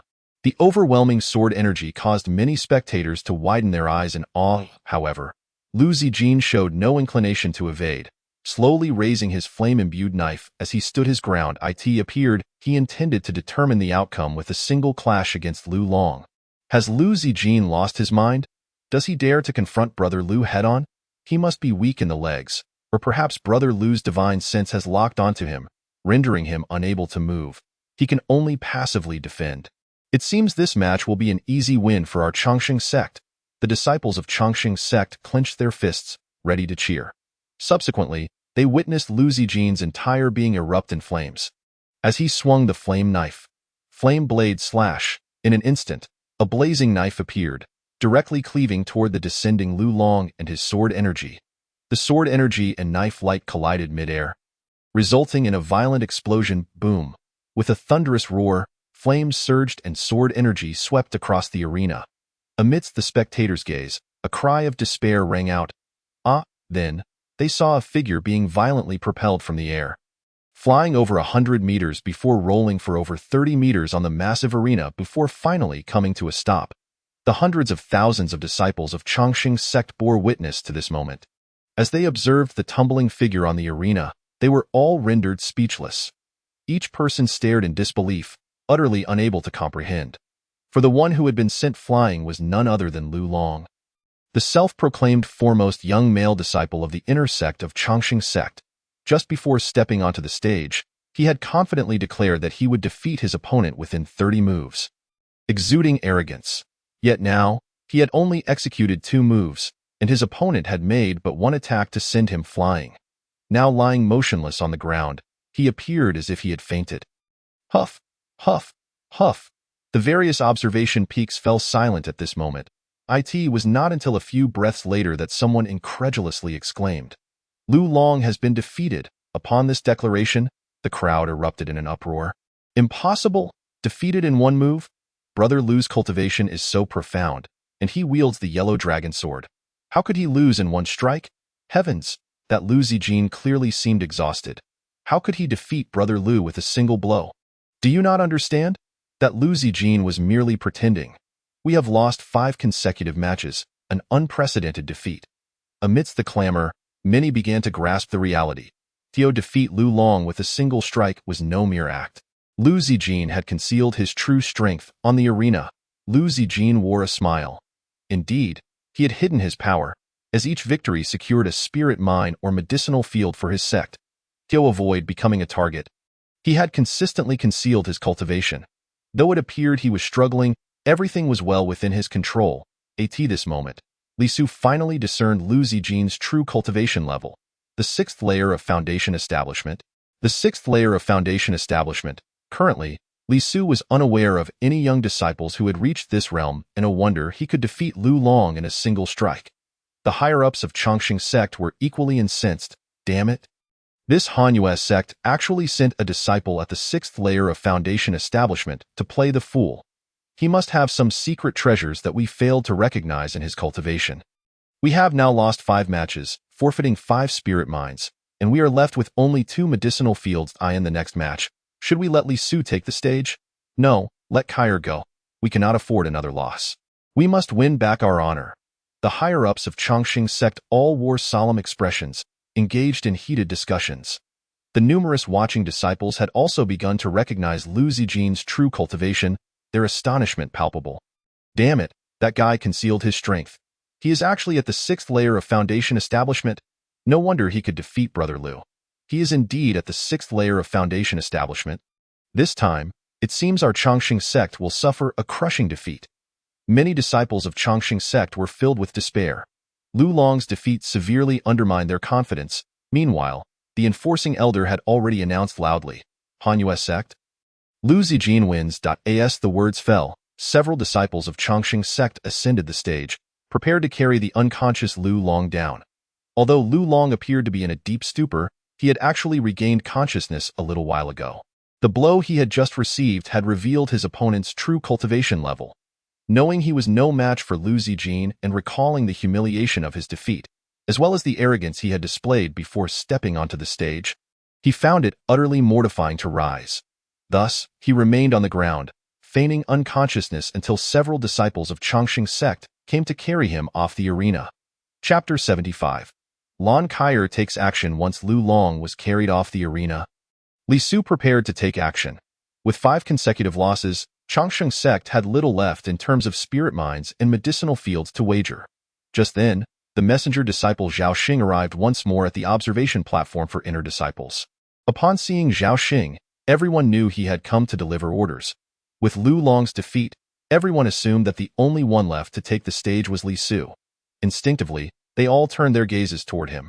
Is it time for Li Su to step up? Even if Li Su goes up, he may not win. Indeed, Lu Zijin is far too strong. Even Li Su may not stand a chance. Many voices arose. As they were only aware of Li Su's cultivation level from 2 months prior, and now only Bai Ling knew his current prowess. Upon seeing Zhao Xing's arrival, Li Su did not hastily leave the stage but remained in place. However, Zhao Xing bypassed him and proceeded directly to the other side, where Lon Kair stood. Upon noticing Zhao Xing approaching her, Lon Kair spoke up, Zhao Shixiang. He had just arrived and immediately walked towards her. Zhao Shixiang. Zhao Xing nodded. Lon Kair shimmy, the sect leader has called for you to take the stage. This match must be won.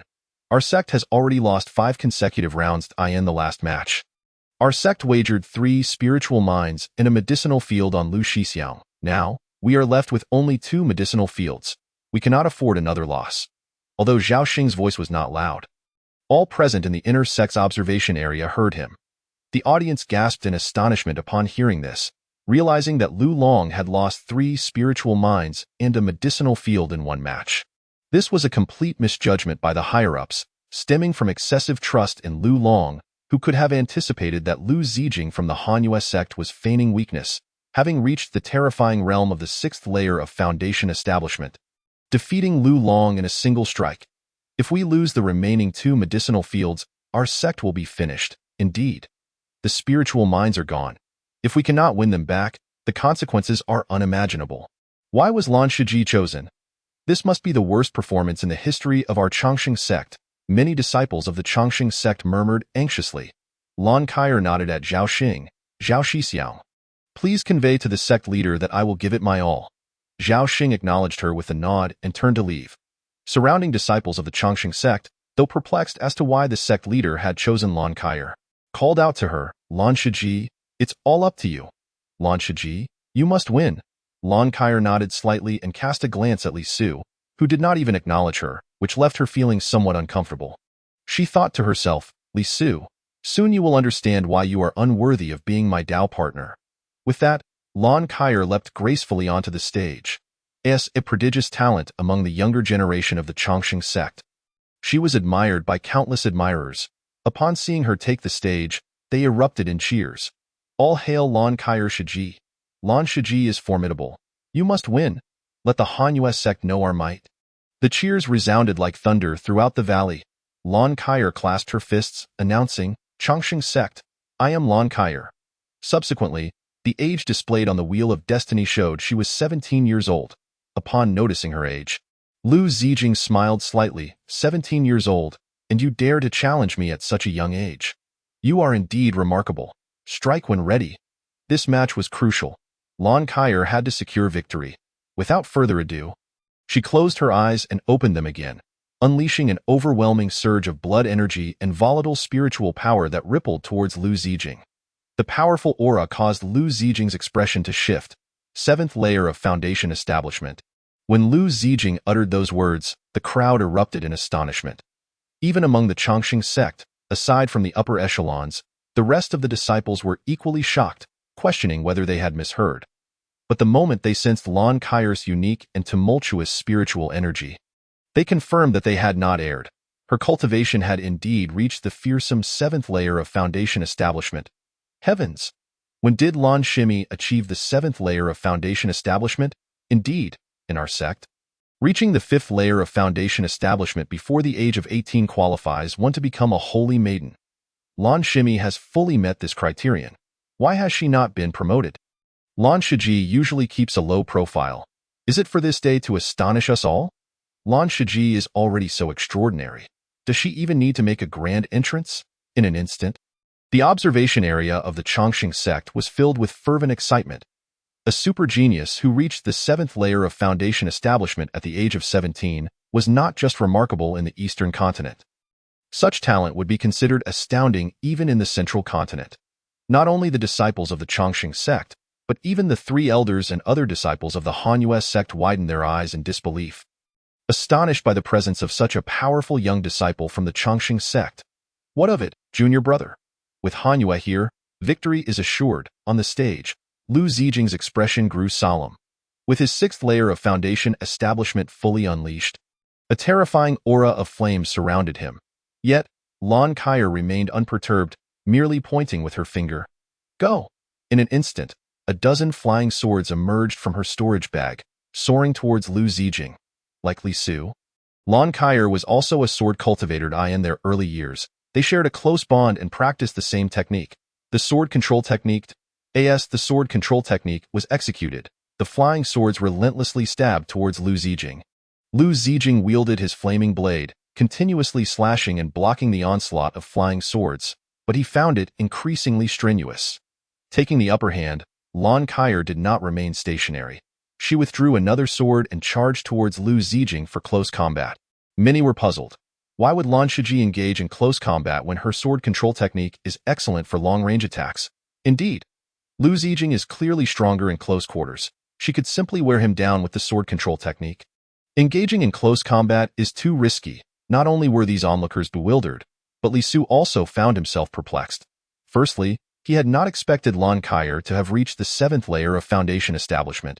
Additionally, he was curious as to why she chose to engage in close combat, as he perceived her close combat skills to be relatively weak. However, he understood Lan Kaier was intelligent and would not make such a mistake of playing to her weaknesses. Li Su speculated that in the past 3 years, Lan Kaier must have trained in formidable physical techniques. Otherwise, she would not foolishly charge at Lu Zijing for close combat. And indeed, his assumptions bore fruit. Upon seeing Lan Kai'er charging with her sword, Lu Zijing initially felt a glimmer of hope, as sword cultivators who practiced the sword control technique typically had weaker close combat abilities. He raised his flaming blade. Channeling all his spiritual energy, and with a roar, he struck down towards Lan Kai'er. Lan Kai'er showed no intention of evading. She raised her sword and struck back. The sword light burst forth, and a phantom of a phoenix flickered into existence. The terrifying aura unleashed by Lan Kai'er in that moment made Lu Zijing's heart tremble, as if he were being scrutinized by a ferocious beast. Chapter 76. The Holy Maiden, Long Hanyue. Lu Zijing felt an unprecedented pressure. He had not anticipated that Lan Kai'er's cultivation had reached the 7th layer of foundation establishment, and she was merely 17 years old. Such terrifying talent far surpassed that of any young disciple in the Eastern continent. Even their holy maiden of the Hanyue sect had not achieved such prowess at 17. At that moment, Lu Zijing could only muster all his strength to defend himself in his mind. Even if he were to lose, he aimed to exhaust as much of Lan Kai'er's spiritual energy as possible, thus minimizing the trouble for the Hanyue sect's holy maiden when she took the stage. If the Chongqing sect were to be swept away, losing their spiritual minds and medicinal fields, it would rapidly decline. Even if the elder of the Chongqing sect were alive, it would not alter the fact that the Hanyue sect would dominate the entire eastern continent. Contemplating these matters stirred a fervor within Lu Zijing. With a roar, he unleashed his strongest aura, his spiritual energy transforming into scorching flames. In his most formidable state, he braced himself against Lan Kai'er's strike. The rolling flames and intense heat rendered the entire valley sweltering. The disciples near the observation area retreated, unable to endure the overwhelming heat. Yet, even with such ferocity, Lan Kai'er did not step back. Instead, she charged forward, delivering a decisive blow. A thunderous explosion echoed as the sword energy collided, extinguishing the flames entirely. Lu Zijing, facing Lan Kai'er's sword, felt the disparity in strength. Even with all his might, he could not withstand her fierce close-range attack. This was the gap in cultivation levels, compounded by the power of Lan Kai'er's phoenix bloodline. Under the weight of her strike, Lu Zijing was sent reeling, coughing up blood, and he struggled to maintain his footing. Rasping, "I doubt I can still fight." Before he could finish, he spat out another mouthful of blood and collapsed to the ground. With just 2 moves, Lan Kai'er had defeated the Hanyue sect's expert, Lu Zijing. The long-suffering Chongqing sect erupted into cheers. "Lan Shiji is magnificent. We have won." With Lan Shiji on the field, those Hanyue sect cultivators are nothing. Indeed, no matter how many come, my Lan Shiji will defeat them all. Not only the disciples of the Chongqing sect, but even the elders were excitedly slapping their thighs. "Well done. We have won. Indeed, we have reclaimed one spiritual mine, Zhang Min. For the next round, shall we stake both medicinal fields and the winning spirit mine?" Lin Jianzi smiled.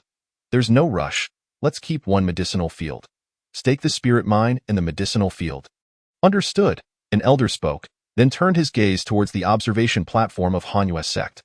Both sides consisted of late-stage golden core cultivators, and the minor technique of transmitting sound over 1,000 miles could be effortlessly employed. Upon receiving the message, Hanyue sect consented without a second thought.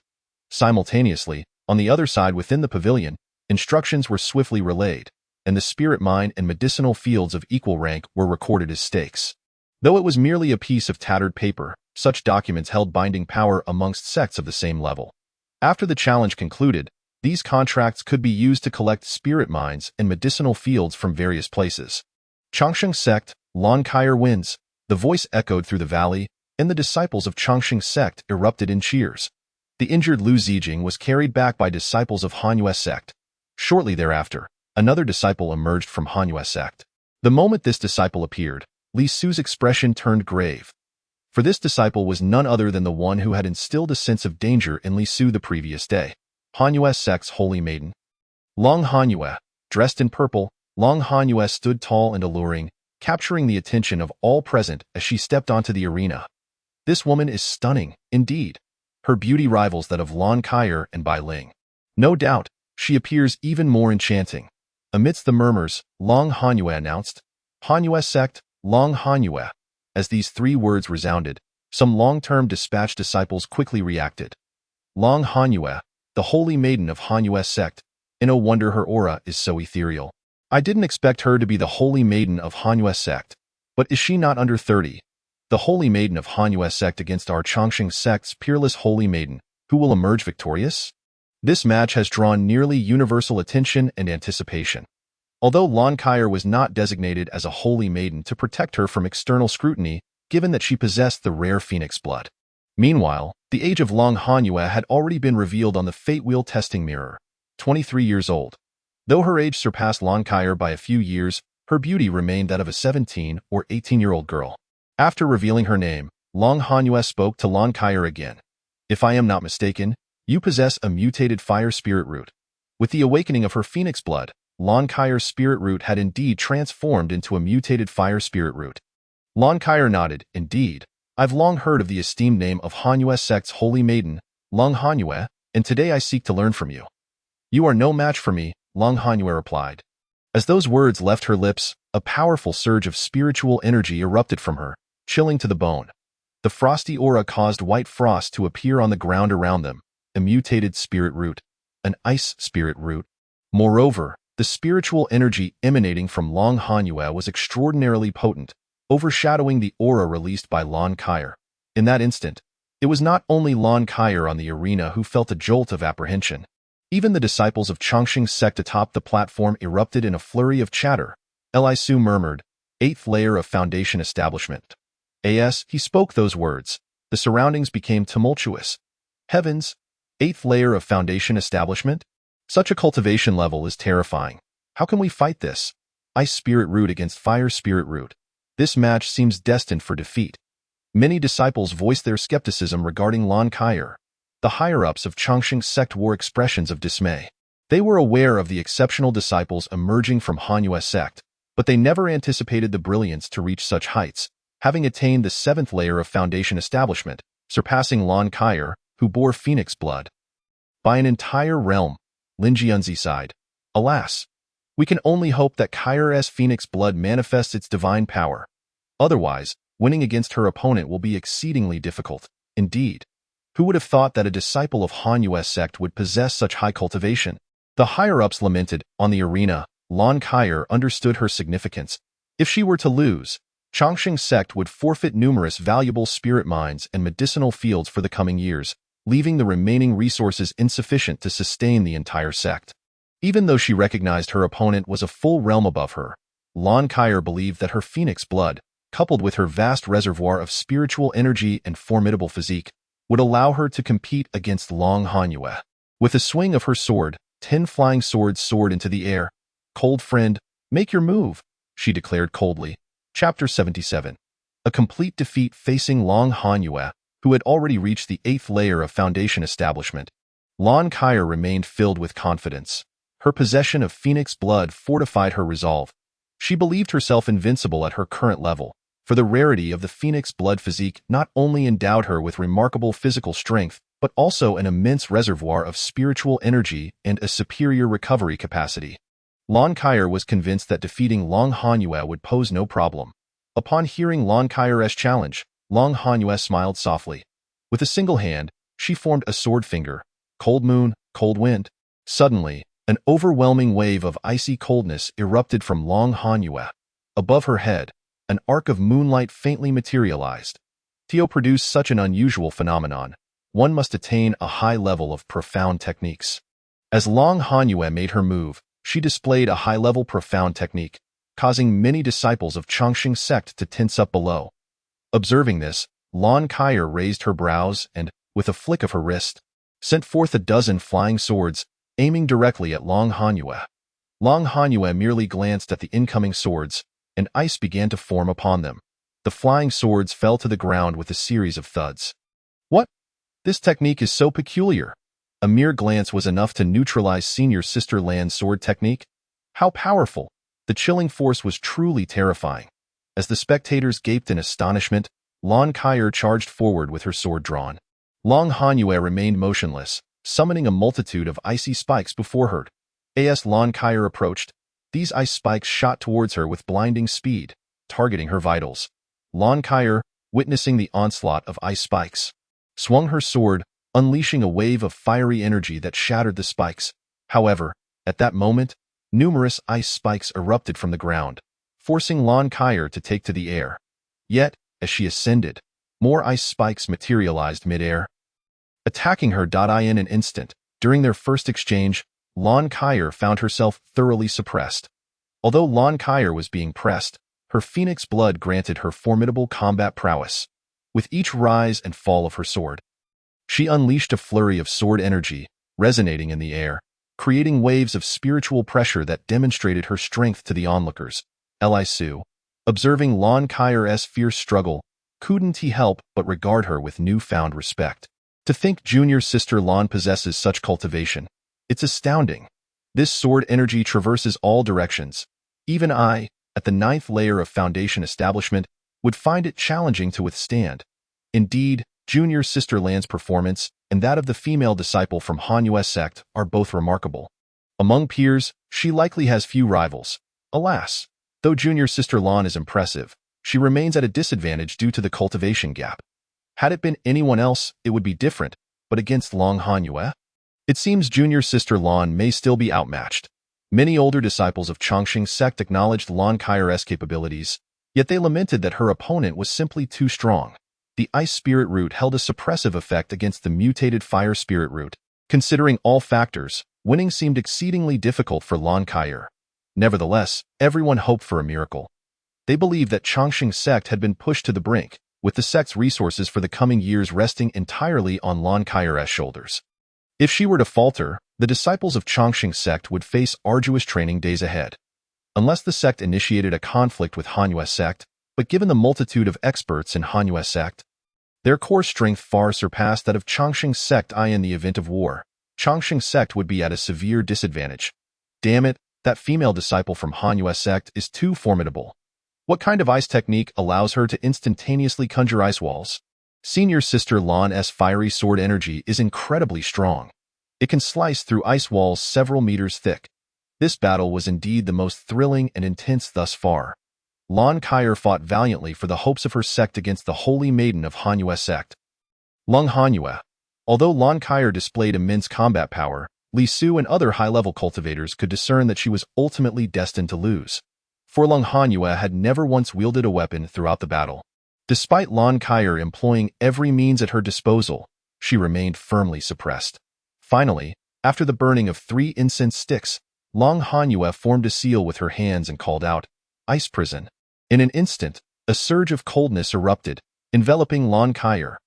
Chains of ice emerged from all directions, and towering ice pillars materialized around Lon Kyer, seeking to bind her within. Seeing this, Lon Kyer aimed to flee, but the icy chains ensnared her feet. The ice pillars rapidly converged, sealing Lon Kyer within the frigid prison. Regardless of how Lon Kyer wielded her magic or swung her sword, she was utterly incapable of breaking through the spell cast by Lung Hanyue. The ice prison. With a mere flick of her wrist, without even casting a glance at Lon Kyer, the icy prison that ensnared her soared directly off the arena. The moment it touched the ground, the ice prison vanished, leaving Lon Kyer in a state of stunned disbelief. She had lost and lost thoroughly. Once proud of her awakened phoenix blood, she believed herself invincible among the younger generation in the eastern continent.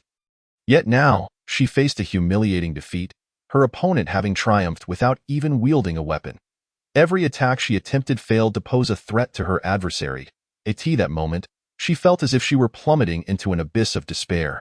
The entire Chongqing sect had descended into a profound silence. They had once regarded Lon Kyer as the beacon of hope for their sect, but now that hope lay shattered. Even with her cultivation at the 7th level of foundation establishment, Lon Kyer had been thoroughly defeated by Lung Hanyue. Who among the younger generation of the Chongqing sect could possibly stand against Lung Hanyue now? Defeat was inevitable. The future years would see the Chongqing sect deprived of vital resources such as spirit mines and elixirs. Alas, if only a few more years were granted to senior sister Lon, she would not have fallen in such a manner. But now that defeat was a reality, what use was there in lamenting? Moreover, there was no one left in the sect who could contend with Lung Hanyue Li Su. Even if Li Su were a genius of unparalleled talent, It was impossible for him to ascend from the 3rd to the 8th level of Foundation establishment in just 2 months to confront Long Hanyue. The Changsheng sect erupted into a cacophony of voices, this time laced with sorrow and despair.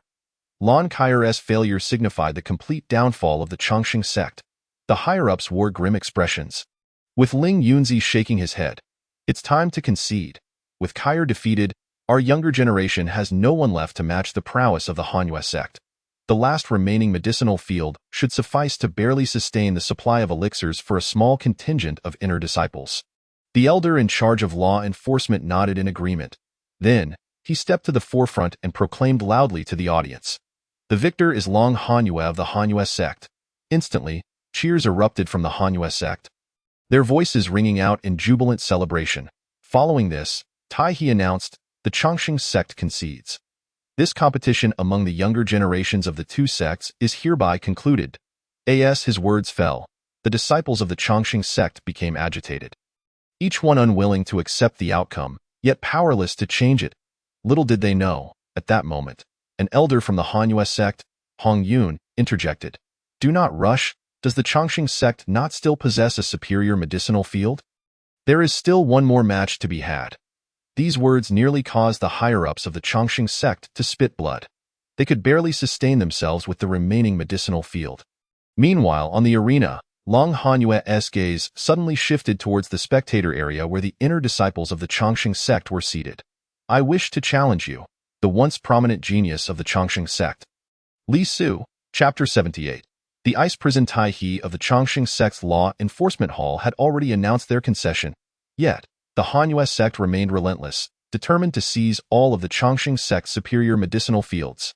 On the arena, Long Hanyue specifically named Li Su, the former inner disciple genius, for a challenge. This declaration sent shockwaves throughout the audience. The disciples of the Changsheng sect turned their attention to the inner disciple spectator area atop the main peak. There, a young man clad in a light blue inner disciple robe quietly observed the arena below. Despite the distance, one could feel his ethereal presence, Li Su. If even Lon Kair could not stand against her, how could Li Su possibly be a match? If this were Li Su from 3 years ago, before his decline, perhaps he could have put up a fight, but now, it seemed futile. With only one medicinal field remaining, who would dare to step forward? Indeed, even if Li Su were to take the stage, it would merely result in defeat. It was clear that this was merely an attempt to humiliate him. Considering he had once been an inner disciple prodigy, renowned across the eastern continent for achieving foundation establishment at the age of 14. A truly terrifying feat. Various discussions erupted, and below in the valley, Lon Kair cast a peculiar glance at Li Su.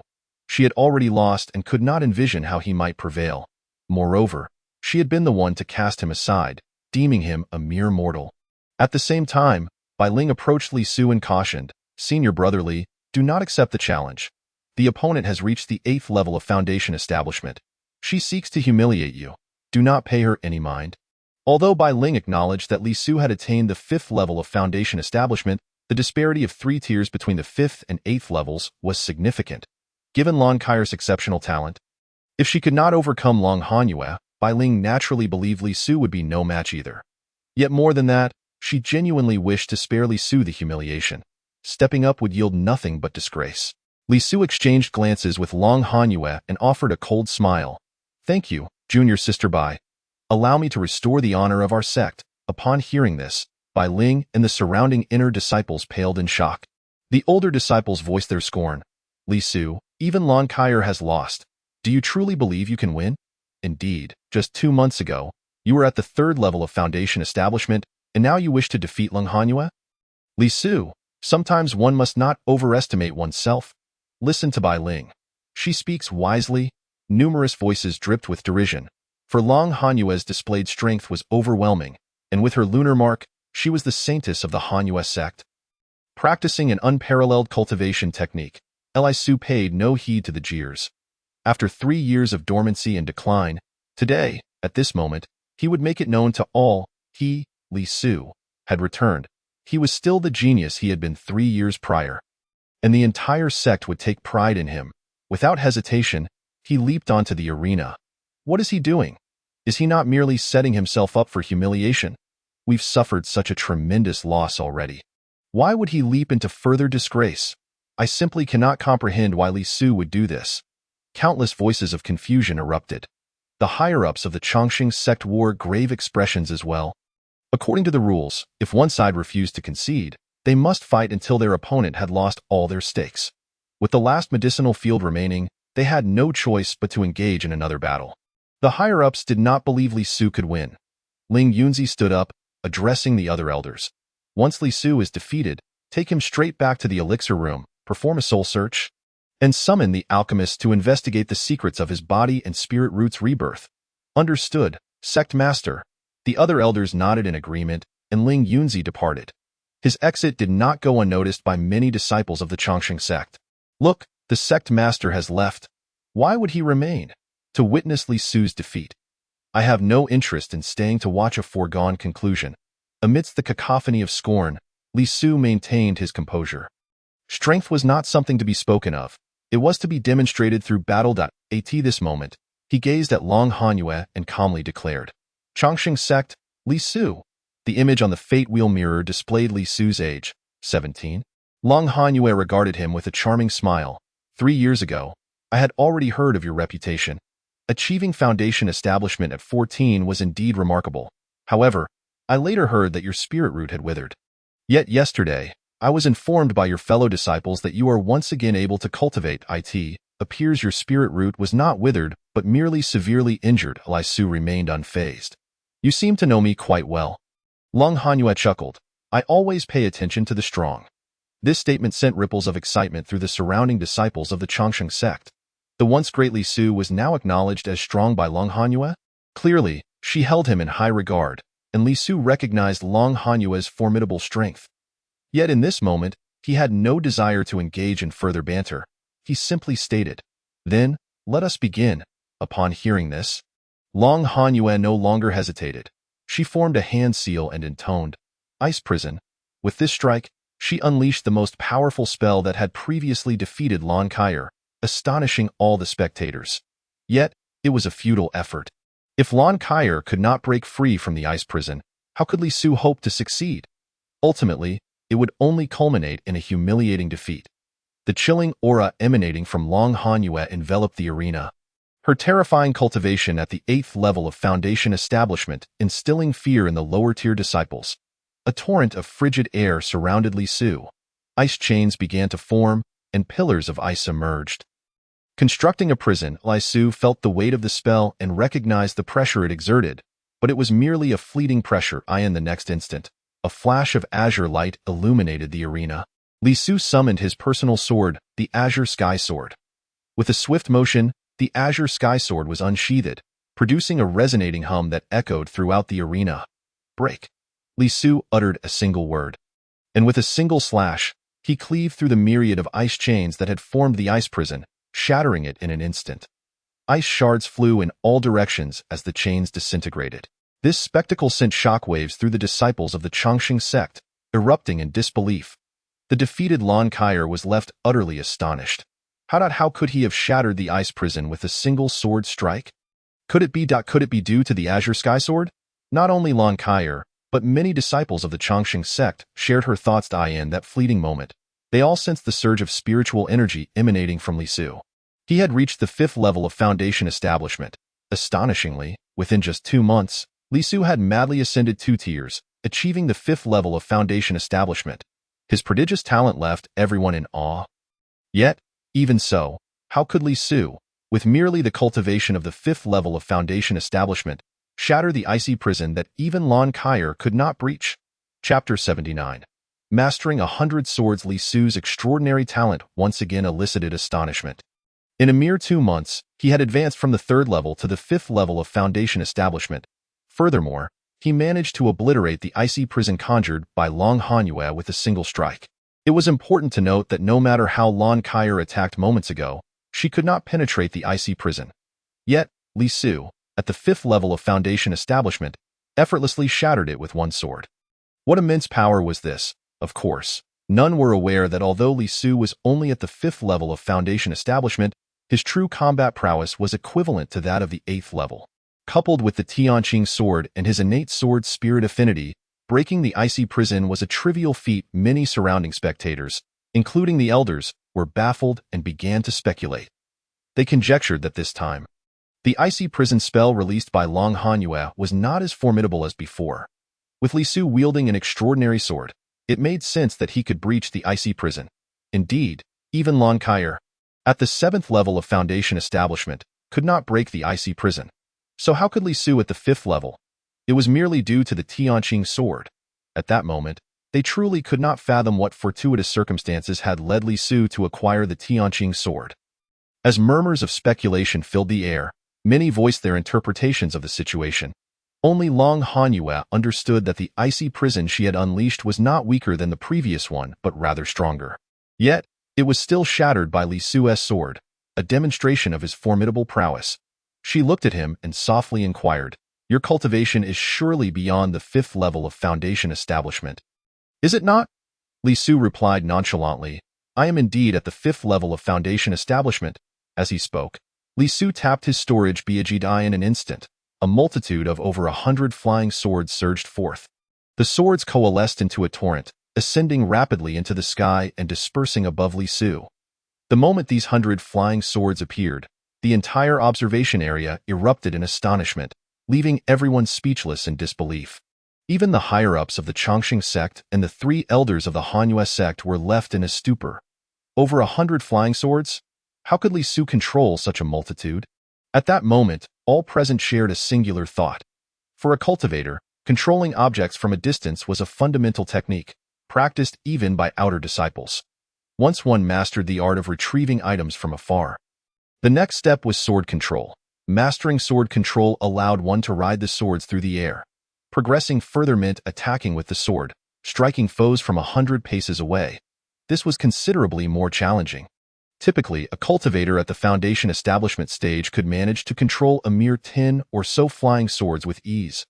However, manipulating these swords for offense, defense, and to unleash sword energy was exceedingly difficult, requiring not only talent but also specialized techniques, such as the sword control technique that Li Su practiced. Nevertheless, prior to reaching the 3rd level of Foundation Establishment, one could control 5 or 6 flying swords. From the 4th to the 6th levels, one could manage 6 to 12 swords. From the 6th to the 9th levels, one could control 12 to 20 swords for combat. Such standards were considered indicative of considerable talent. And one had to be a sword cultivator to achieve this. Lon Kaier, at the 7th level of Foundation Establishment, could adeptly control 18 or 19 flying swords, making her a remarkable sword cultivator. However, when compared to Li Su, she appeared as a novice, insignificant in contrast. Li Su's display of over 100 flying swords prompted many elders of the Chongqing sect to rise in disbelief. Over 108 flying swords, my heavens! How did Li Su accomplish this? It was unfathomable how he could control such a multitude of flying swords. The elders were astounded, and the disciples of the Chongqing sect stood frozen in shock. Lon Kaier, who had believed she had distanced herself from Li Su, now stared wide-eyed, her face a mask of disbelief. How could this be? How could he control over 100 flying swords? Even a mid-stage golden core sword cultivator would struggle to wield such control. Lon Kaier was incredulous, her expression a mix of shock and awe. The 108 flying swords swirled like a tornado, neatly dispersing in the sky.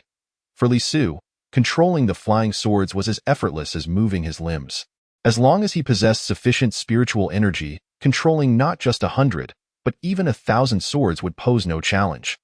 This was the advantage of having a sword spirit affinity. Standing opposite Li Su, Long Hanyue wore a face of astonishment, unable to fathom. You can control so many flying swords, but your cultivation is only at the Foundation Establishment stage. How is this possible? Though Long Hanyue suspected that Li Su was concealing his true cultivation, she could not comprehend how he was able to manipulate over 100 flying swords. Li Su paid no heed to the gazes of the spectators. With a swift motion of his hand, the 100 or so flying swords descended with a whistle, relentlessly striking toward Long Hanyue. Long Hanyue dared not underestimate the situation any longer and swiftly summoned a curved dagger. A powerful chill emanated from her, and a phantom of the cold moon appeared. At that moment, her 8th level of Foundation Establishment cultivation was unleashed to its fullest. Ice-sealing cold moon. With that utterance, a wave of icy energy erupted, and spikes of ice began to form. A blade of cold air surged toward Li Su simultaneously. Holding the Tianqing sword, Li Su called out, "Sword, move in all directions." This was the first form of the Qinglian sword technique. As he unleashed this strike, a terrifying aura erupted. With a resounding boom, the force of the sword created a massive indentation on the arena. The sword energy rippled, instantly obliterating Long Hanyue's blade of cold air. Terrified, Long Hanyue began to retreat. The power of this strike was overwhelming. Not only that, but the 108 flying swords continued to swarm toward her, leaving her in a passive position, utterly defenseless. Yet, this was not the end. Li Su began to harness his spiritual consciousness. His mental energy surged like a tsunami toward Long Hanyue. As she retreated and dodged, she felt an oppressive weight from the powerful mental pressure, instilling fear within her. Moreover, that mental energy pierced through her defenses like a sharp sword. This was the first time Long Hanyue encountered such a peculiar form of mental energy. Faced with the triple threat of flying swords, sword energy, and mental assault, Long Hanyue unleashed a powerful wave of spiritual energy. "Break!" she shouted, unleashing a burst of icy energy that repelled the incoming flying swords, sword energy, and even the mental attack. This was also a characteristic of her cold moon physique. Unlike Lon Kaier, who possessed the phoenix blood physique with immense recovery potential and vast spiritual energy, the cold moon physique granted mastery over ice and absolute defenses, even in terms of mental fortitude. After deflecting Li Su's triple assault, Long Hanyue raised her curved dagger, intending to engage Li Su in close quarters. However, she suddenly saw a figure darting toward her. Before she could react, a long sword was already pressed against her throat. Chapter 80. The manifestation of the sword's spirit. Li Su's speed was astonishingly swift, catching Long Hanyue completely off guard as the long sword pressed against her neck. With a mere thrust, he could take her life. In that instant, before Long Hanyue could utter a word, the elder seated in the observation area of the Hanyue sect could no longer remain composed. He suddenly shouted, "Stop!" This voice reverberated throughout the valley, echoing across the mountains. A powerful aura instantaneously suppressed the entire martial arena. For the Hanyue sect, Long Hanyue was of paramount importance. No mistakes could be tolerated. She was the genius of the Hanyue sect for millennia, the hope for their ascendance in Zhengzhou. Yet now, she was on the verge of defeat. At the same time, everyone in the audience beheld the scene on the arena. Li Su had won, decisively defeating the saintess of the Hanyue sect. Long Hanyue. He won. Did I see that correctly? Li Su triumphed. How could he have accomplished this? My heavens! A disciple at the 5th level of Foundation establishment defeated the saintess of the Hanyue sect. A tumultuous uproar ensued, followed by waves of cheers. Simultaneously, the elders of the Chongqing sect began to awaken from their disbelief. They sensed the powerful aura released by the Hanyue sect elder attempting to suppress Li Su. And they turned their gazes toward the Hanyue sect, unleashing their own formidable auras in response. Hanyue sect friends, this is excessive, isn't it? Do you still wish to bully the weak? Ha! Does the Hanyue sect lack the capability to accept defeat? The elders of the Chongqing sect spoke in unison, their expressions icy yet their hearts filled with joy. Li Su's victory over Long Hanyue signified that they could reclaim the spiritual minds and medicinal fields they had lost. How could they not be elated? The 3 elders of the Hanyue sect finally regained their senses and realized their blunder. They hurriedly spoke, "We concede.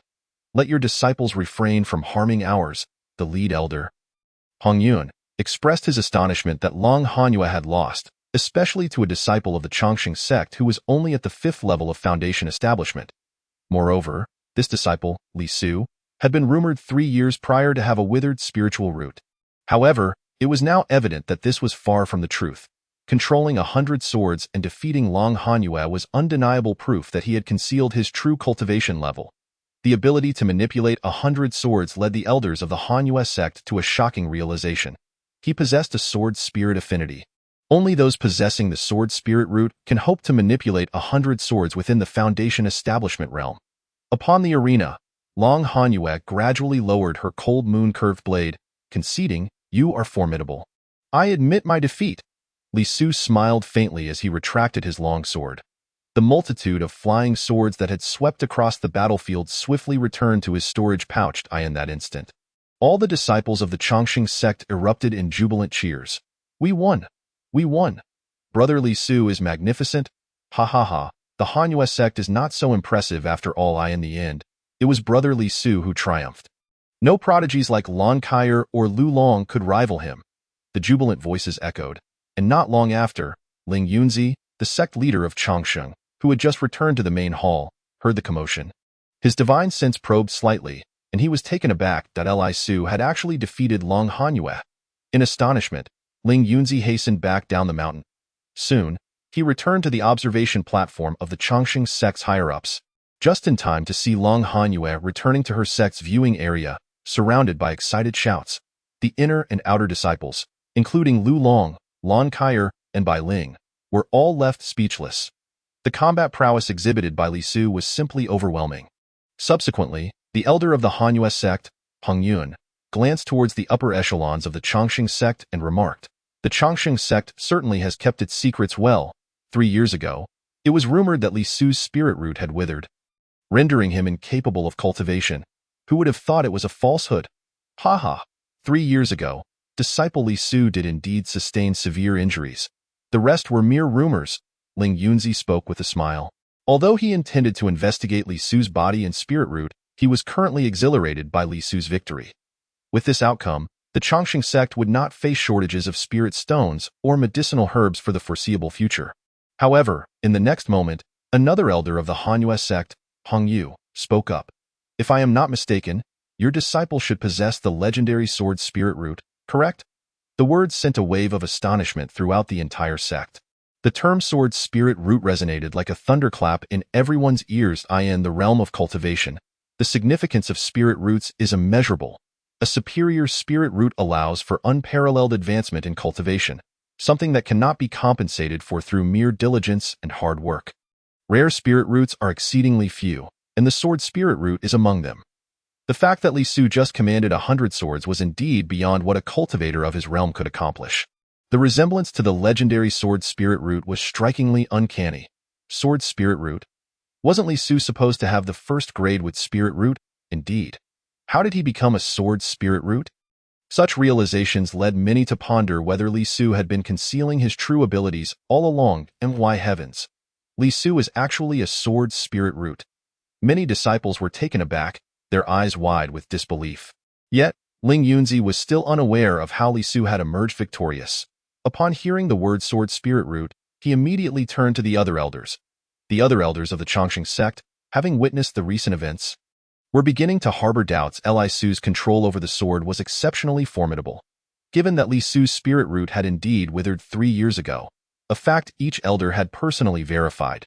They all assumed he had merely discovered a method for spirit root regeneration without conducting a thorough examination of his body. Now, upon being pointed out by the elder of the Hanyue sect, they began to believe that Li Su's regenerated spirit root was indeed the legendary sword spirit root. One elder quietly remarked. Sect leader, the sword energy Li Su unleashed while manipulating the white sword is beyond what his current cultivation level should allow. It closely resembles the descriptions found in ancient texts regarding the sword spirit root physique. At these words, Ling Yunzi's gaze intensified with fervor. He was not merely excited about the prospect of a powerful sword spirit root appearing within the sect, but also thrilled at the possibility of obtaining the method for spirit root regeneration from Li Su. Should he succeed, he could elevate his own cultivation to new heights. If he truly possessed a sword spirit root, he would not be content with merely being the leader of a mere sect in the eastern continent. The heavenly Xian realm would not suffice as his ultimate goal. The 9 realms would be his destined abode. In that moment, Ling Yunzi's gaze towards Li Su on the arena became fervent and animated. He yearned to uncover the secret behind Li Su's spirit root regeneration, rather than merely nurturing him. The sword spirit root was a once-in-a-millennium phenomenon. At that instant, he felt an overwhelming desire to seize it. Chapter 81. The position of the Holy Sun. At this moment, not only Ling Yunzi but also the other elders felt a stir of ambition within their hearts. They were all aware of Li Su's spirit root status. The tale of its withering was an undeniable truth. Yet now, not only had it returned, but it had also transformed into the legendary sword spirit root. How had this come to pass? They speculated that Li Su must have acquired some kind of elixir or secret from Master Wang Dan. This secret, If it were to fall into their hands, they would not hesitate to sacrifice their own cultivation to attain it. Once they too possessed such a rare sword spirit root or another of comparable caliber. Coupled with their centuries of cultivation experience and medicinal resources, advancing to the golden core stage or even the nascent soul stage would be merely a matter of time. Thus, every elder present gazed at Li Su with burning intensity. The three elders from the Hanyu sect, upon hearing Ling Yunzi's agreement, hesitated momentarily. Hong Yun murmured to himself, why did he agree so readily? Is it fear of Hanyu sect strength, or is there another reason? Yet on the surface, he still clasped his fists and said, of course, the Hanyu sect will continue to maintain a good relationship with the Chongqing sect, and we congratulate you on the emergence of such an extraordinary talent. In the future, the Chongqing sect will undoubtedly rise to prominence in the central continent. Ha ha ha, you are too kind. We invite our friends from the Hanyu sect to stay a few more days for further exchanges. Ling Yunzi replied with a smile, which was merely a polite gesture. Surprisingly, Elder Hongyun of the Hanyu sect genuinely agreed, very well. Our Hanyu sect will stay for an additional 3 days before returning home, allowing us to enjoy the beauty of the Chongqing sect. Ling Yunzi was momentarily taken aback. He had not anticipated that the Hanyu sect would indeed extend their stay. However, having already made the invitation, he could only respond with a smile, very well. I will arrange for someone to accompany the esteemed friends from the Hanyu sect. Thank you, sect leader Ling, Elder Hongyun said with a respectful bow. Ling Yunzi then turned to Li Su on the arena and called out, Li Su, heed my command. Disciple is here. Li Su replied respectfully. He was deeply grateful for the sect's nurturing. Though his heart felt cold, he still harbored feelings for the sect. Ling Yunzi continued, from this moment forth, you shall be the holy son of the Chongqing sect, enjoying all the privileges that come with this title. At these words, the entire Chongqing sect erupted in fervor. The holy son. Li Su had become the holy son, despite not yet being 18 years old and having only reached the 5th level of foundation establishment. He undeniably met the requirements for the title. After all, Li Su possessed the sword spirit root, and defeating the holy maiden of the Hanyu sect to become the holy son was entirely justified. Indeed, though the sect leader spoke of secret methods, it was clear that the holy son possessed the sword spirit root. The commotion continued, a lively clamor filling the air. Yet, the gathered elders looked upon Ling Yunzi as if he were a prime cut of meat. The title of Holy Son was but a nominal distinction to these ancients who had lived for centuries. True strength lay in one's own cultivation. Upon hearing this declaration, Li Su felt a stirring within. All he had lost 3 years ago was finally being reclaimed at this very moment. Thank you, sect leader. I will not disappoint the sect. Good, Ling Yunzi replied. Simultaneously, all those present rose to their feet, clasping their fists towards Li Su on the arena, exclaiming, congratulations, Holy Son! Hail to the Holy Son! The title of Holy Son signifies the sect's future heir and the most significant figure within the sect. Second only to the sect leader. In the Chongqing sect, the ringing voices fell upon Lan Kaier, leaving her in a state of shock. Even though she possessed phoenix blood and had reached the 7th level of foundation establishment, compared to Li Su, she felt utterly insignificant. She recalled how she had belittled Li Su 3 months prior. I am of the immortal realm, while you are but a mortal. Reflecting on it now, how utterly ridiculous it seems. Yet, after uttering these words, Ling Yunzi's expression slightly darkened as he addressed the assembly of elders beside him. We shall pause the plan for now. Once the members of Hanyu sect depart, we will proceed. However, we must not allow Li Su to leave the sect. Understood, sect leader, the elders replied in unison. Subsequently, the law enforcement elder declared loudly, the competition between the two sects has concluded. With a series of resounding bell chimes echoing through the mountains, it signaled the dispersal of the gathering. The disciples of Chongqing sect erupted into jubilant cheers. Having been driven to the brink, the sudden appearance of Li Su had turned the tide. Within mere moves, he decisively defeated the holy maiden of Hanyu sect. With an invincible demeanor, he instilled fear in the elders of Hanyu sect, not only claiming victory in the contest but also securing several spiritual mines and a medicinal field for the sect. Numerous disciples from both the inner and outer sects flew down to the arena to congratulate Li Su. Congratulations, Holy Son! Holy Son, with your extraordinary talents, you are our role model. I knew it. The Holy Son spent the past 3 years merely in seclusion, nurturing his spiritual roots, and now, with the emergence of his sword spirit roots, he shakes Hanyue's sect to its core. The hidden dragon will surely soar. The Holy Sun will undoubtedly dominate the Tianxin realm in the days to come. Various voices echoed, all singing praises to Li Su. This scene was a stark contrast to when he had been relegated to the outer sect. Li Su was well aware that these were merely sycophants. If he were to fall one day, they would not hesitate to trample on him. Without a moment's hesitation, Li Su leaped onto his flying sword, departing directly under the gaze of all. He did so with remarkable grace. He knew that from this day forth, his reputation as a genius would once again resonate throughout the Eastern continent. His objective had been accomplished, becoming the holy son of the sect and making a remarkable debut. From now on, he would gain access to more cultivation resources from the sect. He envisioned a vast world ahead, a realm where he could traverse freely.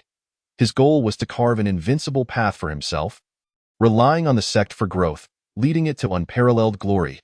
He aspired to elevate Changxing's sect to what he believed to be its highest pinnacle.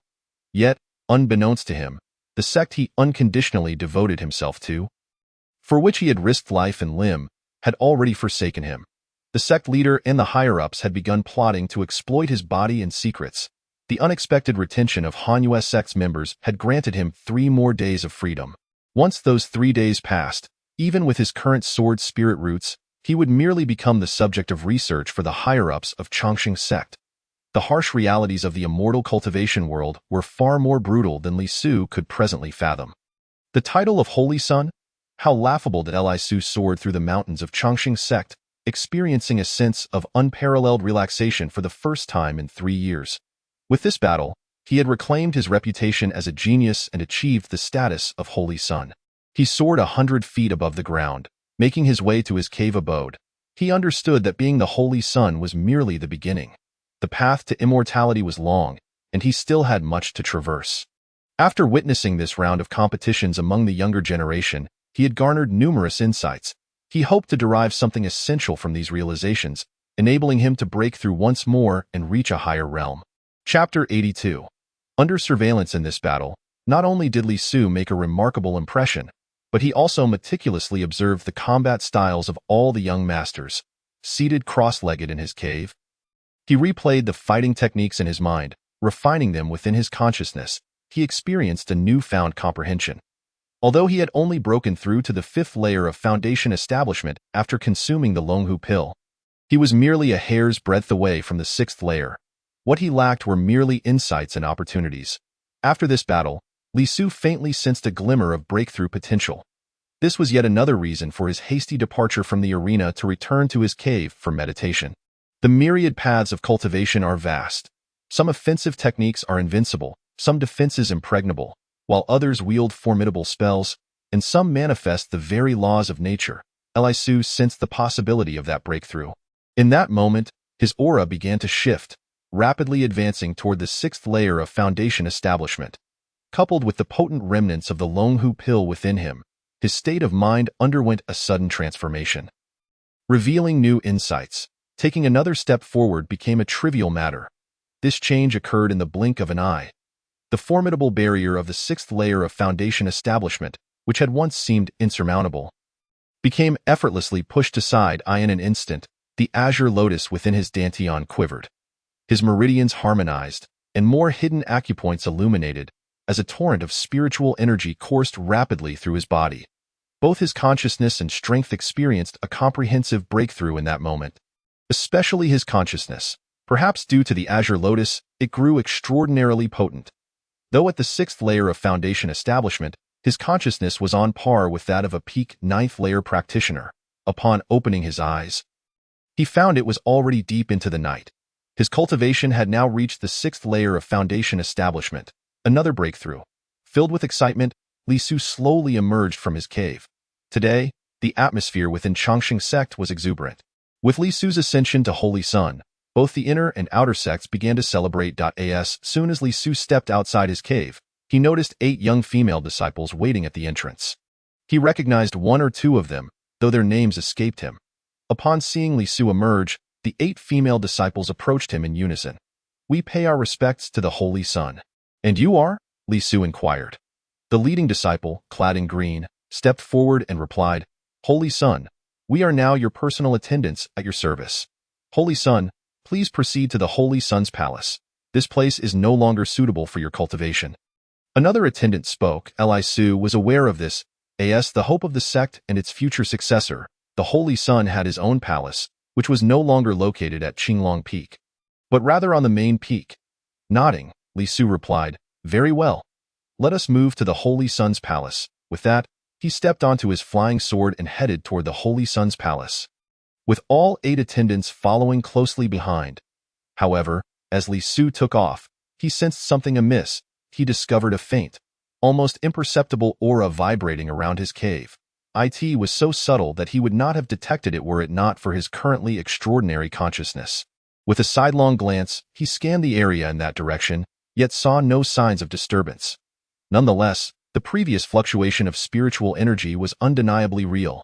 Quickly retracting his gaze, Li Su silently pondered, who could it be? A sense of caution began to brew within him. Passing by the various palaces on Qinglong Peak, the inner disciples gazed up in admiration.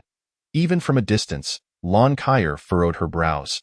The man she had willingly cast aside had now become the Holy Son of the sect. The mortal she once deemed insignificant now possessed power surpassing her own and held the extraordinary sword spirit roots. Even with her fully awakened phoenix bloodline, she could not rival the sword spirit roots. In no time, Li Su arrived at the Holy Son's palace on the main peak. The palace had already been tidied up, with attendants readily available. Upon seeing Li Su approach on his sword, they all bowed. "We pay our respects to the Holy Son." Li Su merely raised a hand, signaling them not to be overly formal. He held little regard for the title of Holy Son. What he truly desired was the cultivation resources that accompanied it. For the resources granted to the Holy Son far exceeded those available to the elders of the sect. The Holy Son's palace was vast. It was Li Su's first time here, so he instructed the attendants to leave, choosing to explore the palace alone. Upon entering the Holy Son's palace, he once again sensed that faint aura that appeared momentarily. But when he attempted to capture it, it vanished without a trace. With its second appearance, Li Su did not believe it to be mere coincidence. He speculated that he might be under covert surveillance. The most likely culprits were the members of Hanyue's sect. After all, Changsheng sect had nurtured him thus far, while Hanyue sect was an external sect. Walking alone in the garden outside the palace, he hoped to see if the mysterious presence would reappear. Yet, that aura did not manifest again. The owner of that aura was, in fact, an inner disciple of Changsheng sect, sent by the higher-ups to monitor Li Su. After Li Su arrived at the Holy Son's palace, the disciple proceeded to the main hall of the main peak. Inside the hall, Ling Yunzi was seated with 10 elders. Beneath them, the disciple responsible for surveilling Li Su. Named Wadao reported. "Since Li Su became Holy Son, has there been any change?" The disciple known as Wadao replied respectfully, reporting to the sect leader. After returning from the martial arts arena, the Holy Son went straight back to his cave and has just now emerged. He is currently at the Holy Son's palace. There have been no notable changes. The higher-ups of Changsheng sect nodded slightly upon hearing this. Continue to monitor him. Ensure the Holy Son does not leave the sect. You must also remain inconspicuous. Understood, the disciple replied, then departed at Ling Yunzi's wave of his hand. At this moment, Elder Yuanhe of the Merit Hall spoke up. "Sect leader, with Li Su possessing sword spirit roots, should we not cease our research on him and instead focus on nurturing him? Once Li Su rises, Changsheng sect will surely prosper." However, no sooner had Yuanhe's words left his lips than Elder Taihe, responsible for law enforcement, retorted, "Yuanhe, are you foolish? Our sect's grand elder has already passed away. No one can safeguard a once-in-a-millennium genius with sword spirit roots. What we must do is find a method to restore Li Su's spiritual roots. Especially how he came to possess the sword spirit roots. If we can grasp this, we can then modify our own spiritual roots accordingly. That is the true path. Sacrifice the small self to achieve the greater self. Indeed, we are all extraordinarily talented individuals, each having reached the mid to late stages of the golden core realm. Should our spiritual roots become even more refined, not to mention the unparalleled sword spiritual root, even an enhancement to the supreme spiritual root would enable us to strive for the nascent soul realm within 50 to 100 years. Yes, the sacrifice of the disciple Li Su is indeed warranted. Currently, our sect does not require mere prodigies. What we need are cultivators of the nascent soul realm. We, the seasoned elders, are the most suitable candidates. It would be ideal for Li Su to cooperate with us. But should he refuse, we shall resort to soul extraction research. Within the higher echelons of the Chongqing sect, aside from Elder Yuan He, who consistently voices opposition, all other elders and the sect leader are in agreement. Furthermore, beyond the Chongqing sect's upper ranks, the Cold Moon sect is also scheming against Li Su. The emergence of an unparalleled sword spiritual root in the eastern continent, particularly within the Chongqing sect, poses a significant threat to the Cold Moon sect. If Li Su is not eliminated, should he rise within the Chongqing sect, will there be any place left for the Cold Moon sect in the eastern continent? Chapter 83. Secret Conspiracy in the Chamber of Elder Hongyun of the Cold Moon sect. The three elders, Hongyun, Hongyu, and Hongfeng, gathered together. The room had been shielded using secret techniques and special talismans. Even a nascent soul-level powerhouse would be unable to detect or hear any movements within, not even a whisper. The three individuals wore somber expressions. Leading the assembly, Elder Hongyun spoke up. Has the message been relayed back to the sect? Both Hongyu and Hongfeng nodded. Hongyu elaborated, Senior brother, the news was transmitted back to the sect at the earliest opportunity. Hongfeng added, currently, an unparalleled sword spiritual root has appeared within the Chongqing sect. Such a prodigy is documented in ancient texts. If all goes smoothly, he could potentially break into the nascent soul realm within a century. If allowed to grow, the Cold Moon sect may find it impossible to maintain a foothold in the eastern continent in the future. Hongyun nodded in agreement. Indeed, it is truly unexpected for the Chongqing sect to harbor such a disciple. Furthermore, I am somewhat curious as to why they dare to let him take the stage and expose himself before he has even matured. It is quite foolish. Not only do we in the Cold Moon sect have concerns, but even the major sects of the central continent would likely be alarmed if they learned of this. Upon hearing this, Hongyun's expression turned icy as he whispered, now that Li Su has not yet matured, it is the perfect time to eliminate him. Once he grows stronger, the Cold Moon sect will undoubtedly lose its standing. As soon as Hongyun finished speaking, both Hongyu and Hongfeng furrowed their brows. After all, this was within the Chongqing sect. Setting aside whether they could indeed kill Li Su, even if they succeeded, it would undoubtedly provoke a relentless pursuit from the Chongqing sect. The fear of the Supreme Elder residing in the back mountains weighed heavily on their minds. Although they were concerned for their sect, they did not wish to perish within the Chongqing sect. Hongyu then suggested, Senior brother Hongyun, if we were to act and eliminate Li Su here, and if the three of us attacked simultaneously, that lad would surely perish at our hands. However, this is the Chongqing sect. Even if we succeed, escaping would still be a challenge.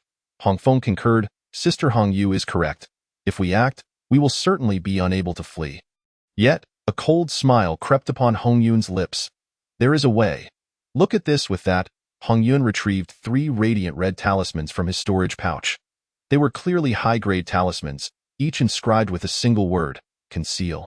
Swift, shield. Upon seeing these 3 red talismans, both Hongyu and Hongfeng displayed expressions of astonishment. These are earth-grade talismans? They exclaimed. Concealment, incredible speed, and defensive shield. In the world of cultivation, the crafting of talismans is indispensable, as they can harness the primal energies of heaven and earth and store powerful techniques. When deployed at the right moment, they not only save time and effort but can also turn the tides of battle. Talismans come in various types, enhancing strength, spiritual energy, speed, agility, and attributes. However, the process of crafting talismans is exceedingly arduous. While the basics of talisman creation are simple, mastering the advanced techniques makes a talisman master rarer than an alchemist. The 3 talismans before them are of earth-grade quality. Only a nascent soul-level cultivator can craft talismans of such caliber. In other words, the power unleashed by low-grade talismans can rival the spells cast by nascent soul-level experts. Observing the astonishment of the other 2, Hongyun's smile grew brighter. These are the 3 talismans given to me by the ancestor when I departed from the sect. After all, this journey is to investigate whether the ancestor of the Chongqing sect has passed away. In case of any emergencies, these talismans will ensure my safe escape. Moreover, they guarantee the absolute safety of our disciple. Lung Hanyue, she is the hope of our sect. Now, my plans have changed and I intend to send away our sect's disciples in the coming days, allowing the sect to assist on the night after tomorrow. We shall ambush Li Su and eliminate him. With these 3 talismans, even if pursued by the Chongqing sect's ancestor, we shall be able to escape unscathed, as long as Li Su is dead. It matters not if the Cold Moon sect and the Chongqing sect engage in war. It is a risk we are willing to take. The other two nodded in agreement upon hearing this. With Earth-grade talismans in hand, they indeed had a fighting chance. The concealment talisman, once activated, would render the user invisible. Such talismans are difficult to detect unless one is very close to a nascent soul-level cultivator. The Swift talisman would temporarily grant them the speed of a nascent soul expert, while the Shield talisman could withstand attacks from such powerful beings. With the ability to escape, conceal, and defend, the three elders of the Cold Moon sect were determined to make a bold attempt to assassinate Li Su. Meanwhile, Li Su, walking within the Hall of the Holy Sun, was unknowingly ensnared in their secret machinations. His life was now marked by a countdown. Within 3 days, he would either fall victim to the ambush of the three elders of the Cold Moon sect or become the subject of soul extraction by the high-ranking members of the Chongqing sect. His body used for research purposes, the high-ranking members had been plotting against Li Su, yet had not taken any action thus far. This left Li Su oblivious to the murderous intent harbored by the sect leader and the elders. However, after his recent breakthrough, the expansion of his consciousness allowed him to sense a hint of something amiss. Someone was monitoring him from the shadows. As he arrived at the Hall of the Holy Sun, Li Su pondered who could be watching him within the Chongqing sect. His first suspicion fell upon the Cold Moon sect, but upon further reflection, he dismissed this notion. The Hall of the Holy Sun was protected by powerful formations. Without an identity jade slip, outsiders could not enter, and certainly, members of the Cold Moon sect could not approach. Yet, the individual surveilling him had displayed faint fluctuations of spiritual energy outside the hall, indicating that this person could enter and exit at will without triggering the defensive formations. Within the entire sect, aside from the hand-picked maidens selected by the high-ranking members, only the elders and the sect leader possessed such privileges. But why would the elders and the sect leader need to monitor him in secret? If they wished to speak with him, they could simply summon him. Thus, Li Su deduced that the person watching him had been granted a high-ranking identity jade slip by the upper echelons of the sect, allowing them access to the Hall of the Holy Sun for the purpose of surveillance. He was being secretly monitored by the sect's higher-ups. Contemplating this, Li Su furrowed his brows slightly and murmured to himself, "Why do they wish to monitor me? I have been utterly loyal to the sect. Is it possible they have discovered my possession of the sword's spiritual root?" As this thought crossed his mind, a shadow of concern clouded Li Su's expression. He had anticipated that after demonstrating his command over the 100 swords and revealing his sword's spiritual root, the higher-ups would surely take notice and would undoubtedly seek him out for a discussion. After all, 3 years ago, he had merely been a wood's spiritual root. Li Su had already devised a plausible excuse, intending to conceal the location of the Qinglian within him and claim that his spiritual root may have been acquired in the secret realm of a mysterious powerful being. Yet now, after the martial demonstration had concluded, the high-ranking members had done nothing but designate him as the Holy Sun without calling upon him for any inquiries. The silence was unsettling. The sword's spiritual root was indeed an unparalleled treasure. Why were they not curious about it? Why merely appoint him as the Holy Sun and then send someone to secretly monitor him? Li Su continued to reflect. The more silent the high-ranking members remained, the greater his sense of unease grew. This feeling was reminiscent of the time when Master Wang had sought to use him for alchemy, treating him with kindness, yet harboring ulterior motives. With these thoughts, a fierce sense of danger surged within him, a crisis emanating from the higher-ups of the sect. Chapter 84. The Watcher. Li Su felt a growing sense of unease. He possessed a sword's spiritual root, yet the sect seemed to disregard its significance. The calmer the higher-ups remained, the more anxious he became. Coupled with the previous near-miss with Master Wang, who almost turned him into a Dan, and now being secretly monitored, he could not shake the feeling that something ominous was approaching. As he wandered through the Hall of the Holy Sun, he gazed upon the grandeur of the palace, but it felt more like a prison to him. Nevertheless, Li Su maintained his composure. Although he could not ascertain the intentions of the higher-ups, he resolved that if the Watcher returned, he would capture them. At that moment, he strolled across a bridge and entered a serene courtyard adorned with mountains and waters. Being the Holy Sun was indeed a privilege, with a private palace and attendants, allowing him access to abundant cultivation resources. Reflecting on the past 3 years, he had endured great hardship as a mere outer disciple. Now, despite having reached a more favorable position, he felt as if he had entered yet another predicament, a predicament imposed by the higher dash-ups. Lisu settled into a pavilion, meditating and absorbing spiritual energy. With the assistance of the Qinglian, his capacity to absorb spiritual energy was extraordinary, causing the surrounding aura to gather around him like an ocean. Lisu possesses an extraordinary ability to absorb spiritual energy, surpassing that of his peers by more than threefold.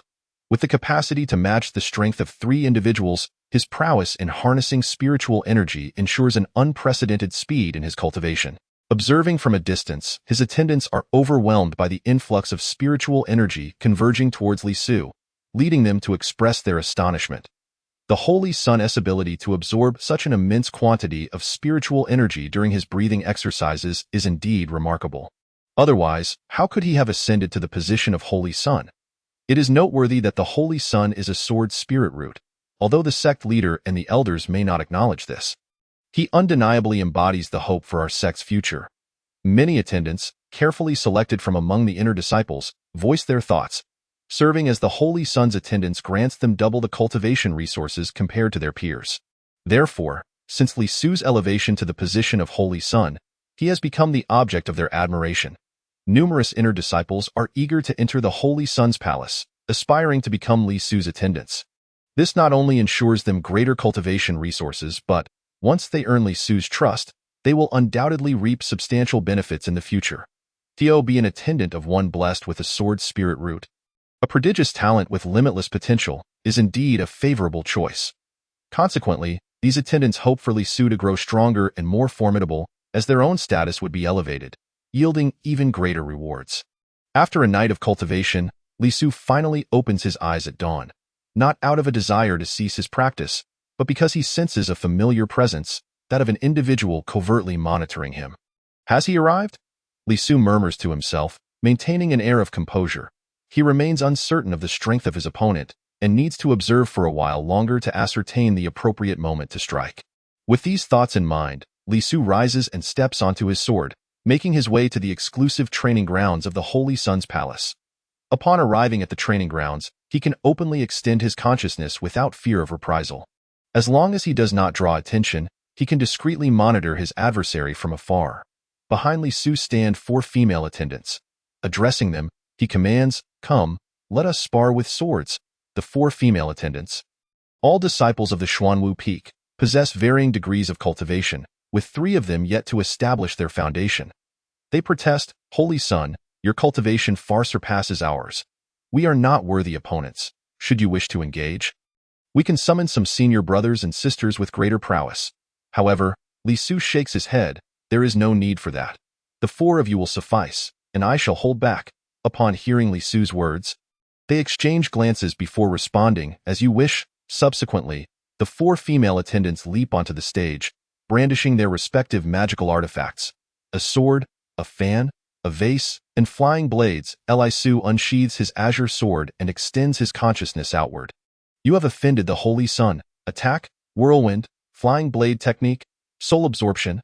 The 4 female attendants chant their spells, launching their assaults on Lisu. Yet, their low cultivation renders them incapable of causing him any harm. Lisu, wielding his azure sword, appears to suppress his own cultivation while engaging the 4 female attendants, all the while subtly observing a corner in the southeast of the training grounds where the individual monitoring him lurks. Lisu has already detected his presence, yet the observer remains oblivious to Lisu's scrutiny, believing him to be earnestly practicing swordsmanship with the 4 attendants. The sparring lasts a full half-hour, during which Lisu systematically defeats the 4 female attendants. While seemingly engaged in practice, he discreetly guides the 4 in correcting their cultivation techniques, all the while employing his formidable consciousness to observe the watcher. Through his analysis, Lisu concludes that the individual possesses significant strength, potentially having reached the pinnacle of the foundation establishment stage. Although his consciousness is powerful, akin to that of a master at the 9th level of foundation establishment, he stands no chance against someone at the great perfection level of foundation establishment. Nevertheless, he devises a new plan. As the Holy Son of the Eternal Life sect, he possesses the authority to act. After concluding the sparring, the 4 attendants express their gratitude, bowing to Lisu. Thank you, Holy Sun, for your guidance. I have long struggled with a bottleneck in my techniques, but now I see the way forward. The four attendants are exhilarated, having received personal instruction from the Holy Sun on only their second day serving him. This significantly boosts their admiration for Li Exude. At this juncture, Li Su speaks again. I wish to cultivate talismanic arts. Please go to the Talisman Institute and procure for me a yellow level and a mysterious level talisman and their drawings. The mysterious level talisman should be comparable to the offensive talismans used by those at the first level of the Golden Core stage, preferably a lightning talisman. The four attendants, having received guidance, express no hesitation and bow in acknowledgement. The observer, concealed in the shadows, perceives nothing amiss, unaware that the talismans Li Su seeks are intended for him. Li Su understands that his own cultivation is insufficient compared to the Watcher, and extracting him through his own abilities would prove challenging. Seeking assistance from others within the sect would also risk exposure. Therefore, utilizing high-level talismans is the optimal solution. Subsequently, two female attendants set off to fulfill this request, while Li Su returns to the main hall of the Holy Sun's palace upon his sword. Upon entering the main hall, he encounters several jars and bottles. A male attendant and several male servants are busy cataloging items. Upon seeing Li Su, they collectively bow. We pay our respects to the Holy Sun. Holy Sun, these are gifts sent from various halls and peaks, as well as from some senior brothers and sisters. We request your inspection. As they speak, a male disciple hands Li Su a ledger of gifts. Li Su opens it to find a collection of mundane jewels and gold from the errant hall, paintings, and other ordinary spiritual herbs and gems sent from the outer sect, along with superior spiritual items from the inner sect's halls and disciples. All of this is intended to curry favor with Li Su, ensuring a favorable impression in the event that he ascends to a position of power within the sect. However, Li Su notices that the list includes only items of modest significance. None of the influential elders appear on the list. Logically, there should have been gifts from the sect leader and various elders congratulating him on becoming the Holy Sun. Yet, the list consists solely of gifts from errant hall managers, stewards, and minor leaders. He closes the ledger, maintaining a facade of calm, yet internally contemplates, why is this? Is my elevation to Holy Sun merely a formality to appease me? Chapter 85. Acquiring the talismans, the 3-year Valley of Despair, and the persecution by Master Wang have granted Li Su profound insights into human nature. He now begins to question the intentions of the higher-ups of the Eternal Life sect, whom he had vowed to serve loyally for life. Their elevation of him to Holy Sun appears to be merely a pretense. Why would they do this? Is my talent insufficient to secure a prosperous future for the sect? Or perhaps they do not intend to place their hopes solely on me, using my position merely to keep me in check. What other secrets do they harbor? Li Su feels that he is one step closer to the truth. Now, he awaits the return of the attendants with the talismans, which will aid him in exposing the individual who has been watching him. After reviewing the list of gifts, Li Su places some important herbs and treasures into his storage bag. Then, looking at the remaining herbs, treasures, and mundane items such as paintings and gold, he declares, "You may take these and distribute them among yourselves." The 8 or 9 attendants present in the hall are taken aback by his words, their expressions shifting to astonishment before breaking into joyful exclamations. Thank you, Holy Sun, for your generosity. These attendants express their heartfelt gratitude. But Li Su pays them little mind, turning instead towards his chamber. Along the way, he remains aware of the observer's presence. However, he is unbothered, waiting for the talismans to be retrieved before the Watcher reveals himself. Once back in his room, Li Su begins to cultivate, focusing on refining his qi. For him, the 6th level of foundation establishment remains too low. Meanwhile, the 3 elders of the Cold Moon sect have commenced dispatching their disciples. The news of a disciple with a sword spirit root emerging from the Eternal Life sect has reached the ears of the Cold Moon sect's leader. This revelation sends shockwaves throughout the Cold Moon sect. With a talent such as a sword spirit root emerging from the Eternal Life sect, how can they hope to maintain their standing? As the higher-ups of the Cold Moon sect deliberate on their response, Elder Hongyun has already relayed their plan to ambush Li Su to the sect, requesting cooperation for an operation 2 nights hence. Upon learning of this, the Cold Moon sect's leadership swiftly mobilizes to support the plans of Elders Hongyun, Hongfeng, and Hongyu, deeming the emergence of a sword spirit root disciple as a potential future threat to their sect. They resolve that even if it means declaring war against the Eternal Life sect. The sword spirit root disciple must not be allowed to survive. Understood, sect leader. We shall act swiftly. The Cold Moon sect is now in motion, while the higher-ups of the Eternal Life sect await the departure of the Cold Moon sect members before making their move against Li Su. The three elders of the Cold Moon sect continue to gather intelligence on Li Su, pinpointing his current location within the Holy Sun's palace. They strategize on how to infiltrate the Holy Sun's palace undetected, ultimately deciding to employ the soul-capturing technique, by absorbing the souls of others and acquiring their identity tokens. One could infiltrate the Holy Sun's palace, eliminate Li Su, and ultimately depart from the Longevity sect. For these three formidable beings, each possessing late-stage golden core cultivation, achieving this task could be deemed exceedingly effortless. Within the Holy Sun's palace, Li Su had already entered deep meditation by the late hours of the night.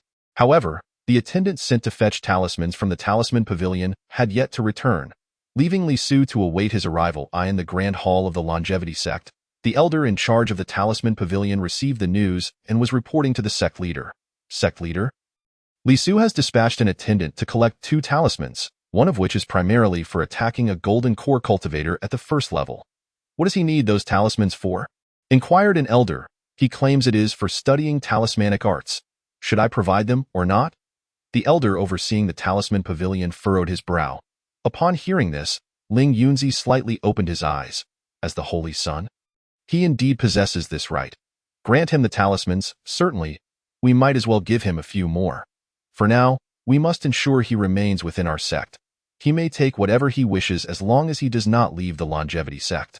We shall commence our actions once the members of the Cold Moon sect depart tomorrow. Understood. A chorus of elders nodded in agreement. As night fell, the attendant dispatched by Li Su the previous day returned with the 2 talismans. Holy Sun. Upon hearing the voice, Li Su emerged from his chamber. 2 maidservants stood outside, each holding a wooden box. Have the talismans been retrieved? Reporting to the Holy Sun, they have been successfully acquired. 3 Earth Rank Thunder talismans and 3 Yellow Rank Ice talismans. Here are the methods for crafting the talismans and their raw materials. As the maidservants spoke, they handed over the wooden boxes. Huh, I only requested 2, did I not? Li Su inquired, puzzled. 1 maidservant replied, reporting to the Holy Sun. The elder of the Talisman Pavilion said to provide extra, so that the Holy Sun may study diligently. Li Su smiled, then raised his hand, summoning the items into his grasp with a flick of his wrist. You may all leave. No one is permitted near my residence without my permission. I am entering seclusion now. As you wish, Holy Sun. The attendants departed. No sooner had they left than news of Li Su's seclusion spread throughout the Holy Sun's estate. In the chambers where the Holy Sun rested, all personnel withdrew, setting up a perimeter for vigilance. Though termed a guard, in reality, it was rather lax. This was the main peak of the Longevity sect. With the sect leader's grand hall just above, numerous protective formations lay in place, and should they be activated, even a late-stage golden core cultivator would face dire consequences. If fully engaged, even a nascent soul-level cultivator would suffer losses. Therefore, they merely put on a show of vigilance. Li Su, however, paid little heed to these matters. Holding the talismans, he returned to his chamber. He sensed that the watcher was quietly standing in the corner of his room. Utterly still, with even their breathing seemingly non-existent. The stealth technique employed by this observer was remarkably advanced. Even Li Su's heightened consciousness, augmented by the Qinglian, struggled to detect their presence. Yet, Li Su remained composed, extracting the talismans and meticulously examining them along with their methods of use. The yellow rank ice talismans, when activated, would unleash a chilling force within a 3-zhang radius, freezing everything in its path. The earth rank thunder talismans, upon deployment, could instantaneously release a bolt of lightning spanning 10 zhang, possessing the offensive power of a first-level golden core cultivator. After reviewing the talismans, Li Su felt quite satisfied. For a first-level golden core cultivator, this was more than sufficient, especially with 3 of them. The individual surveilling him was likely at the 9th level of Foundation establishment, or at the peak of that realm, though there existed a gap of 1 or 2 cultivation stages between them and Li Su's first-level golden core. In reality, it was a chasm as vast as the heavens and the earth. The realms of Foundation establishment and golden core were worlds apart.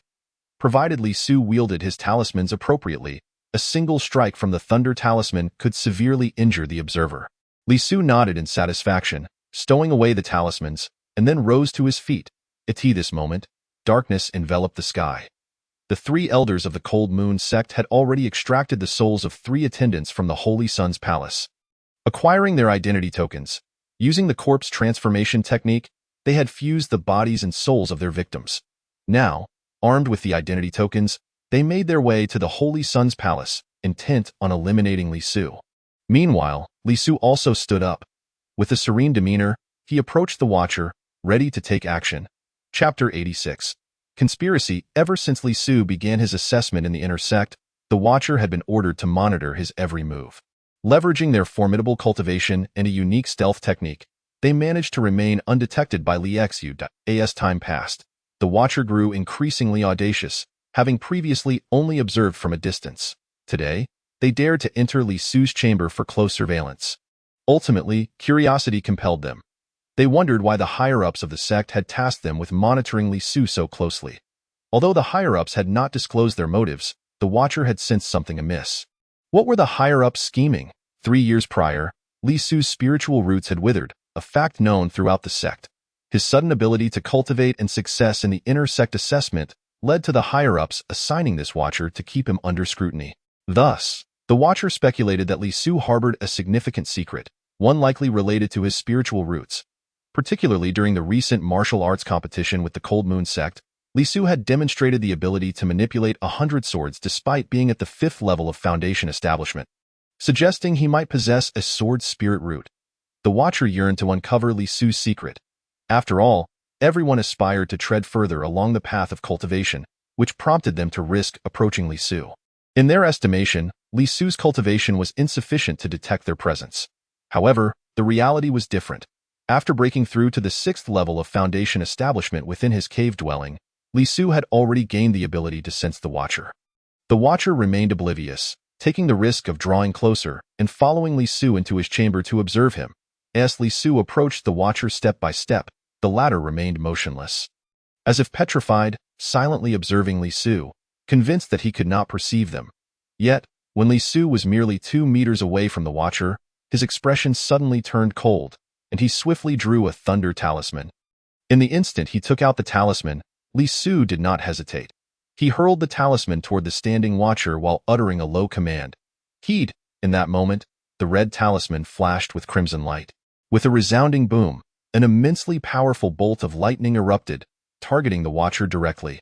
Caught completely off guard and at such a close distance, the Watcher, despite their superior cultivation, failed to react in time.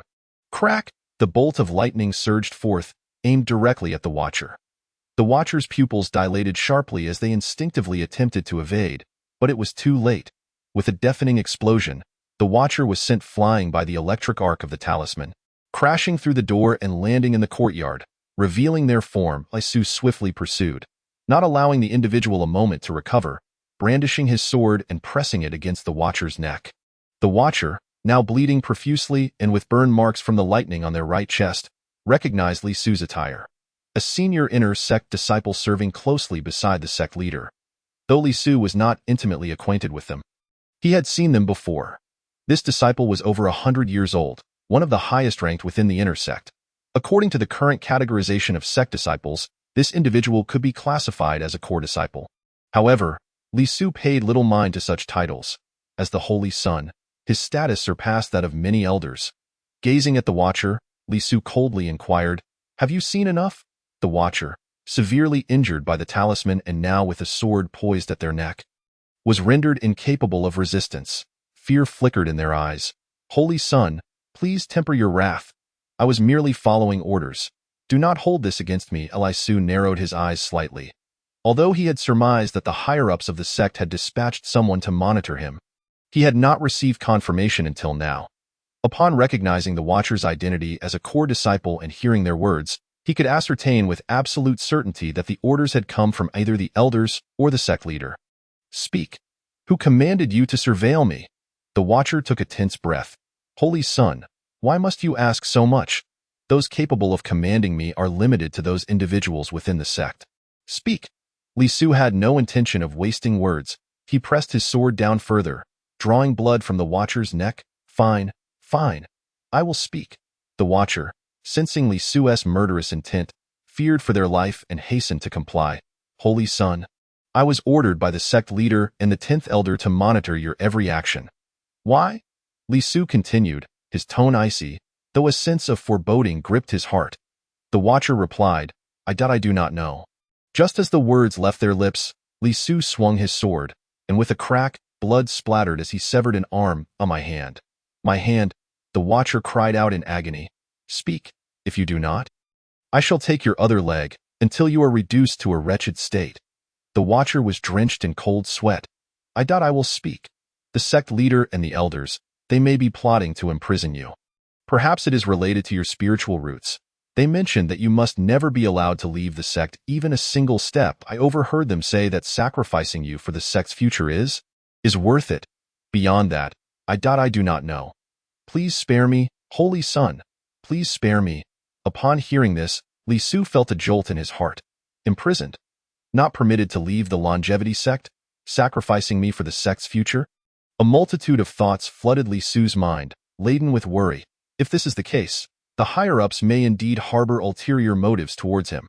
Although he is loyal to the sect, after all, it was the sect that guided him onto this path and nurtured him. He wishes to repay the sect.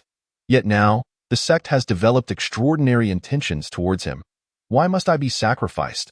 Is it because of the sword spirit root within me? Do they intend to seize my body? Or do they seek to uncover the secrets of my spirit root? Although the Qinglian resides within Li Su's dantian, outsiders cannot perceive it. However, should a Yuan-ing-level powerhouse place their hand upon his dantian to probe personally, they would indeed sense it. The Qinglian is extraordinarily mysterious, capable of reshaping his spirit root, even into a sword spirit root. Such a divine object must not be exposed. Coupled with the Watcher's remark that his sacrifice could secure the future of the sect, Li Su realizes that the sect has undoubtedly abandoned him. Their intention to act against him is merely to keep him subdued for the time being. He cannot remain in the Chongqing sect. Otherwise, he would surely face death. Even if he survives, the secret of the Qinglian would undoubtedly be compromised. He must depart from here, leave the Chongqing sect. With this thought, Li Su's expression darkens. The Watcher on the ground then speaks. Saint Son, can you spare me now? I need to go to the elixir room to reattach my arm. Otherwise, I won't be able to keep my hand. Li Su gazes at him, a cold smile gracing his lips. No need. As soon as the words leave his mouth, another flash of sword light appears. The Watcher's head is instantly severed. Following this, Li Su reaches out and directly grasps the opponent's soul. The Foundation establishment consummate cultivator possesses a strong soul. If not killed, his whereabouts would soon be exposed. The soul struggles in fear, yet before it can make a sound, Li Su crushes it, scattering it to the winds. Chapter 87. Causing chaos after inflicting severe damage on the Watcher with a mysterious lightning talisman and acquiring crucial information. Li Su ruthlessly kills him. Looking at the lifeless form of the Watcher, Li Su promptly collects the opponent's storage bag without inspecting its contents, producing a fire talisman to incinerate the corpse into ashes. He then turns and strides out of the courtyard. The reason he refrains from flying is due to the fear of being seen. Now, he must escape from here, flee the Chongqing sect. He can no longer trust the higher-ups of the sect. Even if his suspicions are unfounded, he cannot afford to take the risk. Life is singular, and Li Su refuses to gamble on the humanity of those in power. He believes that even after leaving the sect, as long as he possesses the Qinglian, given time, he will have the opportunity to ascend to immortality and become the sovereign of this world, the only sword immortal on the path of transcendence. Upon reaching outside the courtyard, Li Su discovers attendants guarding the area, yet they appear unalert. Li Su suppresses his presence, quietly approaching. In a swift moment, he knocks out the two guards. He then hastily exits the Saint Sun's residence while remaining within the Saint Sun's hall, suppressing his aura as he continues to move along the ground. If he passes through a few more courtyards, he will ultimately arrive at the back mountain of the main peak. At that point, he only needs to glide down the cliff on his sword to reach the main peak, evading others' gazes. Employing this strategy, Li Su quickly traverses 3 courtyards, incapacitating 5 attendants without anyone noticing him. Just as he knocks out a disciple and prepares to hide him in a flower bed, he suddenly spots 3 figures swiftly approaching his residence at a distance. The three figures are flying low and dressed in the garb of inner disciples of the Chongqing sect. Though they are some distance apart, it is still night. Yet, Li Su instantly recognizes their identities. The three elders of the Hanyue sect. Li Su is momentarily taken aback. Why are the three elders of the Hanyue sect appearing in the Saint Sun's hall at such a late hour? Dressed as inner disciples of the Chongqing sect, their destination is precisely his abode. In an instant, Li Su comprehends their intent. They aim to assassinate him. After all, the Hanyue sect and the Chongqing sect are rivals, coexisting in the East continent. With both sides at a stalemate, the emergence of an extraordinarily talented disciple could shatter this balance, leaving the Hanyue sect with no chance of resurgence. They must be here to eliminate me. Fortunately, I escaped swiftly. Otherwise, even if not slain by the higher-ups, I would have perished at the hands of these three Hanyue sect elders. Li Su's expression darkens. After licking his lips, a wicked smile suddenly appears. Since you wish to kill me, I shall present you with a grand gift, perfectly aiding my escape and diverting attention. With this thought, Li Su clears his throat, alters his voice, and suddenly shouts, "There are assassins! The Saint's son has been attacked." After shouting, Li Su turns and races out of the courtyard, promptly scaling the wall. Utilizing his identity waste token, he successfully passes through the array barrier, escaping the Saint Sun's hall. However, his voice immediately reverberates throughout the entire Saint Sun's hall. Within the Saint Sun's hall, there are 38 inner attendants and 298 outer disciples. At this moment, upon hearing Li Su's shout, everyone is jolted awake and rushes out of their rooms. Assassins? Where are the assassins? Protect the Saint Sun. Activate the formation. No one is to enter or exit. Follow me. Within the Saint Sun's hall, the attendants swarm towards the Saint Sun's residence just as the three elders of the Hanyue sect arrive. Upon landing, they spot a charred corpse on the ground. Confused, two of them rush into the house. "Senior brother, there's no one here." Before they can react, the shouts from outside erupt, leaving the three with expressions of astonishment. Before they can grasp the situation, several cultivators soar into the sky, witnessing the three elders of the Hanyue sect in the Saint Sun's residence alongside the charred corpse. What conclusions might they draw from this scene? With preconceived notions and the sight of the three Hanyue sect elders dressed as inner disciples of the Chongqing sect next to a charred body, they all assume Li Su has already been assassinated. Their faces turning pale with fear as they exclaim, "The Saint Sun is dead. He was killed by the three elders of the Hanyue sect. Quickly report to the sect master. The three elders of the Hanyue sect have assassinated the Saint Sun." This announcement swiftly spreads throughout the main peak of the Chongqing sect. The great formation within the Saint Sun's hall activates instantly. On the main peak, Lin Jianzi opens his eyes in shock upon hearing this news, his expression changing dramatically as he bursts out of the grand hall towards the Saint Sun's hall. The three elders of the Hanyue sect now find themselves unable to explain themselves. Even if they have yet to see Li Su, they have already been branded as murderers. Realizing their exposure, they have no choice but to flee. "Let us go. Damn it. Could someone have gotten ahead of us? Who knows? We need to leave the Chongqing sect quickly. Otherwise, we will all perish here." The three speak in unison. With three high-level talismans in hand, they possess a glimmer of hope for escape in an instant. The three figures shoot up into the sky, heading for the grand formation of the Saint Sun's hall. Just as the formation activates, it is met with simultaneous attacks from three mid-to-late golden core powerhouses. Unable to withstand their onslaught, the formation is swiftly breached, and the three of them take to their swords, rushing towards the outskirts of the Chongqing sect. Behind them, numerous experts of the Chongqing sect descend on their swords towards the sky. Lin Jianzi roars from the main hall, "Stop them!" unleashing a powerful sword aura to strike at the three Hanyue sect elders. As the three evade while hastily retreating, the 10 elders also soar into the air. Attempting to intercept the three Hanyue sect elders, Li Su observes this scene with a calm smile, directly taking to his sword and gliding down the cliff of the main peak. In that moment, chaos reigns throughout the entire main peak. This turmoil quickly triggers a chain reaction. Disciples from the four inner peaks, Qinglong, Baihu, Zhuke, and Xuanwu, receive the news, and the mountain bells toll, plunging the Chongqing sect into a state of full alert. Li Su descends from the main peak, skimming close to the ground as he speeds towards the outskirts of the sect. He believes that his feigned death will soon be revealed, and the three from the Hanyue sect will likely struggle to escape. This chaos will soon subside, and he needs to flee the Chongqing sect before it does, simultaneously entering the Tianyao forest and moving deeper into it, distancing himself from the influence of the Chongqing sect. Yet, a final concern lingers in his heart. His family, his parents. His family resides within the territory of the Chongqing sect, albeit on the fringes. If his feigned death is confirmed, then his family will be in grave danger, facing the possibility of being annihilated by the sect. Thus, he must hurry during his escape, returning to his family to evacuate his kin before the sect takes action against them. This, too, represents his final attachment in the mortal realm. His parents are the most difficult bond to sever. Chapter 88. Returning, Li Su hails from a humble background.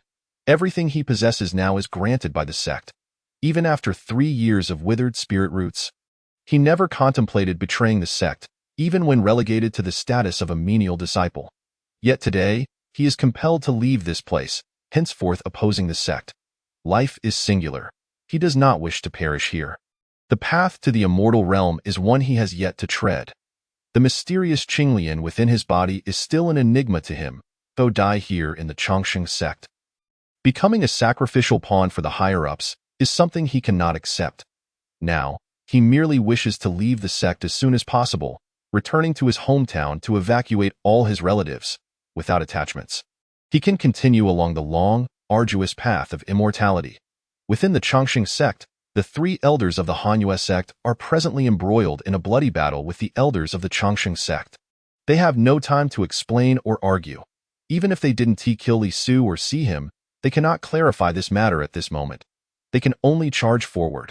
How audacious of the Hanyue sect elders to kill our sect's Saint Son. This evening, none of you shall escape. Eliminate them. The 10th elder and the sect master were consumed by an intense fury, for the astonishing secret harbored by Li Su had been severed. That was the sword spirit root. A legendary sword spirit root. Once they grasped the secret of Li Su's innate spiritual root, they could not only hope for a sword spirit root, but even the emergence of a top-tier spiritual root might allow these old-timers to advance further. Reaching the Yuaning realm. Now that Li Su was dead, their hopes had also been extinguished. Even at the risk of a full-blown war with the Cold Moon sect, they were determined to eliminate the 3 elders of the Cold Moon sect before them. Elder Hongyun unleashed a spell and declared, "The one who killed Li Su was not us. Who else could it possibly be?" The law enforcement hall elder was incensed. He burst from the room and immediately scanned the Saint Sun's hall and Li Su's quarters with his divine sense. He soon detected a charred corpse and heard the disciples around him shouting. Naturally, he concluded that Li Su had perished, slain by the 3 elders of the Cold Moon sect before him. We intended to kill Li Su, but when we arrived, he was already a charred corpse. Humph, the Saint Sun's hall is heavily guarded. Aside from you, who possesses such cultivation, who could enter the Saint Sun's hall and kill our sect's Saint Sun in such a short time? There is no need for further words. Eliminate them. The 10th elder summoned his magical artifacts, directing sword chi, blade edges, and spirit towers toward the 3 elders of the Cold Moon sect. Unable to withstand the onslaught, the 3 could only produce 3 high-level talismans, casting a defensive talisman. In an instant, terrifying protective chi enveloped them. The 10th elder's various magical artifacts, including Linjianzi's strike of sword chi, failed to penetrate their defenses. At the same time, the 3 elders of the Cold Moon sect produced speed talismans. Upon activation, their speed doubled, and they turned to flee the Longxing sect on their swords. Although Li Su was escaping close to the ground, he was acutely aware of the battle unfolding in the distance. At that moment, witnessing the explosion of protective chi and the scattering of runes, he was somewhat surprised that the 3 elders had managed to withstand the attacks of the sect's elders and escape. Simultaneously, he felt a surge of joy. The longer the 3 elders of the Cold Moon sect could hold off their pursuers, the more time he would have to escape. Li Su darted through the sect.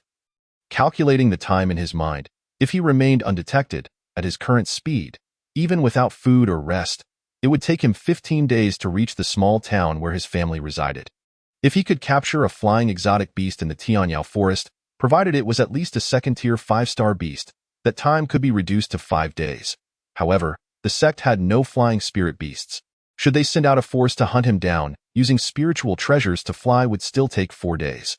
Thus, he had only 4 days, which included the time needed to evacuate his family. It was insufficient. He was utterly pressed for time. The more Li Su contemplated, the more impossible it seemed. Even if fortune smiled upon him and he captured a second-tier 5-star flying spirit beast the moment he arrived at the Tianyao forest, he could not guarantee a safe return to his family or the successful evacuation of his kin. Unless the elders of the Cold Moon sect could delay their pursuers for over 3 days, only then might Li Su, with a stroke of luck, capture a high-tier flying spirit beast and have time to evacuate his family. Alternatively, the sect might mistake the corpse of the observer for Li Su. However, that notion was quickly dismissed by Li Su as utterly implausible. Even if the corpse had been reduced to ashes, the issue of the observer's disappearance remained. More critically, the sect possessed special soul power artifacts capable of identifying the identity of a body from the ashes. What to do? How could he return to his family within 4 days? At that moment, Li Su observed the 3 elders of the Cold Moon sect utilizing high-level talismans, successfully breaking through the Longxing sect's defenses. The 10th elder, the sect master, and a throng of disciples from both the inner and outer sects pursued the fleeing elders of the Cold Moon sect. Upon witnessing this, Li Su abruptly halted. A flash of inspiration struck him. What if he could utilize the sect's flying magical treasures? Although such artifacts were plentiful within the sect, with nearly every elder possessing one, there were also treasures located in the treasure cave. Now, with the majority of the sect's experts, including elders, in pursuit, could he return to the treasure cave? The thought ignited a flicker of hope within him. However, even if he returned, he would surely be too late to save his family. The identity of the observer would soon be uncovered. Once the higher-ups realized this, they would undoubtedly send people to his family, and even if they could not locate him, they would surely massacre all his kin. If he could swiftly acquire a flying magical treasure and set off, the 3 elders of the Cold Moon sect would only need to delay him for an hour or 2. And he could return to his family early enough to evacuate them and take his parents with him. Li Su felt a surge of determination. The prospect of capturing a flying monster in the Tianyao forest was fraught with difficulty and required immense luck. If he failed to catch a flying beast and encountered a formidable foe instead, he might even perish within. In contrast, the treasure cave was guarded primarily by Zhou Guanshi, who was merely at the 9th level of Foundation establishment. While Li Su was at the 6th level, and he held the status of the Saint Sun, he could easily exploit this to catch his opponent off guard and mount a surprise attack. With this thought in mind, Li Su wasted no time in turning back and flying toward the treasure cave. His goal was now crystal clear: the treasure cave. Meanwhile, within the Longxing sect, the situation unfolded as Li Su had anticipated. Most of the experts had taken flight, following the sect master and the 10th elder in pursuit of the 3 elders of the Cold Moon sect. The interior of the Longxing sect had become remarkably vacant. Although Zhou Guanshi remained to guard the treasure cave, 7 of the 10 inner disciples had already been dispatched. Only 4 remained at the treasure cave. Despite their small number, the cave was protected by a formation.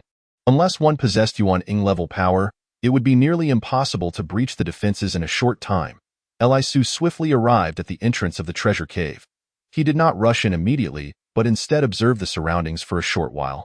Seeing that it was quiet and devoid of stronger individuals, he planned his next move.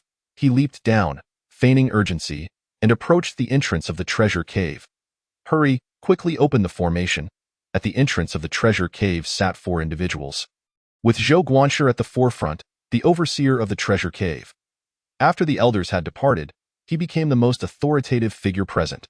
The other 3 were acquaintances, one of whom was Zhang Wenbin, his number 1 sycophant from 3 years ago. He had not seen him since being knocked unconscious in the Gongshan Hall 3 months prior. To his surprise, Zhang was now in charge of guarding the treasure cave. The other 2 were also Zhang Wenbin's lackeys, who had humiliated Li Su alongside him during their time at the miscellaneous office. The 4 opened their eyes in unison. Li Su, he is the Saint Sun. Saint Sun, you're alive! They all exclaimed in astonishment. The entire sect was proclaiming that the Saint Sun had been assassinated. The sect master and 10 elders, along with over 1,000 inner and outer disciples, had already set out, yet now, Li Su suddenly appeared before them, leaving them confounded. Hearing their words, Li Su hurriedly channeled his spiritual energy, pretending to be wounded and spitting out blood. Clutching his chest, he exclaimed, "I narrowly escaped death, but I was pursued by several experts from the Cold Moon sect. You must let me enter the formation." As he spoke, Li Su swayed unsteadily, appearing as if he could fall at any moment. The 3 years of hardship had honed his ability to manage his expressions and emotions. Now, his portrayal of a severely injured and terrified individual was remarkably convincing. Although Zhou Guanshi had previously been close to Lu Long and had made things difficult for Li Su, that was in the past. Now, with Li Su as the Saint's son, would he dare to offend him? Moreover, since the Saint's son had survived and was seeking their assistance while injured, it was the perfect opportunity to mend past grievances and prove oneself. Thus, Zhou Guanshi, without much thought, prepared to open the formation. However, Zhang Wenbin suddenly interjected, "Guanshi, wait. What if this is a disguise by a powerful cold moon sect expert?" Hearing this, Zhou Guanshi regained his composure. In the world of cultivation, there were indeed methods and spells for disguise, particularly among high-level experts. With the use of human skin masks and spells, one could easily alter their appearance to resemble another, making it nearly impossible to discern the truth at a glance. Zhou Guanshi's mind cleared. Considering that the sect master, the 10 elders, and over 1,000 fellow disciples were all in pursuit, proclaiming Li Su's death, it was entirely plausible that this was a deception. Zhou Guanshi immediately halted his actions, his face serious as he stated, "Saint Sun, the treasure cave is a vital stronghold of our sect. Without proof of your identity, I cannot carelessly open the formation. Do you possess an identity jade slip?" These individuals were not fools. They would not be easily deceived by mere words. However, the issue lay in the fact that Li Su was indeed the real deal. He had no fear of identity verification. Furthermore, as the Saint's son, he had the right to enter the treasure cave, the library, and even the main hall of the peak freely. Naturally, he had such a slip. Upon this realization, Li Su produced his identity jade slip from his storage bag. The formation accepted it, conducting a verification of his identity. No issues arose. It was indeed the Saint's son's slip, confirmed Zhou Guanshi. Zhang Wenbin interjected once more, "Guanshi, identity jade slips can be forged or stolen.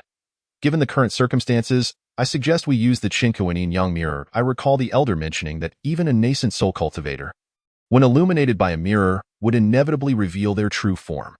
Zhang Wenbin, at this moment, seeks to create difficulties for Li Su, even hoping to delay time in anticipation of the arrival of the assassins from the Hanyu sect, who would eliminate Li Su. He had previously humiliated Li Su on 2 occasions, though neither had been to his satisfaction. However, now that Li Su has ascended to the position of Saint Sun, Zhang Wenbin's prospects within the Chongqing sect have become precarious. Should the Hanyu sect truly pursue Li Su, his demise outside would be a viable option. Even if the higher-ups were to investigate, they could use the artifact cave's protective formations as a pretext to verify identities. Li Su, pressed for time, heard Zhang Wenbin's voice even through the formation. In haste, he exclaimed, "Indeed, Brother Zhang speaks the truth. Quickly, use the mirror on me. Soon, the assassins from the Hanyu sect will be upon us, and danger will ensue." With that, Li Su feigned exhaustion, spitting out a mouthful of blood, appearing as if he could hardly stand. The steward, Zhou, and the others grew anxious. If the Saint Sun was indeed outside and they had targeted him so, it would surely lead to repercussions. Yet, they also feared that he might be a disguised expert from the Hanyu sect. "Saint Sun, please wait," Zhou called out, rushing to retrieve the Chinku and Yin Yang mirror. Zhang Wenbin's 2 sycophants staggered off to fetch the treasure, clearly stalling for time. Li Su outside could only continue his charade. After a considerable time, they finally brought forth the Chinku and Yin Yang mirror, which was covered in dust, used to discern true forms. This mirror stood as tall as a person and was quite broad. To further delay, Zhang Wenbin suggested they first clean the mirror's surface. Every moment they could buy felt crucial. Li Su observed this with keen eyes, taking note of their antics. After what felt like an eternity, they finally directed the mirror towards Li Su through the formation. The symbols flickered, yet Li Su's reflection remained unchanged. He appeared as himself. However, in the mirror, he noticed a faint azure aura enveloping his entire being. The mirror was indeed remarkable, capable of revealing the azure lotus energy surrounding him. Yet the guards at the artifact cave paid little heed to this azure aura. Recognizing Li Su, Zhang Wenbin found it impossible to prolong the charade any further. Steward Zhou urged, "Quickly, lower the formation and allow the Saint Sun to enter. Hurry, activate the passage." The group busied themselves, channeling their powers into the stone wall of the formation to alter the arrangement of the symbols. Soon, a hollow appeared in the formation, creating a passageway. Upon seeing this, Li Su wasted no time and charged straight through on the other side. Steward Zhou wore a broad grin, while Zhang Wenbin and the others managed only forced smiles. But once Li Su entered the formation's passage, they sensed something amiss. Li Su radiated a murderous intent, his formidable spiritual power enveloping them. A palpable aura of lethal intent surged forth, and he even summoned a long sword to his hand. At this sight, their expressions changed dramatically. "Saint Sun, what are you doing?" Steward Zhou inquired. Yet Li Su offered no reply. Anyone who laid eyes on him must perish. He needed to ensure his actions remained concealed. Especially those who had previously humiliated him, like Steward Zhou and Zhang Wenbin. With the cultivation level of the 6th layer of Foundation Establishment erupting, infused with Azure Lotus energy, he unleashed the first form of the Azure Lotus Sword technique. The sword striking in all directions, a resounding explosion echoed as a wave of sword energy cleaved downward. Although they sensed something was wrong and hastily mobilized their powers to defend, it was too late. Li Su's strike was overwhelmingly powerful, a full-force attack. Agonizing screams erupted. Aside from Steward Zhou, Zhang Wenbin and the others were utterly unable to withstand the assault. They were instantly obliterated, their internal organs shattered.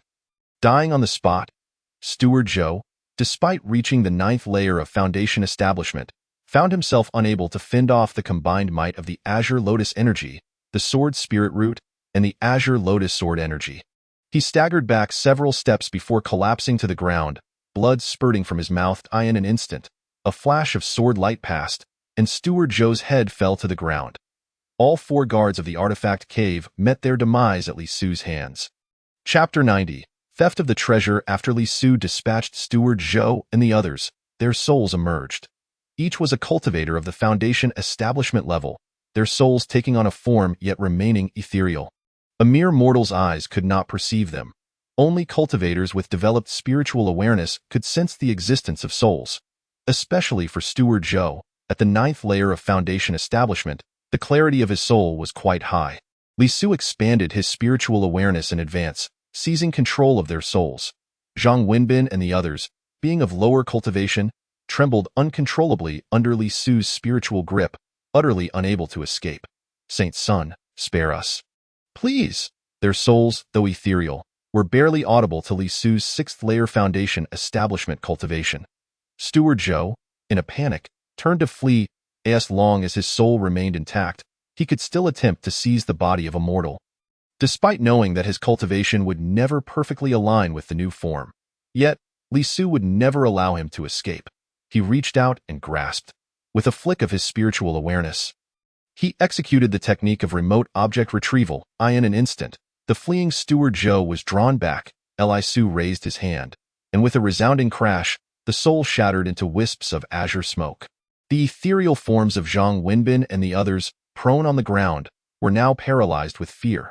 "Saint Sun, we are willing to follow you, devotedly." But before they could finish, Li Su struck again. With a series of explosive sounds, wisps of azure smoke appeared, and they all perished at Li Su's hands, their souls scattering, not a single one spared. After eliminating his foes, Li Su collected their storage bags and seized Steward Zhou's identity token, unlocking the artifact cave. The internal restrictions could not be deactivated, so Li Su had no choice but to proceed as he had before, boldly entering the artifact cave. However, with the protection of Azure Lotus energy, as his spiritual power waned, the Azure Lotus aura would safeguard him. Additionally, the Azure Lotus pool liquid would replenish his energy, allowing him 3 restorations each day.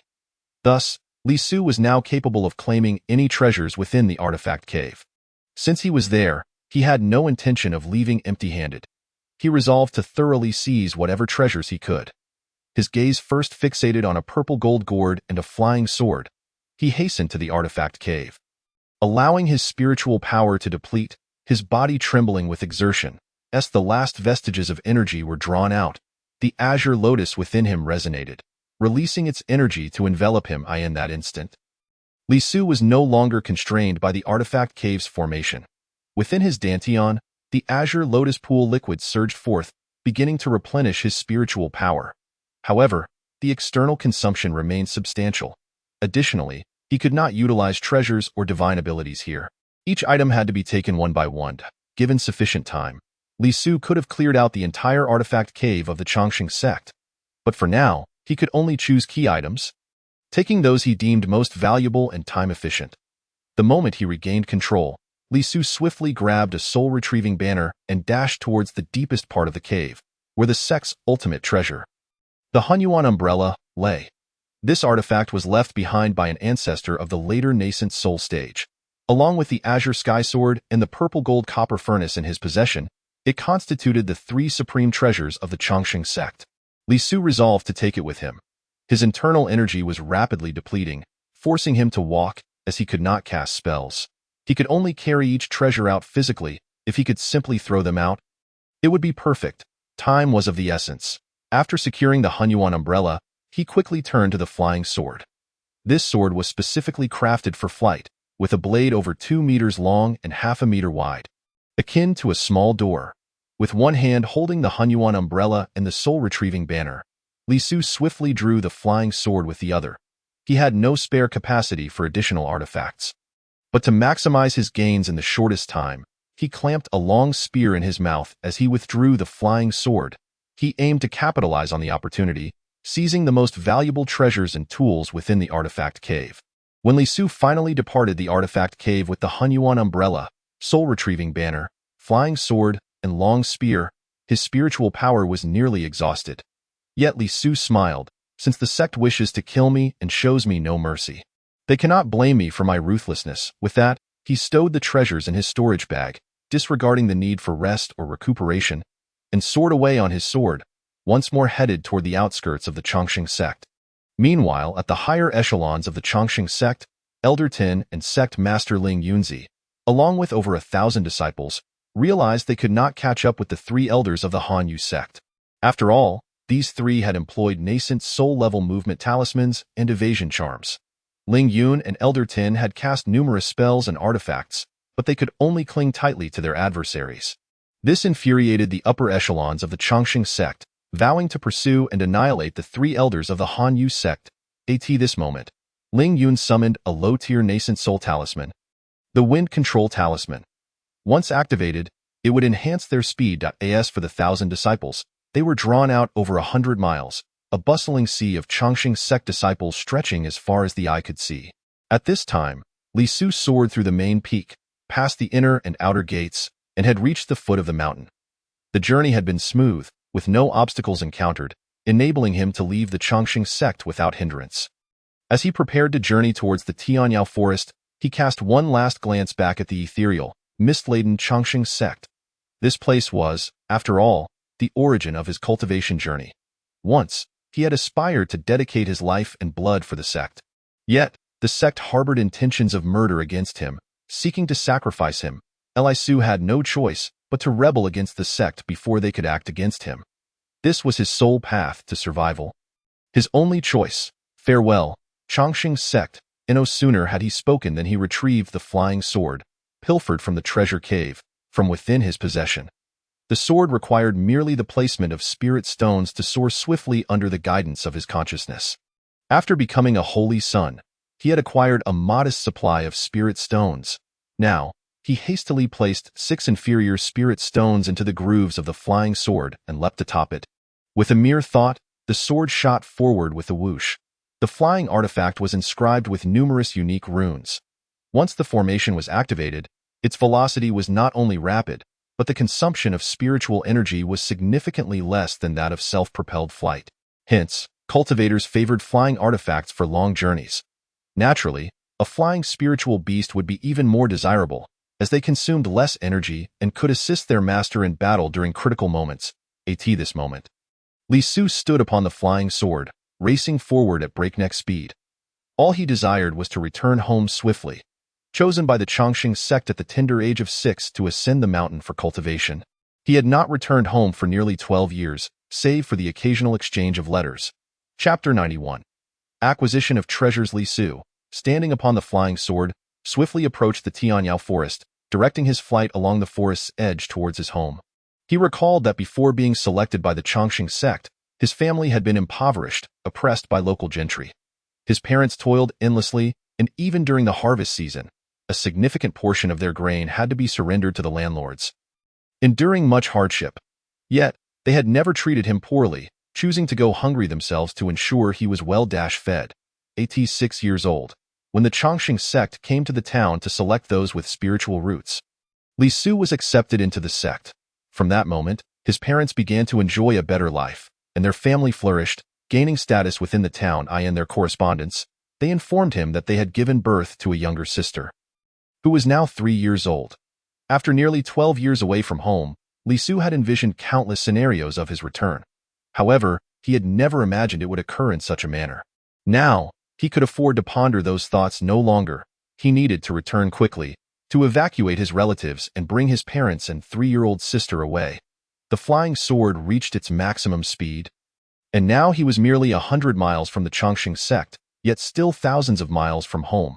After traveling throughout the night, Li Su found himself distanced from the sect. Once he felt a semblance of safety, he began to inspect the 5 storage bags he had acquired. 3 of them contained nothing of value, only 6 inferior spirit stones and some ordinary herbs. However, within the other 2 bags belonging to the steward Zhou and the observer, he discovered a wealth of treasures. The combined spirit stones in the 2 bags amounted to 47, including 3 medium-grade spirit stones. In addition to the spirit stones, he also found a manual on a technique called the concealment art in the observer's storage bag. This was a profound level spell, and upon brief examination, he realized its exceptional capabilities for masking one's presence, even one's very form. The observer's ability to surveil him so flawlessly stemmed from mastering this technique. Li Su felt it would be worthwhile to practice. If wielded effectively, it could serve for both flight and combat. Moreover, within the steward Zhou's storage bag, he discovered a recipe for a foundational pill. According to the annotations, this was a suitable medicinal pill for foundation establishment practitioners, possessing the ability to stabilize one's essence and enhance cultivation. This was indeed a valuable item, especially now that he would no longer have the sect's support for medicinal pills. He would have to rely solely on himself. A single recipe could fetch an exorbitant price in the outside world, making it exceedingly precious. The recipe required a total of 97 herbs, yet Steward Zhou had managed to gather 94, leaving only 3 missing. Ultimately, not only had Steward Zhou failed to concoct the desired foundational pill, but he had also unwittingly provided Li Su with a bountiful windfall. Li Su unceremoniously transferred everything of worth into his own storage bag.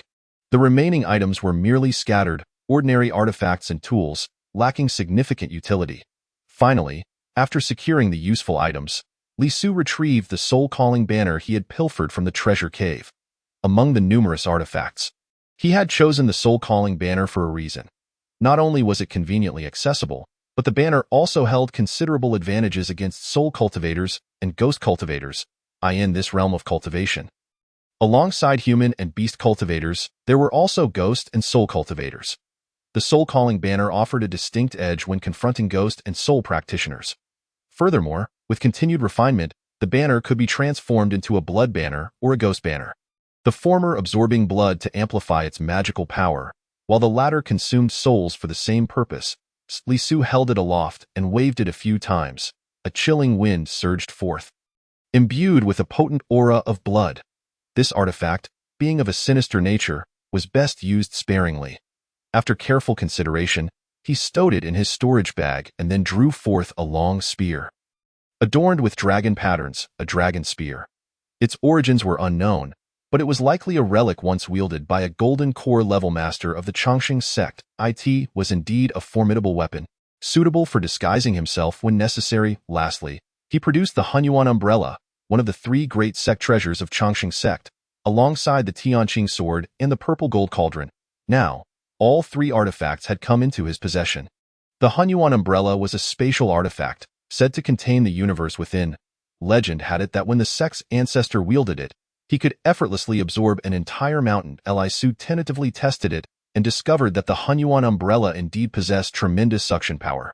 In an instant, all trees and stones within a radius of 5 zhang were drawn into the umbrella. A truly terrifying feat, however. Its use demanded immense spiritual energy, and at his current level, he could not fully open or control it. He could manage it for no more than 10 breaths before exhausting himself completely. To effortlessly wield the Hunyuan umbrella, one would need to attain at least the golden core realm. Subsequently, Li Su stored the umbrella away and focused on his journey. Meanwhile, at the Chongqing sect, last night Lin Jianzi had deployed the wind control talismans and finally caught up with the 3 elders of the Han sect who had fled. Even upon catching up, they only managed to slay 2 of them. The leader, Elder Hong Yun, abandoned the others and escaped severely wounded using an Earth-level stealth talisman, ultimately reuniting with the reinforcements sent by the Han sect, thus ensuring his safe departure. Lin Jianzi and the other high-ranking members of the Chongqing sect were seething with rage. Upon seeing the Han sect's large contingent of reinforcements and their experts mobilized, they had no choice but to temporarily retreat. Upon returning to the sect, they immediately proceeded to the Holy Sun Palace on the main peak where Li Su was situated. Present were also Lan Kaier, Lu Long, Bai Ling, and other prodigies of the Bai sect. Lu Long could hardly contain his elation. Li Su's demise filled him with exhilaration. With Li Su gone, he remained the top male disciple of the inner sect. Lan Kaier wore a blank expression, unable to discern her feelings. However, Bai Ling was inconsolable, her eyes already reddened. Upon seeing the charred corpse on the ground, her tears overflowed, and she dared not look further. Lin Jianzi and Elder Shi, upon witnessing this, also displayed expressions of regret. Damn the Han sect! How despicable! Several elders roared. Only Lin Jianzi furrowed his brow and inquired, "Is Bai Qian present?" Bai Qian was the inner sect disciple assigned to surveil Li Su. "Master, Bai Qian has vanished." Upon hearing this, Lin Jianzi raised an eyebrow.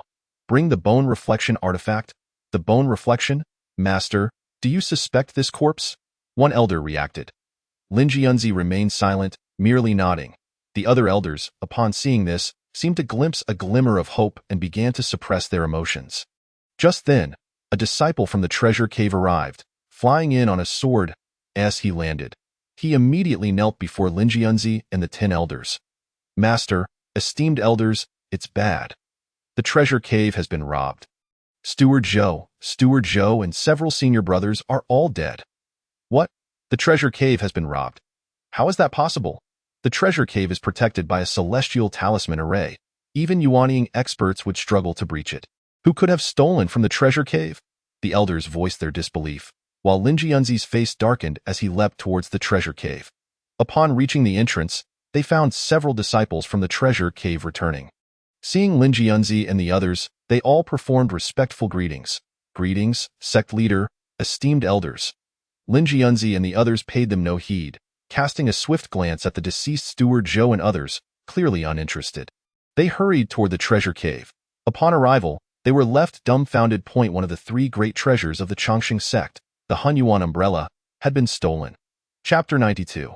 The discovery of truth. As the crowd beheld the theft of the Hunyuan umbrella, shock etched upon their faces. That was the sect's most treasured artifact, now stolen. The Hunyuan umbrella is gone. Who possessed the audacity to steal the Hunyuan umbrella? Lin Jianzi and the high-ranking official spoke in unison, each visage aflame with fury. One elder bellowed, "Seal the sect." "Yes, elder." A disciple behind him responded, preparing to relay the order. However, Lin Jianzi shook his head. "No need. The corpses have begun to cool. The thief who absconded with the artifact has likely long since fled." "Master, it must have been that pack of scoundrels from the Han sect." "Indeed, those vile Han sect members." However, Ling Yunzi squinted his eyes and remained silent, patiently awaiting news. After a cup of tea, a middle-aged disciple arrived on a flying sword. He was the head of the Zhaogu Hall, responsible for managing the distribution of disciples within the sect. Every disciple eligible to enter the outer sect must visit the Zhaogu Hall to have their identity reflected by the Zhaogu artifact. This recording of identity allows for accurate identification in critical moments. As he approached Ling Yunzi and the others, he clasped his fists in greeting and reported, "Sect leader, elders." The Zhaogu mirror reveals that the charred corpse is not that of the Holy Sun, but rather that of senior brother Bai Qian. As soon as the words left his mouth, astonishment spread across the faces of all present. "Senior brother Bai Qian? The core disciple Bai Qian? I have heard that his concealment techniques are remarkable. How could he possibly be dead?" The crowd erupted into speculation. Ling Yunzi, upon hearing this revelation, drew a sharp breath, instantly unraveling several threads of truth. Yet, soon his face lost its previous gloom, replaced by a subtle, relieved smile. "As long as he is not dead, that is sufficient." His voice was barely audible, but the 10 elders standing beside him could hear. Except for Elder Yuanhe, the other 9 elders began to conjecture among themselves. Sect leader, if Li Su is indeed alive, then this artifact must have been stolen by him. It is plausible. Li Su possesses the capability to penetrate the deepest parts of the artifact cave. The grand array outside the cave was not attacked but rather voluntarily vanished. There are no signs of a struggle, indicating that the overseer and his companions were likely murdered by an acquaintance. Someone who was let in after the array was open, as the Holy Sun. Li Su would certainly have the means. When news of Li Su's survival reached them, these astute elders pieced together the truth and collectively exhaled in relief. As long as Li Su remained alive, the secrets he held were intact, and with them, the opportunity to uncover the mystery of rebirth of spiritual roots remained. The allure of Sword's spiritual roots and the secret of rebirth were of paramount importance, even surpassing the sect's interest for these individuals. The law enforcement elders spoke up to analyze the situation. Sect leader, that young man must have sensed something amiss in advance, thus using his identity to acquire the talisman and eliminate Bai Qian. He likely encountered the trio from the Hanyue sect during his escape, and when we pursued them, he must have struck at the artifact cave. If we split up to pursue him now, we should have a chance to find him. Indeed, we must go after him without delay. He cannot be allowed to escape too far, echoed the elder in charge of the elixir chamber. Ling Yunzi pondered for a moment. Yuanhe? Does Li Su still have family in the mundane world? Elder Yuanhe hesitated briefly before responding. Yes, sect leader, his family resides on the fringes of our Chongqing sect's influence, in Taihe City. Ling Yunzi nodded. Very well. I shall personally head to Taihe City. The rest of you shall split into 10 groups to search and disperse the inner and outer sect disciples, spreading the word that Li Su has betrayed the sect and stolen its treasures. We must capture him alive. As soon as Ling Yunzi finished speaking, Elder Yuanhe interjected. But sect leader, what if our sect's purge provokes an attack from the Hanyue sect? Ling Yunzi shook his head. The Hanyue sect will not dare to act for now, as they cannot ascertain whether our sect's grand elder has perished. Furthermore, Li Su is far too important. Even if our sect were to fall, it would matter little if the 200,000 disciples of the Chongqing sect perished. But Li Su must be captured alive. He possesses not only 3 of our sect's supreme treasures, including the Hunyuan umbrella, but also the secret of rebirth of spiritual roots, which is crucial for all of us to break through to the nascent soul realm and beyond. The sect may be revived, but if we let this opportunity with Li Su slip away, we shall all be barred from the path to immortality. In that moment, Ling Yunzi, as the sect leader of Chongqing, was filled with an insatiable yearning for ascension and an unwavering determination to break through to the nascent soul realm. A century prior, he had achieved the pinnacle of the golden core stage. Yet 100 years had passed without the prospect of forming an infant. Even as the leader of the Chongqing sect, he had little concern for its future. Rather, he yearned for his own ascension along the path to immortality. The other elders, apart from Yuanhe, shared his sentiments, albeit with more fervor. Upon hearing Ling Yunzi's command, the elders clasped their fists. We shall obey. We will take immediate action. No sooner had the words left their lips than 9 elders soared into the sky, swiftly summoning their flying artifacts and dispersing in various directions to search. Only Elder Yuanhe paused momentarily before also taking flight, departing from the Chongqing sect. Ling Yunzi stood at the entrance of the artifact cave, and upon witnessing the departure of the 10 elders, he too took to the skies, heading towards Li Su's hometown in Taihe City. As the high-ranking members of the Chongqing sect left, a formidable divine sense radiated outward. The sect leader's command was issued at that very moment. Disciples of the Chongqing sect, heed my command. Upon hearing this voice, disciples from both the inner and outer sects halted and turned their gazes towards the main peak. Our Chongqing sect Holy Sun Li Su has colluded with the Hanyue sect, betraying the sect, slaughtering fellow disciples, and stealing our treasures. He has now fled the sect. You are hereby commanded to pursue him swiftly from all directions. It is imperative that he be located. Should you obtain any information, notify the sect immediately. He must be captured alive. The announcement reverberated throughout the sect, and upon its release, disciples from both the inner and outer sects were left in a state of shock. Li Su had betrayed the sect. Just after becoming the Holy Sun, he had allied with the Hanyue sect. Moments ago, the higher-ups had been pursuing the elders of the Hanyue sect due to Li Su's supposed death. Questions and doubts surged forth. However, the sect's decree had been issued, and as disciples of the Chongqing sect, they had no choice but to comply. The mountain bell tolled, and once again, disciples from both the inner and outer sects mobilized, resembling a swarm as they set out in search of Li Su's whereabouts. Chapter 93. The East Continent in turmoil. The Chongqing sect's disciples moved in all directions, intent on capturing the fleeing Li Su. Within the sect, many inner and outer disciples were initially astonished upon learning of this news, followed by a myriad of expressions. Lu Long raised an eyebrow. That wretched boy is still alive. How detestable, but it matters not. He has betrayed the sect after becoming the Holy Son. His standing among the younger generation of the Chongqing sect is surely lost. I, Lu Long, shall remain the foremost disciple among the younger generation of the inner sect. As soon as Lu Long's words fell, several sycophants around him echoed in agreement. Brother Lu is destined for greatness. The next Holy Son shall undoubtedly be Brother Lu indeed. I have long found Li Su displeasing. That position of Holy Son belongs to Brother Lu. Brother Lu, since Li Su is still alive, I suspect he will flee towards his family. Let us intercept him at his family home, even if he does not return. We can capture his parents as leverage. That makes sense. Let us head to his family. As Lu Long concluded his remarks, a group of 8 or 9 individuals set off towards Taya City.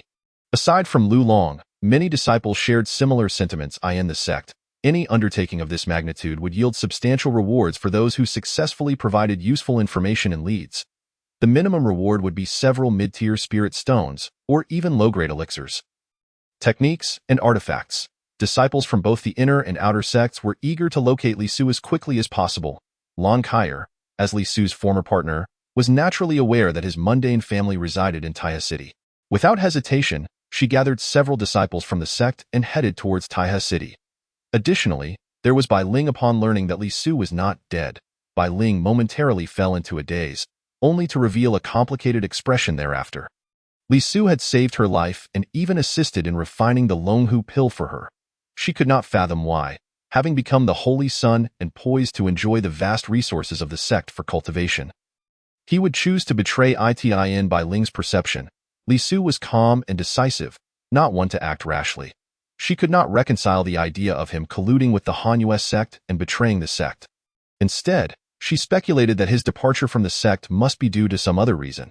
She simply wished to clarify matters, and after contemplating for a while, she too decided to search in the direction of Li Su's family. However, other disciples held differing opinions, believing Li Su would not return to his family but would flee in the opposite direction.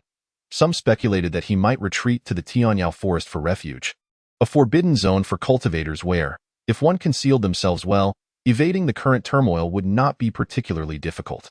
Various speculations and thoughts abounded. Disciples of the Chongqing sect mobilized from all directions, determined to capture Li Su. The commotion within the Chongqing sect was immense, with the sect leader and the 10 elders all deployed, and the disciples of both the inner and outer sects emerging en masse. In an instant, the entire East Continent's cultivation community was thrown into disarray. News spread through various communication artifacts, gradually reaching every sect in the East Continent, aside from the Chongqing sect and the Hanyue sect, which had stood for millennia. There were many smaller sects that relied on these two major powers. Upon learning of the Chongqing sect's mobilization, and with incomplete information, fear gripped their hearts. The Black Tiger sect leader. We have just received word that the Chongqing sect's disciples are mobilizing en masse, as if intending to sweep through the entire East Continent. What chance do we have to withstand an assault from the Chongqing sect? Sect leader, I suggest we avoid the storm for now. In our esteemed Black Tiger sect, despite your unparalleled cultivation, you have merely reached the 9th level of chi refinement. A mere inner disciple from the Eternal Life sect could effortlessly reduce our Black Tiger sect to ruins. Besides our humble sect, there are other small sects such as the Songqing sect, the Baiyun sect, and the Hongfeng Valley, all trembling in fear. These sects, once formidable giants overseeing 1 to 5 mortal cities, now find themselves in a state of trepidation, hastily contemplating their escape. The most anxious among them is the Cold Moon sect, which was among the first to learn of the Eternal Life sect's exodus. Unaware that it was to pursue Li Su, causing a tremor throughout their entire sect. Within the Grand Hall of the Cold Moon sect, the sect leader convenes a gathering of high-ranking members to devise a strategy. The Eternal Life sect's full-scale departure likely signals impending war against our Cold Moon sect. Yet, what of the Eternal Life sect? The collective strength of our Cold Moon sect has already surpassed theirs. However, It must be acknowledged that our sect possesses a deep-rooted heritage. Should war erupt, we too would suffer significant losses. I propose we seal the mountain gates and activate the protective formation, allowing us to wear down the Eternal Life sect and compel them to initiate an attack. This is a sound strategy. After the burning of an incense stick, the mountain bell of the Cold Moon sect rang, its powerful sound reverberating throughout the sect. Disciples began to return to the mountain gates, and the protective formation was subsequently activated. The atmosphere within the Cold Moon sect was one of palpable tension, as if facing a formidable enemy. Even the high-ranking members were prepared to summon the venerable ancestor from the rear mountains at a moment's notice. Throughout the eastern continent, anxiety spread like wildfire. If the immortal sects are in such turmoil, then the mundane world is surely in a state of panic. When the immortal sects engage in battle, the common folk inevitably suffer. Many cultivators, in their desperation to replenish their vitality, resort to harvesting the lives of the living, consuming their souls for energy, a practice far too common in the realm of cultivation. The mundane families and their communities are engulfed in fear. The entire eastern continent is now pervaded by a tense atmosphere. Meanwhile, the instigator of this chaos, Li Su, remains seated cross-legged atop his flying sword. Hastily making his way back to his family, he dares not linger for even a moment. Despite possessing a flying artifact, he lacks complete confidence. Should a powerful elder-level cultivator from a sect pursue him, employing other means, he could be caught or even arrive at Taiha City before him. Thus, Li Su has spent the last 2 days recklessly traveling, constantly channeling spirit stones into his flying sword, even using mid-grade spirit stones as fuel for its flight, all in hopes of reaching Taiha City sooner. Li Su's concerns are indeed valid. The one hunting him is none other than Ling Yunzi, the leader of the Eternal Life sect, whose cultivation has reached the pinnacle of the Golden Core stage, just a step away from the terrifying Yuan Ing realm. The moment Li Su's presence is revealed, he would be captured in an instant, with no chance to struggle. A being of such caliber can effortlessly cleave mountains and split rivers. In this eastern continent of the Tianxian realm, they are among the most formidable existences. In the prosperous central continent, they could walk with impunity. Father, mother, sister, wait for me. I shall return ahead of time to lead you away from danger. Li Su gazes forward, resolute. Once he secures the safety of his parents and family, he shall have no further attachments. He intends to venture to distant lands, never to return. Chapter 94. Escape. Over the past 2 days, besides hastening his journey, Li Su has contemplated much, particularly about this world of cultivation. He cannot fathom how, despite his unwavering loyalty to the sect, the higher-ups harbor murderous intent towards him. The reason for this is easily discernible. It is the secret he carries that draws their interest. With a grim expression, Li Su continues his forward journey. Under the shimmering stars and moonlight, the cries of demonic beasts echo through the Tianyao forest, occasionally accompanied by terrifying waves of demonic energy.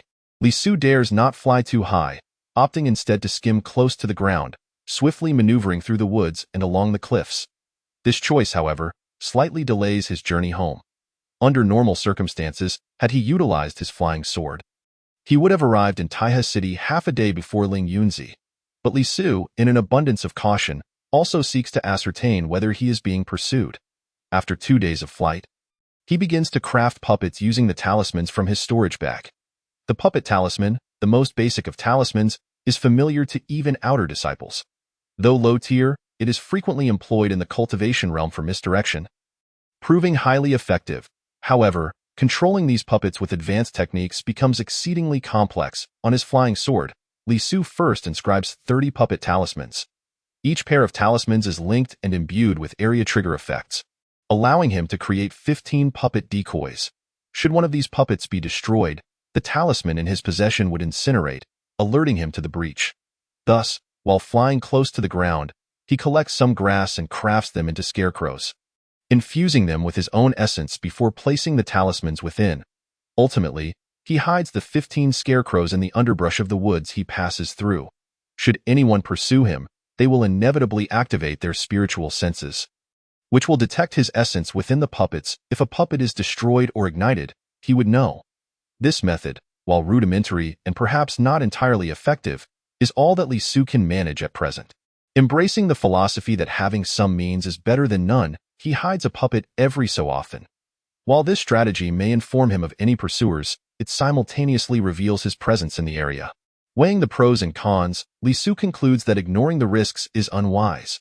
Only by confirming the presence of pursuers can he better plan his actions. However, mere half a day later, one of his puppet talismans suddenly combusts entirely. This particular talisman corresponds to the first puppet he concealed earlier. Upon witnessing the first talisman burn, Li Su's eyes narrow slightly. So soon, have they caught up?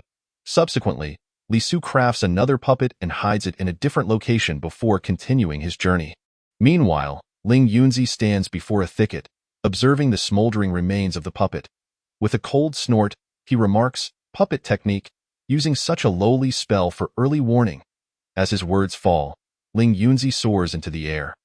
Resuming his pursuit the following moments, he discovers additional puppet decoys, yet he refrains from attacking. As long as these puppet decoys remain intact, Li Su would be unable to ascertain how close his pursuers are. Thus, after witnessing the first yellow talisman incinerate, the subsequent hours pass without any further talismans being destroyed. Li Su soon deduces the situation. Either his pursuers have not located his puppets, or they have circumvented the traps without triggering any mechanisms. However, after 3 hours, the second puppet he set up is discovered, its talisman ignited, followed by the third and fourth. The talismans before him continue to self-ignite. Seeing this, a smile creeps across Li Su's lips. It seems I am not the only one being pursued. The continuous self-ignition of the puppet talismans indicates that there must be a second or even third wave of pursuers behind me. This outcome falls within Li Su's expectations, as he carries significant secrets and the 3 treasures of the Eternal Life sect. Damn it, another puppet! Lu Long fumes. Brother Lu, the presence of so many of Li Su's essence puppets in this direction confirms that we are on the right track.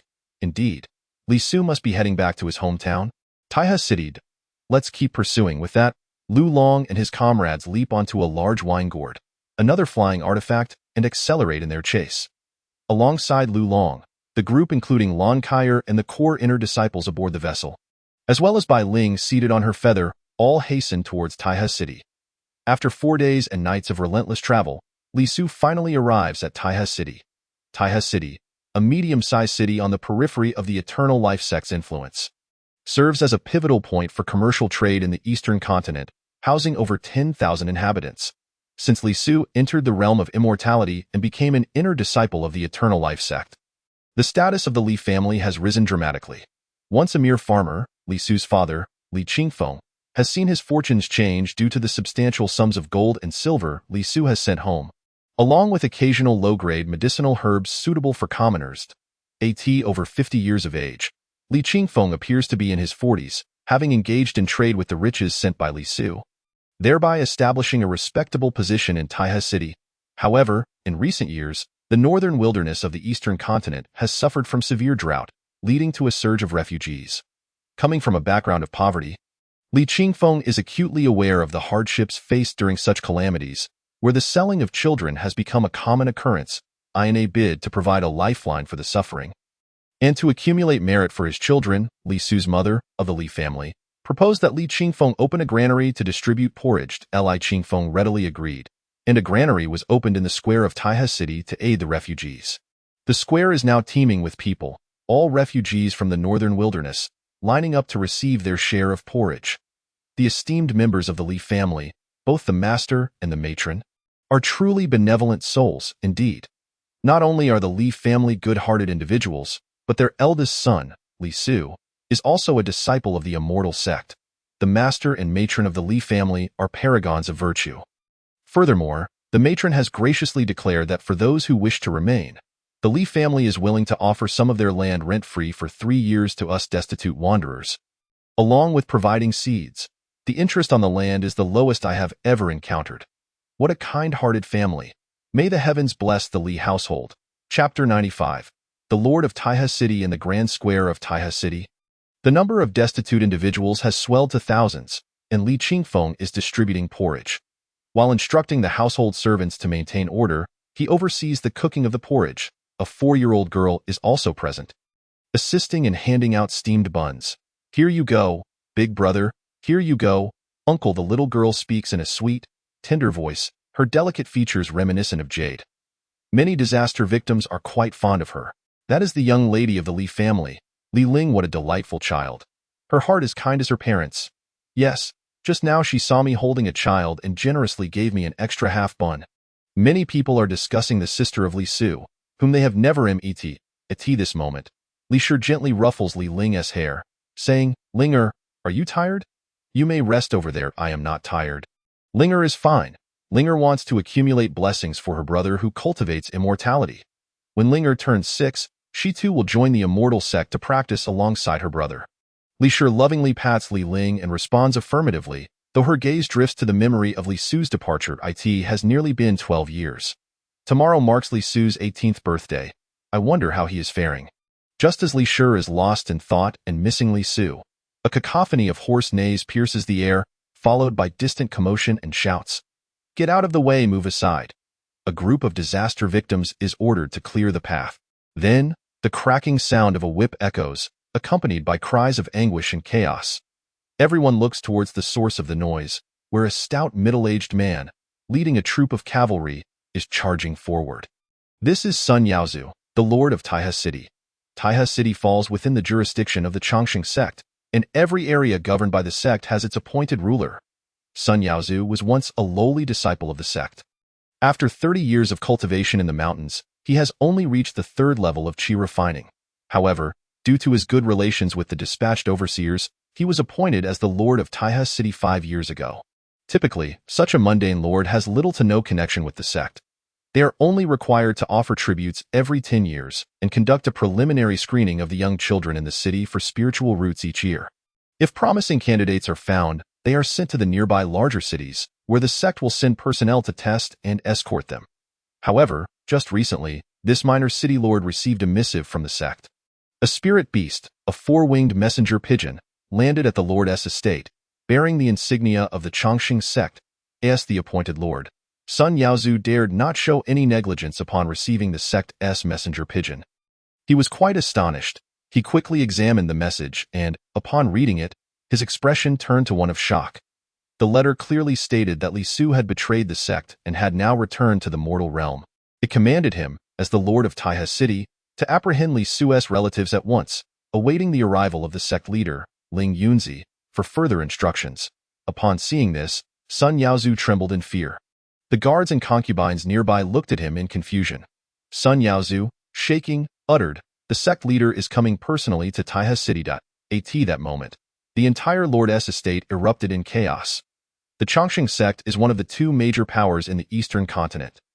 With an extensive influence in Taihe City alone, there are over 300 smaller cities under the sect's control. Additionally, there are numerous small towns, large cities, and docks. Sun Yaozu dared not delay, wishing to make a good impression in front of the sect leader. If the leader, a figure of such importance, were to be pleased and grant him even a small reward of spiritual herbs or elixirs, it would be a tremendous opportunity, at the very least. Those who have served the sect leader would receive preferential treatment when promoted to larger cities. He immediately summoned 300 elite cavalry from the lord's estate. Upon learning that Li Su's family was distributing porridge in the square, he charged towards them. Li Su's father, Li Qingfeng, was perplexed when he saw Lord Sun Yaozu arrive with his men, recklessly assaulting the destitute. "Why, Lord? What is the meaning of this?" Li Shi asked. Holding onto Li Ling, Li Qingfeng shook his head. "I don't know. Let us go ask." He hurriedly led a few servants forward. Sun Yaozu and his cavalry quickly cleared a path, trampling several destitute individuals in the process. "Lord, I am unaware of your urgent business in arriving with your troops," Li Qingfeng respectfully inquired, having noticed Sun Yaozu's grim demeanor. Without a word, Sun Yaozu struck Li Qingfeng across the face with his whip. The sound echoed, and Li Qingfeng fell to the ground. "Why, Lord? Father!" Li Shi and Li Ling exclaimed in shock, while the surrounding servants rushed to help Li Qingfeng. Sun Yaozu coldly stated, "Li Qingfeng, in the past, your son was a disciple of the sect. I cannot directly punish you, but you have been currying favor with the populace day in and day out, showing complete disregard for my authority as the Lord. Is the entire Taihe City to become a Li stronghold? But today, all of that ends here. Your son, Li Su, has colluded with the Hanyu sect, murdered his fellow disciples, and betrayed the sect. He has fled the sect. The sect leader is on his way to Taiha City. I am here, under the sect's orders, to apprehend all members of the Li family, awaiting the leader's arrival for judgment. At these words, the crowd erupted in astonished murmurs. Everyone gazed incredulously at Sun Yaozu atop his horse. The Li family's current standing and wealth were largely due to Li Su's status as a disciple of the Changsheng sect. Yet now, with Li Su's betrayal, the Li family's status and privileges crumbled in an instant. My son. How could he betray the sect? Li Qingfeng exclaimed in bewilderment.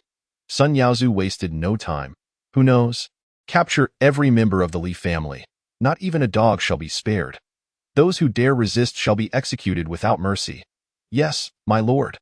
The 300 cavalrymen shouted in unison, drawing their long blades as they charged towards Li Shi and Li Ling, who were distributing porridge in the distance. In the chaos, some destitute individuals, unable to escape, were directly slain by the cavalry. In the realm of cultivation, life is as inconsequential as grass. In this mundane world, it is no different. Without status or power, the lives of the destitute are worth less than a wealthy family's dog. Swish, swish, swish. The glint of blades flashed continuously, and the entire square was filled with mournful wails. The 300 cavalrymen mercilessly slaughtered the destitute who obstructed their path, without a hint of hesitation. Soon, the entire Li family was encircled. Under the onslaught of the iron cavalry, the Li family dared not resist. They were swiftly bound in chains. Sun Yaozu, grinning, thought to himself that with the demise of the Li family, he would truly dominate Taiha City, and all of the Li family's assets would become his. Perhaps he would even earn merit for the sect. The mere thought brought him joy, and he bellowed, "Parade the Li family through the streets, capturing any remaining members." Yes, my lord. The sound of hooves thundered. And on that day, Taiha City was engulfed in an atmosphere of bloodshed. The Li family was thoroughly eradicated, regardless of whether individuals had any real connection to them. As long as Lord Sun Yaozu deemed someone suspicious, they would be eliminated. Several clans within the city were affected, their wealth and women plundered. Li Su's parents and sister were also dragged through the streets, just as Sun Yaozu reveled in his triumph. Feeling that Taiha City would soon be entirely under his control, a streak of swordlight resembling a red rainbow swiftly approached Taiha City. Chapter 96. A reunion with parents. This radiant swordlight was none other than Li Su. Fleeing from the Changsheng sect, upon sighting Taiha City, an overwhelming sense of joy washed over him. He had been selected to leave Taiha City when he was merely 6 years old. Tomorrow would mark his 18th birthday. 12 years have passed, and soon it will be a complete 12 years. Li Su has finally returned to Taiha City. Father, mother, I am back, Li Su called out with delight, though he was fully aware of the perils that lay ahead. He had already devised an escape plan. As long as he could reach his parents and sister and notify his clan members, they could flee together. They could journey far from the eastern continent to the central continent, the northern wilderness, the southern ridge, or the western frontier. As long as they escaped the eastern continent and the influence of the Changsheng sect, it would be exceedingly difficult for the sect to track them down. With these thoughts in mind, Li Su could not help but gaze at Taiha City, drawing ever closer. At last, a flash of swordlight streaked across the sky as Li Su stood atop his flying sword. Appearing above Taiha City, hovering 100 meters high, he stood gracefully on the flying sword, his long hair billowing and garments fluttering, exuding the aura of an immortal. It was unknown who among the crowd suddenly shouted, "Look up at the sky! An immortal! It's an immortal! Heavens! I see an immortal! An immortal has come to our Taiha City. May the immortal bless us." At that moment, the entire Taiha City erupted in excitement. With a population of over 10,000, and Li Su hovering high above, everyone in the city could see him. The populace was overwhelmed with emotion, some even kneeling before Li Su, beseeching his blessings. Such occurrences are not rare in the realm of cultivation. In the realm of cultivation, there exist certain monks who, upon encountering the mundane, might bestow upon them blessings when beseeched. Some of these monks, in a moment of benevolence, may offer low-quality elixirs, herbs, or spiritual stones, items rather common and of little utility within the cultivation world. Yet, upon receiving such trifles, the ordinary folk often find their vitality and constitution greatly transformed. As Li Su listened to the fervent prayers resonating from below the city, he was reminded of his hometown and the elders who once nurtured him. Without hesitation, He retrieved from his storage pouch the mundane gifts he had received upon his elevation to the status of a saint's son.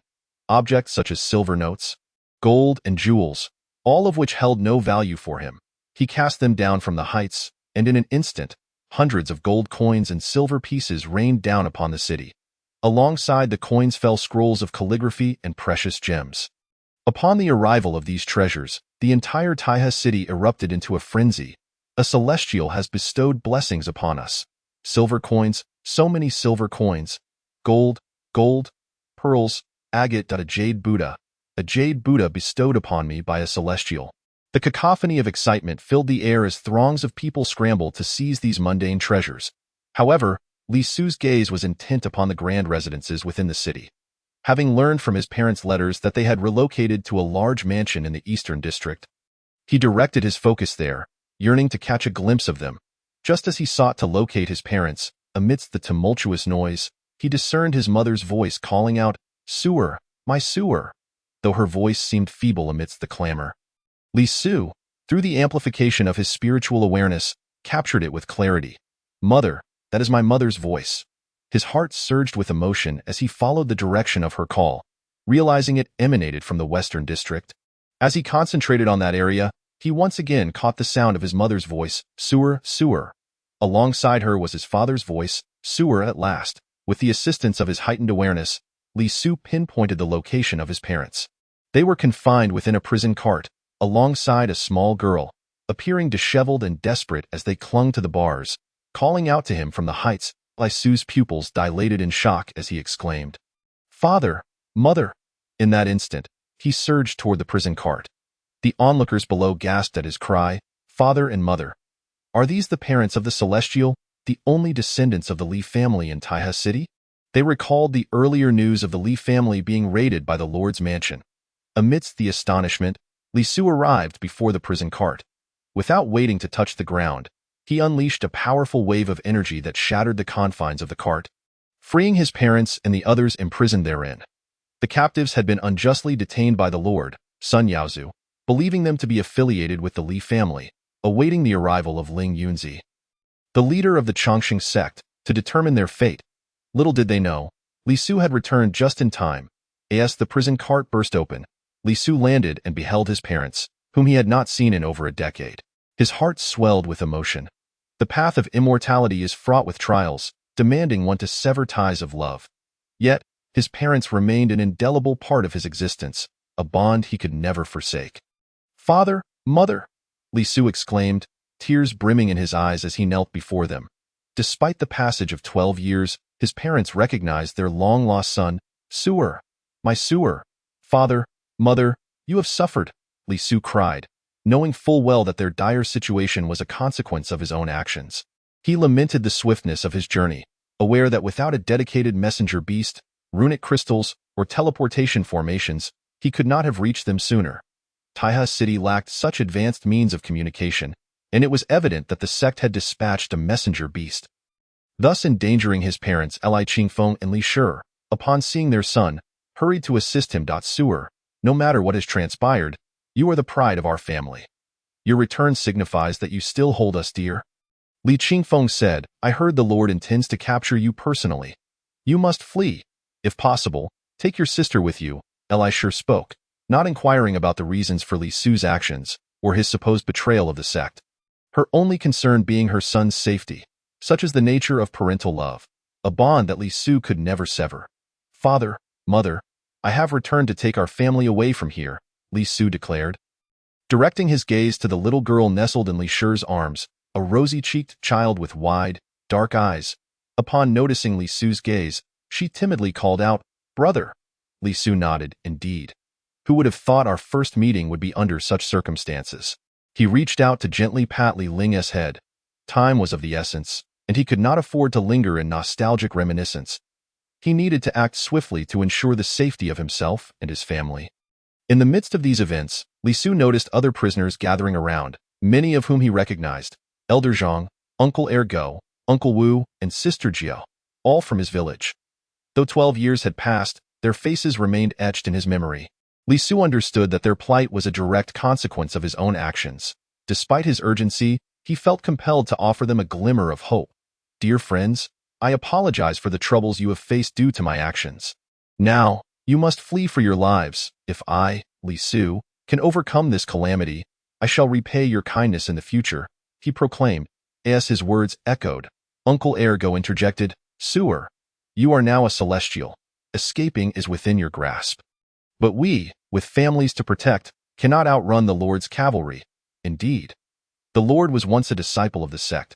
If we attempt to flee, we may not make it past the city gates before being hunted down.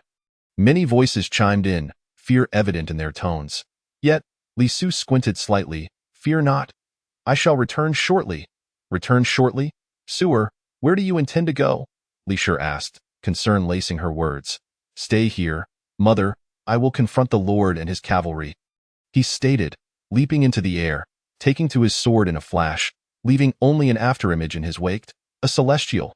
Sewer has truly become a celestial. They murmured in awe, mixed with trepidation. Could they truly escape while even someone like Li Su faced peril?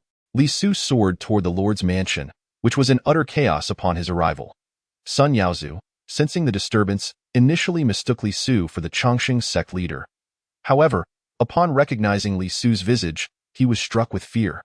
Having heard tales of this prodigious talent, an unparalleled genius of the sect, renowned for establishing his foundation at the tender age of 14, fearing for his life, Sun Yaozu fled on horseback as Li Su descended upon the Lord's mansion, leaving no armored or armed figure unscathed. The air was filled with cries of anguish as Li Su unleashed his sword energy, resulting in a massacre within the Lord's estate. Finally, Li Su seized a leading soldier by the throat, demanding, Where is the Lord? The Lord has fled, heading toward the west gate. The soldier stammered. With a swift motion, Li Su broke the soldier's neck and sprinted toward the west gate, where he soon spotted over 100 cavalrymen emerging. He advanced rapidly, summoning a flying sword, which he directed downward. In an instant, anguished cries erupted as cavalrymen fell to the ground, pierced by his blade.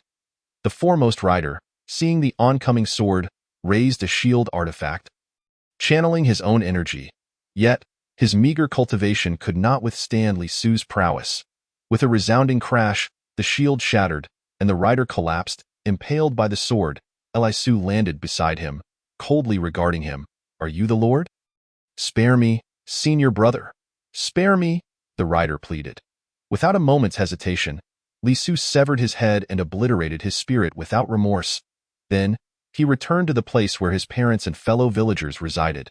Holding the severed head of the city lord, Sun Yaozu, aloft, first, he shielded his sister, Li Ling's eyes, and finally, he cast the head at the feet of the villagers. The city lord is dead. The city lord is dead. Waves of astonished exclamations resonated in their eyes. How could the formidable city lord, capable of shattering stones with his bare hands and uprooting trees with a single punch, have perished so easily? Moreover, this all transpired in less than the time it takes to brew half a cup of tea. Li Su then spoke. Fellow villagers, flee for your lives. The Chongqing sect is after me. You are not my blood relatives. As long as you keep your distance from me, there is a chance for survival. Having said this, Li Su scattered the last of his worldly gold and silver, offering a final salute. He then summoned the flying sword. Mother and father, please step aboard. The crowd gazed in astonishment at the hovering flying sword. Their eyes wide with disbelief, Li Qingfeng and the Li family, too, nodded apprehensively and quickly boarded the sword. Finally, Li Su lifted his little sister into his arms and stepped onto the flying sword. Without a moment's hesitation, beneath the gaze of all, the sword soared into the skies, directly departing from Taihe City. Those who had been implicated soon realized what to do: flee. They had received their share of gold and silver. Now it was time to escape. Having followed the Li family for years, they had also profited. Surviving was paramount. Yes, may Sewer evade this calamity. Among those implicated by the city lord were not only Li Su's former neighbors, but also their servants and his father's business partners. At this moment, they all understood they could not linger here, hastily collecting some gold and silver before beginning to disperse beyond Taihe City. Meanwhile, Li Su, riding the flying sword, was heading towards the central continent with his parents and sister. Taihe City bordered the northern wilderness to the north and the central continent to the south. Though it lay closer to the northern wilderness, Li Su contemplated venturing a bit deeper into the northern wilderness. However, although that area was sparsely populated, the living conditions were harsh and the weather unfriendly.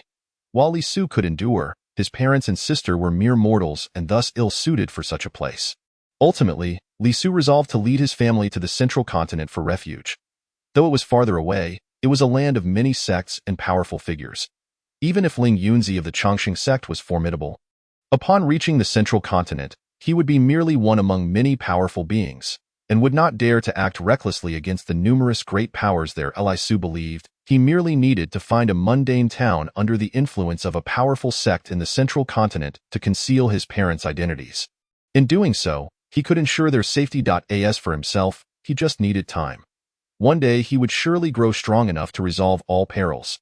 Just 2 hours after Li Su's departure, Ling Yunzi of the Chongqing sect, with terrifying might, descended upon Taihe City. In that instant, every mortal in Taihe City trembled in fear. Even the animals within the city dared not make a sound. Hovering above Taihe City, Ling Yunzi merely uttered 4 words. Where is Li Su? Chapter 98. Trouble for the Innocent. Ling Yunzi, the sovereign of half of the eastern continent, unleashed his terrifying cultivation at the peak of the Golden Core stage, releasing a vast wave of spiritual power that enveloped the entire Taihe City. His divine sense swept over every corner of the city like a vast ocean. This was the might of a Golden Core master.